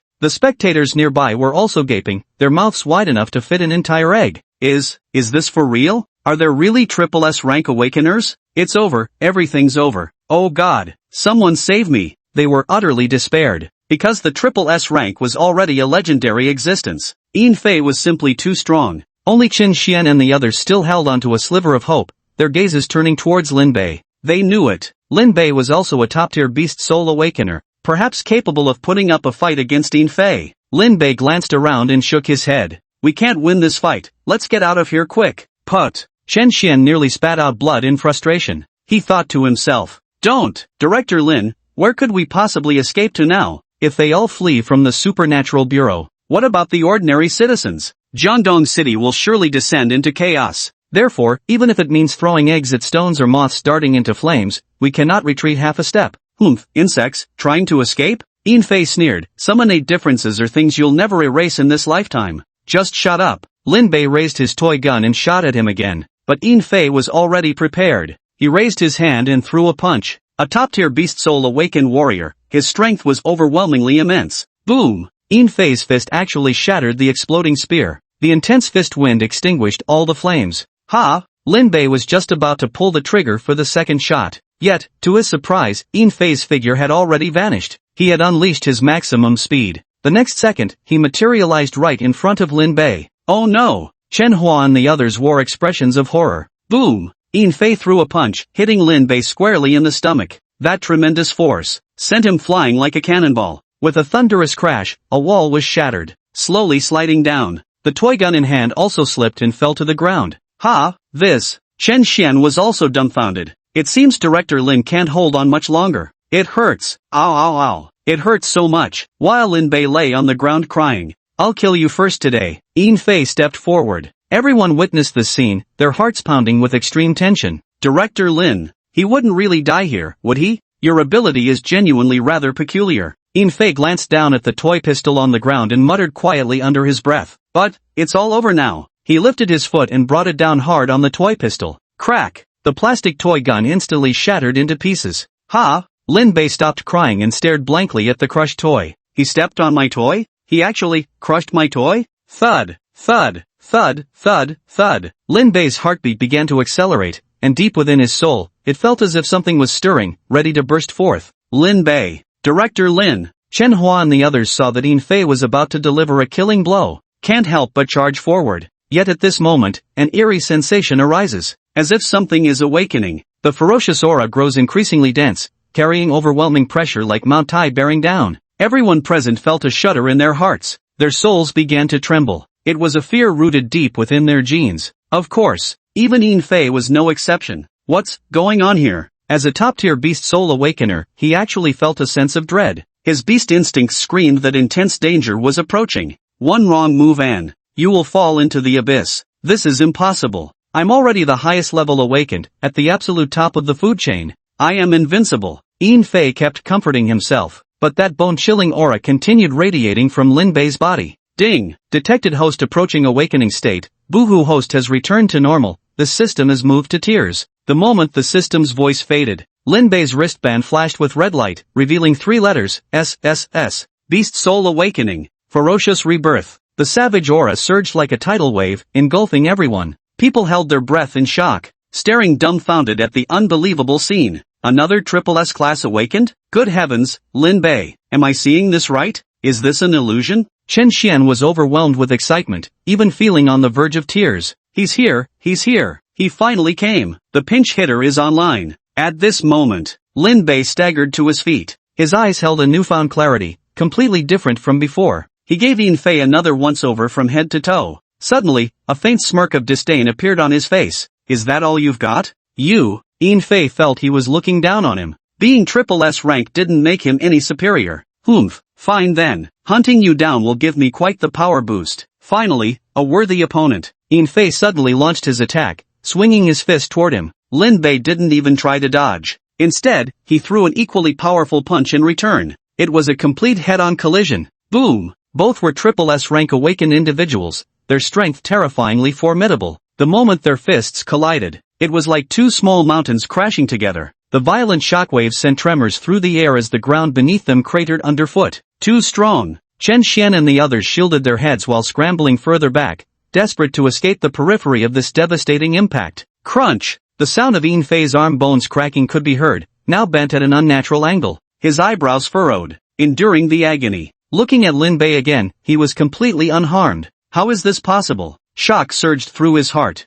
He wanted to launch another attack, but Lin Bei had already raised his leg to strike. Boom! Lin Bei moved with incredible speed, leaving even Yin Fei unable to react. All he felt was an excruciating pain in his abdomen. His body folded in half midair before being sent flying helplessly backward. Boom! He crashed through 2 walls in succession before collapsing into a pile of shattered rubble. Yin Fei, who had been acting so arrogantly just moments ago, now appeared utterly wretched and defeated. He seemed completely incapable of fighting back. The onlookers were stunned beyond words. At the same time, he was filled with curiosity. Because they were all Triple S level, yet Lin Bei effortlessly crushed them. Wait, aren't they supposed to be equals? How is Lin Bei so much stronger? Bai Qiang frowned and asked. I simply couldn't understand it at all. Chen Xian's gaze was fixed intently when suddenly a thought struck him. I remember Yu Rong mentioned that the detection wristband can only measure up to Triple S level. Could it be? Everyone's scalp tingled as if they'd realized something. At this moment, Yin Fei climbed out from the rubble.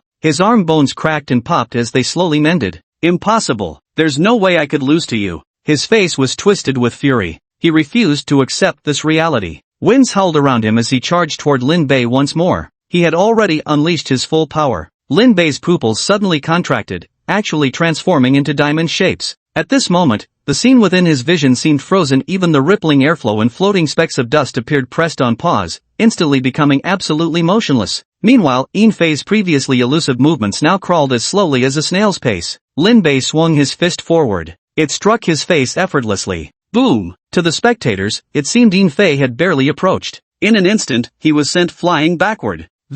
What's going on? In the next second, Lin Bei's figure flickered and vanished instantly. When he reappeared, he was already above Yin Fei. Then he delivered a heavy, crushing punch downward. Boom! More than half of the entire street had collapsed, with countless cracks spreading in every direction. It was as if an earthquake had struck. Now, everyone could finally see clearly. Is this even a human? Isn't this too strong? Incredible! Lin Bei swung his left fist again and smashed it down once more. Boom! The collapsing pit in the ground grew larger. Yin Fei's head was bloodied, yet it continued to heal. Lin Bei kept smashing, like a human-shaped savage beast. Boom! Boom! Boom! Boom! Rhythmic sounds echoed as the earth trembled in response. Surrounding buildings had their windows shattered, with cracks spreading across their walls. People's hearts all trembled incessantly, wide-eyed and dumbstruck. Mad. A moment later, Yin Fei's nose and mouth bled profusely, his entire skull grotesquely misshapen. the healing ability has failed. It's completely gone now.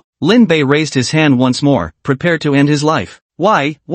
Yin Fei gave up struggling and stopped resisting. With his dying breath, he asked the question that had been troubling him all along. We're both SSS rank, so why are you so strong? My SSS rank? It's only because the wristband's upper limit is SSS. Boom! After speaking, Lin Bei threw a punch downwards. Yin Fei's head burst open like a watermelon. At the same time, a red crystal the size of a chicken egg fell out from it. SSS grade soul crystal, sparkling like a gemstone, as if containing infinite energy. Lin Bei picked it up, and as a thought crossed his mind, a stream of crimson energy flowed into his palm, wholly absorbed by his grasp. Ding! Congratulations, host. You have successfully hunted an SSS rank Galestorm bear. Speed and strength have slightly increased. Current revival progress, 5%. As the system's voice faded away, the battle has come to an end. The streets lay in complete disarray, littered with signs of combat. As if a natural disaster had just struck, the night wind whistled through. The crowd in the distance looked disheveled, staring anxiously at Lin Bei. Their hearts were still pounding with fear. For a moment, no one dared to approach. Director Lin, are you okay? Chen Xian slowly walked over and cautiously asked. Lin Bei's diamond-shaped pupils contracted briefly before returning to normal, his expression unusually dark. I have business, and it's urgent. What's wrong? Are you hurt somewhere? Chen Xian's face was filled with concern. After all, the earlier battle had been so intense that he couldn't make out anything. But Lin Bei pointed at the toy pistol that had been crushed underfoot. Suddenly, he burst into loud, pitiful sobs. Wah! My toy got broken, sniff sniff woo. This. Chen Xian opened his mouth, clearly showing his mind had gone blank again. Bai Qiong and the others quickly rushed over to comfort him. Don't cry. We'll buy you another one later. Right, Director Lin, let's get a new one. You can buy as many as you want. Chapter 49, Repaying Kindness with Enmity? Hearing someone was going to buy him toys, Lin Bei immediately stopped crying and even felt like laughing. Hunting an SSS-class Stormrage bear. Casualty, 1 toy pistol. In the night wind, a hairless figure reduced to charcoal trembled pitifully. Qin Ping was taken away by Chen Hua and the others. The others clean up the battlefield. The aftermath work begins. The next day, a report shocks the entire Dragon Nation. This station reports, Yin Fei, the hunter of elderly, has been killed. Those who disturb our Dragon Nation will be punished. No matter who you are, no matter how powerful you are, if you dare to invade our Dragon Nation, you will pay a bloody price. Oh ha! The crowd cheered and jumped for joy, their hearts bubbling with excitement. Damn awesome! Someone actually took down Yin Fei. Who on earth could be this amazing? Old Li is an S-class awakener after all. If Yin Fei managed to hunt him down, just how formidable must his strength be? Who could possibly take him down? Yeah, I heard those S-rank awakened aren't even as strong as Old Li. Those are just the figures out in the open. How could we possibly expose the real secrets of our Dragon Nation? That makes sense. So, our Dragon country has even stronger awakened individuals hidden away. That's the real trump card. Maybe there's truly a master hidden among ordinary people? Yin Fei's death brought people great satisfaction, yet everyone was speculating just who could be this powerful. For a time, this mysterious figure became the center of everyone's discussions. As the saying goes, repeated rumors make the impossible seem true. The rumors grew wilder by the day. Some claimed the one who took down Yin Fei wasn't human at all, but rather a reclusive aristocratic family from Dragon Country. Others speculated Dragon Country was pooling national resources to gather soul crystals, nurturing them to create a peerless master. The wildest rumors of all. They say the gods protected the Long Kingdom by striking Yin Fei down with divine lightning. People's imaginations are incredibly vivid. They've concocted 1,000 different ways Yin Fei could have died, endlessly desecrating his corpse. At this moment, Lin Bei had already gotten himself a new toy gun. He was playing around inside the Supernatural Ability Bureau. Bu. Lin Bei pretended to take aim, feeling that the new gun had a decent grip. At this moment, Chen Xian rushed in hurriedly. Director Lin, there's a beauty here to see you. Who is it? Lin Bei turned his head and asked. Chen Xian gestured excitedly, his face animated. It's Li Lao's granddaughter, Li Muxue. Li Tianming's granddaughter Li Muxue is also a household name, a famous superstar in Dragon Country with hundreds of millions of fans. Her beauty could topple nations, like a celestial maiden descended to earth, revered as the national goddess, driving countless people wild with admiration. Since Lin Bei's identity wasn't publicly known, Li Muxue had inquired about him through private channels. She wanted to thank him for avenging her grandfather's murder. I don't know you, I'm busy. Lin Bei kept playing with his new toy gun. Oh come on, you. Chen Xian was getting desperate. How could a toy gun be so fascinating? Director Lin, she's a huge celebrity, a real stunner. How could you possibly refuse to see her? Did she bring any good food? Lin Bei asked. Chen Xian was momentarily speechless, thinking to himself, typical of you. Well, she could bring some. I'll have someone prepare it right away. Yeah, that's more like it. Lin Bei nodded. A moment later, the Special Abilities Bureau was in an uproar, because the national goddess, Li Muxue, had arrived. Please come in, Miss Li. We've been expecting you for quite some time. Chen Xian and the crowd welcomed them enthusiastically. Even Director Li with the tumorous head was among them, regardless of gender. Everyone was whispering among themselves. Oh, so this is Li Muxue? She's really beautiful. Yes, she looks even prettier than on TV. Truly worthy of being called a goddess. Li Muxue smiled gently, maintaining her graceful demeanor. Thank you. You're welcome.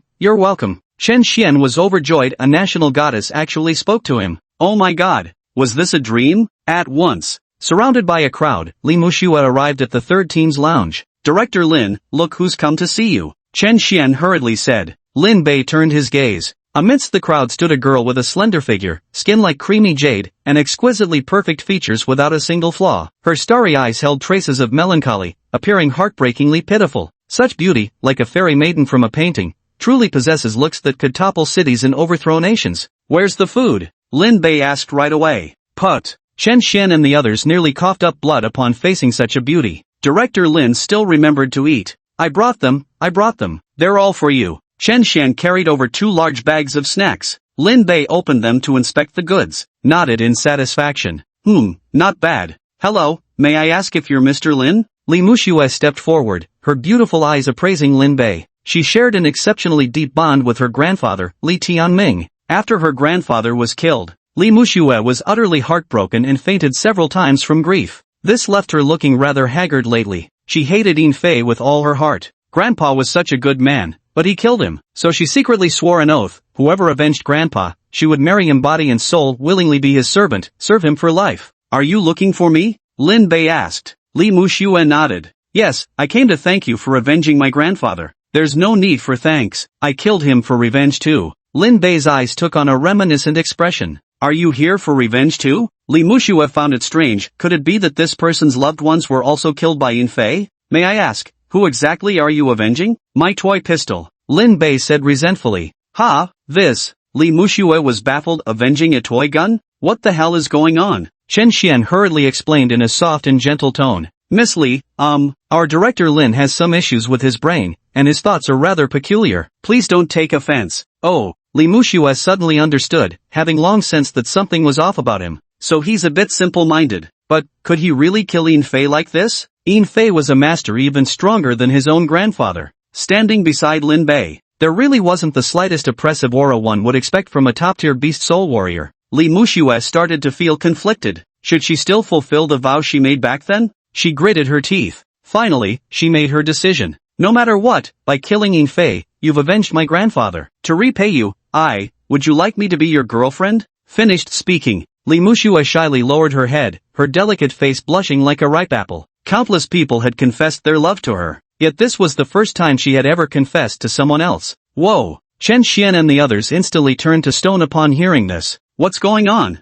The nation's goddess is confessing to Lin Bei? Am I hearing this right? Wow, is our flower finally getting plucked? My youth is over. Wah, Mom, I got dumped, wah. Lin Bei gave her a rather disdainful look. Be my girlfriend? Oh, I get it now, you're trying to repay kindness with enmity. Chapter 50 Order Keeper Badge. What? Biting the hand that feeds you? I felt so utterly rejected. Li Muxue never expected that her first ever confession to a boy would end in rejection. And what's worse, she was rejected. Behind them, Chen Xian and the others stood frozen in place. The national goddess got turned down. Lin Bei rejected her. Oh my god, Mom, am I hearing this right? This heaven-sent opportunity, and he actually said no? Whoa, why wasn't I the one being confessed to? Let go of Director Lin. If you want trouble, come at me instead. Tisk, Director Lin's caliber is beyond the grasp of people like you. The crowd buzzed with murmurs. Li Muxue listened to the scattered comments, her embarrassment growing harder to bear. Why? Had she acted too rashly? After all, it's our first time meeting today. Lin Bei, do you feel it's too sudden? A bit uncomfortable? It's okay, we can take it slow. No, I just simply reject you. Lin Bei said casually. Li Muxue. She was utterly speechless, wishing she could vanish into thin air. Was there something wrong with her? Or was she not pretty enough? She's starting to doubt now. Is Lin Bei mentally challenged, or is there something wrong with a certain part of his body? But I've already made a vow, whoever avenges my grandfather, I'll marry him as his wife. Didn't I tell you? I didn't avenge your grandfather. Lin Bei frowned and said, women are just inexplicable, impossible to reason with even when you're right, and they can even slow down your draw speed. Alright, I understand now. Li Muxue seemed to have thought of something. She was also an awakener, a plant-based type B, so she believed Lin Bei must have rejected her because he looked down on her weak abilities. Perhaps, we really aren't from the same world right now, but I'll grow stronger. When you no longer look down on me, I'll come back to marry you. In truth, ever since her grandfather passed away, Li Muxue had intended to give up her acting career. Dedicated to improving my own strength, to become as strong as grandfather. Continue protecting the order of Dragon Country. Wait till I come back next time, I'll definitely make you look at me in a new light. See you. Li Muxue planned to train at a classified location in Dragon Country, the very place where Li Tianming had emerged years ago. She intended to retrace her grandfather's path to power. Watching Li Muxue's resolute figure fade into the distance, Lin Bei scratched his head and thought, women, unreasonable. My toy gun is way more fun anyway. By Ubu right arrow curving left. After Li Muxue left, Chen Xian and the others remained utterly heartbroken, their minds and livers twisted with grief, unable to get over the matter. If it were me, I'd agree without hesitation, not for anything else, but just to help Miss Li fulfill her vow. Pfft, keep dreaming, Bai Qiong remarked languidly from the side. By the afternoon, 2 more people arrived at the Supernatural Ability Bureau, Chen Hua and Huang Ran. Both men looked travel-worn and weary. Their faces showed signs of fatigue. They spent years traveling across the Dragon Kingdom, handling difficult cases. Director Li greeted them with a beaming smile. Officers, you've returned again? Let's skip the pleasantries. We're here to present Lin Bei with a medal. Chen Hua got straight to the point, having no time for small talk. For eliminating Yin Fei and upholding the order of Jiangdong City, this was considered a significant merit. Therefore, the headquarters instructed Chen Hua and his partner to personally deliver the medal to Lin Bei. Dean Li nodded in acknowledgement, and quickly gathered the personnel, preparing to hold an awards ceremony. Speaking of this, Lin Bei suddenly became spirited, because it was quite lively. Entering the meeting room, several team members were all present. Director Lin, looks like we'll officially be your subordinates from now on, ha. Huang Ran laughed heartily. What's going on? Lin Bei felt puzzled. Weren't they supposed to receive medals? Was he getting promoted again? But this certainly wasn't bad news. On behalf of all leaders at the Supernatural Affairs Bureau, I extend our deepest gratitude for your outstanding contributions in maintaining order in Jiangdong City. It is our honor to present you with the highest distinction, the Medal of Order Keeper. Chen Hua's expression turned solemn. With both hands he presented a golden medal, his face unusually grave. The onlookers' eyes widened in astonishment. Order of the Lawful Merit Medal? This type of merit medal is divided into several ranks, but the Order of the Lawful Merit Medal represents the highest rank. Those who can obtain this medal are few and far between in the Dragon Nation. This medal carries extremely high privileges. It grants free access to any territory within the Dragon Nation, with no one permitted to obstruct the bearer. When this medal is presented, all regional ability affairs bureaus and public officials must unconditionally cooperate and are subject to your command authority. Furthermore, you possess powers such as acting first and reporting later, among other special privileges. This already constitutes the highest level of authority within Dragon Nation. Director Lin, have you memorized all this? Chen Xian repeated the list of authorities again and again. That should be about enough. Lin Bei only remembered the first rule. Go wherever you want. No one could control him anymore from now on. This is good. He really liked it. Alright, everyone, give a round of applause. Director Li took on the role of the cheer squad, leading everyone to rise and applaud. Lin Bei took the glowing Guardian of Order medal. Very satisfied, Director Li said with a chuckle. Director Lin, I really never imagined you'd actually become our leader now. We'll all follow your commands from now on. Nonsense, when have I not been in command? Lin Bei shot him a sideways glance. Yes. Director Li hastily nodded in agreement, thinking to himself that whatever you say must be right. Chen Hua said solemnly, Lin Bei, while this medal grants you special privileges, it also represents the people's trust in you. I hope you'll make good use of it. Alright, no problem. Lin Bei was brimming with confidence. What's so hard about going wherever he wanted? Was there really anything he couldn't figure out? Chen Hua nodded. After a long silence, he spoke up again. Lin Bei, I think you should visit Dragon Kingdom Academy. Dragon Kingdom Academy? Where's that? Lin Bei was quite curious. Chen Hua explained. Dragon Kingdom Academy is where awakened individuals train. Only there can one's strength grow rapidly. Seriously? Officer, you're sending me to school? Will that even work? Chen Xian asked worriedly. Chen Hua responded with a serious expression. I know Lin Bei is incredibly strong, but even geniuses will fade without effort, eventually becoming just like everyone else. Now, in many places abroad, order has completely collapsed. They keep fighting, and they'll only grow stronger. It's like nurturing a goo. The wheel of fate has already begun to turn. If you don't grow stronger, you'll become the weak, and in the end, you can't escape being devoured. Now on the border battlefields, those foreign awakened, relying on their high-level beast souls, are wantonly hunting our Dragon Nation warriors. After Lin Bei trains at the Dragon Kingdom Academy, he can participate in border battles or hunt mutated beasts in the remote mountains, continuously strengthening his own power. In short, places filled with slaughter are the true battlegrounds for top predators. Oh, Lin Bei and Chen Xian folded their arms and tilted their heads as they listened to Chen Hua's lengthy pontifications, somewhat comprehending yet not fully grasping. They felt he was like an old sow wearing a broth layer upon layer of nonsense. Yet upon closer reflection, seems like there's a bit of truth to that. Chapter 51, Dragon Nation Academy. Director Lin, what do you think of what the officer said? Should we go to school? Chen Xian turned and asked.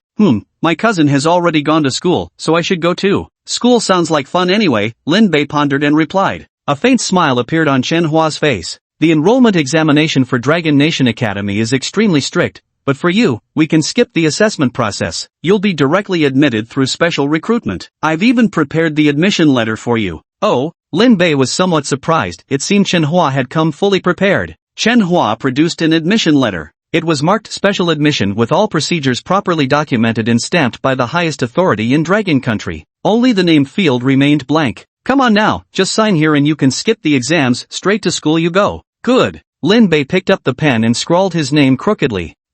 Director Lin is going back to school. I'm really going to miss you. Yeah.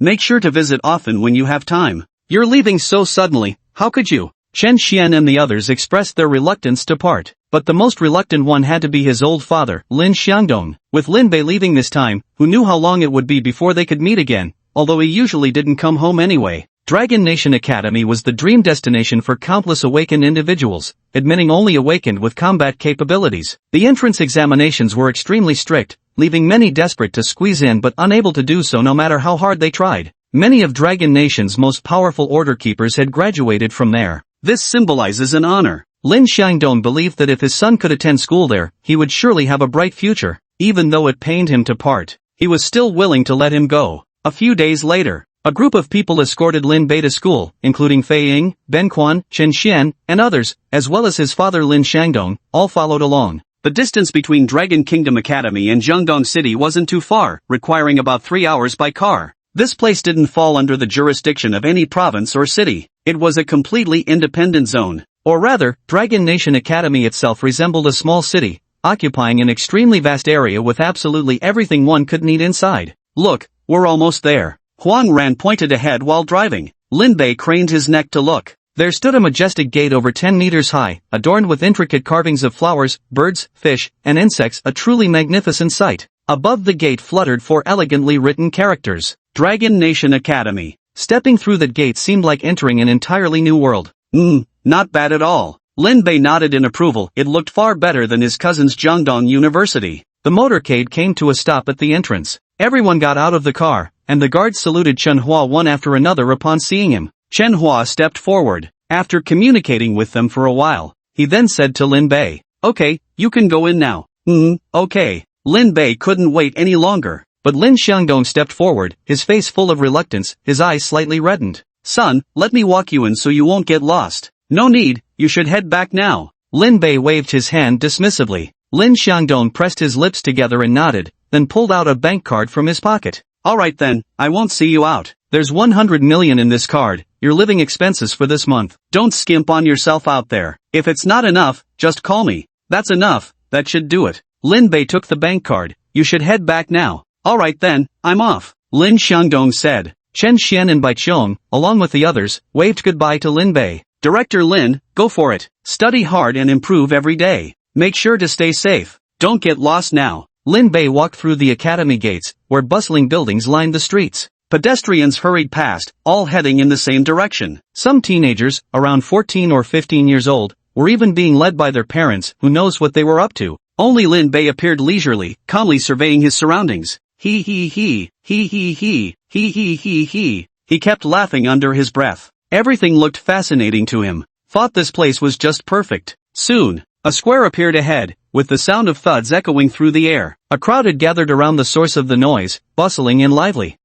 What's going on? Seeing the largest congregation of people there, Lin Bei walked over. He squeezed his way through the crowd. There were quite a few awakened individuals among them. Both men and women were present. The youngest were around 13 or 14, while the oldest were barely 20. Because Dragon Country's stipulated admission age must not exceed 25. Their faces were grave. They seemed extremely nervous. Among the onlookers, some were silently praying. Son, you must pass this exam, or there'll be no second chance. Go for it. My daughter, your father believes in you. Lin Bei suddenly realized this must be the legendary academy entrance assessment. At the front of the crowd, there stood an alloy dynamometer. The admission assessment consisted of over a dozen tests, but the first one assessed the most fundamental attribute, strength. Regardless of which department's awakened one belonged to, failing the strength test rendered all other qualifications meaningless. The assessment period lasted 3 days. People were given ample time to adjust, and today was already the final day.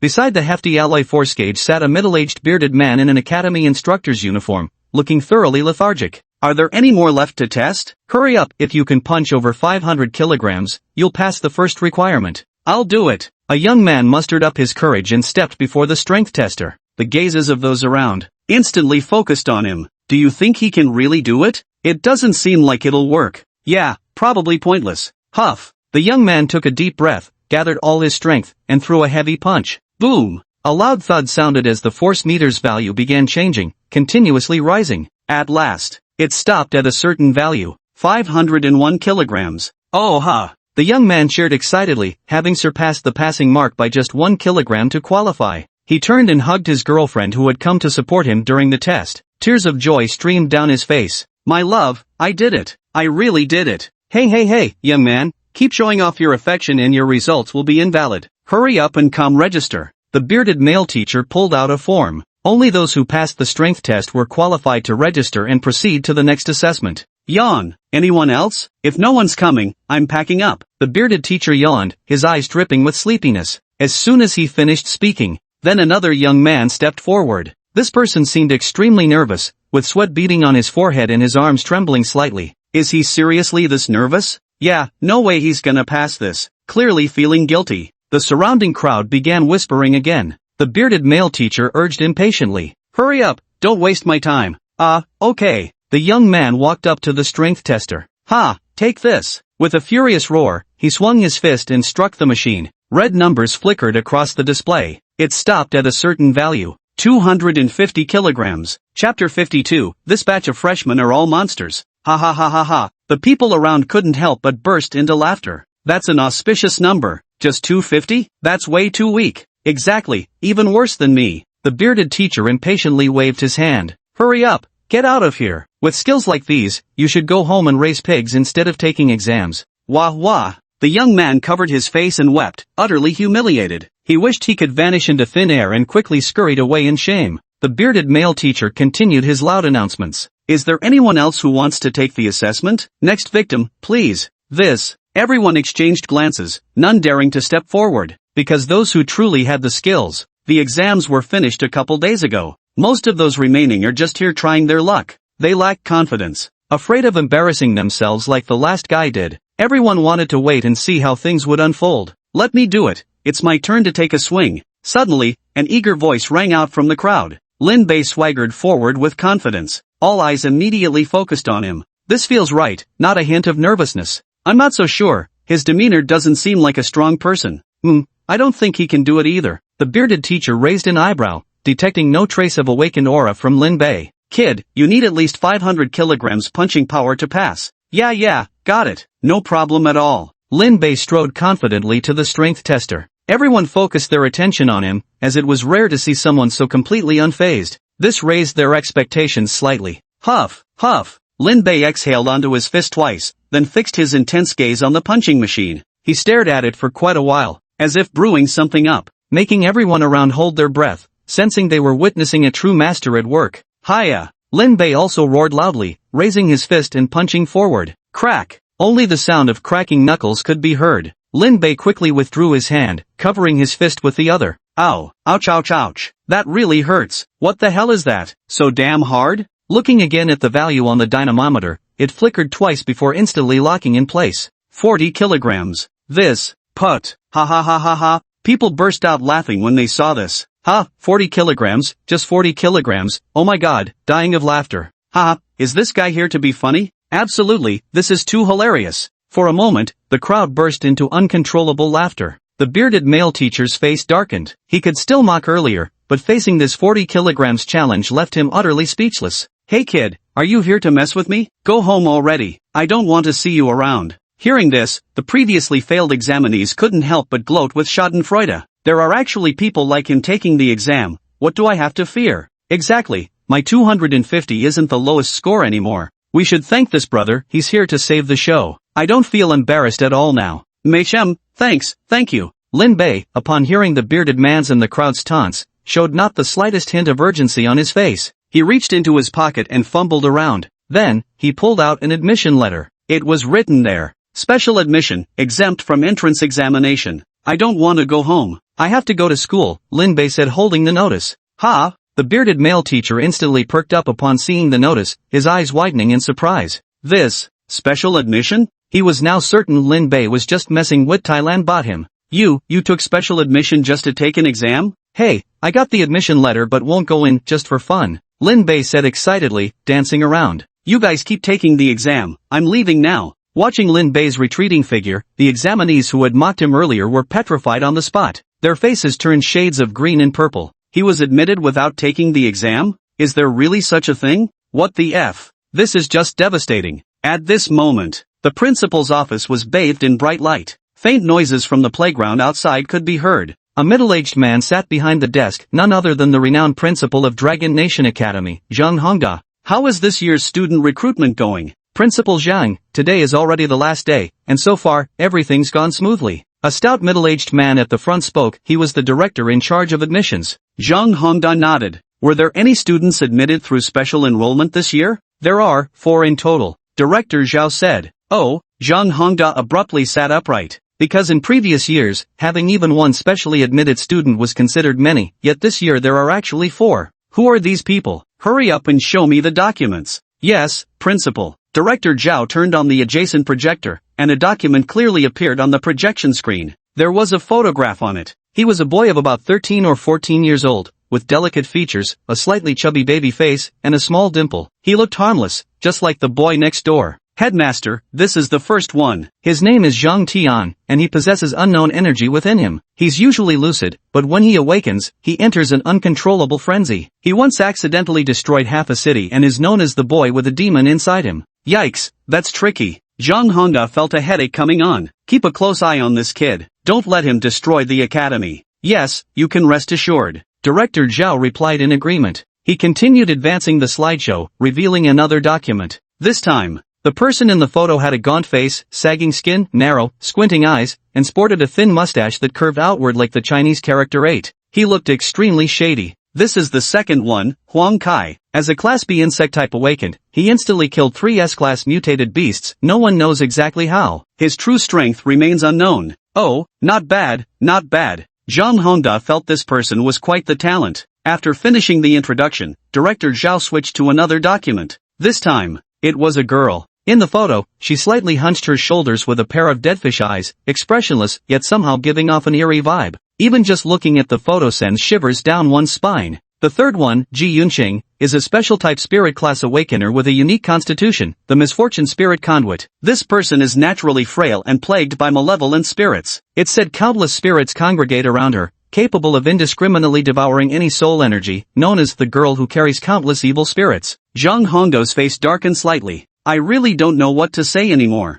Won't this bring disaster upon the academy? The slideshow materials changed. A handsome young man appeared. Zhang Hongda glanced over finally, one normal person. Who is he? Number 4, Lin Bei. Once hunted an SSS-ranked Beast Soul Awakener. Preliminary judgment suggests his own level exceeds SSS. Based on current statistics, he might be the apex among Dragon Country's Awakeners, positioned at the very top of the food chain and ultimate Beast Soul Awakener. Damn it! Zhang Hongda nearly cursed out loud. Is this a student I can actually control? Who brought him into our institute? The people from the Supernatural Ability Bureau. Dean Zhao replied. Zhang Hongda smacked his forehead, thinking that with those 4 students in the same year, the school would be lucky if it didn't get wrecked. This situation felt way too dangerous. This year's freshmen are all monsters. Chapter 53, Special Cases. Zhang Hongda felt rather melancholic. He himself is an S-grade awakener, so his strength isn't exactly weak, but compared to these 4, he's rather outclassed. Old Zhao, tell me,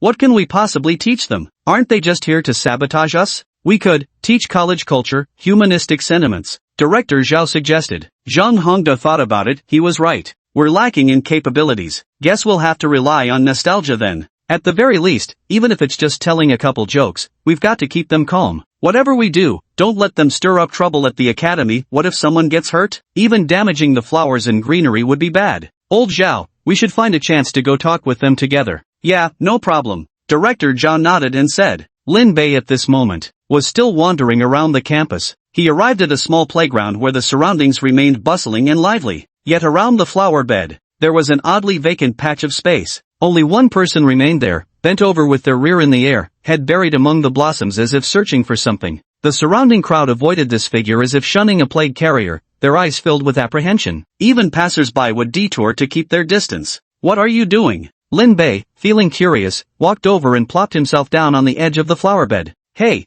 anything fun going on around here? Ha, are you talking to me? The person pulled his head out from the flowers, revealing the delicate face of a young man, with a few blades of grass still clinging to his hair. Lin Bei nodded. Who else could it be if not him? There's no one else around. I was looking for this to eat. The youth raised his hand, pinching a white worm between his fingers. Then he shoved it straight into his mouth. He began to chew. His face was full of satisfaction. You, Lin Bei curled his lips in disdain. How can you eat bugs? Exactly, these bugs are called flower bugs. They've been raised on pollen since they were little, and taste really sweet. The young man grinned, a half-crushed bug stuck between his teeth. At once, he looked around, suddenly remembered something. Hey, right, aren't you afraid of me? Why would I fear you? Lin Bei narrowed his eyes to examine him. The boy scratched his head and said, because they all say I'm a monster. You're not a monster. I've seen real monsters before, they're really ugly. Lin Bei recalled the face-like tumor in vampires. The boy's eyes lit up, as if he had found a kindred spirit. Right, I told you I'm not a monster. When I was little, they always called me a monster, throwing stones at me and hitting me with sticks. Then what happened? Lin Bei was curious. And then, the boy's eyes grew distant, lost in memories long buried. The taste is quite good. Oh, Lin Bei somewhat understood, yet somewhat didn't. The first impression was that this guy was a foodie. Seemed like he would eat anything. Everything can be related to taste. The young man smiled faintly, finally finding someone who understood him. So he picked up another wriggling worm and asked, here, you try some too. No, I won't eat bugs. Lin Bei shook his head. The boy froze mid-motion, the brightness in his eyes dimming slightly. However, Lin Bei reached into his pocket, felt around, and pulled out a piece of white rabbit milk candy. Since you gave me a bug, let me treat you to some candy. Oh, thank you. The boy's eyes instantly brightened again. He has a sweet tooth. So he didn't stand on ceremony either. Peel off the candy wrapper. She stuffed the milk candy into her mouth. A satisfied smile appeared. Lin Bei found this guy quite amusing. What's your name? Zhang Tian. And so, the foundation of their friendship was laid. After chatting with him for a while, Lin Bei went to find his place to stay. As a specially admitted student, I'm different from the others. Lin Bei didn't live in a dormitory, but a standalone villa. After several big loops, Lin Bei finally found it. Thank goodness we didn't get lost. The 3-story villa looked exceptionally refined, complete with a small courtyard where flowers and plants were cultivated, creating a pleasant scenery. Lin Bei was very pleased with the new residence. The villa was equipped with all sorts of facilities, and even had some snacks and small toys prepared. This was all arranged beforehand by Chen Hua. Lin Bei rested here for the night. The next day, the academy assessment has completely concluded, with the admission quota already finalized. The next step will be the class allocation process. Lin Bei was quite looking forward to meeting his new classmates. Early in the morning, following the broadcast announcement, Lin Bei hurried toward the designated location. Above the entrance of the teaching building, there's an electronic screen. Names and assigned classes scrolled across its display. A crowd of over 100 people gathered before it. The place was bustling with noise and excitement. After all, getting into Dragon Kingdom College is a good thing. Many people's excitement hasn't worn off yet. Lin Bei scanned the screen, also starting to look for his own name. Lin Bei. Where are you? Oh, got it. Class 3, Grade 1. Lin Bei quickly found the corresponding class, secretly thinking what a clever little devil he was. Bro, are you from Class 3? At that moment, a raspy duck-like voice suddenly sounded beside him. Ha! Lin Bei turned his head to look. A sleazy face immediately appeared before him. The man had a pointed mouth and monkey cheeks, tiny eyes, and a mustache shaped like the character 8, looking to be about 30 or 40 years old. Yes, is your child also in Class 3? Lin Bei thought it was a parent dropping off their child. No. The person froze for a moment before hurriedly explaining. I'm not a parent, I'm a kid too. I'm also from Class 3, we're classmates. Classmate? But you look way too old for that? Lin Bei's expectations for his new classmate instantly shattered. Is this really what my classmates look like? The handlebar mustache was very indignant. How am I old? I just turned 18 this year. As they say, in the prime of youth, dashingly handsome, gallant and charismatic. Alright, enough, stop chanting your spell. I need to find my class. Lin Bei turned and walked away. Hey, wait up. The mustachioed man quickly kept pace with him and suddenly chuckled, reaching into his pocket. Buddy, I've got something good here. Wanna take a look? What is it? Lin Bei was the curious type. The man with the mustache slightly lifted his clothes, revealing a small booklet tucked in his chest. On the cover, several large characters were clumsily scrawled. First year campus beauty ranking. There was smaller text below, produced by Huang Kai, guaranteed hits. Bro, this contains all my freshly gathered intel profiles on every beauty in our grade with their hobbies noted. It's the ultimate dating weapon. Since we're fated to meet today, forget 998 or 888, just $98 and I guarantee you'll land the campus bell. Oh, you're just selling a pamphlet. Not interested. Lin Bei felt disappointed, thinking this guy seemed kinda off, like a total idiot. Chapter 54, This Parent Here. The two arrived at Class 3 of the first grade, where only a few scattered students were in the classroom. He. Lin Bei felt it was all quite novel. He sat in the middle row, by the window, thinking this spot would let him enjoy the view during class. Huang Kai naturally sat down beside him, stealthily pulling out his school beauty ranking notebook once more. How about it? Think it over again. 98 yuan, can't buy regret, can't buy scams, totally worth the price. I don't want it. Lin Bei had zero interest in women. Huang Kai narrowed his beady eyes. Bro, don't you trust me? Tell you what, I'll show you a page first as a sample. Guaranteed you'll wanna buy it after seeing this. As he spoke, he glanced around before stealthily flipping open the first page beneath the desk. Look, freshman campus belle number 1, Li Muxue. You know Li Muxue, right? The national goddess superstar? She's quit showbiz and enrolled at our Dragon Kingdom Academy. Who's there? The name rang faintly familiar to Lin Bei. Turning to look, he noticed a photograph pasted inside the little booklet. That kind of celebrity-style artistic photo. It was none other than Li Muxue, who had offered herself to him just a few days ago. Huang Kai seized the opportunity. How about it? Pretty explosive right from the first page, huh? And during class assignments earlier, I noticed Li Muxue happens to be in our class. Buy this book from me, and you'll learn how to pursue her. Guaranteed success within 3 days. Does she even need chasing?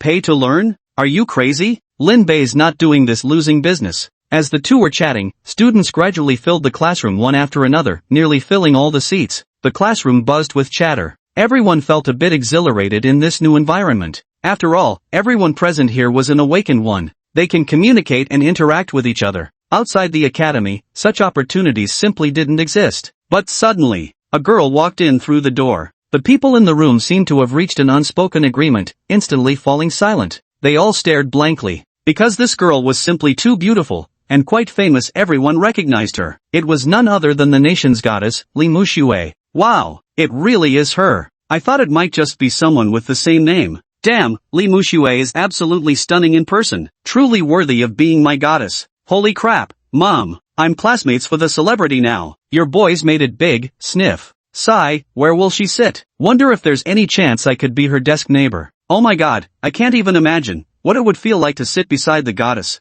Both male and female classmates muttered among themselves in hushed tones. Huang Kai's small eyes gleamed with excitement, nearly drooling with anticipation. Bro, look quick, didn't I tell you? It's really Li Muxue, she's come to our class. And at this very moment, as if by coincidence, Li Muxue's beautiful eyes swept around the room. Then she began walking towards Lin Bei's direction. Holy shit, no way, she's coming this way. Cough. Huang Kai seemed to have noticed something extraordinary, clearing his throat and straightening his posture. He put on a cool expression, fully believing he had activated handsome mode. At once, to his surprise, Li Muxue continued walking toward him and stopped right beside him. He could even catch the faint fragrance emanating from her. Huang Kai's heart was pounding wildly, like a deer running amok. Has heaven finally opened its eyes? Has the legendary peach blossom luck finally descended upon me? Huang Kai's mind instantly conjured up scenes from various web novels, plotlines like the campus belle falling in love with him and the like. But the next second, Li Muxue spoke up, shattering all his beautiful illusions instantly. Excuse me, could you please move aside for a moment?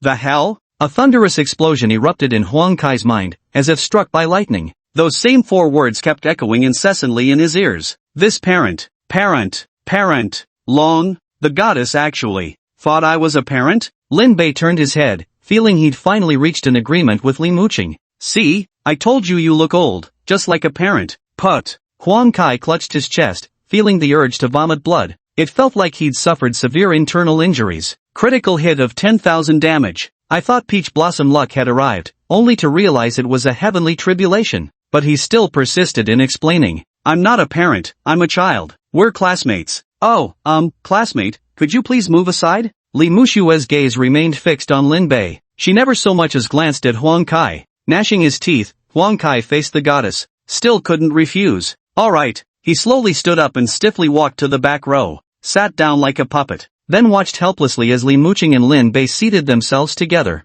Sigh. Huang Kai let out a sigh. All those years of love and time were ultimately wasted after all. Then, Huang Kai thought carefully and felt something was amiss, suspecting that Lin Bei and she seemed to have known each other for a long time. Is this the reason he didn't buy our school beauty ranking? So he leaned in to eavesdrop on their conversation. Li Muxue's gaze was filled with hope. Lin Bei, did you have a change of heart? Did you come to the academy specifically to see me? Nope, I came to study. Didn't know you'd be here. Oh. Li Muxue's eyes dimmed slightly, but then another thought occurred to her. What a funny coincidence. And became desk mates. I'll study hard too, and grow stronger, until you agree to be with me. Wait a minute. Huang Kai at the back desk was completely stunned. What did the goddess just say? Judging by the meaning, they're not just acquaintances, are they? Damn it, I want to drop out. He screamed helplessly in his heart. By now, almost all the classmates had arrived in the classroom. At the doorway, a handsome young man with delicate features walked in. His gaze swept across the room.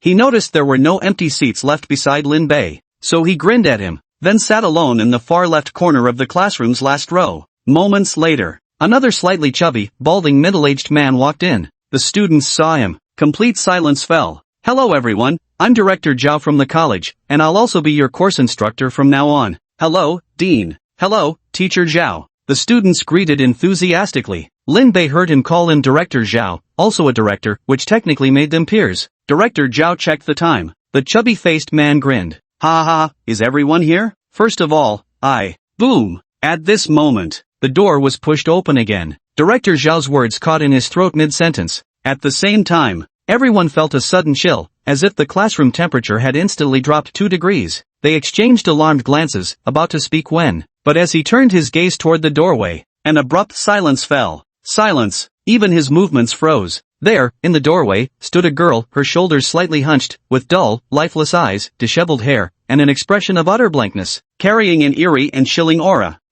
You. Director Zhao instinctively wanted to mention lateness, but after reconsidering, he forcefully swallowed his words. The girl also treated him as if he were air, didn't even spare a glance, walked straight to the last row of the classroom and sat alone in the far right corner. Chapter 55 Mutation, Origins. The girl was Ji Yunqing, known as the maiden bearing countless evil spirits. Director Zhao thought, she seems a bit too withdrawn. According to college culture, she should be given humane care. But then he recalled something. Ji Yunqing was supposed to be a magnet for misfortune. Rumor had it that speaking with her, making eye contact, or even standing too close would bring bad luck. It works every time, without fail. It's really eerie. Only the legendary chosen ones, those with exceptionally good luck themselves, can counteract the misfortune she brings. Therefore, Director Zhao is considering it. Should I still talk to her or not? What if this brings bad luck? But now she's my student, how can I teach without communication? Perhaps, I might actually be the chosen one? Director Zhao decided to give it a try and summoned up his courage to speak to Ji Yunqing.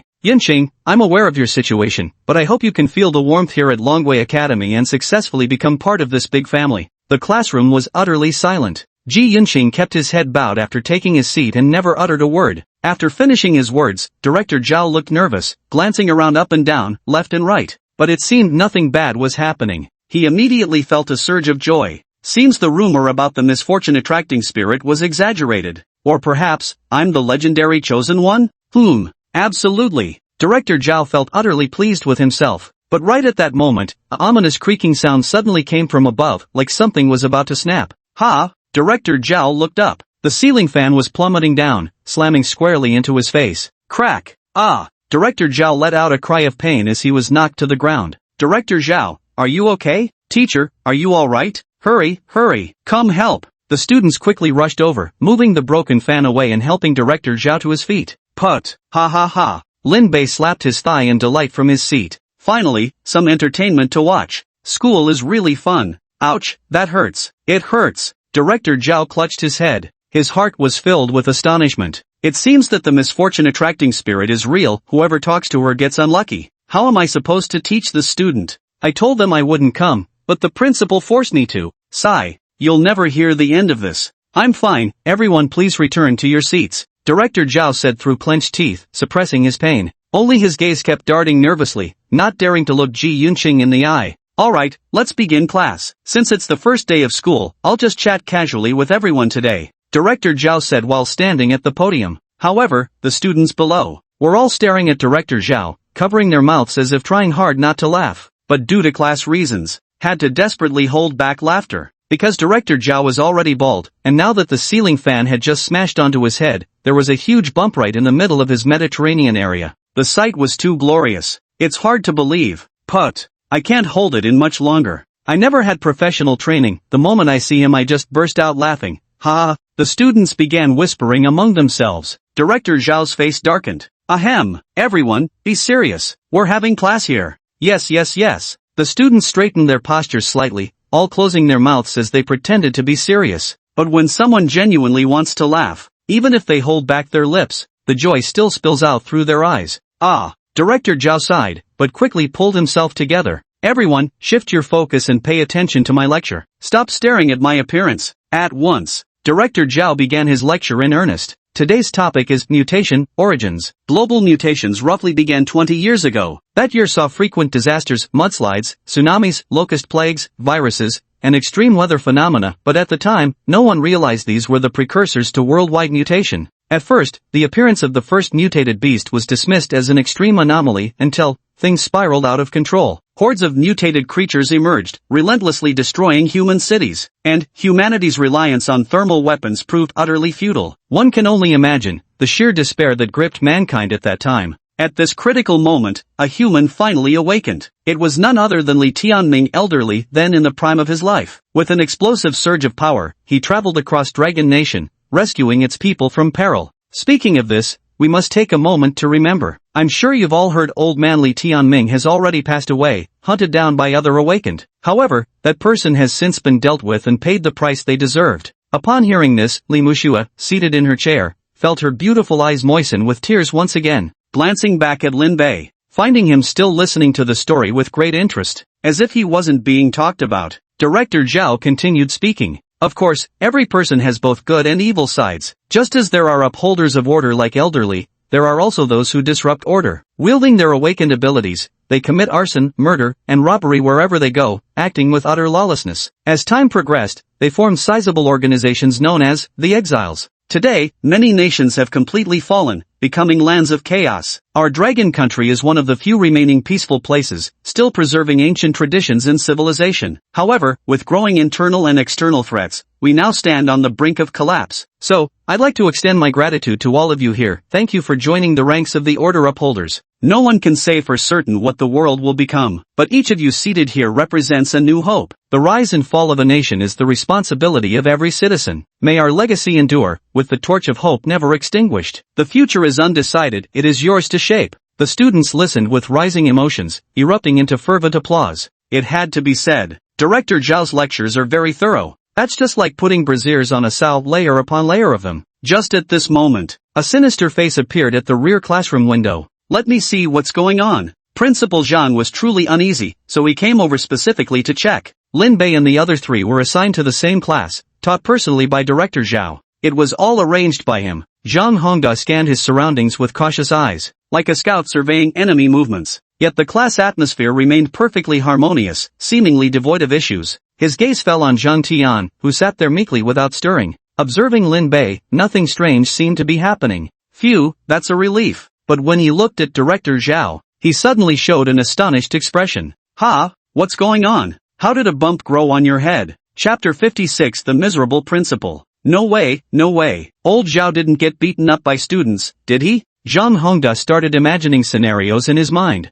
He felt this class was truly dangerous. Before long, the bell rang, marking the end of first period. Students bustled out of the classroom in a noisy crowd. Lin Bei couldn't be bothered to move. He remained seated in his spot. Behind him, Huang Kai's small eyes darted around mischievously when he saw Li Muxue get up and leave. He then patted Lin Bei's shoulder, still harboring the lingering question. Hey bro, what's really going on between you and Goddess Muxue? Nothing special. She insisted on being my girlfriend but I didn't agree. So annoying, Lin Bei said nonchalantly. Huang Kai froze for a brief moment. Yeah, so damn basic. At this moment, Zhang Hongda walked in through the door, his heart burdened with immense pressure. But after all, he is the principal. It's necessary to have a talk with them. Turning to glance at Ji Yunqing, forget it, better not speak with her. Then looking at Zhang Tian again, feeling he's not reliable either. Only Lin Bei seemed somewhat approachable, even though he was the pinnacle of beast soul awakeners. But just saying a few words wouldn't do any harm. Should be no problem, right? Zhang Hongda murmured to himself internally as he stepped forward to tentatively offer a greeting. Hello, classmate Lin Bei. Ha! Lin Bei looked up to see a middle-aged man. This guy was definitely way older than students should be. Oh, you must be a parent of a student, right? No. I'm the principal of Dragon Country Academy. Zhang Hongda gave an awkward chuckle. Lin Bei nodded. It was the principal. He knew about the position of university president. Wang Wenyuan, whom he had treated, was the president of Jiangdong University. Lin Bei's eyes darted around mischievously. The president must be the highest authority in the school, right? Ha, of course. All major and minor affairs in the school, or personnel arrangements, are decided by me. Zhang Hongda patted his chest with noticeable pride, thinking to himself. Indeed, this Lin Bei seemed quite reasonable, knowing he was the principal, the highest authority here, might show him some respect. But Lin Bei opened his mouth and said, good, then I'll be the principal from now on. Put. Zhang Hongda nearly coughed up blood. Excuse me? Did just 2 sentences get me fired? Taking over as the host? Even Huang Kai in the back gave a thumbs up, thoroughly impressed by Lin Bei. This move is brilliant. Truly like a sparrow pecking at an ox's behind, absolutely legendary. Zhang Hongda had looked into Lin Bei's background and knew there was something off about his thought process. He had no choice but to agree. Might as well indulge him for fun. Fine, you're the principal, alright? Not bad. Principal Lin was quite satisfied with his performance. From today onward, you'll have to follow my orders. What exactly are you going to command me to do? Zhang Hongda suddenly had a bad feeling. Lin Bei smiled playfully. I'm hungry, but I don't know the way. Could you run an errand for me and buy some tasty bites? Run an errand? Zhang Hongda was taken aback. Here he was, a dignified university president, and they actually expected him to run errands? But on second thought, it doesn't seem like a big deal anyway. At least it's quite easy to do. At least it's better than him causing some other kind of trouble. Hold it steady first. Alright, run along if you must. What do you need to buy? I'll get it for you. Lin Bei slipped his hand into his pocket, fishing around as if preparing to hand him money. Then, out came a single 1 yuan coin. Put it into his hand. What can $1 buy? 2 pieces of spicy strips? Zhang Hongda wondered to himself. Lin Bei spoke up. Help me buy 30 lollipops, 5 bottles of 6 nuclear bombs drink, 10 packs of white rabbit milk candies, 10 packs of spicy strips, 1 case of Little Raccoon instant noodles, and another bottle of cola. Must be iced cola. That's all for now. Off you go. Zhang Hongda. He looked at the 1 yuan coin in his palm. His entire body seemed to petrify instantly. Damn it. Just $1 for all these purchases? This is outright robbery. Ha, why are you just standing there? Hurry up, I've got class soon, Lin Bei urged. Zhang Hongda clenched his teeth. After all, he was still the school principal. How could I let myself be bullied by a student? But then I thought about Lin Bei's capabilities. Fine, I'll go. No big deal. A true man knows when to yield and when to stand firm. At once, Zhang Hongda then slunk downstairs shamefacedly. Huang Kai in the back seat was even more dumbfounded when he saw this. Apparently, Lin Bei isn't just casually awesome as it seems. He's practically got next-level social dominance. He even got the principal to buy stuff for him. The key point is, he actually went? Before long, Zhang Hongda returned with arms full of packages. His face was full of reluctance. Here, the stuff you wanted is bought. Hee, thanks. Lin Bei took the food and laid it all out on the table. Then he reached out his hand to Zhang Hongda. Ha! Principal Zhang looked utterly baffled. What do you mean? Give me my change. Lin Bei said matter-of-factly. Zhang Hongda was about to explode. IF asterisk king, hashtag $% carat and asterisk n % carat and hashtag at hashtag %. Finally, he deflated like a balloon, resigned to his fate, convinced. So, he handed the 1 yuan coin back to Lin Bei. Is this 1 yuan really gonna make a difference? Zhang Hongda began to feel regret gnawing at him. Might as well have talked to Ji Yunqing instead, even if it meant some bad luck. That's still better than this, right? He felt it wasn't a good place to stick around, so he'd better make himself scarce. Meanwhile, Lin Bei was quite generous after opening the pack. He took out a few lollipops. Turn around and throw it to Zhang Tian. After all, it was free anyway. Xiao Tianer, have some candy. The principal bought it. Thanks. Zhang Tian expressed his thanks and sincerely complimented. The principal even helps with shopping, that's actually pretty nice. Zhang Hongda, who had just arrived at the doorway, overheard this. A sudden warmth blossomed in my heart. Thank goodness. At least there's someone who appreciates it. Seems I can discuss things with Zhang Tian in the future. He's taken a liking to me. Just as Zhang Hongda was pondering it, Zhang Tian suddenly said to Lin Bei, next time I'll have the principal buy something, then treat you to it. Sure. Lin Bei nodded with a faint smile. The two had already agreed. Damn it. Such a sin. Zhang Hongda screamed internally. Demon. A devil. I promise I won't come here anymore, alright? The first day of classes passed amidst all these noisy commotions. Lin Bei found school life rather pleasant, much more interesting than being at home or with the Supernatural Bureau. But his father, Lin Xiangdong, was currently pacing back and forth at home, deeply concerned about Lin Bei. How was his son doing? Was he adjusting to campus life? Was he eating well? Had he run into any trouble? Was he being bullied by classmates?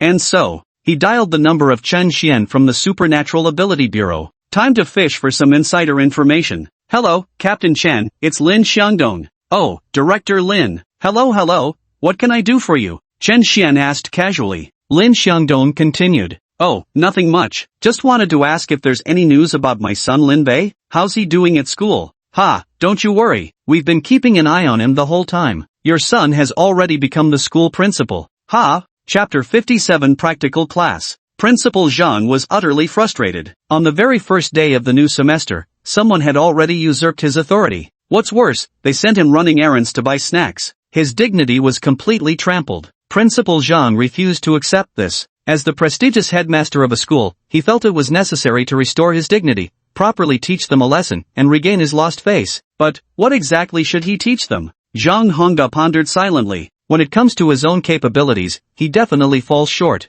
Absolutely ruled out. However, there is indeed one thing he could teach, and that is how to wield weapons. The weapons of the awakened are naturally different from ordinary blades and swords. Rather, they are forged from special alloys, then empowered by soul crystals. They are called soul arms. To unleash the power of a soul weapon, one must guide it with soul force, achieving a state of unity between wielder and weapon, before its maximum potential can be realized. Ordinary awakened individuals simply don't know how to use it. Just as humans cannot fully control their own thoughts, it's difficult to achieve resonance with a soul weapon. The development and usage of soul weapons have only emerged in recent years, and Zhang Hongda was one of the founders. In this project, he was revered as the weapon master. This is it. If I don't show some real skills, they'll think this principle is just for show. Zhang Hongda made up his mind to properly teach Lin Bei a lesson. Let him know that he truly deserves his reputation as the principal. Early in the morning, students rushed to take their seats in the classroom. Lin Bei's nose twitched as he caught a whiff of buttery fragrance. Then a cream cake was pushed in front of him. Eat up. I got up early to make this specially strawberry cream cake. Turning his head, he saw Li Mushue's radiant smile. She had changed her tactics, no longer clinging to Lin Bei desperately. She decided to interact with him as a good friend instead. After all, too many confessions might easily breed aversion. Lin Bei lowered his head to look at the cream cake. It was topped with strawberry slices. Exquisitely crafted. The aroma was irresistible. For the sake of good food, there's no need to refuse. Okay. Lin Bei picked up the plastic fork and started eating. Li Mushue's bright eyes sparkled with joy. It seems he's gradually accepting her now. I'm definitely not being disliked. Li Mushue rested her chin in her hand, face full of smiles and eyes sparkling like stars, quietly watching Lin Bei eat. Passing classmates saw the scene. You can imagine how they felt. What the hell are you doing? I didn't even eat breakfast this morning, but I'm full the moment I stepped into the classroom. Is Goddess Mushue really taken? That dude looks kinda weird to me. Why would Goddess Mushue like him? Where exactly did I lose out? Didn't you see yesterday? Even the principal was buying him stuff. Must have some serious family connections, huh? People were buzzing with gossip, mostly a mix of envy and resentment. Huang Kai in the back row sat with his arms crossed, wearing the same expression of utter despair. With a silent sigh in my heart, sigh, how the world has deteriorated. People's hearts are no longer honest these days. Here, have some water. Don't choke. Li Mushue proactively twisted open a bottle of mineral water. Lin Bei took it. Gulp gulp gulp gulp gulp gulp. He discovered her water tasted surprisingly sweet. Put, look at you, you've got it all over your face. Li Mushue chuckled again. Then she extended her delicate finger, wiped the cream off Lin Bei's face, and put it into her own mouth. Holy shit! The classmates who witnessed the scene completely lost it. God damn it, what a fucking mess. Dog food coming out of nowhere. You ambushed me, you can't play fair, you little punk, you got no skills at all. Huang Kai in the back seat was the closest, tearing at my hair with both hands. I'm absolutely going crazy inside. Damn it, if I've sinned, let the law punish me. Why must I witness this scene? Fortunately, moments later, Lin Bei finished eating, the class bell rang, and the students were finally freed. At this moment, Zhang Hongda pushed open the door and walked onto the podium, with an air of full confidence. Don't be surprised to see me, because I, your principal, have decided to personally teach you a lesson. Unfortunately, after he finished speaking, no one below responded. A dead silence fell over the room.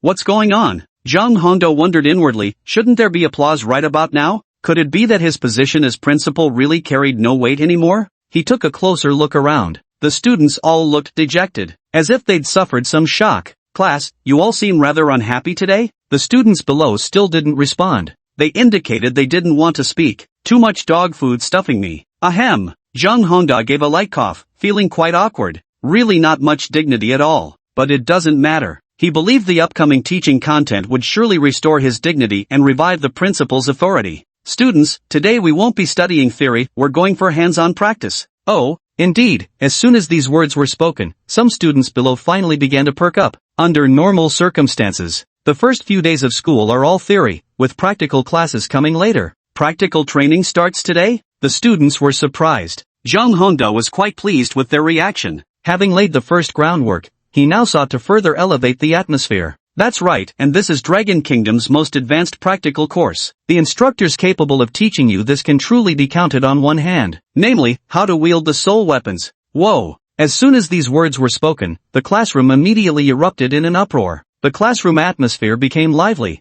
Using Horcruxes, isn't that a bit beyond our curriculum? We're learning this on the second day of school? Yeah, I've only heard about them before, they seem really difficult. Zhang Hongda chuckled darkly, this was exactly the reaction he wanted. Let them learn the principal's true prowess. Out of the corner of his eye, he stole a glance at Lin Bei. Yet unlike the other students, Lin Bei remained as calm as ever, sitting there without the slightest change in expression. Does this kid not know how formidable I am? He proceeded to continue speaking. I suppose everyone has heard that when it comes to Horcrux usage, I'm actually one of the founders, having earned the title of Weapon Master. So, no one understands Horcruxes better than I do. Wow, that's impressive. With a teacher like this teaching me, I'm sure I can learn. Yeah, we've got to study hard. The classmates immediately grew even more excited, all showing eager expressions ready to give it a try. Zhang Hongda then looked toward Lin Bei, but found he still hadn't changed a bit, remaining exactly the same. Could it be he doesn't understand? Zhang Hongda was deeply disappointed by his reaction. Fine, just you wait. Let me teach you a proper lesson later. Chapter 58, The Power of One Strike. Hands-on training. Of course we can't do it in the classroom. Zhang Hongda led the students to a large gymnasium. It was neat, bright, and the floor was spotlessly clean. In the center, stood over a dozen alloy rectangular prisms, each as tall as a person and covered with sword and blade marks, obviously being used as a target for Horcrux practice. Wow, this place is so spectacular. Are we supposed to chop alloy blocks later? How is that even possible? Is that tungsten steel? The legendary hardest alloy with a hardness rating of 14. The students looked around in awe with amazed expressions. Lin Bei curiously walked up and tapped it with 2 fingers. Hiss, it hurts. He quickly pulled back. He. The corners of Zhang Hongda's mouth lifted slightly, quite pleased with his classmates' reactions. This sports hall was personally designed by him. the laboratory once used for developing Horcruxes. Of course, the classmates found it astonishing when they saw it. Then came Zhang Hongda's turn to settle scores. He walked over to the shelves nearby. He drew down a Tang sword. The blade was slender, gleaming coldly, exceptionally sharp. But unlike ordinary swords, at the hilt sat a groove embedded with a thumb-sized red soul crystal. It was crystalline and translucent, dreamlike and illusory. A faint fluorescent glow shimmered within. "Students, this is a Horcrux," proclaimed Zhang Hongda. "Wow, so pretty. Damn, that's insane. Can this really cut through tungsten steel?" Ha ha ha. Zhang Hongda laughed heartily, thinking to himself it was far more than just cutting through. Time to show them real skill. "Now, I'll demonstrate and explain for everyone." Zhang Hongda grasped his long blade and positioned himself before a metal alloy block. Upon seeing this, the students felt their adrenaline surge. They quickly stepped back to give him ample space. Lin Bei really felt that it was like a crowd of onlookers gathered around a street performance. The next second, Zhang Hongda grew serious. "This blade, I name it the Steel Cleaver. It's a B-rank soul weapon, because the soul crystal embedded within it is B-grade." The students exchanged glances. "Does this even need explaining?" "Truly, listening to your words is just like listening to words." Zhang Hongda continued. "Triggering the soul artifact requires using our soul power to activate the soul crystal's energy within it, achieving an indestructible effect capable of slaying mutated beasts or awakened ones." No sooner had the words left his mouth, Zhang Hongda focused intently. Only the hilt soul crystal pulsed with red radiance, slowly spreading across the blade. His entire aura transformed in an instant. A sharp, piercing aura seemed to permeate the air, sending chills down everyone's spines. Hiss! The students collectively gasped, their hearts tightening with faint tension. All held their breath, watching intently. Swish! With a whooshing sound through the air, Zhang Hongda had already swung his long blade downward. He moves with incredible speed. His movements are clean and flawless, executed in one fluid motion. Truly impressive. But, the tungsten steel pillar ahead showed no change whatsoever. It still stood firmly in place. What's going on? It didn't even make a dent, not so much as a scratch. Did the principal just swing at thin air? Just as people were puzzling over this, the tungsten steel pillar emitted a screeching creak and slowly began to misalign. Bang! As the misalignment grew increasingly pronounced, the severed section dropped to the ground. Looking closer, the tungsten steel pillar had been cleanly sliced in two. The cut surface was smooth and even, mirror-like in its perfection. Not even the most precise instruments could achieve such an effect. Whoa! The students burst into excited chatter upon seeing this. "Oh my god, this is amazing! How did you do that? Are you really sure about this? So cool!" At first, the classmates thought it would already be impressive if Zhang Hongda managed to chop into it or just damage the tungsten steel column. No one expected he would slash it clean in half, and with such flawless precision. Clap, clap, clap, clap, clap, clap. For a moment, the students burst into enthusiastic applause, filled with admiration, silently marveling at how the principal truly lived up to his reputation. Ha ha! Zhang Hongda's face beamed with pride, his heart swelling with satisfaction. This, he felt, was the treatment a principal rightfully deserved. His gaze flickered toward Lin Bei, but he noticed the boy was looking around, surveying the surroundings, his gaze not on him at all. Could it be that I haven't impressed him yet? Zhang Hongda thought to himself. Study hard, everyone, and you'll reach my level someday. Now, would any students like to come up and practice? I'll do it. A male student was eager to give it a try, having waited impatiently for this moment. Alright. Zhang Hongda handed him the knife, not forgetting to remind him, "This blade is extremely sharp, be careful not to hurt yourself." "Don't worry, principal." The boy took the knife. After gathering momentum, he swung his hand down to chop at the tungsten steel column. Clang! Ouch, it hurts so bad. With a metallic clang, the guy clutched his hand and howled in pain, his palm had split open from the impact. The tungsten steel column he chopped didn't even have a single scratch. Ha ha ha ha ha, the classmates burst into laughter. How incompetent. Exactly, you need to harness the power of your soul artifact and soul crystal. Do you really think brute force cutting will work? Come on, let me give it a try too. One after another, the students began experimenting, and the sound of chopping continuously echoed through the gymnasium. Yet, from beginning to end, not a single person succeeded. Some people find it difficult to control their own soul crystal power, let alone harness the soul crystals of external objects. This was indeed beyond their capabilities. The students were enthusiastically experimenting. Zhang Hongda's gaze shifted, noticing Lin Bei still looking around absent-mindedly. Ahem, Lin Bei, did you learn what I just showed you? I didn't learn it, Lin Bei said. Oh ho? Zhang Hongda raised his eyebrows, so he actually knew he hadn't learned it? How could someone be so shameless about being ignorant? It's okay, you can give it a try too. If you don't know how, I can teach you. Well then, let's try it. To be honest, Lin Bei thought that knife looked quite fun, at least more interesting than his toy golden cudgel. Lin Bei stepped forward, taking the long blade from Zhang Hongda's hands. The classmates' gazes instantly focused on him. Lin Bei, you can do it. We believe in you. Li Muxue cheered loudly for him. As for the other classmates, he started muttering under his breath. To win Goddess Muxue's heart, let's see what skills he's got. Pfft, what skills? I saw him punching the force meter during the assessment, only managed 40 kilograms. Ha, seriously? Then how'd he even get into our academy? He's a special admission, must have some powerful connections backing him. Probably got in through the back door. TCH, no wonder he can't figure out how to use a Horcrux. Nobody had any faith in him. After all, no one had succeeded so far. Lin Bei stood before the tungsten steel pillar, slowly raising the steel cutting blade. He noticed it was quite heavy. Then, the system's voice rang out. Ding! System enhancement complete. Steel cleaving blade has become sky-rending blade. System notification, as this enhancement was performed on a real weapon, its power is extraordinary. Please be careful not to accidentally injure yourself, host. Previously, even enhanced toys could unleash tremendous power when strengthened by the system. Now it's an actual weapon. The outcome was predictable. This even prompted the system to kindly remind him. In an instant, a golden light erupted from Lin Bei's palm, gradually spreading until it completely enveloped the blade, resembling golden flames rising.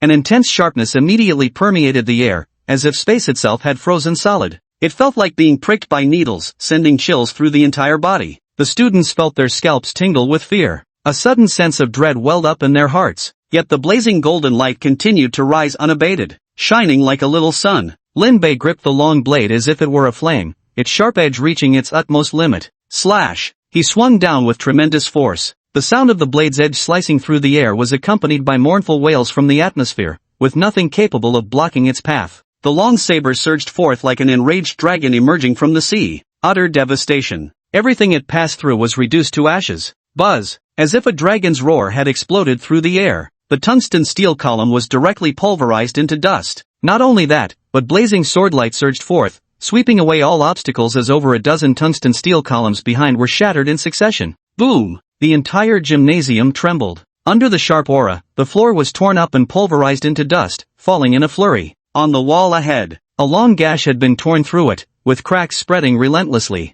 all the way up to the ceiling. Nearly half the wall was on the verge of collapse, as if having weathered a natural disaster. Thus concluded the matter. Before Lin Bei lay a completely empty zone, where nothing remained. Whoa, success! Lin Bei held his knife in one hand while making a victory sign with the other. But the surrounding classmates were now covered in dust and grime, staring blankly at everything with expressions of disbelief. What just happened? I don't know, maybe I'm dreaming? This is all real? Holy shit, that's insane. Whoa. After a few breaths, the classroom erupted in commotion. Bursts of heated discussion broke out. Such a scene. This was truly the first time we'd seen it. Invincible. The gazes of classmates toward Lin Bei transformed. There was awe. There was admiration. Simply too overpowering. Is this someone who got into the school through connections? How could he face himself after this? Li Muxue's beautiful eyes sparkled with admiration. This was the first time she'd seen Lin Bei reveal his true abilities. No wonder. He can hunting Fei down to avenge his grandpa.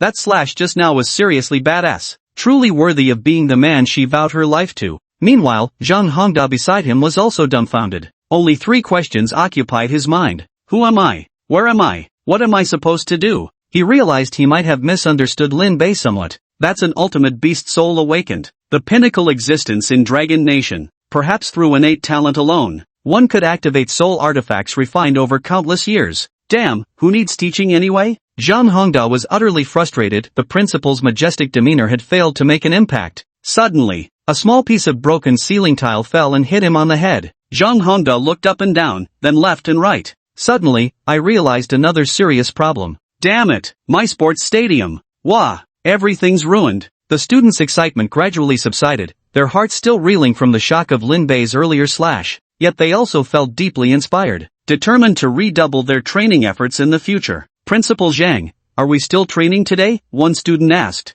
Zhang Hongda was on the verge of tears, calculating how much it would cost to rebuild the gymnasium. The venue was completely destroyed. What's the point of practicing anymore? Piece of crap. Class dismissed. Class is over already? Lin Bei thought it was unusually early today. Without waiting for the others, he grabbed his knife and walked out alone. Zhang Hongda turned his head for a glance. Something feels off.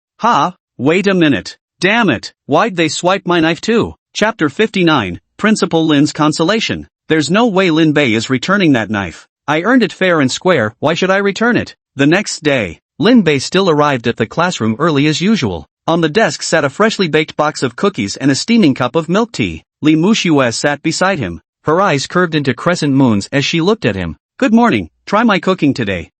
Okay. Lin Bei still didn't refuse. With a desk mate like this, he reckoned he'd gain at least 10 pounds. Of course, earning envious glances from the surrounding classmates. Before long, Huang Kai walked in cheerfully and plopped down in the seat behind Lin Bei. Ha ha ha, ha ha ha, ha ha ha ha. After he settled in, he couldn't stop grinning foolishly. Lin Bei turned his head and glanced at him, asking curiously, what are you laughing at? Something funny going on? Ha ha, it's hilarious. Got some great news for you, I'm gonna be off the market, hee hee hee. Huang Kai's aged face twisted into an increasingly lewd grin. Normally, hearing about someone getting into a relationship wouldn't be all that interesting, but seeing him paired up was downright hilarious. What? You're wearing 2 layers now? Lin Bei asked. Not that. Huang Kai was speechless, not taking clothes off, but finding a girlfriend to be in a relationship. As a girl, Li Muxue was interested in these kinds of gossip. The key point was that Huang Kai didn't seem like someone who could find a girlfriend at all. Which one is your girlfriend?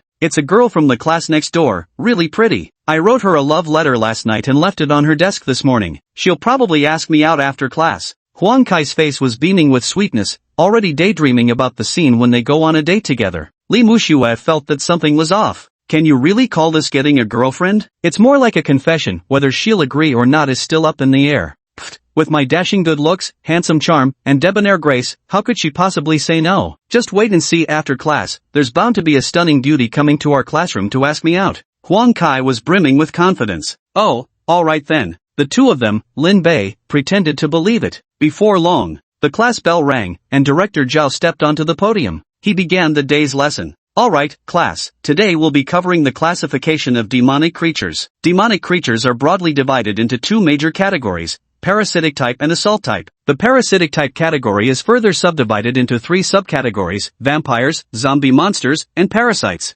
Director Zhao was eloquent about theoretical knowledge, speaking with great professionalism. He then discussed the weaknesses of common monsters and some historical disaster cases they had caused, if encountered in the future. How to minimize damage effectively. Lin Bei was looking around absent-mindedly during the practical class, but listened with extra concentration during theoretical lessons. It felt just like listening to stories, with great relish. Meanwhile, Huang Kai at the back row felt like grass was growing in his heart, constantly checking the watch, heart yearning for the girl from the next class, wondering if she's equally tormented by anticipation. Yet the more frequently the watch is checked, time moves slower and slower. I'm about to collapse. Why hasn't class ended yet? Finally, the heaven-sent school bell rang. Alright, that's all for today. See you next time, class. Dismissed. Director Zhao gathered his books and walked straight out of the classroom. Hooray, class is over. Huang Kai felt liberated. The classroom erupted into noise. Before long, there really was someone holding a pink love letter standing at the door of their classroom. Lin Bei and Li Muxue looked up.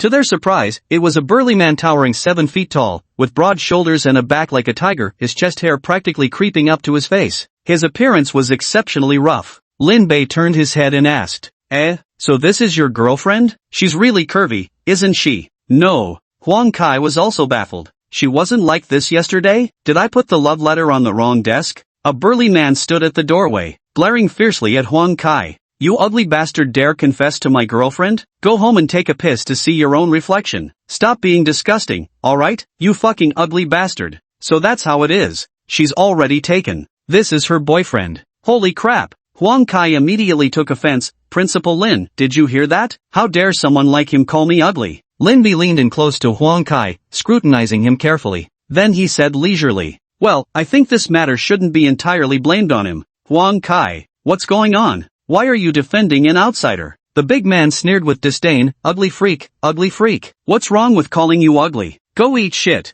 Holy shit, nobody try to stop me today. If I don't beat him until he shits himself, it's only because he's already empty. Huang Kai stood up and rolled up his sleeves. He was about to charge at the big man. The surrounding classmates who came to watch the commotion hurriedly stepped up to hold him back. Hey, forget it. Private fights are prohibited in the academy, you know. Bro Kai, with that face of his, he's got no room to talk, he's not any better looking than you. Besides, seeing each other constantly like this. Actually, you're not ugly at all, just a little weird. Ha, wait, that doesn't seem right either. Ha, Huang Kai instantly turned to stone. Was this supposed to be comforting? Why did it feel like a direct stab to the heart? The burly man smirked disdainfully, tore the love letter to shreds, and threw them at him. Bye-bye now. Going on a date with my girlfriend. Have fun by yourself, ugly duckling. Finished speaking, the big guy scurried away in the blink of an eye. Huang Kai plopped back into his seat like a marionette with its strings cut. Confusion swirled in his heart. Am I really that ugly? Well, not really. Just try to see things in perspective. Yeah, looks aren't important. What matters most is being happy while you're alive. Exactly, don't worry about things so much. The classmates offered continual reassurances. Stop, hold on, don't say another word. I just need to be alone for a while. Huang Kai raised his hand to cut them off. The people around them scratched their heads in confusion, feeling like their attempts to comfort him weren't working. After some thought, he turned his head to look at Lin Bei. Principal Lin, we're not good at comforting people. You're so capable, why don't you try? He'll definitely listen to you. Me? Lin Bei rolled his eyes as his mind rapidly composed the right words. Fine, I'll do it myself. Huang Kai, honestly, you shouldn't care about what others think. Being true to yourself is what matters most. Stay optimistic, not pessimistic. Be passionate, not miserable. At least you're quite decent as a person. Life doesn't go our way 80 or 90% of the time. None of that really matters. The key point is, well, looking ugly really isn't your fault. Chapter 60 A Sunflower. Put. Li Muxue burst into laughter, thinking Director Zhao's lectures had paid off. Lin Bei's earlier remarks were actually quite sharp. But then came the twist. It was truly beyond anyone's anticipation. Just like him indeed. On the other hand, Huang Kai looked full of grievances. Am I really ugly? Maybe it's just that my handsomeness isn't obvious enough. Is it that hard to admit someone's handsome? Alright, stop overthinking it. How about I treat you guys to lunch? Li Muxue brightened up with a smile and continued.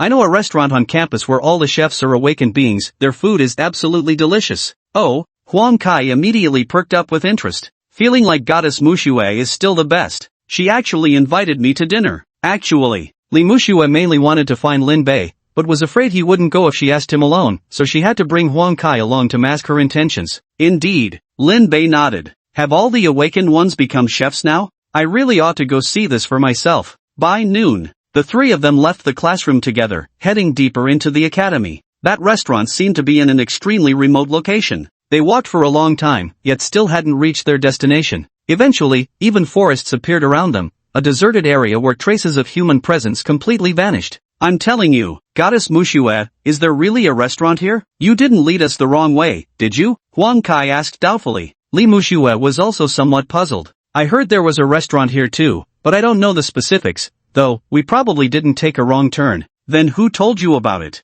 Lin Bei asked curiously. My grandfather, Li Muxue explained. My grandfather used to teach here. He told me long ago that if I ever got the chance to visit Dragon Kingdom Academy, I must go eat at that restaurant.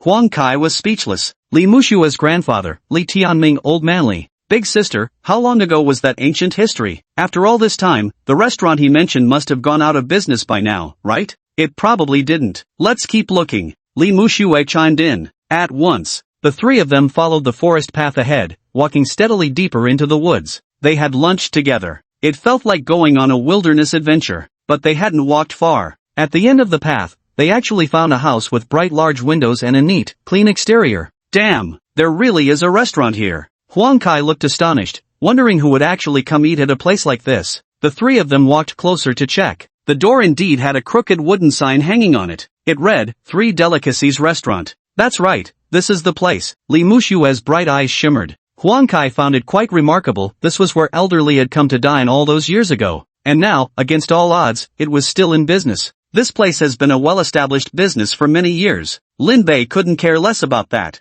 They were just there to eat, period. The three of them pushed the door open and entered. Inside sat a white-haired elderly woman along with her two younger brothers. All three elders were quite advanced in years. Oh my! Welcome, welcome. What a rare visit. Please, come sit. The old woman smiled, her face creasing with countless wrinkles. The room was neat and tidy, with wooden tables and chairs completely dust-free, exuding an antique charm. Lin Bei and his companions took their seats. He remembered Li Muxue mentioning it was a restaurant run by awakened individuals, so he turned to examine the three elderly patrons. Ding! System scan, C-class plant type awakener, potato. Ding. System scan, C-class plant type awakener, green pepper. Ding. System scan, C-class plant type awakener, eggplant. Ha, they really are all awakeners. And they're all plant-based ingredients, potatoes, green peppers, and eggplants. Lin Bei finally understood why this place was called the Three Delicacies restaurant. Because these are the three ingredients for di san xian, stir-fried potato, green pepper and eggplant.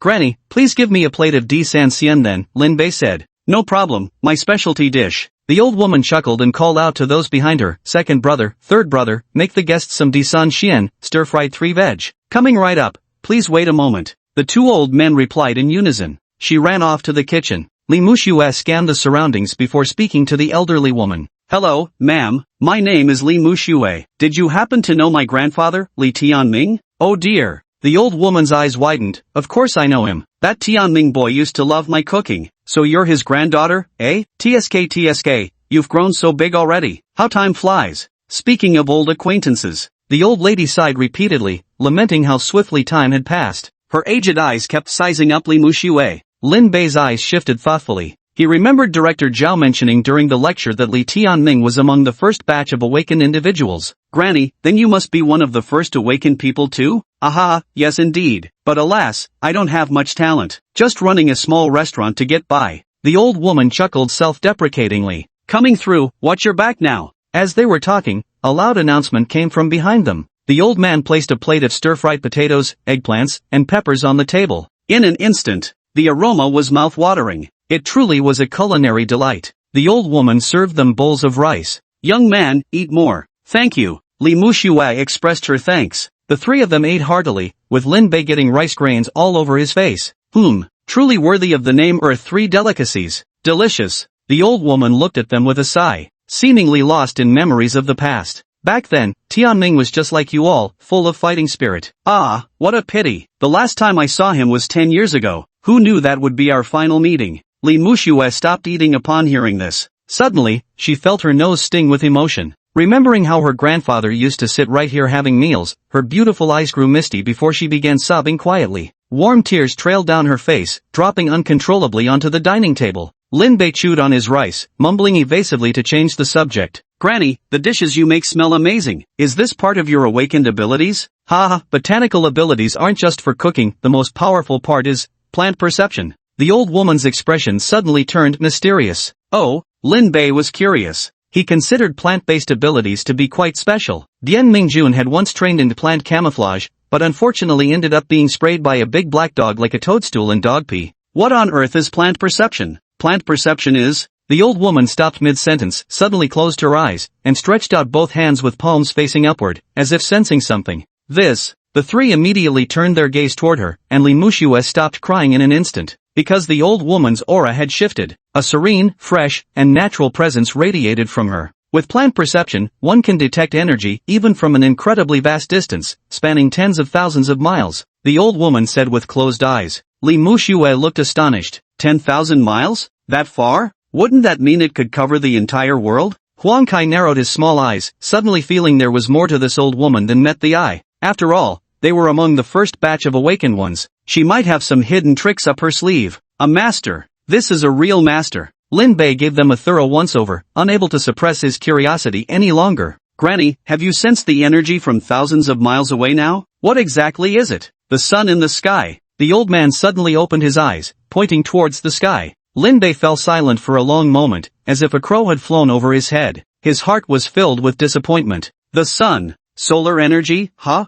It's indeed tens of thousands of miles away. Yet I can perceive it every single day. Not fun at all. Huang Kai's gaze turned bewildered as he realized his misconception. What kind of expert is this? Are you kidding me? TCH, let's keep eating. The three of them finished their stir-fried potatoes, peppers and eggplants with their bellies round in content. Li Muxue paid the bill and said politely, "Seniors, we'll be taking our leave now. We'll come visit you again when we have time." Take care now, sweetheart." The old man smiled warmly. As the trio stepped outside, a ray of brilliant sunlight happened to shower down. Li Muxue lifted her gaze in silent contemplation. The sunlight bathed her delicate face, warm and comforting, lending her an almost sacred radiance. Feel the sun? Neither Lin Bei nor Huang Kai took it seriously. Yet Li Muxue was the only one who genuinely believed it, because what she awakened was precisely the plant-type B grade. Sunflower. Chapter 61, Shopping. After eating and drinking her fill, on the way back, Li Muxue planned to go to the mall to buy some things. The shopping mall in the academy differs greatly from those outside, as it sells items exclusively for awakened individuals, such as soul weapons and soul crystals. Li Muxue intended to purchase a soul weapon, because the afternoon session was practical training. Since Zhang Hongda had already started teaching, he couldn't just quit halfway, he had to see it through to the end. Moreover, he set a very targeted rule. From now on, the academy will no longer provide practice soul tools. Students must procure their own. Of course, Lin Bei didn't need to buy one, but since it was on the way, he tagged along. The mall was bustling with activity. The students bustled about in a lively crowd. Display cases lined both sides, filled with soul artifacts and various types of soul crystals. Lin Bei and his two companions walked on without pause. Their eyes roamed over the dazzling array of merchandise. Too much to take in. Almost dazzled. Hee, not bad at all. That one's really beautiful. This was already Huang Kai's third exclamation. His gaze was glued to the girl in the miniskirt in the distance. What a smoking hot figure. Pervert. Here for Horcruxes or for girls? Li Muxue curled her lips. Now veiled, her stunning beauty was completely hidden. This was a habit from her days as a celebrity. In crowded places, she feared being recognized, which could lead to unnecessary trouble. She remembered once walking down the street when a driver got so distracted staring at her that he crashed into a utility pole, creating a full-blown accident scene. But very soon, her gaze was drawn to a sword. Wow, this sword is nice. How much is it? Miss, you've got excellent taste. This sword is called Silkenstrand, a B-class soul weapon, priced at 100,000 yuan. The waitress explained with a smile, clearly a student doing part-time work at the academy too. Actually, the soul vessel itself isn't worth much. It's the soul crystal embedded in it that's valuable. Meichem, alright, let's buy it then. Li Muxue was exceptionally domineering, having risen from celebrity status long ago with a net worth exceeding hundreds of millions. When she fancied something, she simply bought it. The female server instantly grew even more enthusiastic. Sure, I'll get it out for you right away. Huang Kai, standing nearby, couldn't help sighing at the sight. TSK. Being rich is truly wonderful. As Li Muxue's gaze swept across, she noticed two daggers in the display case that appeared to be a matching set. The carved patterns on them complemented each other perfectly, looking exceptionally well paired.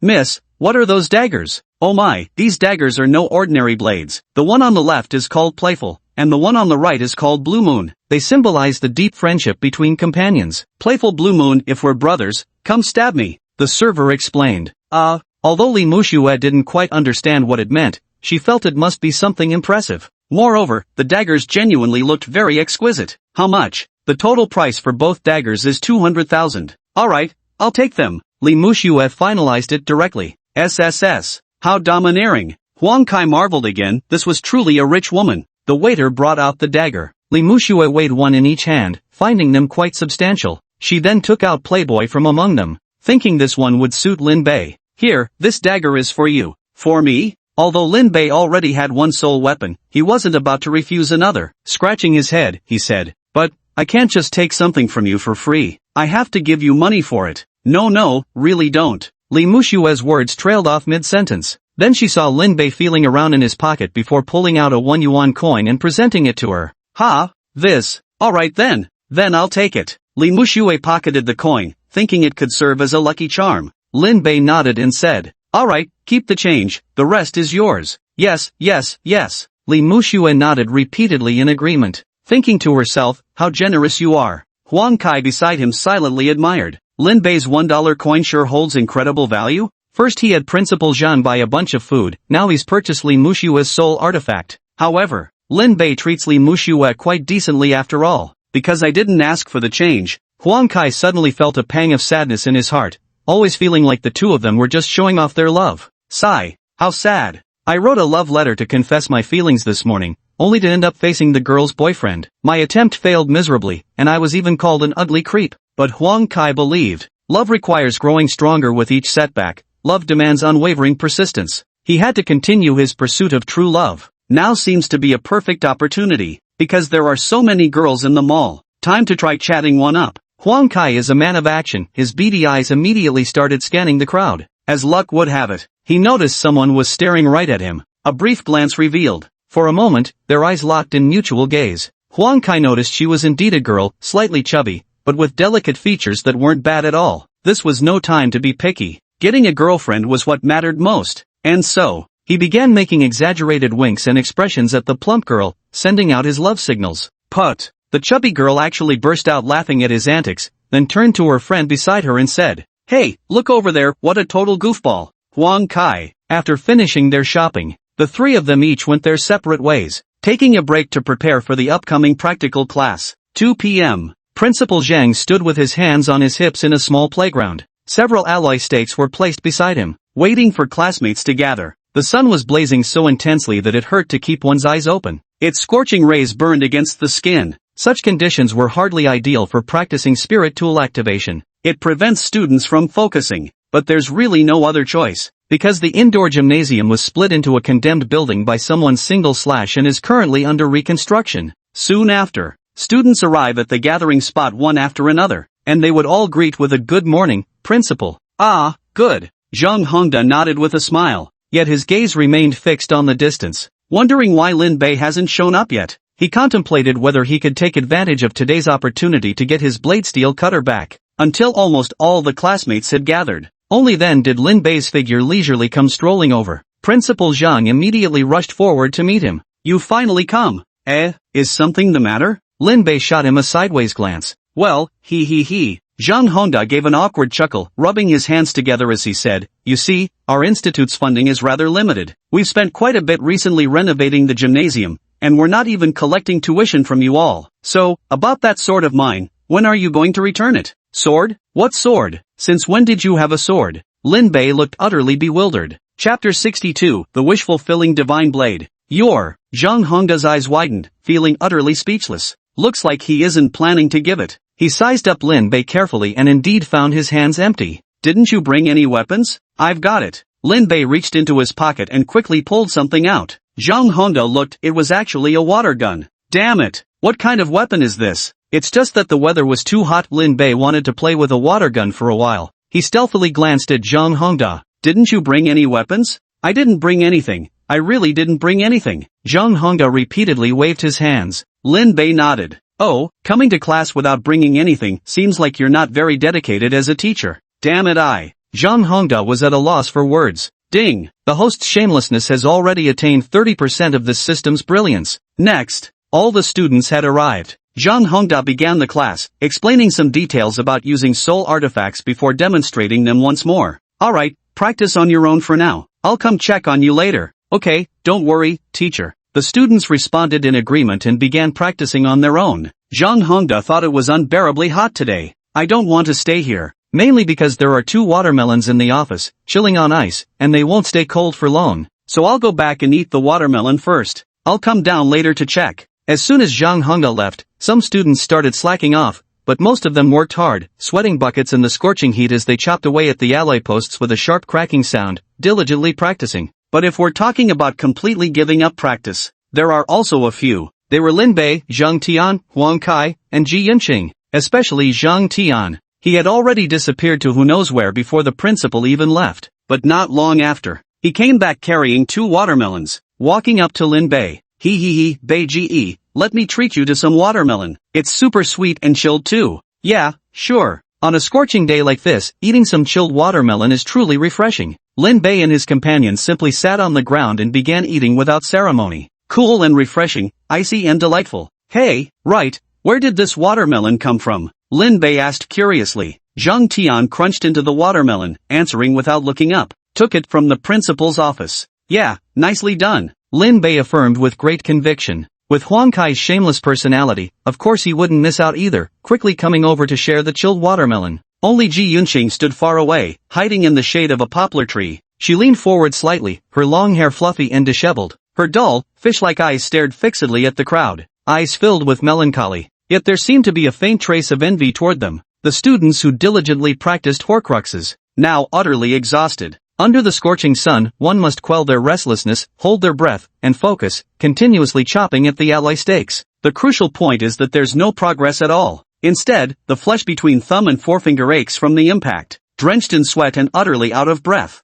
"I'm exhausted. This is too miserable. When will this ever end?" But when I turned to look at Lin Bei, there he was happily munching on watermelon and playing with a water gun, by Yubiubiu, just like he was on a beach vacation. However, they submitted willingly with genuine admiration. What can you do when dealing with an absolute expert? Li Muxue was equally drenched in sweat, her lungs wheezing like broken bellows as she gasped for breath, utterly exhausted. As for the use of Horcruxes, she remained completely clueless. Not even a single scratch was left on the alloy post. She felt frustrated in her heart. Turning to glance at Lin Bei, she walked up dejectedly and pleaded. Could you teach me how to actually activate a soul weapon, please? You're asking exactly the right question, this is totally up my alley. Lin Bei brimmed with confidence. So what should I do then? Li Muxue's bright eyes flickered with expectation. She desperately needed expert advice right now. Even the classmates behind him. Upon hearing this, they also stopped their training, secretly pricking up their ears, wanting to know what trick Lin Bei had up his sleeve. Lin Bei's eyes darted around shrewdly.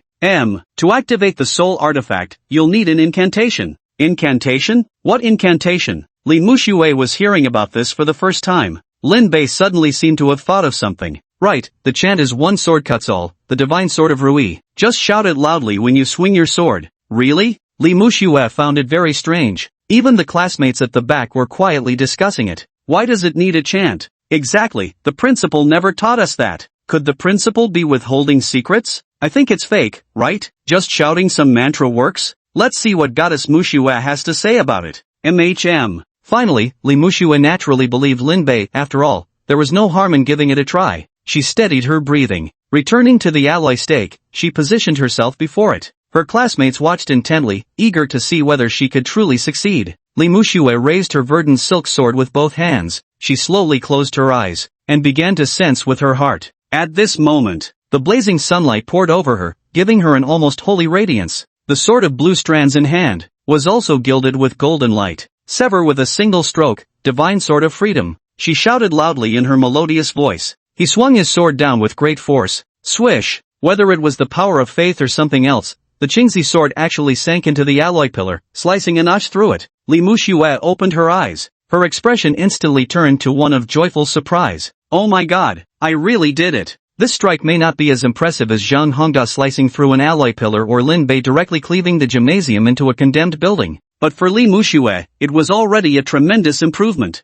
Whoa! The classmates behind immediately burst into an uproar. It felt like discovering a new continent. Holy shit, it's actually real. Activating a Horcrux requires an incantation. Then all my previous training was for nothing? Principal Zhang didn't explain clearly enough. He must have forgotten. No way, I'm gonna try right now. Yeah, me too. The classmates couldn't wait, each of them brimming with excitement. He grabbed the Soul Reaper and slashed at the alloy stake. Meanwhile, he loudly chanted the mantra taught by his mentor Lin Bei. 1/2 halves, divine sword of will. 1/2 halves, divine sword of will. Cut through with a single stroke. Divine sword Rui. Voice cracking. Amidst the rising and falling shouts, Lin Bei Gege chuckled continuously, thinking to himself how everyone was filled with fighting spirit. The training was going damn well. At this moment, Zhang Hongda was feeling extremely frustrated. Where had his 2 watermelons gone? They disappeared just during the time he went out to give a lecture. Did they grow legs and run away? Forget it. He could only take a sip of water before going to check his classmates' practice results. But as he approached the sports field, he heard a series of strange shouts. What's going on? Curious, Zhang Hongda quickly jogged over. As they got closer, they found their classmates all shouting, "One sword cleaves all, the wish-fulfilling divine blade."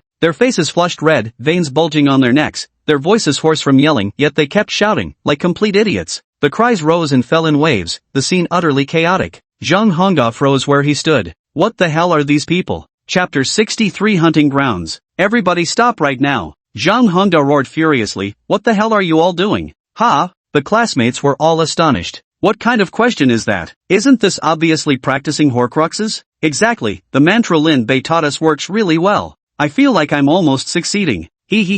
I've succeeded. With so many people practicing after all, there are bound to be a few successes. Thus, the classmates became even more convinced of the chant's effectiveness. Lin Bei? Principal Zhang turned his head to look. He found Lin Bei sitting cross-legged on the ground, happily munching on a watermelon. A pile of watermelon rinds littered the ground. Holy shit! Zhang Hongda felt there was something oddly familiar about that watermelon. He stormed over and asked angrily, where did this watermelon come from? Got it from the principal's office. Zhang Tian beside him replied nonchalantly. You people. Zhang Hongda gnashed his teeth, thinking how dare they even mention it? No wonder my watermelon was gone. So it was taken by them. Lin Bei glanced at him sideways and asked, what's the matter? Zhang Hongda was about to lose his temper, but after glancing at Lin Bei and then Zhang Tian, he deflated like a leaking balloon. Nothing, just wanted to ask if this melon is ripe or not. In the days that followed, nothing much happened. The students went about their daily studies and training. Everything went smoothly. Principal Zhang had learned his lesson. Aside from teaching classes, he made a point of avoiding Lin Bei whenever possible.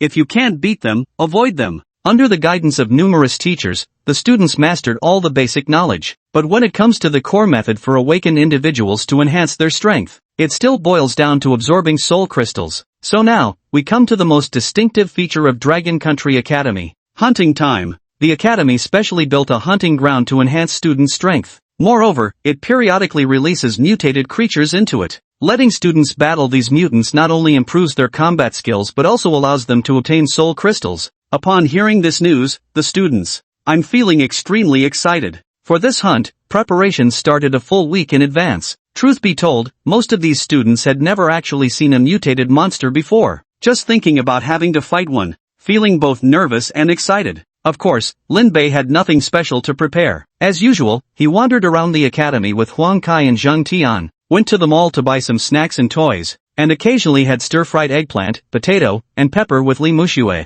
Finally, the day had come for the trip to the hunting grounds. The students were well prepared, not only bringing their spiritual artifacts but also carrying numerous bags stuffed with water and provisions, thinking, what if we can't return soon? Hunting a single mutated beast would probably take 2 or 3 days at least, wouldn't it? Meanwhile, Lin Bei and his companions went empty-handed without bringing anything. They even shot a glance at Principal Zhang. He had a backpack on him. As long as someone brought it. Moments later, once everyone gathered on the playground, they were ready to set off. Since there was some danger involved in going to the hunting grounds, Zhang Hongda personally led the team. Once we arrive at the hunting grounds, everyone must pay close attention to safety, no reckless running around, and stay alert at all times. You can also form small teams yourselves, working together in unity. This will not only ensure safety but also greatly improve hunting success rates. The whole way there, Zhang Hongda patiently explained everything. Meanwhile, Lin Bei was also looking forward to the hunting grounds. Because the only genuine mutated creature he'd ever seen was that big brain tiger, all the others were man-made operations, like those human-faced tumor vampires or whatever. Who knows what kind of little animal he'd encounter this time. However, Lin Bei was feeling slightly irritated at the moment, because they had to go there on foot. Walking to the hunting grounds, it takes a full 2 hours. Such a large academy, yet it doesn't even have a school bus. Principal Zhang is really too stingy. Moreover, it being midsummer, the scorching sun blazed in the sky, searing the skin and leaving one parched with thirst. Here, have some cola, it's ice cold. Drink it while it's still cool. Li Muxue handed him a bottle.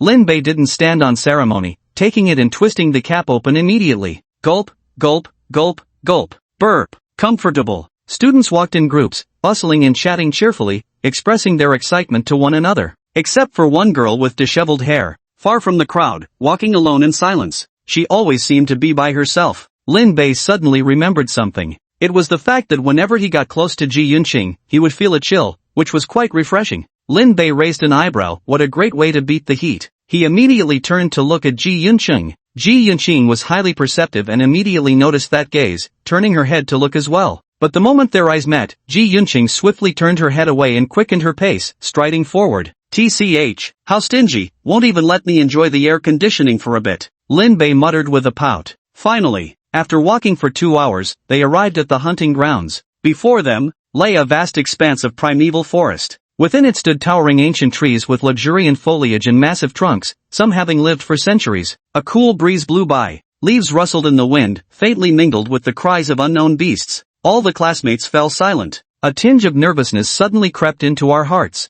According to Principal Zhang, the academy periodically releases some C-grade or B-grade mutated monsters inside. Then they're left to fight and devour each other, with some of the stronger mutated monsters evolving to A-grade. By hunting these mutated monsters, one can obtain A-grade soul crystals. This counts as a form of artificial cultivation. Of course, once a mutated monster reaches grade A, it must be killed immediately. Otherwise, if allowed to continue growing, the situation might escalate beyond control. Lin Bei suddenly realized. The entire world now resembled a vast hunting ground. Let's go inside. I'll take you to find an A-grade mutant first, Zhang Hongda said. Because the entire hunting ground is under constant surveillance, they're very familiar with the territorial distribution of high-level mutants. At once, the students followed Zhang Hongda nervously into the dense forest. Now no one was speaking anymore. They eyed their surroundings warily, afraid something might suddenly dart out from the depths of the dense jungle. The dried leaves and weeds underfoot crunched noisily beneath their steps. Strange bird calls occasionally reached the ears.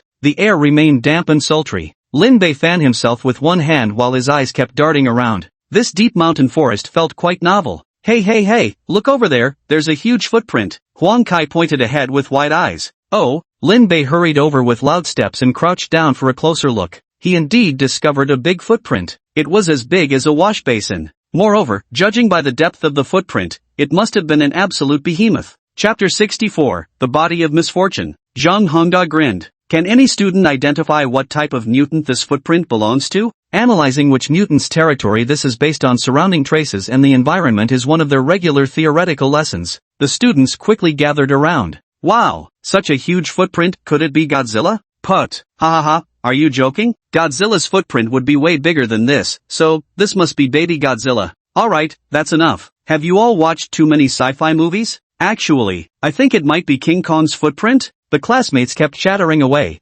tossing out wild guesses left and right, but nobody could come up with a solid explanation. Zhang Hongda's face darkened. How have you been studying normally? At this moment, Lin Bei spoke up. These are the footprints of a savage rhino, a mutated variant of rhinoceros. It's a class A mutant beast, weighing approximately 3 tons with extremely strong defenses. Its weak point is the third vertebrae on its back. It's nocturnal by habit. Judging by the current time, it should still be sleeping now. Oh, Zhang Hongda stared at him in disbelief, because every word Lin Bei said was absolutely accurate. This was indeed the territory of the savage rhino beast. With Lin Bei's intellect, could he possibly remember these things? Zhang Hongda was utterly astonished. Actually, whenever Director Zhao gave theoretical lectures, Lin Bei always listened with absorbed interest as if hearing fascinating stories and effortlessly retained everything after just one listen. At this moment, suddenly, Zhang Hongda recalled Director Zhao's singular evaluation of Lin Bei. Genius borders on insanity. Absolutely right. Lin Bei is completely correct. Zhang Hongda announced.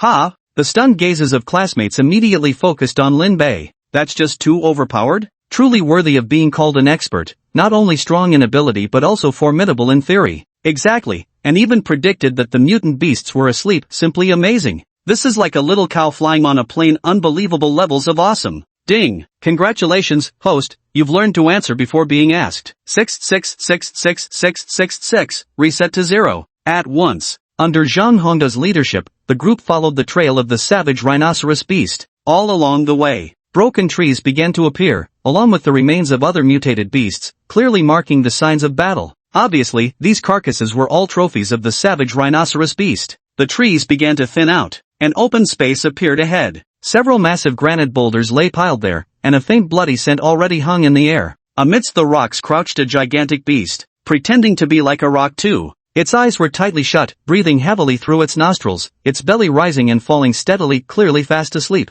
This is the savage rhino beast? Damn, the boss was right. It's really sleeping. That guy is huge, definitely over 3 tons. The classmates whispered as quietly as possible, afraid they might wake the savage rhino. Lin Bei saw such an enormous rhinoceros. He thought it was pretty amusing. Zhang Hongda spoke up. That's right, that's an A-class mutated beast, the savage rhino. Would any student like to fight it next? We're really going to fight now? The students exchanged glances, clearly feeling somewhat apprehensive. Most of them are B rank. Only a few top students can reach A rank. Facing the massive savage rhino, no one dared to step forward at first. Don't worry, everyone. No need to be afraid. Savage rhinos are very slow, they pose little threat to you. Zhang Hongda encouraged. But at this moment, a girl with disheveled hair floated lightly past. Zhang Hongda looked up. It was Ji Yunqing. Is he finally going to make a move? Everyone knew she bore the infamous title of Harbinger of Malice. Whoever approached her would inevitably meet misfortune. Yet no one had ever seen her take action, so curiosity drew their rapt attention.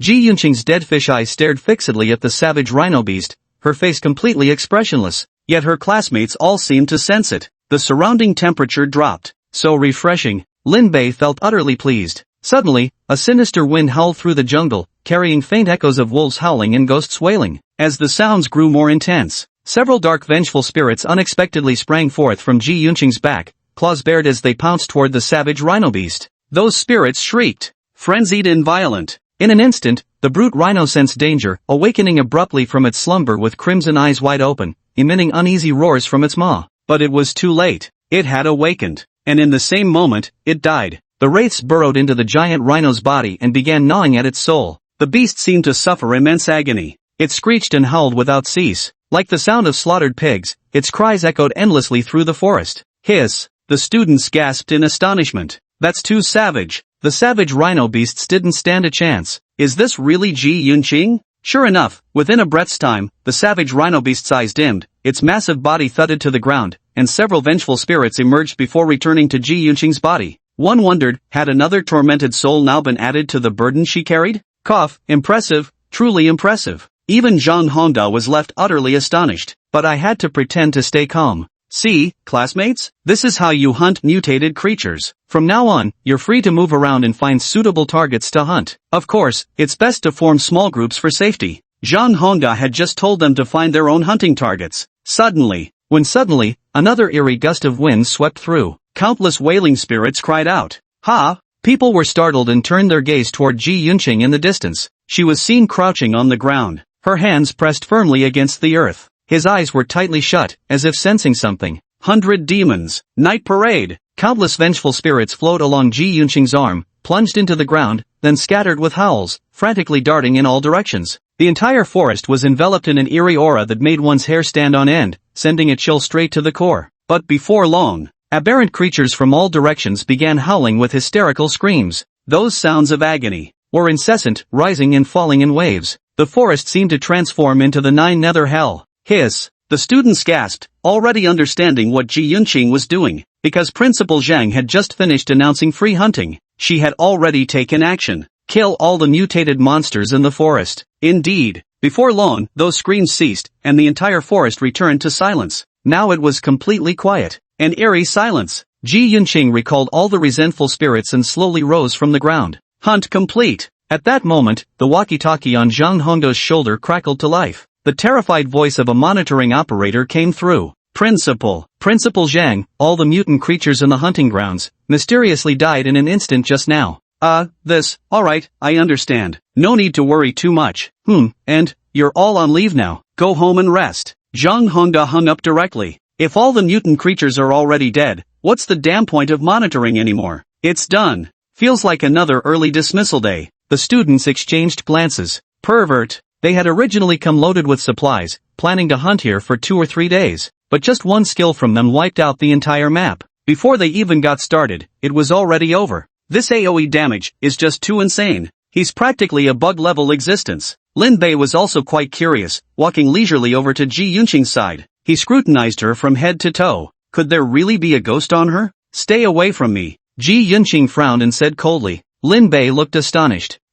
So you can speak? I thought you were mute. Because so many days had passed since the start of school, but no one had ever heard Ji Yunqing speak. Today was the first time. Hiss! The surrounding classmates were utterly astonished. Everyone knew Ji Yunqing was a magnet for misfortune. Getting too close to her or making eye contact would bring bad luck. Yet Lin Bei actually spoke directly to her. Isn't that just asking for a world of trouble? Lin Bei, hurry up and come back. Don't talk to her, you'll get unlucky. Have you forgotten the big bump on Director Zhao's bald head? The classmates were worried for him. Lin Bei didn't care at all. Instead, he reached out and patted Ji Yunqing on the back. Where'd all those ghosts from earlier go? Bring them out for me to see.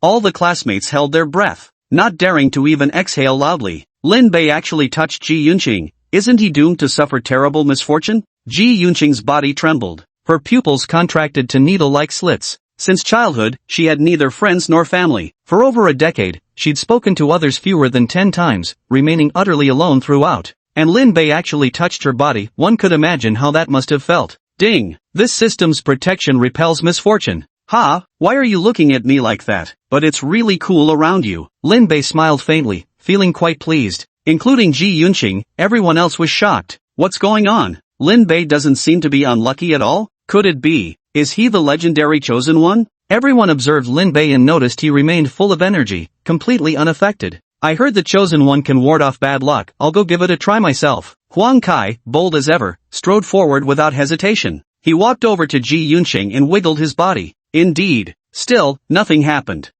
Really nothing went wrong. Lin Bei truly is the chosen one, just having him around renders my misfortune constitution useless. Huang Kai twisted his body wildly, as if he could break into a Shi Hui Yao dance if someone put on music for him. Ji Yunqing stared blankly, her gaze fixed on Lin Bei and the other person. As someone who had been lonely for years, she suffered from severe social anxiety. The sudden presence of people nearby left her momentarily unable to adjust. She hastily turned around to avoid them, putting some distance between herself and the pair. Ah, you really are petty. Lin Bei curled his lips in disdain. Zhang Hongda took charge of the situation. Alright, that's it for this hunting trip. I'll find you a new hunting ground next time. Let's head back for now. Ha! The classmates all wore bitter expressions. I had meticulously prepared for a whole week, then walked for 2 hours. Finally made it here after all that effort. The result? And now I have to turn back right after arriving. But, there's nothing to be done about it. After all, Ji Yunqing is just too strong. Alright, let's head back. But it's not so bad either, consider today a holiday. Ah, right. Nothing else to do once we're back. The classmates chatted as they turned to retrace their steps. It happened to be midday now. The sun in the sky grew even more intense, blazing down like liquid fire. The heat was suffocating. Lin Bei had long since finished his ice-cold cola. Now there was no cooling facility left. And so, he glanced around and quickly walked over to Ji Yunqing's side. The two stood shoulder to shoulder. This time, knowing she wouldn't bring Lin Bei misfortune, Ji Yunqing didn't pull away. Yet she clenched her teeth, her heart clearly wrestling with something. As a calamitous being who'd grown up alone since childhood, she'd secretly wished countless times that someone might draw near to her, perhaps even become friends. She was truly too lonely. But when that day actually arrived, she suddenly felt an inexplicable fear. However, Ji Yunqing went through an internal struggle, yet she still walked side by side with Lin Bei. No one said a word. Lin Bei turned to stare at her, a contemplative look in his eyes. Hey, can you turn the temperature down a bit? Alright. Chapter 65 Happy Birthday. Walking beside Ji Yunqing, it was indeed much cooler. Lin Bei felt delighted, thinking to himself,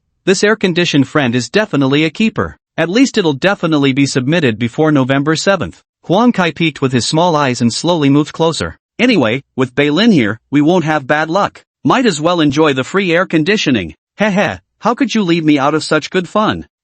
I should go experience it too. Count me in. Zhang Tian and Li Muxue came running over eagerly. Several people surrounded Ji Yunqing in the middle. They chattered non-stop. Every now and then, a few lewd or gay chuckles could be heard. The atmosphere was filled with delight. Ji Yunqing pressed her lips together, her body trembling slightly. She felt both socially anxious and excited. It was the first time so many people had gathered around her. Could it be that I'm actually needed by someone? They walked all the way back to the academy. Their figures gradually faded into the distance amid laughter and cheerful chatter. Back at the academy, everything remained as usual. That morning, Li Muxue made an extra-large fruit cream cake, and it wasn't just for Lin Bei. Having recently grown quite close to Zhang Tian and Huang Kai, both avid foodies, she decided to invite them over to share the treat. Whoa. Huang Kai was so moved he nearly burst into tears. I never expected that after eating so many days' worth of dog food, enduring others' PDA, there'd actually be a slice of cake for me too. This kind of couple display wouldn't hurt to see more often. The huge cake before me was enough for 5 or 6 people. Adorned with various fruits, glossy and translucent, it looked exquisitely delicious. Li Muxue's craftsmanship had improved greatly. At this moment, a chilly breeze drifted into the classroom. Ji Yunqing walked in through the doorway. Hey, perfect timing, come over here. Lin Bei crooked a finger at her, then pointed to the enormous cake on the table. The meaning was crystal clear. Let everyone enjoy some air conditioning while offering her a bite. But when Ji Yunqing walked over, her eyes locked onto the cake on the table, her pupils shrinking to pinpricks, and her whole body trembled slightly. It showed just how incredibly excited she was at that moment. What's going on? Has she never seen a cake before? Including Lin Bei, everyone found it extremely strange. Ji Yunqing's voice trembled with emotion. How did you know today is my birthday? Lin Bei scratched his head. Birthday? I don't know. Is it really such a coincidence? Clap.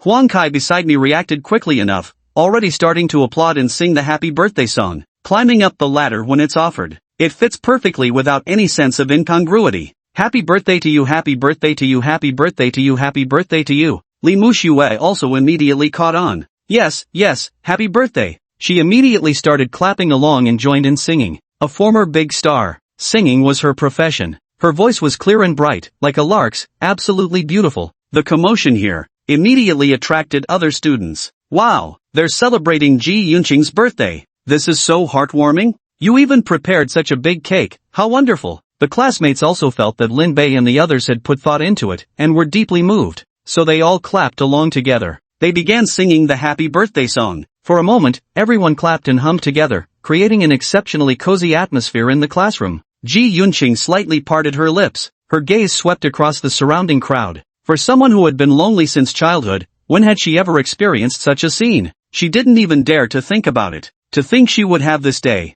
You woo-woo sniffle sniffle. Ji Yunqing was so moved that she cried, unable to stop her sobs. At this moment, the frozen heart seemed to have completely thawed. As Director Zhao mentioned on the first day of school, successfully integrating into this big family. Alright, no more crying. You cut the cake, Lin Bei called out. Ji Yunqing carefully cut the cake into neat, even pieces. This cake meant something special to her. It seemed exceptionally precious. Picking up a piece and placing it in her mouth, she found it indescribably sweet. It wasn't just her first birthday celebration. It was also her first time eating cake. With Ji Yunqing joining them, the group grew even larger. The few of them had finally gathered together. And as time flew by, the friendship grew stronger. This day, the sunlight shone brightly outside the window. Principal Zhang and Director Zhao were leaning on the windowsill of the principal's office, watching 5 people seated on the lawn below, chatting and joking around. They were Lin Bei, Zhang Tian, Ji Yunqing, Huang Kai, and Li Muxue. Hiss. Zhang Hongda stared at the 5 distinct individuals. He furrowed his brows and thought, what's going on? In his memory, Zhang Tian and Ji Yunqing weren't like this.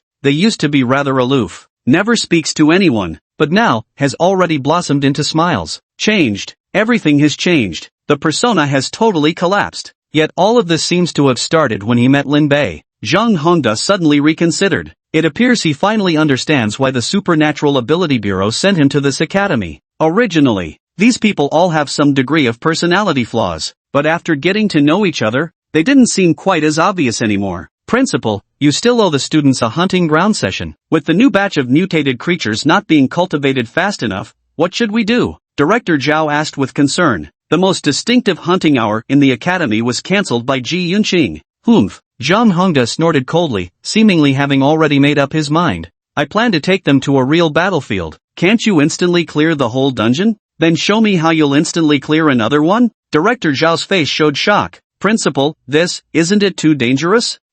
Speak clearly, who's in danger? Zhang Hongda glanced at the figures on the lawn. Director Zhao paused to think. I think they're all dangerous. The battlefield at the border cannot afford any mistakes. It's not just about being strong enough to go there. Ji Yunqing's misfortune constitution can bring bad luck to others. When Zhang Tian awakens, he falls into an uncontrollable frenzy. On the battlefield, orders are as firm as mountains. The slightest carelessness could lead to complete failure. So everything should preferably remain within controllable limits. Zhang Tian and Ji Yunqing are indeed somewhat incompatible. Zhang Hongda waved his hand, appearing completely unconcerned. Don't worry, isn't Lin Bei still here? Lin Bei? His brain flips between dumb and not dumb. It's not exactly reliable. Director Zhao said, just relax. Zhang Hongda was very confident. Didn't he already know how badly Lin Bei had screwed him over? So of course he'd be fine. There's no time to wait any longer. The front line is under heavy pressure. I'll take them to a small spot first and test it out. Alright, Principal, you should be careful too. You're one of the prime targets on the Exile Organization's hunting list. Director Zhao couldn't resist adding this reminder. Chapter 66 The Border Camp. In the classroom, Zhang Hongda stepped onto the podium with measured strides, a faint smile playing at the corners of his lips as he prepared to announce his grand plan. The students quieted down, their eyes fixed intently on him. There was something different about the principal today. Zhang Hongda raised his head and said, I heard, I owe you guys a hunting ground? Hear about it? You don't say? Do you really not know what happened? Exactly, we've practiced for so long but never got a chance to use it. I really wanted to hunt some mutated monsters. Yeah, me too. The classroom erupted in noisy chatter. Zhang Hongda nodded. The hunting ground can't be built in the short term. Since you're so eager to kill mutated monsters, how about, I take you directly to the border battlefield? No sooner had the words left his mouth. The noisy classroom fell silent for 3 seconds. Wait, what? Going to the battlefield? You kidding me? Principal, for real? Are you messing with us? The classmates couldn't believe it. Because Dragon Kingdom Academy cultivates awakened individuals to supply combat forces for the border, but usually only after graduation. These students had only been training for about a month. This is getting beyond the syllabus now. Zhang Hongda gave a faint smile. I'm not joking. Weren't you all just clamoring to hunt mutated monsters? The border battlefield is full of them. What? Too scared to go now? The students fell silent. How infuriating. He really nailed that performance. Zhang Hongda continued speaking. But don't be afraid, this time we're not going to the core area, just a small peripheral location. Considering there is indeed some danger involved, participation is voluntary. Those who want to go can go, those who don't can just stay at school. We get to choose ourselves? Lin Bei on the seat thought for a moment. That's fine, then I won't go. Ahem, Lin Bei, you have to go. Zhang Hongda immediately slumped down because Lin Bei was the key to this plan. If he doesn't go, who will dispel Ji Yunqing's cursed physique? Moreover, Lin Bei won't go. The other top players probably won't go either. No way, staying at school is way more fun. Lin Bei firmly refused. Zhang Hongda was speechless. Don't you want to get stronger? Nope, Lin Bei answered bluntly. Zhang Hongda broke out in a cold sweat. But upon second thought, perhaps the communication channel with Lin Bei was off, so he tried a different approach. Lin Bei, you are our principal after all. Who will lead our operation if you don't go?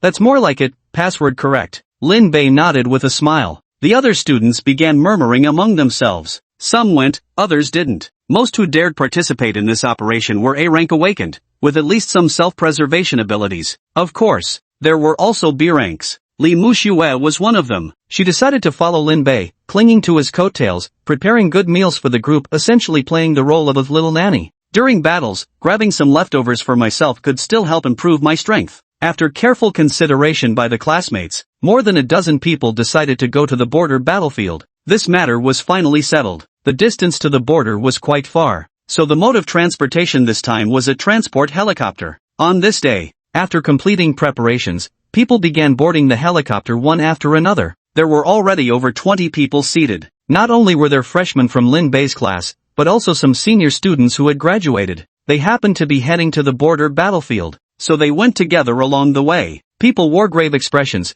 armed to the teeth with large and small bundles, clutching various spirit weapons in their arms, swords, spears, axes, hooks, and forks of every imaginable kind. The reason was their imminent departure for the battlefield. The cabin was thick with a murderous atmosphere. But soon, he immediately cheered up. This time, Lin Bei didn't come empty-handed. Instead, he carried 2 large bags filled with small snacks like lollipops, chocolates, potato chips, and corn curls. Come on, let's dig in. Those were the snacks from Lin Bei's villa. Since he was going out and didn't know when he'd be back, letting them expire would be such a waste. Might as well take them all out and eat them. Rustle. Lin Bei poured the snacks onto the chair. Zhang Tian, Huang Kai, and the others gathered around, tearing open the packaging and digging in. Ji Yunqing scratched her head. Which one in here is tasty? Ha, you've never tried any of these? Lin Bei looked at her and handed her a durian candy. Here, try this one. It's delicious. Oh, sure. Ji Yunqing opened the package and put it in her mouth. Why does this taste so weird? Lin Bei turned his head and snickered gay. The surrounding classmates were utterly confused by their behavior. Isn't this supposed to be going to war? Why does it feel like we're on a spring outing?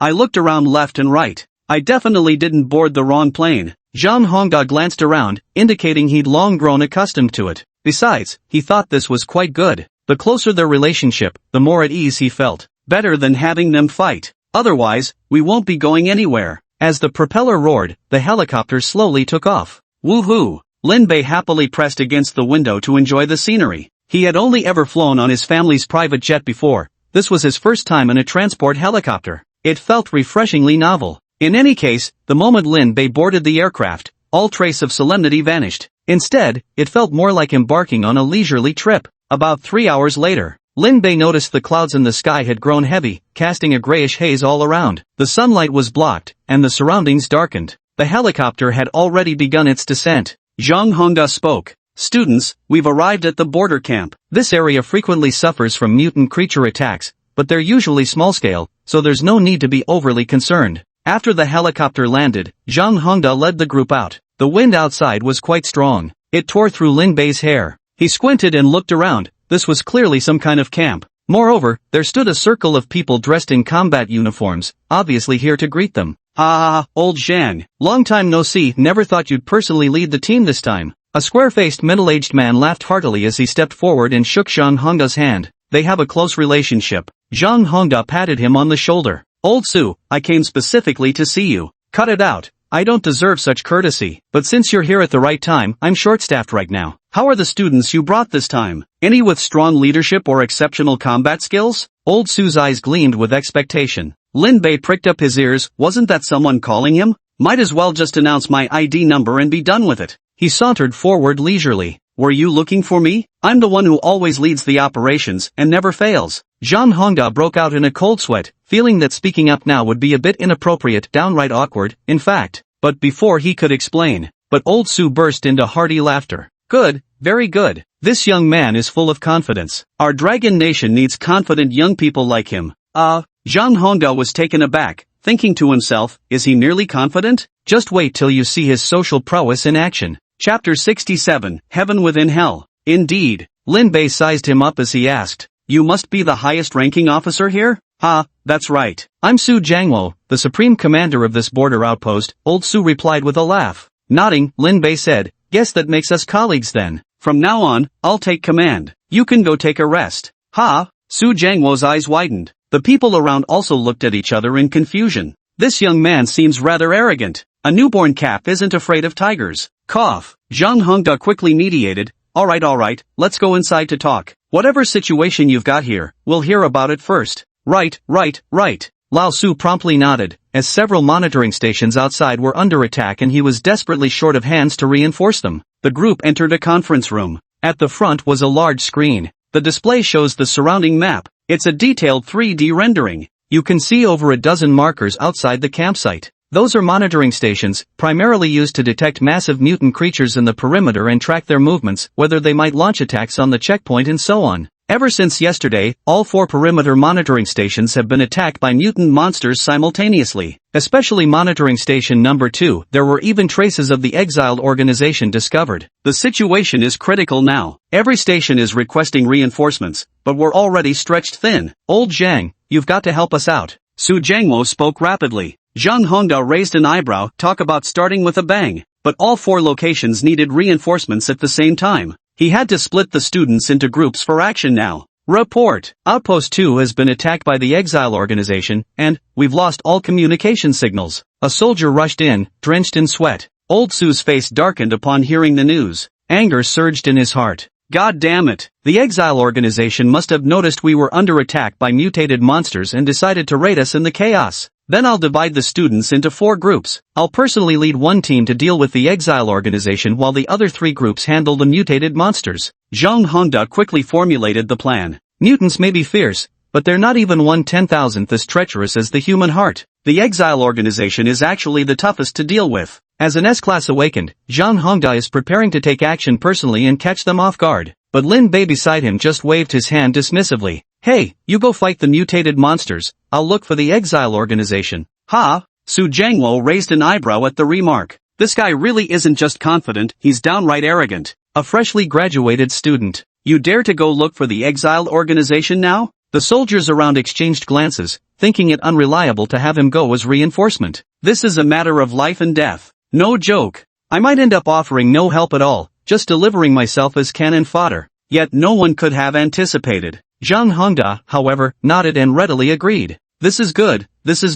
Then you go find the exiled organization while I reinforce elsewhere. Actually, compared to Lin Bei, Zhang Hongda was more concerned about the other students. Even if they were dealing with mutant creatures, it would still be extremely dangerous. This way, Zhang Hongda could help them. Old Zhang, will this really work? Su Jiangwo frowned and asked. Zhang Hongda simply waved his hand. Don't worry, do you think I don't know my own students? Some things. I'll tell you after we're done. Alright, let's get prepared and move quickly then. Su Jiangwo still had faith in his old friend. Besides, the situation was urgent now. Even monitoring station number 2 had gone offline. No one knew what the situation was there, but it was probably going to be dangerous. Then glanced at Lin Bei. He seemed excited, as if he was about to go out for fun. Next, people were issued a set of combat gear, battlesuits and communicators. Lin Bei put on his combat suit. Neat and sharp, looking extremely dashing. He thought the new outfit was quite nice. Casually clipping the communicator onto his collar, he resembled an agent on a mission. Pulling up his collar, he tilted his head and spoke. Potato, this is Sweet Potato, come in. Huang Kai walked over helplessly and said, Hey, Chief Lin, I'm right behind you. Can we skip using the walkie-talkie? Alright, fine. Lin Bei nodded. Let's go, let's head out. Their small team naturally consisted of Lin Bei, Zhang Tian, Ji Yunqing, Huang Kai, and Li Mushu at 5 members in total. Initially, Zhang Hongda felt that having them all reinforce a single location was somewhat wasteful in terms of combat strength. But considering it's our first operation, and facing an exile organization, this approach seems more reliable. Besides, these guys all have certain issues to varying degrees. Huang Kai was always fooling around, carefree and thick-skinned. As for Lin Bei, Zhang Tian, and Ji Yunqing, those three were even worse. Li Muxue was practically the only normal one among them. Zhang Hongda had assigned her a simple task: keep an eye on them and report back immediately if anything unexpected happened. The five of them, Lin Bei included, geared up and headed out of the camp. After passing more than 10 checkpoints ahead, one can reach the legendary land of chaos. Actually, Zhang Hongda brought Lin Bei and the others here, seemingly with ease, but behind the scenes, he had done a lot of preparatory work. First of all, he had to report to the headquarters of the Supernatural Bureau. It caused quite a stir at the time. After all, Lin Bei was known as the pinnacle of Dragon Country's awakened ones, and many people were quietly keeping an eye on him. The headquarters then notified the Jiangdong City Supernatural Ability Bureau. They also contacted Lin Bei's father, Lin Xiangdong. Lin Xiangdong was immensely worried upon hearing that Lin Bei had gone to the battlefield. What's going on? Didn't Lin Bei just become principal? How did he end up on the battlefield now? Bodhisattva, please protect him. Please let my son return home safe and sound. Jiangdong Supernatural Bureau, Team 3. Little White Bun, holy shit. Director Lin went to the frontline battle. Bian Mingjun, this is wonderful news. With him at the border, clear skies will prevail, and the Dragon Kingdom will know peace. Chen Xian sighed deeply. Director Lin, it's been so long since we last met, how I've missed you, sob. Inside the headquarters office, even the Flying Eagle and Running Hound were moved to sigh. Huang Ran's face clouded with reminiscence. The border battlefield. Back in those days, I crawled my way out from a pile of corpses there. It was truly too perilous. A smirk played at Chen Hua's lips. That's just your perspective. The border battlefield is where Lin Bei truly belongs. What's hell for others might just be paradise for him. Anyway, the beast has arrived. At this moment, the beast has indeed arrived. Lin Bei passed through numerous checkpoints and officially set foot on the lawless land. The surrounding land was pitted and scarred, littered everywhere with signs of battle, but corpses of mutated creatures and human skeletal remains were a common sight. A chilling atmosphere of bloodshed hung in the air. A gust of wind blew past, lifting Lin Bei's hair. His eyes carefully surveyed the surroundings. Then he pulled out a map.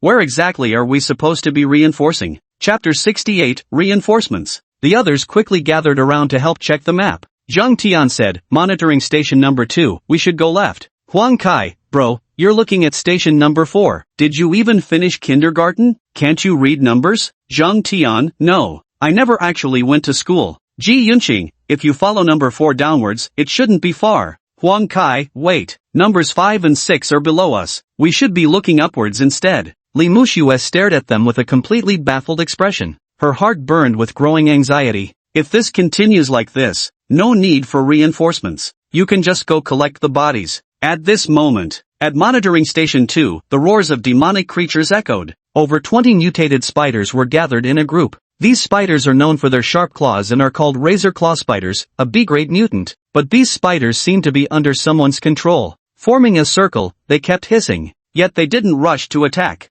In the middle, a young man with sweat pouring down his forehead was gripping a dagger in reverse, panting heavily with a tense expression. He was the captain of the monitoring station's security team, Long Fei. Behind the young man stood a girl in a white lab coat. Her name was Zhang Xiaoman, a researcher who had come to the monitoring station with her professor to collect data on mutated monsters, gathering samples like footprints and such. After taking it back for analysis, determine the habits, abilities, and even discover the weaknesses of the mutated creatures. The theoretical knowledge Lin Bei studied at the academy. Much of it was researched by them. But unexpectedly, while collecting samples here today, they encountered an attack. Don't be scared, I'll fight our way out. Long Fei gritted his teeth and said. Zhang Xiaoman trembled all over, tears streaming down her face as she teetered on the edge of a breakdown. But, what about my teacher? Not far away. More than 10 people were wrapped in spider silk like Zhangzi rice dumplings. They struggled violently, but to no avail. Among them were Zhang Xiaoman's teacher, other monitoring station guards, and staff members.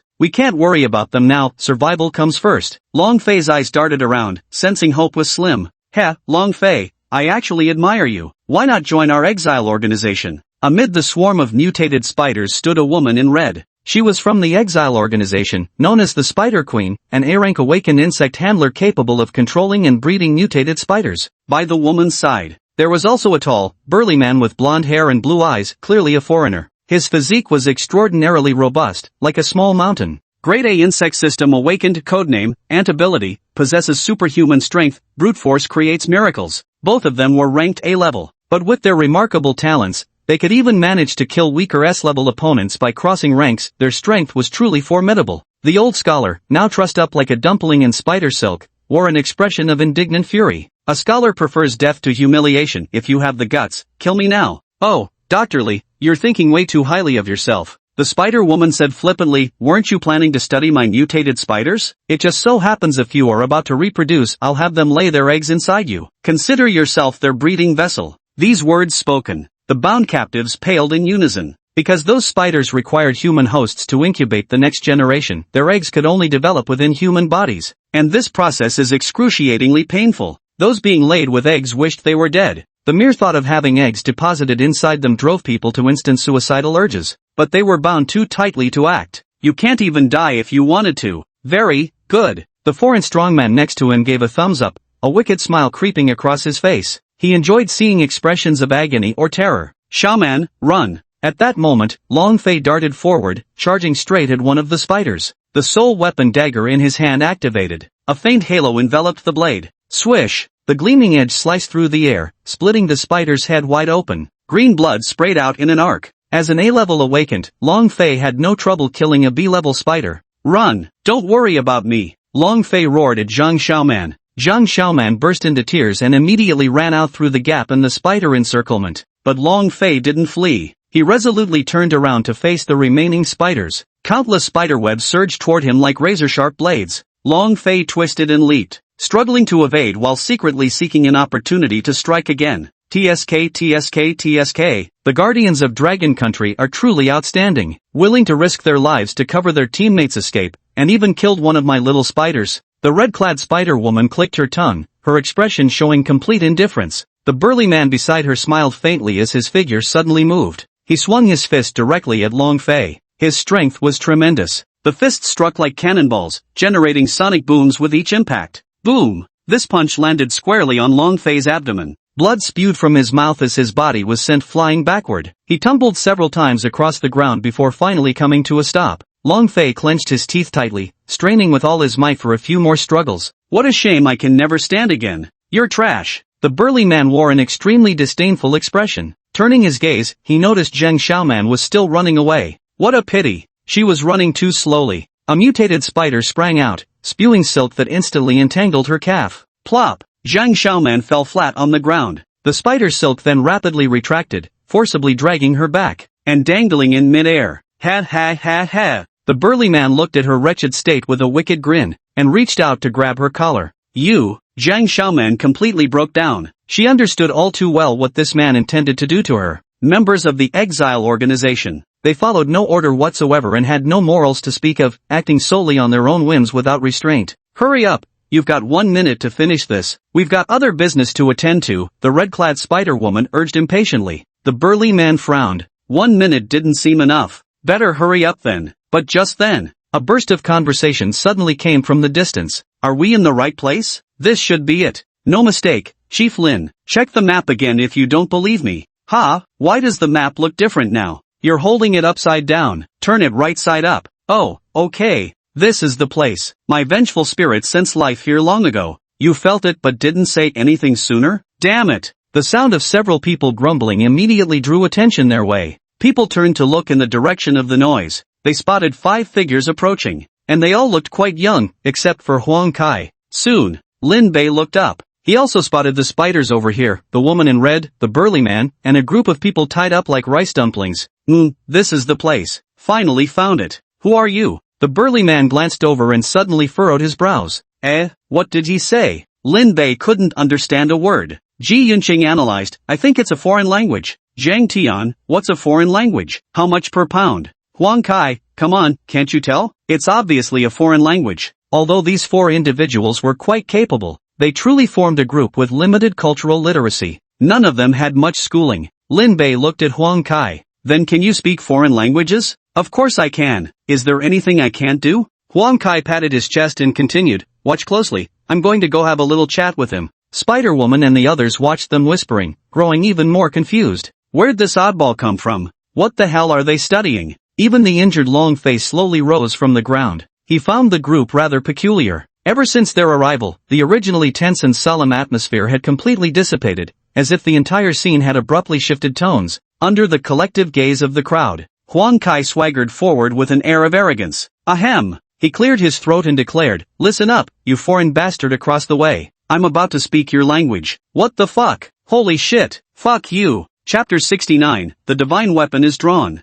Upon hearing Huang Kai's foreign language, the burly man's face darkened with fury. Huang Kai was quite pleased with himself, because those were literally the only two phrases he knew, and apparently they worked. Meanwhile, Li Muxue was utterly speechless. As a former superstar, she was considerably more cultured. Hey, what he actually meant was, asking who you are. Ha? Huang Kai furrowed his brows slightly. Wait a minute. That almost sounded like I was insulting myself. Whatever. No matter. The red-clad spider woman stared at them, wondering how such oddballs could exist. What exactly are you people? We're from Dragon Nation Academy, specifically here to provide reinforcements. Huang Kai said bluntly. Ha! The woman in red smiled faintly. No wonder they looked so young. They were students from the academy. Students daring to come to the battlefield as reinforcements? They're literally asking for death. Her gaze turned toward Huang Kai. So, you're the teacher leading this group, then? What the fuck? Huang Kai's face darkened. Who's the teacher? How come I switch between parent and teacher roles? Do I really look that old? Are you fucking blind? I'm a student too, got it? A student. Ah, both students then. The woman in red heard this, and the smile at the corner of her lips grew even more unrestrained. It seemed she had acquired a few more breeding vessels for her spiders. Long Fei, watching from afar, furrowed his brows in concern. Who would have thought they'd send students as reinforcements? And what's more, these people came empty-handed, without even a single enchanted weapon between them. They didn't look like combatants at all. Heh, seems your camp is truly running out of people if they're sending students as reinforcements, the woman in red sneered coldly. At this moment, Huang Kai's small eyes swept around and quickly spotted Zhang Xiaoman hanging with ropes. Her delicate features and pretty face were clearly visible. Her eyes were red and flushed with tears. Her pitiful appearance was utterly heart-wrenching. And right in front of her, the foreign brute wore a sinister grin. Holy shit! Huang Kai couldn't stand such scenes, especially since his wish to get a girlfriend hadn't come true yet. Seeing a beautiful girl bullied by a foreigner? Hell no! Officer Lin, none of you need to step in today, I'll take care of killing them.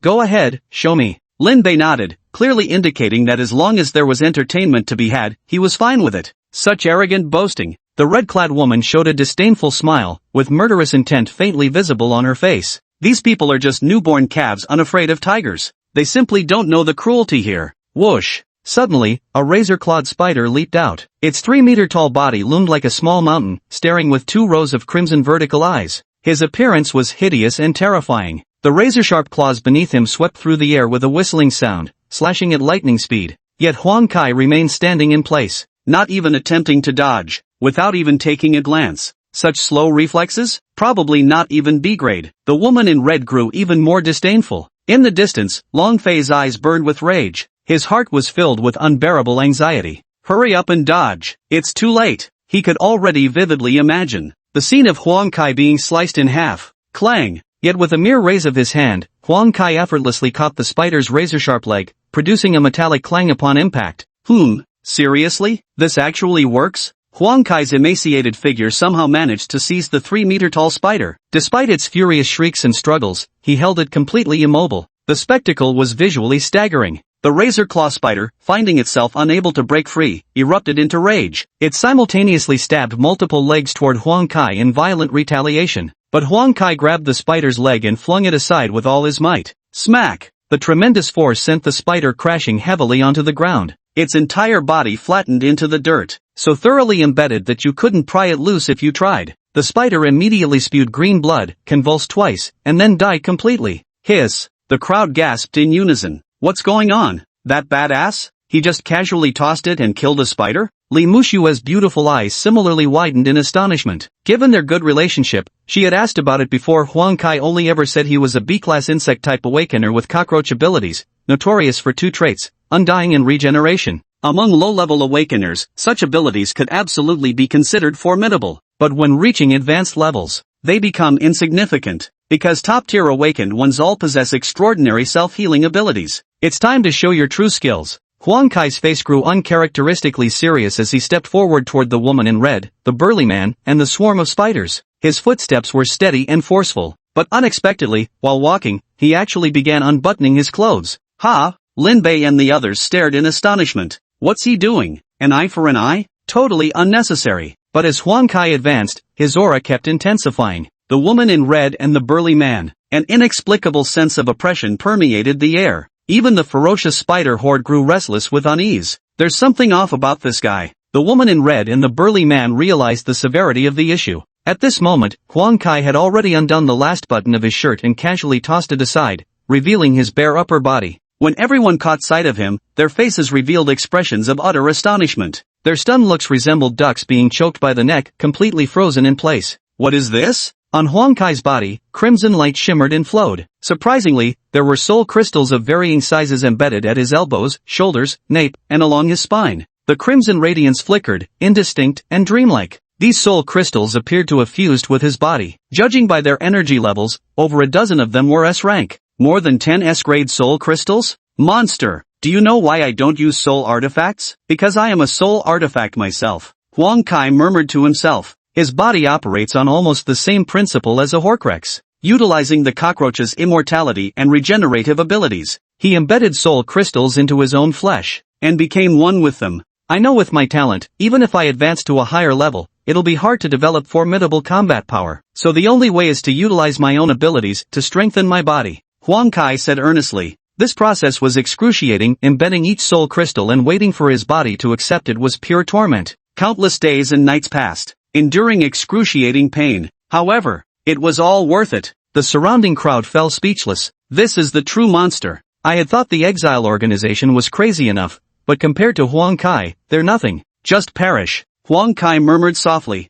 Dozens of S-grade soul crystals on his body simultaneously ignited, his aura surging to its peak like an unparalleled divine weapon being unsheathed. The violent energy fluctuations made the ground beneath him crack inch by inch. His figure flickered, vanishing from the spot in an instant, like a crimson lightning bolt. The red light darted through the horde of monsters in a zigzag pattern before returning to its origin. Such a fleeting instant, as if it happened in the blink of an eye. Huang Kai's figure reappeared. His radiance dimmed as he picked up the clothes from the ground and brushed off the dust. Without even sparing another glance at the woman in red or the others, the hunt is over. Bang, bang, bang, bang, bang. About a breath later, those spider monster heads began exploding one after another, like smashed watermelons, splattering blood everywhere. Of course, this also included the woman in red and the foreign strongman. Their headless corpses toppled one after another onto the ground. Afterwards, the surroundings fell completely silent. Another instant annihilation of the entire field. Humph. Huang Kai was quite satisfied. With one hand draping his clothes over his shoulder and the other akimbo, he struck a handsome pose, convinced he had activated his handsome mode. Now with this heroic rescue of a beauty, surely the girl would come to pledge herself to him, right? But after what felt like half a day, he began to sense something was off. Why hasn't anyone come to praise me yet? Turning his head to look, they discovered that Lin Bei and his team had already freed Zhang Xiaoman from the spider silk. Zhang Xiaoman, tears streaming down her face from emotion, tightly grasped Lin Bei's hand. Thank you for coming to our rescue and saving our lives. Huang Kai had a completely confused look on his face. What's going on? Chapter 70 Return. Long Fei also excitedly walked over to Lin Bei's side. Thank you, I really appreciate your help. Are you the top boss here? Lin Bei looked him over and asked. Long Fei smiled awkwardly. I'm just the captain of the guard, not much of a leader. Oh, I won't compete with you for this. Lin Bei nodded and said. Ahem. Huang Kai walked over and deliberately coughed loudly twice to grab their attention, wondering if the girl would show some appreciation, like promising herself to him or something. Indeed, he finally sensed Zhang Xiaoman's admiring gaze resting upon him. His heart brimmed with anticipation. Zhang Xiaoman asked instead, are you really a student? What do you mean? Don't I look like one? Huang Kai's face darkened. No. Zhang Xiaoman quickly shook her head in explanation. I just think you're amazing, nothing more. Ha, that was nothing just now. If you ever need it, I can protect you in the future. Hearing the praise about his abilities, Huang Kai was overjoyed. Moments later, the old scholar and the other warriors had also been freed from the spiderwebs by now. People sighed in relief. All of them felt as though they had narrowly escaped death. They had all suffered injuries to varying degrees, with Long Fei being the most severely wounded, requiring a return to camp for recuperation. Lin Bei and the others completed their mission, and found it completely unchallenging, so they followed the group back. Before leaving, however, people cleaned up the battlefield, removed the claws from those mutated spiders, and brought them back. According to Zhang Xiaoman, They've recently been working on a research project that involves fusing mutated monsters' bones into spirit artifacts. This could significantly enhance the durability of spirit artifacts. Once this project succeeds in development, the power of spirit artifacts will achieve a qualitative leap forward. Of course, Lin Bei had no interest in these soul crystal technologies.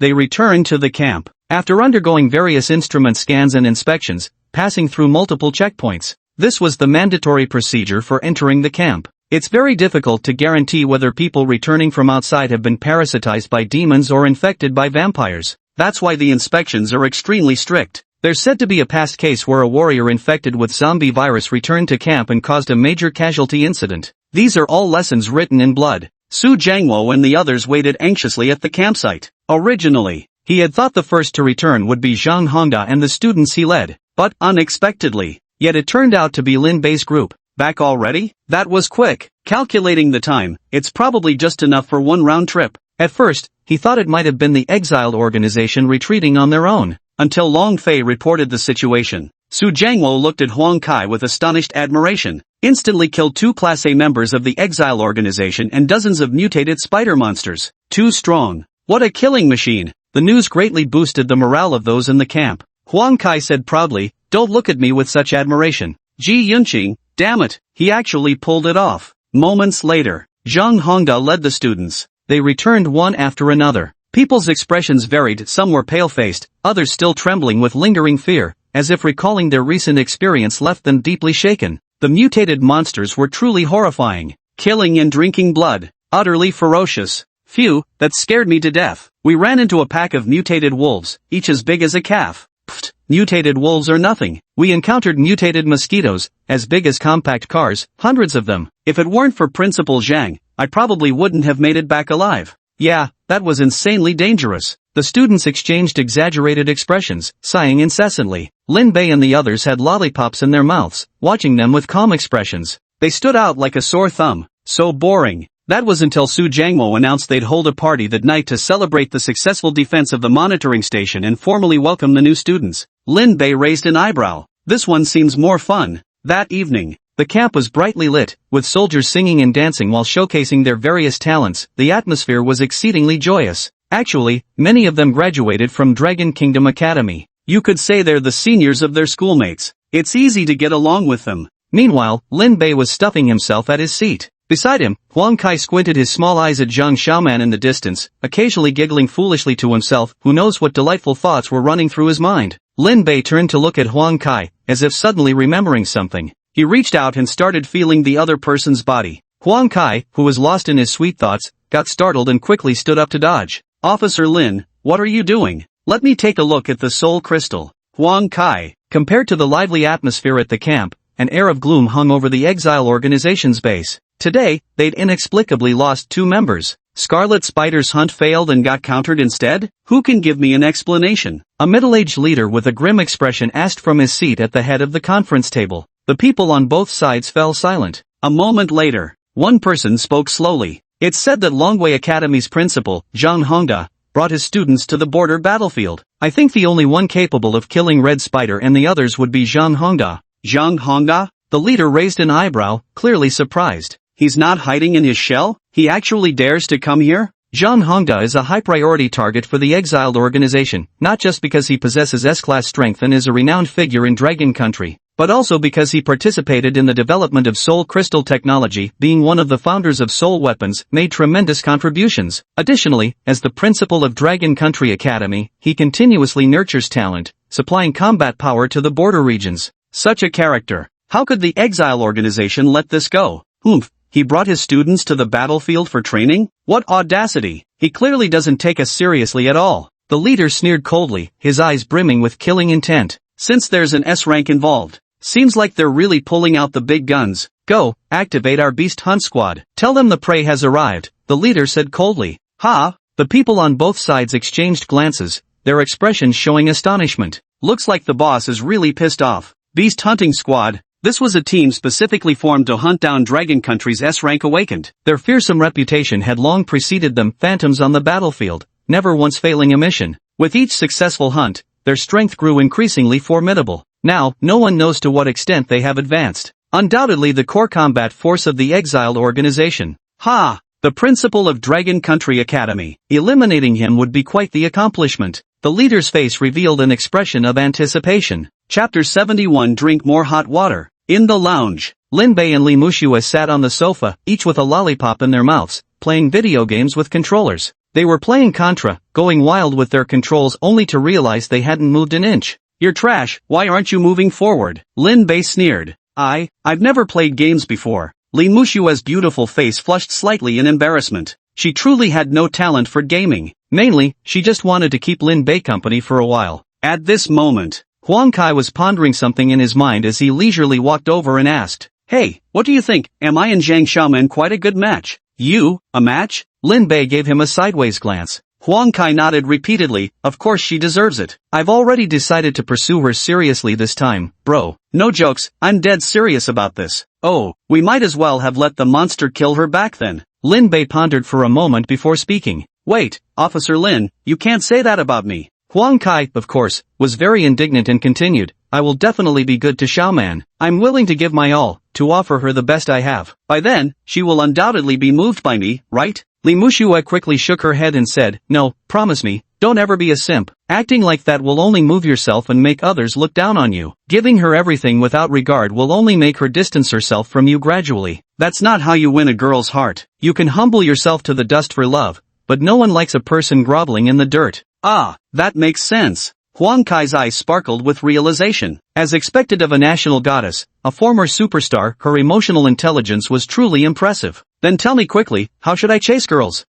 Girls, they all lack a sense of security. Just fill her up with reassurance and it'll be fine," Li Muxue said as she instinctively glanced at Lin Bei. By his side, it gives a great sense of security. Got it. Learned my lesson." Huang Kai realized he truly lacked experience in romance and needed to study hard. He turned to look at Lin Bei. He's known to be a top-tier rich second generation, once surrounded by beautiful women everywhere. Definitely a master at picking up girls. Officer Lin, how did you used to chase after girls? Can you teach me a trick or two? Chase girls? Lin Bei rolled his eyes, thinking the question was downright bizarre. Since when does anyone need to chase after that kind of thing? However, he seemed to have thought of something. "Oh, right, I remember now, just tell them, drink more hot water." Put. Huang Kai almost coughed up blood after hesitating for so long. Was this all he had to say? Drink more hot water? Isn't that what clueless straight guys always say? Talking like that's a sure way to get rejected by girls. Looks like Chief Lin's current train of thought really isn't suited for wooing women. Forget it, telling someone to drink more hot water definitely won't work. Why isn't it working? Let me tell you, drinking more hot water can cure all sorts of illnesses, whether it's a cold, a fever, or a headache. Just transfer her 10 million and tell her to buy some hot water. Guaranteed, she'll be fine in no time. Of course, Lin Bei said matter-of-factly. This, Huang Kai and Li Muxue were both rendered speechless. This method is pretty much invincible against most girls, but it doesn't seem to have much to do with hot water.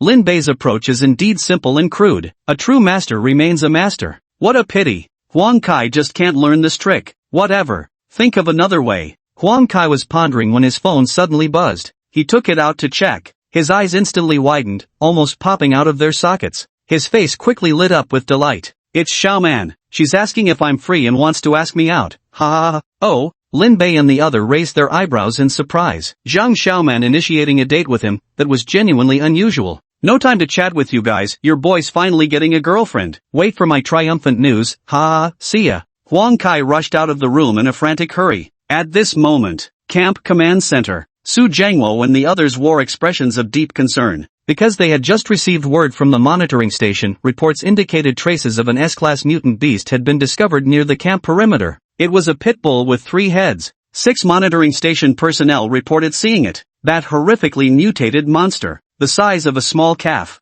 lurking constantly in the vicinity, though not yet attacking, it remained poised with a predatory gaze, radiating danger from every angle, keeping everyone on edge. The soldiers didn't dare to patrol outside anymore. How could an S-class mutated monster appear here? Zhang Hongda frowned tightly. Because this camp wasn't located at the core of the battlefield, just on the fringes, a relatively insignificant spot. Normally, even A-grade mutated monsters were rare sightings here. Yet today they encountered an S-grade. I have no idea, and it's just a dog to boot. How did it even reach S rank? What the hell has it been eating? Su Jiangwo was equally baffled by this mystery. Zhang Hongda pondered for a moment. Well, at least it's just a dog, probably not much of a fighter. It's likely the weakest among S ranks. I think, maybe I should be the one to take it out. This, Su Jiangwo pondered for a moment. He found the matter somewhat eerie. But with an S-class mutant prowling nearby, some solution had to be devised. As the saying goes, better safe than sorry. Fear makes thieves of us all. Having an S-class mutant creature watching outside does create considerable pressure. Rather than staying on the defensive, it's better to take the initiative. Alright then. Su Jiangwo nodded. I'll assign the two team leaders, Long Fei and Su Lan, to accompany you. There shouldn't be any problems. Zhang Hongda nodded. In the camp, it wasn't like he was the only one with S-class strength. The others simply had their own missions to attend to. With Zhang Hongda at S-class, plus Long Fei and Su Lan 2 A-class assistants, eliminating a single S-class pitbull was practically foolproof. No time to waste, we're setting off now. You stay here to monitor the mutated beast's movements and relay its position to me promptly. Zhang Hongda stood up and said, Okay, no problem. Su Jiangwo nodded and couldn't help adding a final warning. When a lion strikes a rabbit, it uses all its might. You must be extra careful and absolutely cannot let your guard down. Don't worry. Zhang Hongda grinned. He pondered silently to himself. Since Commander Su warned me not to be careless, why not just bring Lin Bei along? That'd be absolutely foolproof. Mainly, running into an S-class mutant is rare, and this pitbull definitely falls within Lin Bei's prey range. Its soul crystal might actually be useful to him. Even if the boost is minuscule, it's better than nothing. And so, Zhang Hongda went to call Lin Bei. Moreover, Lin Bei quickly agreed without hesitation, primarily because he didn't want to play games with Li Muxue anymore. She was just too terrible, so bad it was downright embarrassing, utterly impossible to carry. Additionally, Lin Bei was also quite curious just what in the world did a three-headed dog look like. Chapter 72, Chasing the Dog. Since Huang Kai had gone on a date with Zhang Xiaoman, Zhang Tian and Ji Yunqing stayed behind to guard the camp. As for Li Muxue, they didn't take her along. Too weak. Among them, Lin Bei was the only one who followed Zhang Hongda to hunt the S-grade mutated monster. The other two deputies, named Long Fei and Su Lan respectively, both were A-grade awakened individuals and captains of two guardian squads, considered elites within the camp. Long Fei had met him once before. At that time he was still injured, but now he has fully recovered. As for Su Lan, she was a valiant and heroic young woman with a ponytail, wearing combat gear that gave off an extremely capable vibe. The four of them passed through multiple checkpoints and stepped foot onto the anarchic lands. Lin Bei swept his gaze around. To his surprise, he discovered another knife strapped to Zhang Hongda's back. Embedded in the hilt was a soul crystal pulsating with crimson light. It looked extraordinarily beautiful. This is an S-class soul weapon, Zhang Hongda's finest armament, with which he has slain countless demonic creatures. Hence its name, Demon-Slaying Blade. Now hunting an S-class mutant beast, of course he would carry it. TSK, not bad at all. Lin Bei clicked his tongue in admiration. Zhang Hongda turned his head and noticed his gaze fixed on the demon-slaying blade. Startled, he quickly dodged to the side. What are you trying to do? It's nothing, I'm just looking. Lin Bei squinted with a smile. Looking at his grin, Zhang Hongda felt an inexplicable sense of foreboding. The lingering shadow of last time when Lin Bei conveniently walked off with his knife. It rose again in his heart. Ahem, just a broken blade, nothing worth looking at, Zhang Hongda said. Oh, a broken blade? Alright, got it. Lin Bei nodded and turned his gaze away, his thoughts unreadable. Phew! Zhang Hongda breathed a long sigh of relief at the sight. Thank goodness. Northern Lin's brain isn't right, you'd believe him if he said it was just a broken knife. They smoothly avoided calamity this time. If Lin Bei had taken that demon-slaying blade from Zhang Hongda, it would have hurt him enough to ache for a whole year. Principal Zhang truly lives up to his reputation. Hunting an S-rank mutant beast while bringing his student along, now that's what I call dedication to duty. Su Lan said admiringly.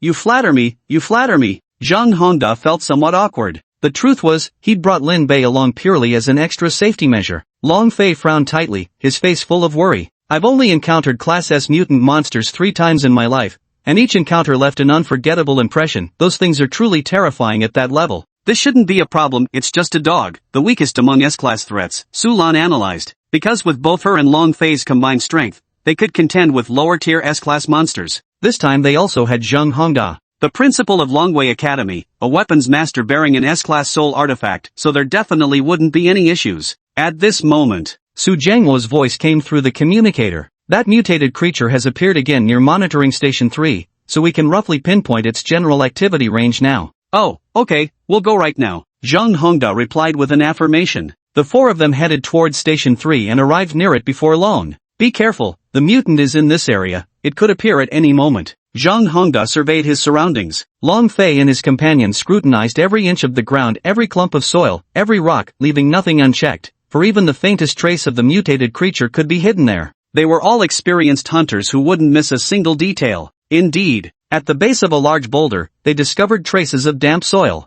Zhang Hongda stepped forward and dipped his finger into it, then brought it to his nose and sniffed. The stench instantly assaulted their noses. It's dog piss. Oh, Long Fei and his companion nodded in acknowledgement. They'd actually had their suspicions already, but only Zhang Hongda had bothered to verify it firsthand. Lin Bei glanced sideways at him and asked, "Does it smell good?" Zhang Hongda was utterly speechless. At this moment, deep within the land of disorder, 4 figures stood towering. 3 men and 1 woman stood tall and rigid, exuding an air of lethal discipline. They were none other than the notorious hunting beasts squad of the exiled organization. Leading them was a burly foreigner with a shaved head. A long scar ran from between his eyebrows all the way to the crown of his skull, making it seem as if his head had been split open. "It looks ferocious and terrifying." "Ha, some prey still naively believe they're the hunters. How pathetic," the burly man said in a foreign language. The woman at his side smirked slightly. "I wonder how those pathetic worms from Dragon Country will react after their academy president gets killed." "Ha ha ha, now that you mention it, I'm quite looking forward to it too." The big man grinned ferociously. "Let your little darling lure them over. Our hunt is about to begin. MHM. The woman nodded lightly. Meticulous in their thinking, to ensure nothing went wrong and prevent anyone from the camp coming to Zhang Hongda's aid, they decided to lure him further away. On the other side, Zhang Hongda discovered the mutant dog's urine and followed the trail forward. Soon, another set of enormous footprints was discovered. "This fella's quite large, probably weighing around 600 gene," Zhang Hongda analyzed. One could imagine this dog being as big as a tiger. Long Fei and the others scanned the area with their gazes. The footprints were found stretching all the way ahead. The key point is, going further inland would take them into uncharted territory. Just then, Su Jiangluo's voice came through the communicator. "It seems the mutated creature has gone far. Your current location can't be quickly supported by the camp. I suggest not pursuing further." "Understood. We'll head back now." Zhang Hongda remained extremely cautious. A qualified hunter needs ample patience. Hunting S-class mutated creatures rarely succeeds in one attempt. Lin Bei raised an eyebrow. "Go back? After walking all this way and still not seeing that 3-headed dog, we're just going back like this? Are you really out here just to sniff dog piss?" But at this moment, from behind a massive boulder in the distance came sudden low growls. There appeared an enormous black hound. With 3 heads, it slowly emerged from behind the massive rock. Its 6 blood-red eyes glared with menace, while 3 mouths full of sharp fangs gnashed together, glistening saliva dripping from them, a truly ferocious sight. The black dog's entire body was rippling with exaggerated, bulging muscles. It had reached an almost grotesque level of development.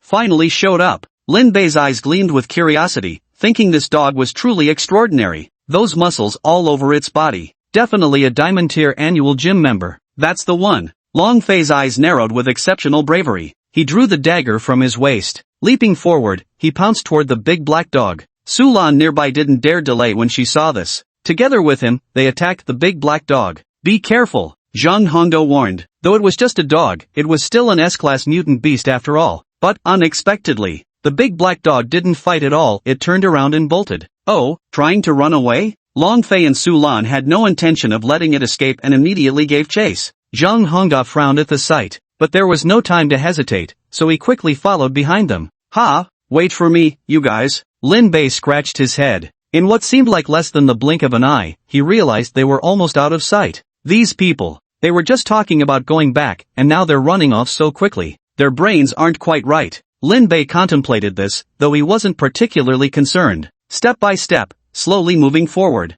Zhang Hongda and the other 2 dashed forward, continuously leaping across the rocks. The scenery on both sides rapidly receded. At the same time, the distance between them and the big black dog quickly narrowed. It seemed they were about to catch up. But suddenly, the 3 of them sensed something amiss and abruptly halted, freezing in place at once. "Ha, who's she? How could there be someone here?" Because, ahead, the figure of a woman appeared. The dog came to a stop right beside her and began jumping around playfully. The woman's face was full of doting affection as she stroked the big black dog's neck a few times. "Sweetie, you've worked hard. I'll treat you to some yummy meat later." Hiss. Zhang Hongda and the others gasped in shock at the sight. What's going on? Could it be that the S-class dog was her pet?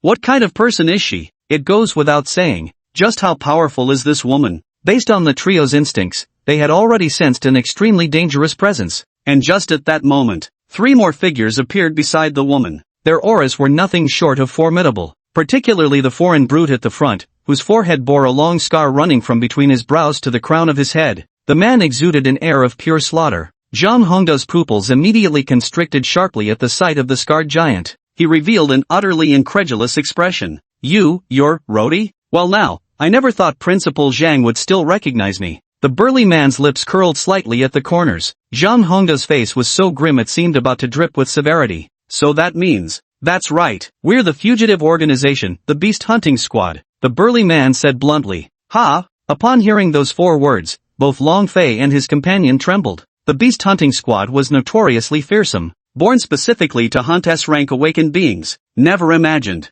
Today I actually encountered this myself. In the communicator. Due to the distance, Su Jiangmo's voice came through with static crackling. Hey, old Zhang, what's the situation over there? Not good, we've run into a rogue beast hunting squad. Zhang Hongda instructed. Beast hunting squad? Su Jiangmo instantly realized it. We've been fooled. Well, it doesn't matter. If nothing unexpected happens, we should be able to make it back alive. Zhang Hongda remained relatively calm. Long Fei and Su Lan nearby found this hard to believe when they heard it. Encountering a beast hunting squad. Could they really make it back alive? The scarred man narrowed his eyes. You still think you can go back alive? Ridiculous. Who gave you the courage? No sooner had the words left his mouth. Voices of cursing soon came from behind. Hey, you 3, why did you run so fast chasing a dog? Couldn't you wait for me, your superior? Lin Bei jumped down from a rock and walked over with an indignant expression. Oh, quite a crowd here. Pretty lively, huh? He noticed several strangers and felt puzzled. Hey, who are these people? Did you hire them to chase dogs away or something? No, Chief Lin, they're the beast hunting team from the Exile organization, our enemies. Zhang Hongda hastily explained. Oh, Lin Bei's bright eyes sparkled with even greater curiosity. Exile organization. So they're all awakened individuals, huh? He raised his gaze to examine the foreign giant. The man looked extraordinarily peculiar, with a vertical scar running from between his eyebrows all the way to the top of his head, as if his skull had split open. Lin Bei pondered for a moment, then suddenly seemed to have an epiphany. Oh, I get it. You must be a pistachio awakener, right? Chapter 73 The Final Boss. A pistachio? The foreign giant's face darkened instantly upon hearing this. Here he was, the captain of the beast hunting squad, an S-class awakened being called a pistachio? Put. Ha ha ha. Zhang Hongda couldn't help but burst out laughing. Sorry about that. We messed up our lines. The originally solemn atmosphere instantly turned cheerful with Lin Bei's arrival. You dare laugh? The burly man instantly flew into a rage, his triangular eyes glaring venomously at Zhang Hongda. Let's see if you'll still be laughing later. Get him. As soon as these words were spoken, the beast hunting squad sprang into action. The hunt begins. Though all 4 of them were S-rank awakened, they stood among the very pinnacle of S-rank elites, battle-hardened veterans who struck with ruthless precision. A towering squad member suddenly stomped his foot against the ground. The earth instantly trembled with seismic violence. Countless thick tree trunks burst from the ground, trapping Zhang Hongda and his companions in the center. He was an S-class plant-type awakener, Great Tree. Another gaunt young man swung his arms, transforming them into razor-sharp blades. S-class insect-type awakener, Flower Mantis. This person has extraordinary leaping ability. Stepping on tree trunks bursting through the earth, he maneuvered between them like a phantom, reaping towards the group. It was clear they coordinated with perfect synergy. Oh no! Zhang Hongda frowned. The tree trunks emerging from the surrounding ground not only trapped him but also blocked his line of sight. Zhang Hongda was an S-rank awakened, a leatherback turtle, renowned primarily for his defensive capabilities with no sensory abilities whatsoever. Now, his vision was entirely filled with thick tree trunks, and he could no longer track the enemy's movements. In an instant, the sound of slicing winds suddenly reached his ears. The mantis blade came slashing down from above with tremendous force. Zhang Hongda swiftly drew the demon-slaying blade from his back and raised it horizontally overhead. Clang! When the 2 weapons clashed, they actually produced a metallic ringing sound. At this moment, suddenly another black shadow attacked from his flank. It was Captain Luo Di, an S-class awakened known as Leopard, the very embodiment of extreme speed. Boom! Roddy struck Zhang Hongda's ribs with a single palm strike, sending him flying sideways through the air. But Zhang Hongda kicked off against the thick tree trunk, twisting midair to land firmly on the ground, perfectly balanced. A faint green glow pulsed from his injured ribs area. It's his innate ability, the defense turtle shell. Oh, Rody narrowed his eyes. Not bad for the principal of Dragon Nation Academy, pretty tough. On the other side, the female member of the hunting squad was fighting against Long Fei and Su Lan with her dog. Except it was a complete crushing advantage. Long Fei and Su Lan kept dodging with mutual cover, barely managing to hold out and prevent themselves from being killed. Obviously, they were the primary targets. There was only Zhang Hongda. After eliminating him, the rest were hardly worth mentioning. For a moment, surprisingly, no one paid any attention to Lin Bei. The beast hunting squad could tell he was a student and slightly out of his mind, so they outright ignored his combat capabilities. He. Lin Bei grinned cheekily and simply stood by to watch the commotion. The plant-based tree awakener waved his hand in an instant. The ground sprouted tree trunks that unexpectedly began to move. Zhang Hongda frowned. He had just finished surveying the terrain, but now his plans were disrupted again. Bang, bang, bang. The next instant, the tree trunks on either side of Zhang Hongda unexpectedly closed in on him from both directions. He hurriedly leaped and dodged, but directly ahead of him, four tree trunks merged together, crashing toward him like a wall. Damn it! Seeing nowhere left to dodge, Zhang Hongda, I had no choice but to grab the demon-slaying blade, channeling my soul weapon, and sweep it forward with full force. Boom! An S-rank soul weapon, its power was immense. The blade's radiance swept across, completely shredding all the tree trunks in its path. An S-rank awakened with an S-rank soul weapon, no wonder you've got some real skills. Amid the rustling shower of wood shavings, Roddy and the mantis reappeared beside him once more. Boom! With a combined strike from the duo, Zhang Hongda was sent flying instantly, yet green light flickered across his body, forming a complete tortoiseshell pattern, withstood most of the damage. After rolling several times on the ground, Zhang Hongda managed to stand up again. He fixed his piercing gaze ahead. The beast hunting squad. As expected, he's really troublesome. Zhang Hongda awakened as a leatherback turtle, possessing extremely strong defensive capabilities. Unfortunately, he lacks substantial offensive means. That's why he devoted himself to developing spirit artifacts to compensate for his offensive shortcomings. Now, with S-Class Ultra Defense combined with an S-Class Spirit Artifact, Zhang Hongda undoubtedly ranks among the top-tier S-Class combatants. But facing the beast hunting squad, it's still a bit too much to handle. At this moment, a woman, accompanied by a black dog, appeared behind Zhang Hongda once again. Phew, those two sure can run. The woman sighed with emotion. Clearly, Long Fei and Su Lan had already been dealt with. Turning his head to look, they were trapped between thick tree trunks, completely immobilized. The two were still struggling fiercely, but unfortunately, it was to no avail. As for that plant-type awakened one, jumped down from a tree trunk and stood to Zhang Hongda's left. The four of them and a dog formed an encirclement. Zhang Hongda had no way out now. How despicable. Zhang Hongda's gaze swept across the scene. What the hell is Lin Bei doing? Glancing over, I saw him squatting on the ground holding a can of potato chips, shoving them into his mouth non-stop, his face covered in crumbs. His eyes sparkled with excitement as he stared in my direction, appearing to have no intention of intervening. This, Officer Lin, still enjoying the show? Help me! Zhang Hongda cried out desperately in his heart. He was barely holding on. Indeed, the beast hunting squad launched another attack on him. Zhang Hongda was up against four people and a dog, utterly reduced to being a punching bag with no chance whatsoever to fight back. Bang, bang, bang, bang. Zhang Hongda's body flew through the air like a volleyball. No sooner had it started to fall than it was smacked back up again. On and on it went. All he could do was endure the onslaught, desperately relying on his tortoiseshell defense. The green glow on his body grew increasingly dim. After all, energy was finite. Long Fei clenched his steel teeth so hard that blood seeped through the gaps, overwhelmed with regret at this moment.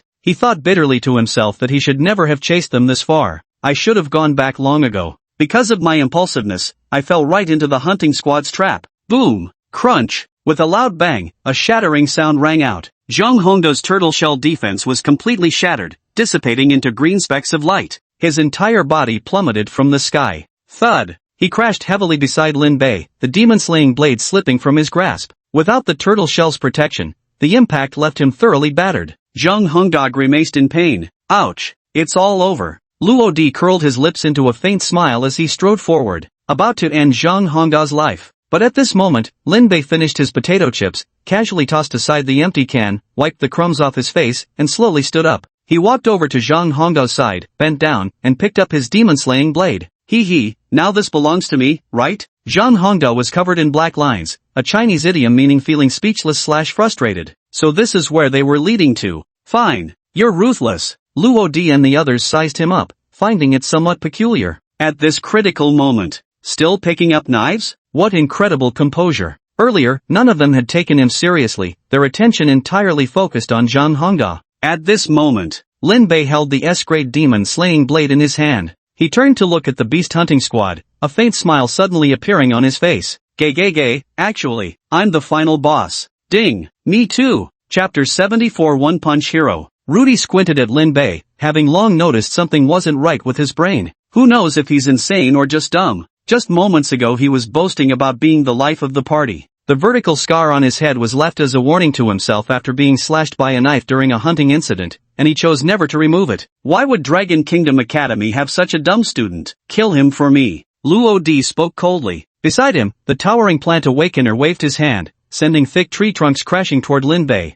Thinking of killing a student, with a mere wave of the hand, capable of. Ding. System enhancement complete. Demon-slaying blade has become heaven-cleaving blade. Ding. Friendly system reminder, as this enhancement applies to an S-rank soul weapon, its power is immeasurably immense. Please proceed with caution, host, to avoid self-inflicted harm. The system's voice had just faded. A wisp of golden light surged upward, engulfing Lin Bei's longsword in an instant like blazing flames. Clang! The longsword trembled slightly, emitting a crisp metallic hum. An aura of sharpness began to permeate the air. An instant. People felt their scalps tingle as every hair on their bodies stood on end. Lin Bei raised the long sword. The dazzling golden light grew even more radiant, like a sun rising above the horizon. The light surged to its peak, a razor-sharp blade aura rising violently, as if on the verge of spiraling out of control. Slash! Lin Bei brought the blade down. The violent force finally seemed to have found its outlet. A blazing sword light swept across. Wherever it passed, everything turned to ashes and vanished. At this moment, space itself seemed to be torn apart, the air wailing with a piercing shriek. Buzz! Where the blade's gleam swept past, the earth collapsed in waves, those thick tree trunks fragile as if made of paper. Merely by the residual edge of the blade's radiance, it was all churned into dust and scattered. The plant-based awakener was stunned, witnessing such apocalyptic power before him like an ant facing a dragon. Absolutely unstoppable. The next second, his body shattered inch by inch, vanishing instantly under the blade's radiance like splintered wood. Run for your lives. Luo Di was utterly astonished, because that blade light didn't stop, sweeping forward like a storm poised to annihilate everything in its path. Confronted with this disaster-like scene, their fighting spirit instantly evaporated, leaving them on the verge of complete mental collapse.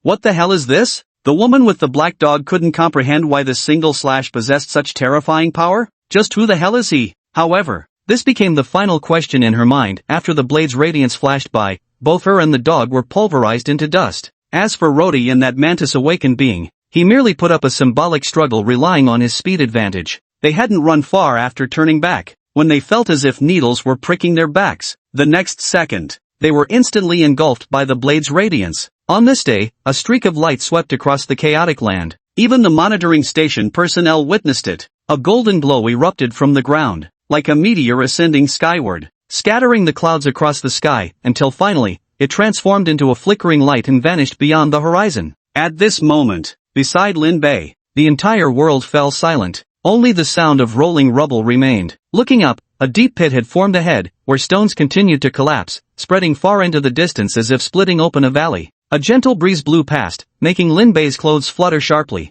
Hunt concluded. Gulp. Zhang Hongda stared ahead with dry lips, swallowing hard. He remembered from the enrollment records that Huang Kai had once instantly killed 3 S-grade awakeners. Zhang Hongda knew it. Lin Bei could do it too, but he never expected. This is way too overpowering. The power of this blade strike was like a calamitous baptism from the heavens. Both Long Fei and his companions stood dumbfounded. They even wondered if it was an illusion. Everything that had just transpired, it has already exceeded their understanding. Where did the soul crystal go? Lin Bei's eyebrows suddenly furrowed. Since the slash was truly devastating, the person had been completely pulverized. The soul crystal was nowhere to be found. No way. Did my strike obliterate it? Don't worry.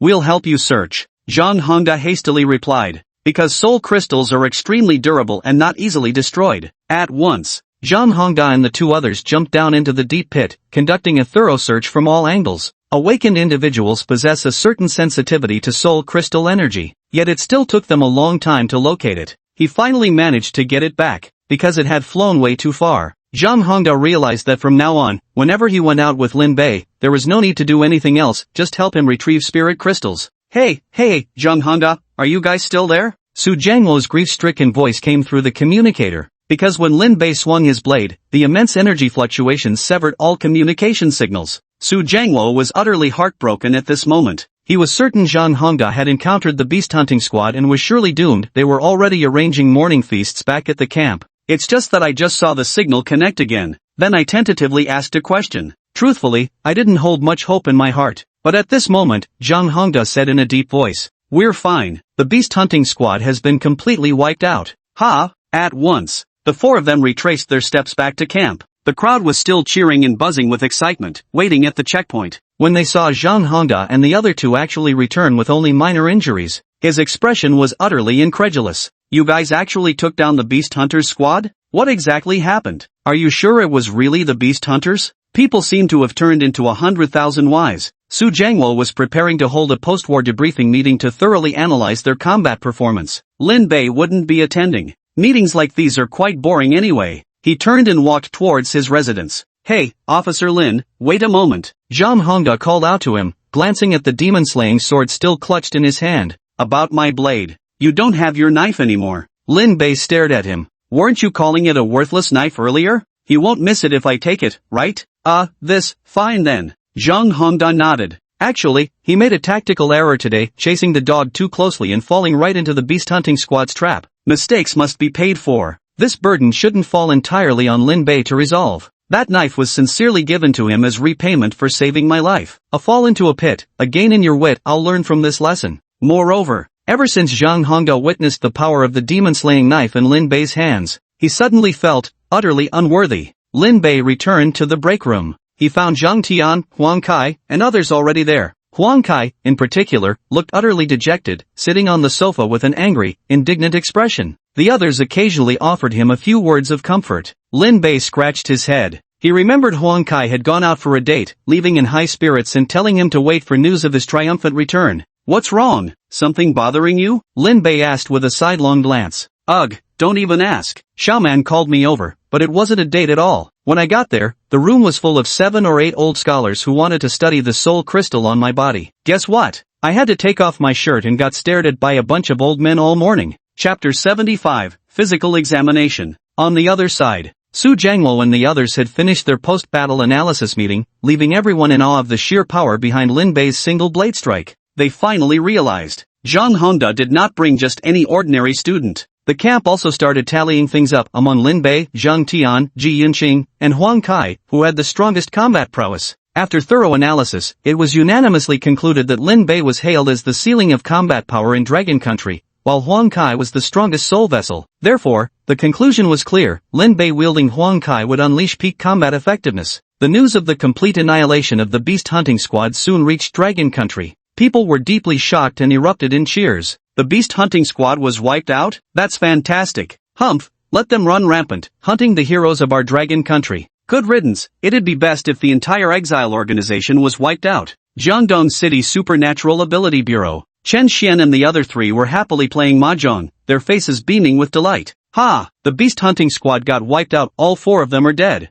Serves them right. They had it coming long ago. Humph, if only Director Lin had gone earlier. See, I told you, the moment Director Lin steps onto the battlefield, something big is bound to happen. I think calling him Director Lin isn't appropriate. He must have gotten promoted again by now. At this moment, Lin Bei was playing games in the break room. Meanwhile, Huang Kai remained in a gloomy mood. Being stared at by 7 or 8 old men all morning had already become one of his running jokes. Knock, knock, knock. Just then, a knock suddenly sounded at the door. Is anyone there? The voice belonged to Zhang Xiaoman from the Research Institute. Huang Kai immediately stood up. Is Xiaoman here to comfort me? Being experimented on by that old man all morning was brutal. Please come in, hurry and come in. You're here to see me, right? Huang Kai immediately opened the door. Oh no, I'm actually here to see Lin Bei. Zhang Xiaoman smiled slightly. Huang Kai froze in surprise, so it was a misunderstanding after all. She wasn't here to comfort him. However, what did she want with Lin Bei? Lin Bei put down the game controller and looked at her curiously. You wanted to see me? Yes, I'd like to invite you to the Research Institute, Zhang Xiaoman said. Lin Bei's eyes darted about as if he had thought of something.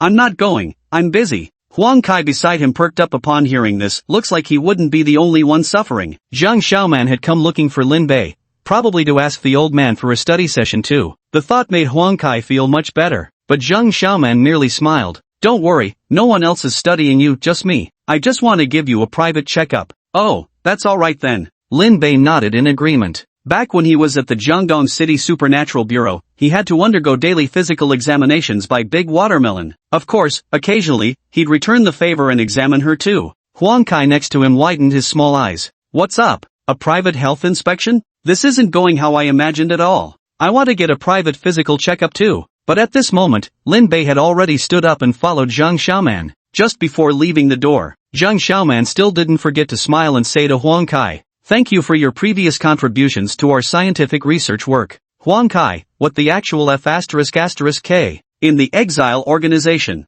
An aura of solemn killing intent. Even the leader trembled with fear, kneeling on the ground, not daring to breathe heavily. Before him, it was a tall and slender young man. The youth was handsome, but what stood out most were his snake-like eyes, amber-yellow pupils that sent chills down one's spine. My carefully trained beast hunting squad? Hunted just like that? Gee, grade 1, I don't know either. There's a high-level awakened one in the Dragon Nation's camp. The leader's voice trembled as he spoke. High-level awakened? The young man with serpentine pupils looked startled. Has the Dragon Group sent someone? No, according to my subordinates, they spotted two very special individuals, the boy rumored to have a demon dwelling inside him and the girl bearing countless evil spirits. The leader explained. Zhang Tian and Ji Yunsheng were special figures in Long Country. The fugitive organization had heard of them before and even seen their photos. That's why they only recognized those two. The young man with serpentine pupils slightly furrowed his brows. These two are indeed quite strong, but do they dare come to the battlefield? Although Zhang Tian and Ji Yunsheng were powerful, they possessed significant instability, especially Zhang Tian.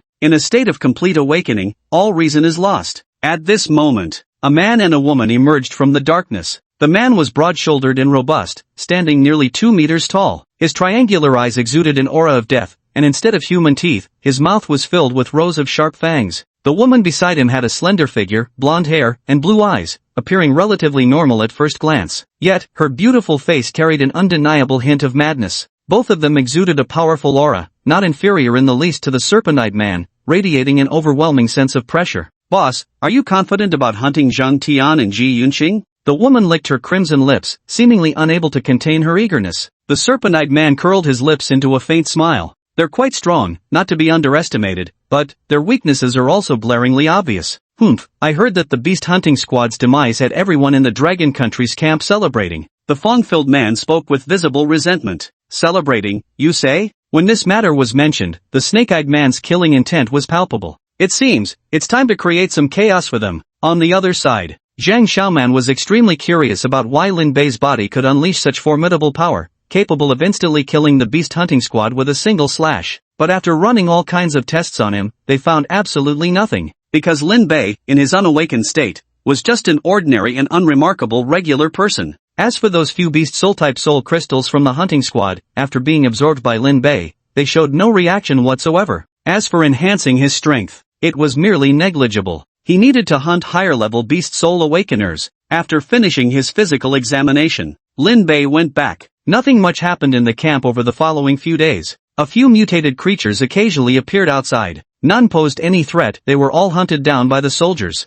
Then suddenly, one day, Su Jiangwo received a distress report. It was said that in a small city near the camp, a zombie virus had broken out, infecting hundreds of people who all turned into bloodthirsty, flesh-eating monsters. The scene was utterly horrifying. The local supernatural bureau couldn't handle the situation on its own. Since it was relatively close to the border camp, they decided to request reinforcements directly from them. When Su Jiangwo heard this, I have to deal with this. The zombie virus infiltrates every crack, frequently spreading into Dragon Country through birds, beasts, or human carriers. It poses a great harm to people. Moreover, the distress report mentioned that there might be high-level infected corpse demons hiding among the civilian population, making them extremely difficult to identify and apprehend. This zombie outbreak was man-made. Chapter 76 Zombie Uprising. Due to the urgent situation, Su Jiangwo hastily gathered his men to quell the zombie uprising. Upon hearing he could enter the city, Lin Bei, he immediately decided to go along. The main camp didn't sell snacks, and he had nearly finished what he brought.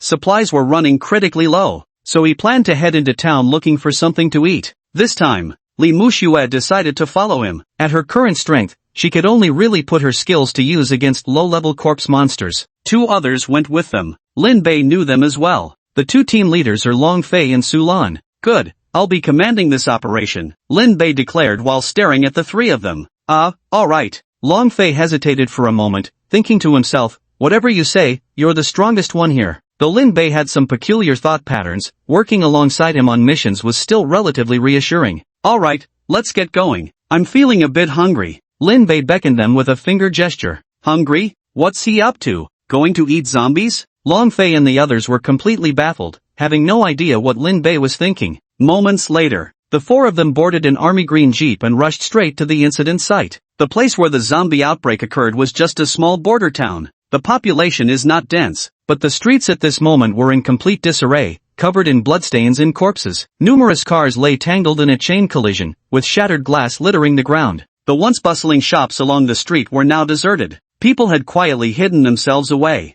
Arg! A blood-covered zombie, its fangs sharp and its appearance gruesome and terrifying, charged forward in a frenzied lunge. Put! Long Fei's dagger flashed, effortlessly sinking into its neck, as if slicing through tofu, and severed its head clean off. The headless corpse of the zombie monster collapsed with a thud, blood streaming along the street and slowly trickling into the sewer. Ew! Li Muxue saw this scene for the first time and felt a wave of nausea. Obviously, these were just low-level corpse fiends, utterly defenseless. Lin Bei and the others stared at the bloody scene without a hint of emotion on their faces. Long Fei said, "None of the corpse monsters here can be left alive. Even a single survivor could bring about a catastrophe." Yeah, the Supernatural Bureau has already contacted me, saying they're fighting the corpse monsters up ahead. Let's hurry over there. Su Lan rushed to provide support. Lin Bei glanced around and noticed a fairly large supermarket by the street. Don't rush, let's go there first. Ha, what are we going to the supermarket for? Just follow my lead. Lin Bei eagerly dashed inside. The supermarket's glass windows were all shattered, with bloodstains everywhere. The surroundings were eerily quiet, devoid of any signs of life. Lin Bei gazed at the dazzling array of goods on the shelves.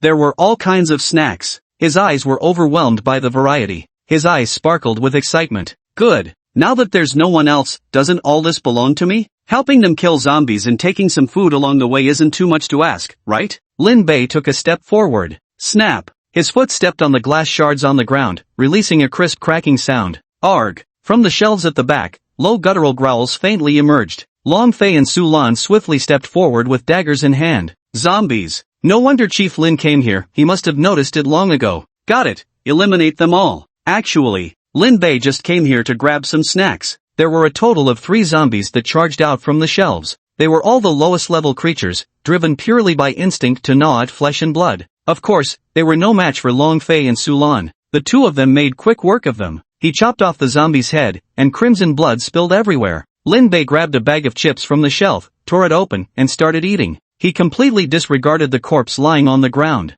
Beside him, Li Muxue curled her lips in disapproval. Facing such a bloody scene, he can still eat? We dare not ask, dare not say anything about this. Hey, why are you just standing there? Go get me 2 plastic bags, the biggest size you can find, commanded Lin Bei. Oh, alright then. Li Muxue nodded, seeing that he planned not just to eat here but also to take away. Lin Bei picked some of his favorite snacks, packed them into a bag, feeling utterly pleased, giggling with a gay laugh. Moreover, there were even small toys in this supermarket. Lin Bei grabbed a few of those too. Here, carry this for me. Lin Bei had packed 3 bags in total. He gave the 2 largest ones to Li Muxue and kept the smallest one for himself. As for Long Fei and Su Lan, they were the main combat force against the zombies. For now, I didn't ask them to carry anything. Let's go, let's move to the next spot. Lin Bei exited the supermarket and continued walking along the road. The other 3 followed behind. Before long, ahead came shouts for help and the voices of the Special Abilities Bureau personnel directing the evacuation. Please stay calm and proceed into the buildings in an orderly manner. My team is currently engaging with the zombies. We ask for your trust. We will handle this incident efficiently, minimize the damage, and ensure everyone's safety. Zombie sighting on the left. Everyone please move to the right. A middle-aged man wearing the uniform of the Supernatural Ability Bureau was directing the crowd to evacuate. He was none other than the captain of the local Supernatural Ability Bureau, named Li Mingliang. The surrounding people were all deeply grateful to him. Thank you, Captain Li. You've worked hard, Captain Li. Take care of yourselves too. Hearing these words of gratitude, a faint smile crept onto Li Mingliang's lips. Lin Bei swept his gaze across the area. They say high-level corpse demons lurk hidden among the masses. Yet those ordinary people remained unharmed. But when his gaze fell upon Li Mingliang's figure, ding! System scan detected, level A infected zombie creature. Li Mingliang gazed toward the direction of the evacuating crowd, a trace of madness flashing in his eyes. Go on, there's an even bloodier feast waiting for you there. He had been infected with the zombie virus during a mission, and was subsequently pulled into the exile organization. But on the surface, he maintained his identity as the captain. Behind the scenes though, he handled shady business. Hey, hello, A voice rang in Li Mingliang's ears, accompanied by a pat on his shoulder. He turned to look. He found a curious-looking young man staring fixedly at him. In his hand, carrying a fully loaded bag of snacks. Hurry up and move to the right, the zombies are coming soon, Li Mingliang urged, mistaking him for an evacuee in need of direction. Haven't they already arrived? Lin Bei asked.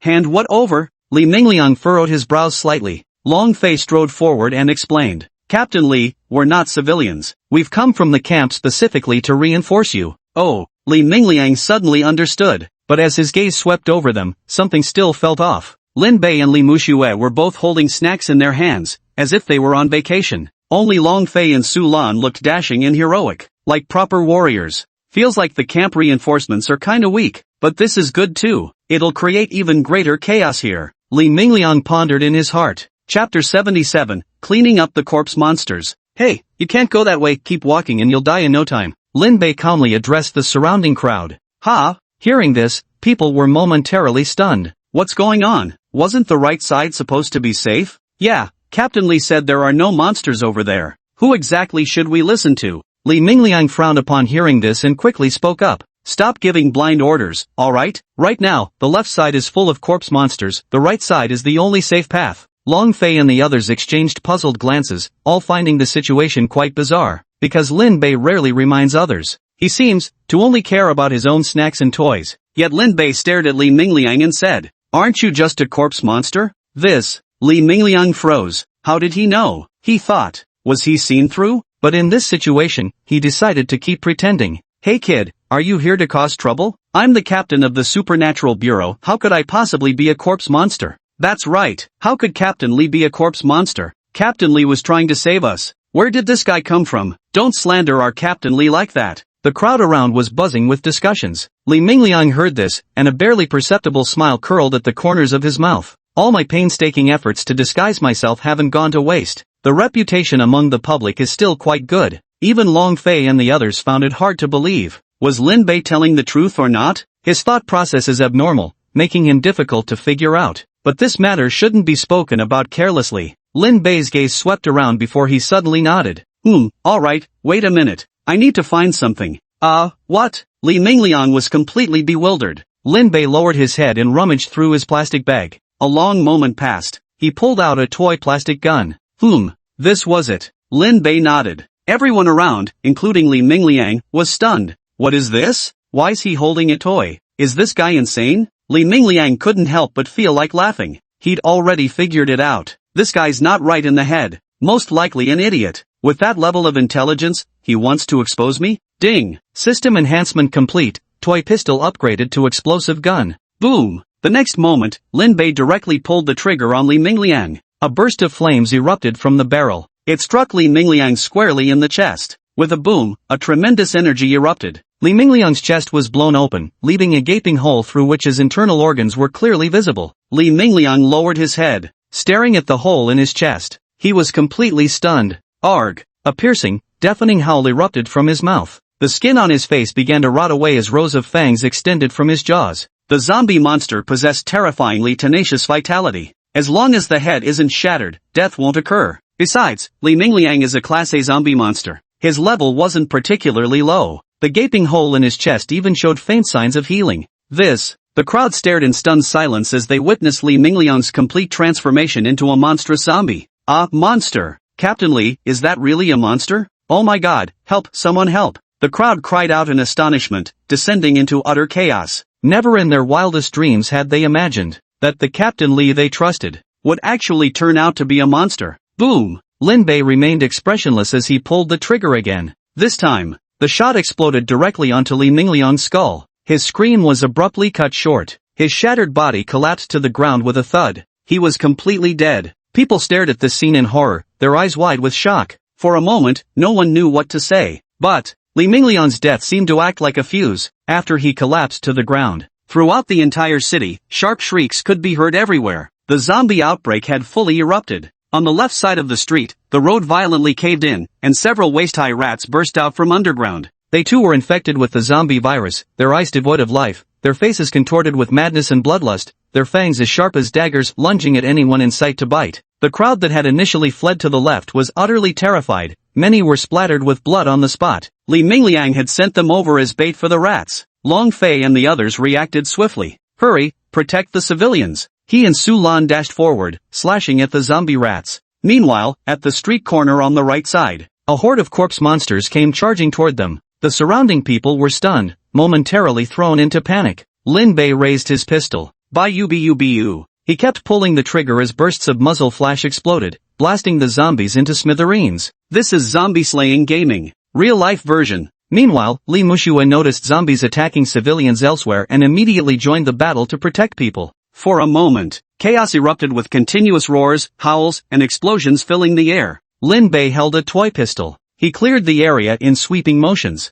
Even A-grade corpse monsters couldn't withstand 2 shots from him. It was practically indiscriminate slaughter. Even in his spare moments, he could tear open a lollipop and pop it into his mouth. The zombie creatures ahead were quickly slaughtered by him. At that moment, hurried footsteps sounded from the right as someone charged toward him. Lin Bei immediately aimed his gun in their direction. The man was startled. Officer Lin, don't shoot, it's me. Oh, so it's you, punk. Lin Bei holstered his pistol. Long Fei and Su Lan rushed back, both panting heavily, clearly exhausted from the exertion. The nearby zombie creatures had already been cleared out. Yet Su Lan's gaze darted around, her eyes still brimming with urgency. Has anyone seen Muxue? Where did she run off to? I had no idea. Lin Bei shook his head, he hadn't noticed her earlier at all. Long Fei frowned. Li Muxue had the weakest abilities, just a B-grade plant type. If she encountered an A-grade corpse monster, her situation would be extremely dangerous. Normally, they all made a conscious effort to look after her and keep her safe. But today they got separated.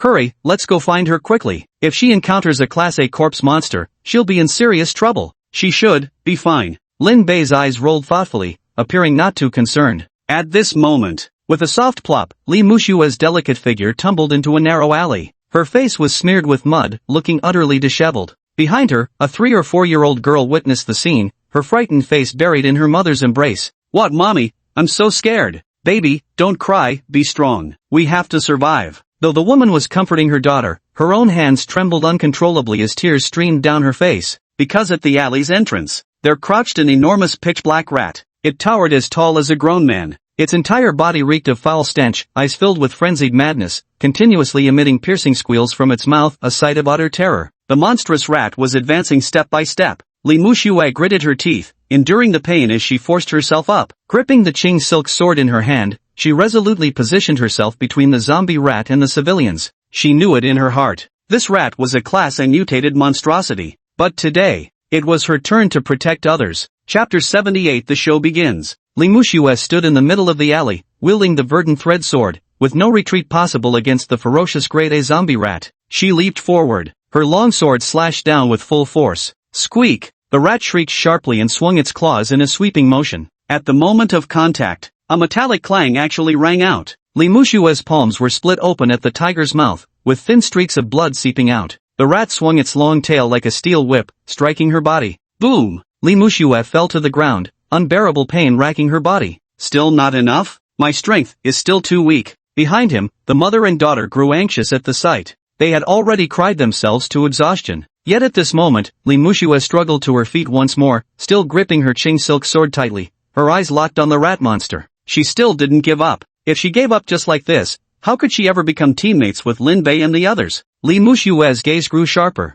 Her unwavering determination had already made her forget the pain in her body and the fear in her heart. Squeak squeak! The rat monster let out a strange cry and came flying at her. I don't need to be protected by others. I can become a warrior too, and protect other people. Li Muxue's obsession grew deeper and deeper. She needs to prove herself. Now that Lin Bei and the others aren't by her side, she can only rely on herself. If all torches were extinguished, I would become the sole light. In an instant, a golden halo enveloped Li Muxue's entire body as surging power erupted within her. At this critical moment, she actually achieved a breakthrough, advancing to become a rank A awakened. Single stroke, twofold cut divine sword of wishes. Facing the charging rat, Li Muxue swung her sword down without hesitation. Swish! The sound of steel grinding against bone echoed through the alley as scarlet blood splattered across the narrow walls. The Qing silk sword sank deep into the rat's neck, cleaving through its skull effortlessly. He was cut down by a single sword stroke. The massive body toppled to the ground, sliding forward 3 or 4 meters.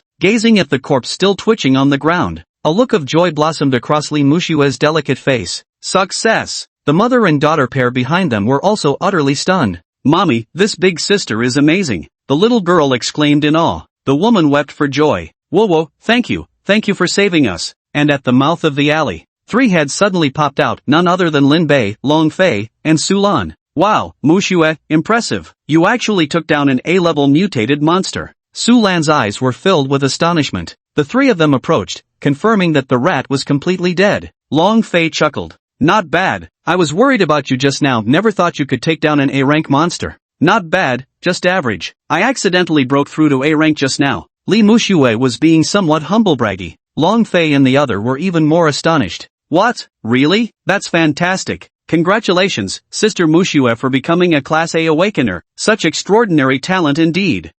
Self-breakthroughs aren't easy to achieve. Awakeners can advance through 2 methods, either by absorbing soul crystals or through self-cultivation. The latter proves considerably more challenging. Listening to their praise, Li Mushue felt delight bubbling in her heart. Finally, she had gained others' recognition. Her beautiful eyes fixed on Lin Bei, wondering why he wouldn't praise her too. Finally, under her gaze, Lin Bei stepped forward. Li Mushue waited with bated breath, for compared to others, she longed most for Lin Bei's approval. Slaying that A-level mutant creature hadn't been easy. Surely he wouldn't withhold even a single word of praise? But when Lin Bei looked down, he noticed that Li Mushue no longer had the plastic bag she had been carrying earlier. So he asked in a vague tone, "Hey, where's my snack?"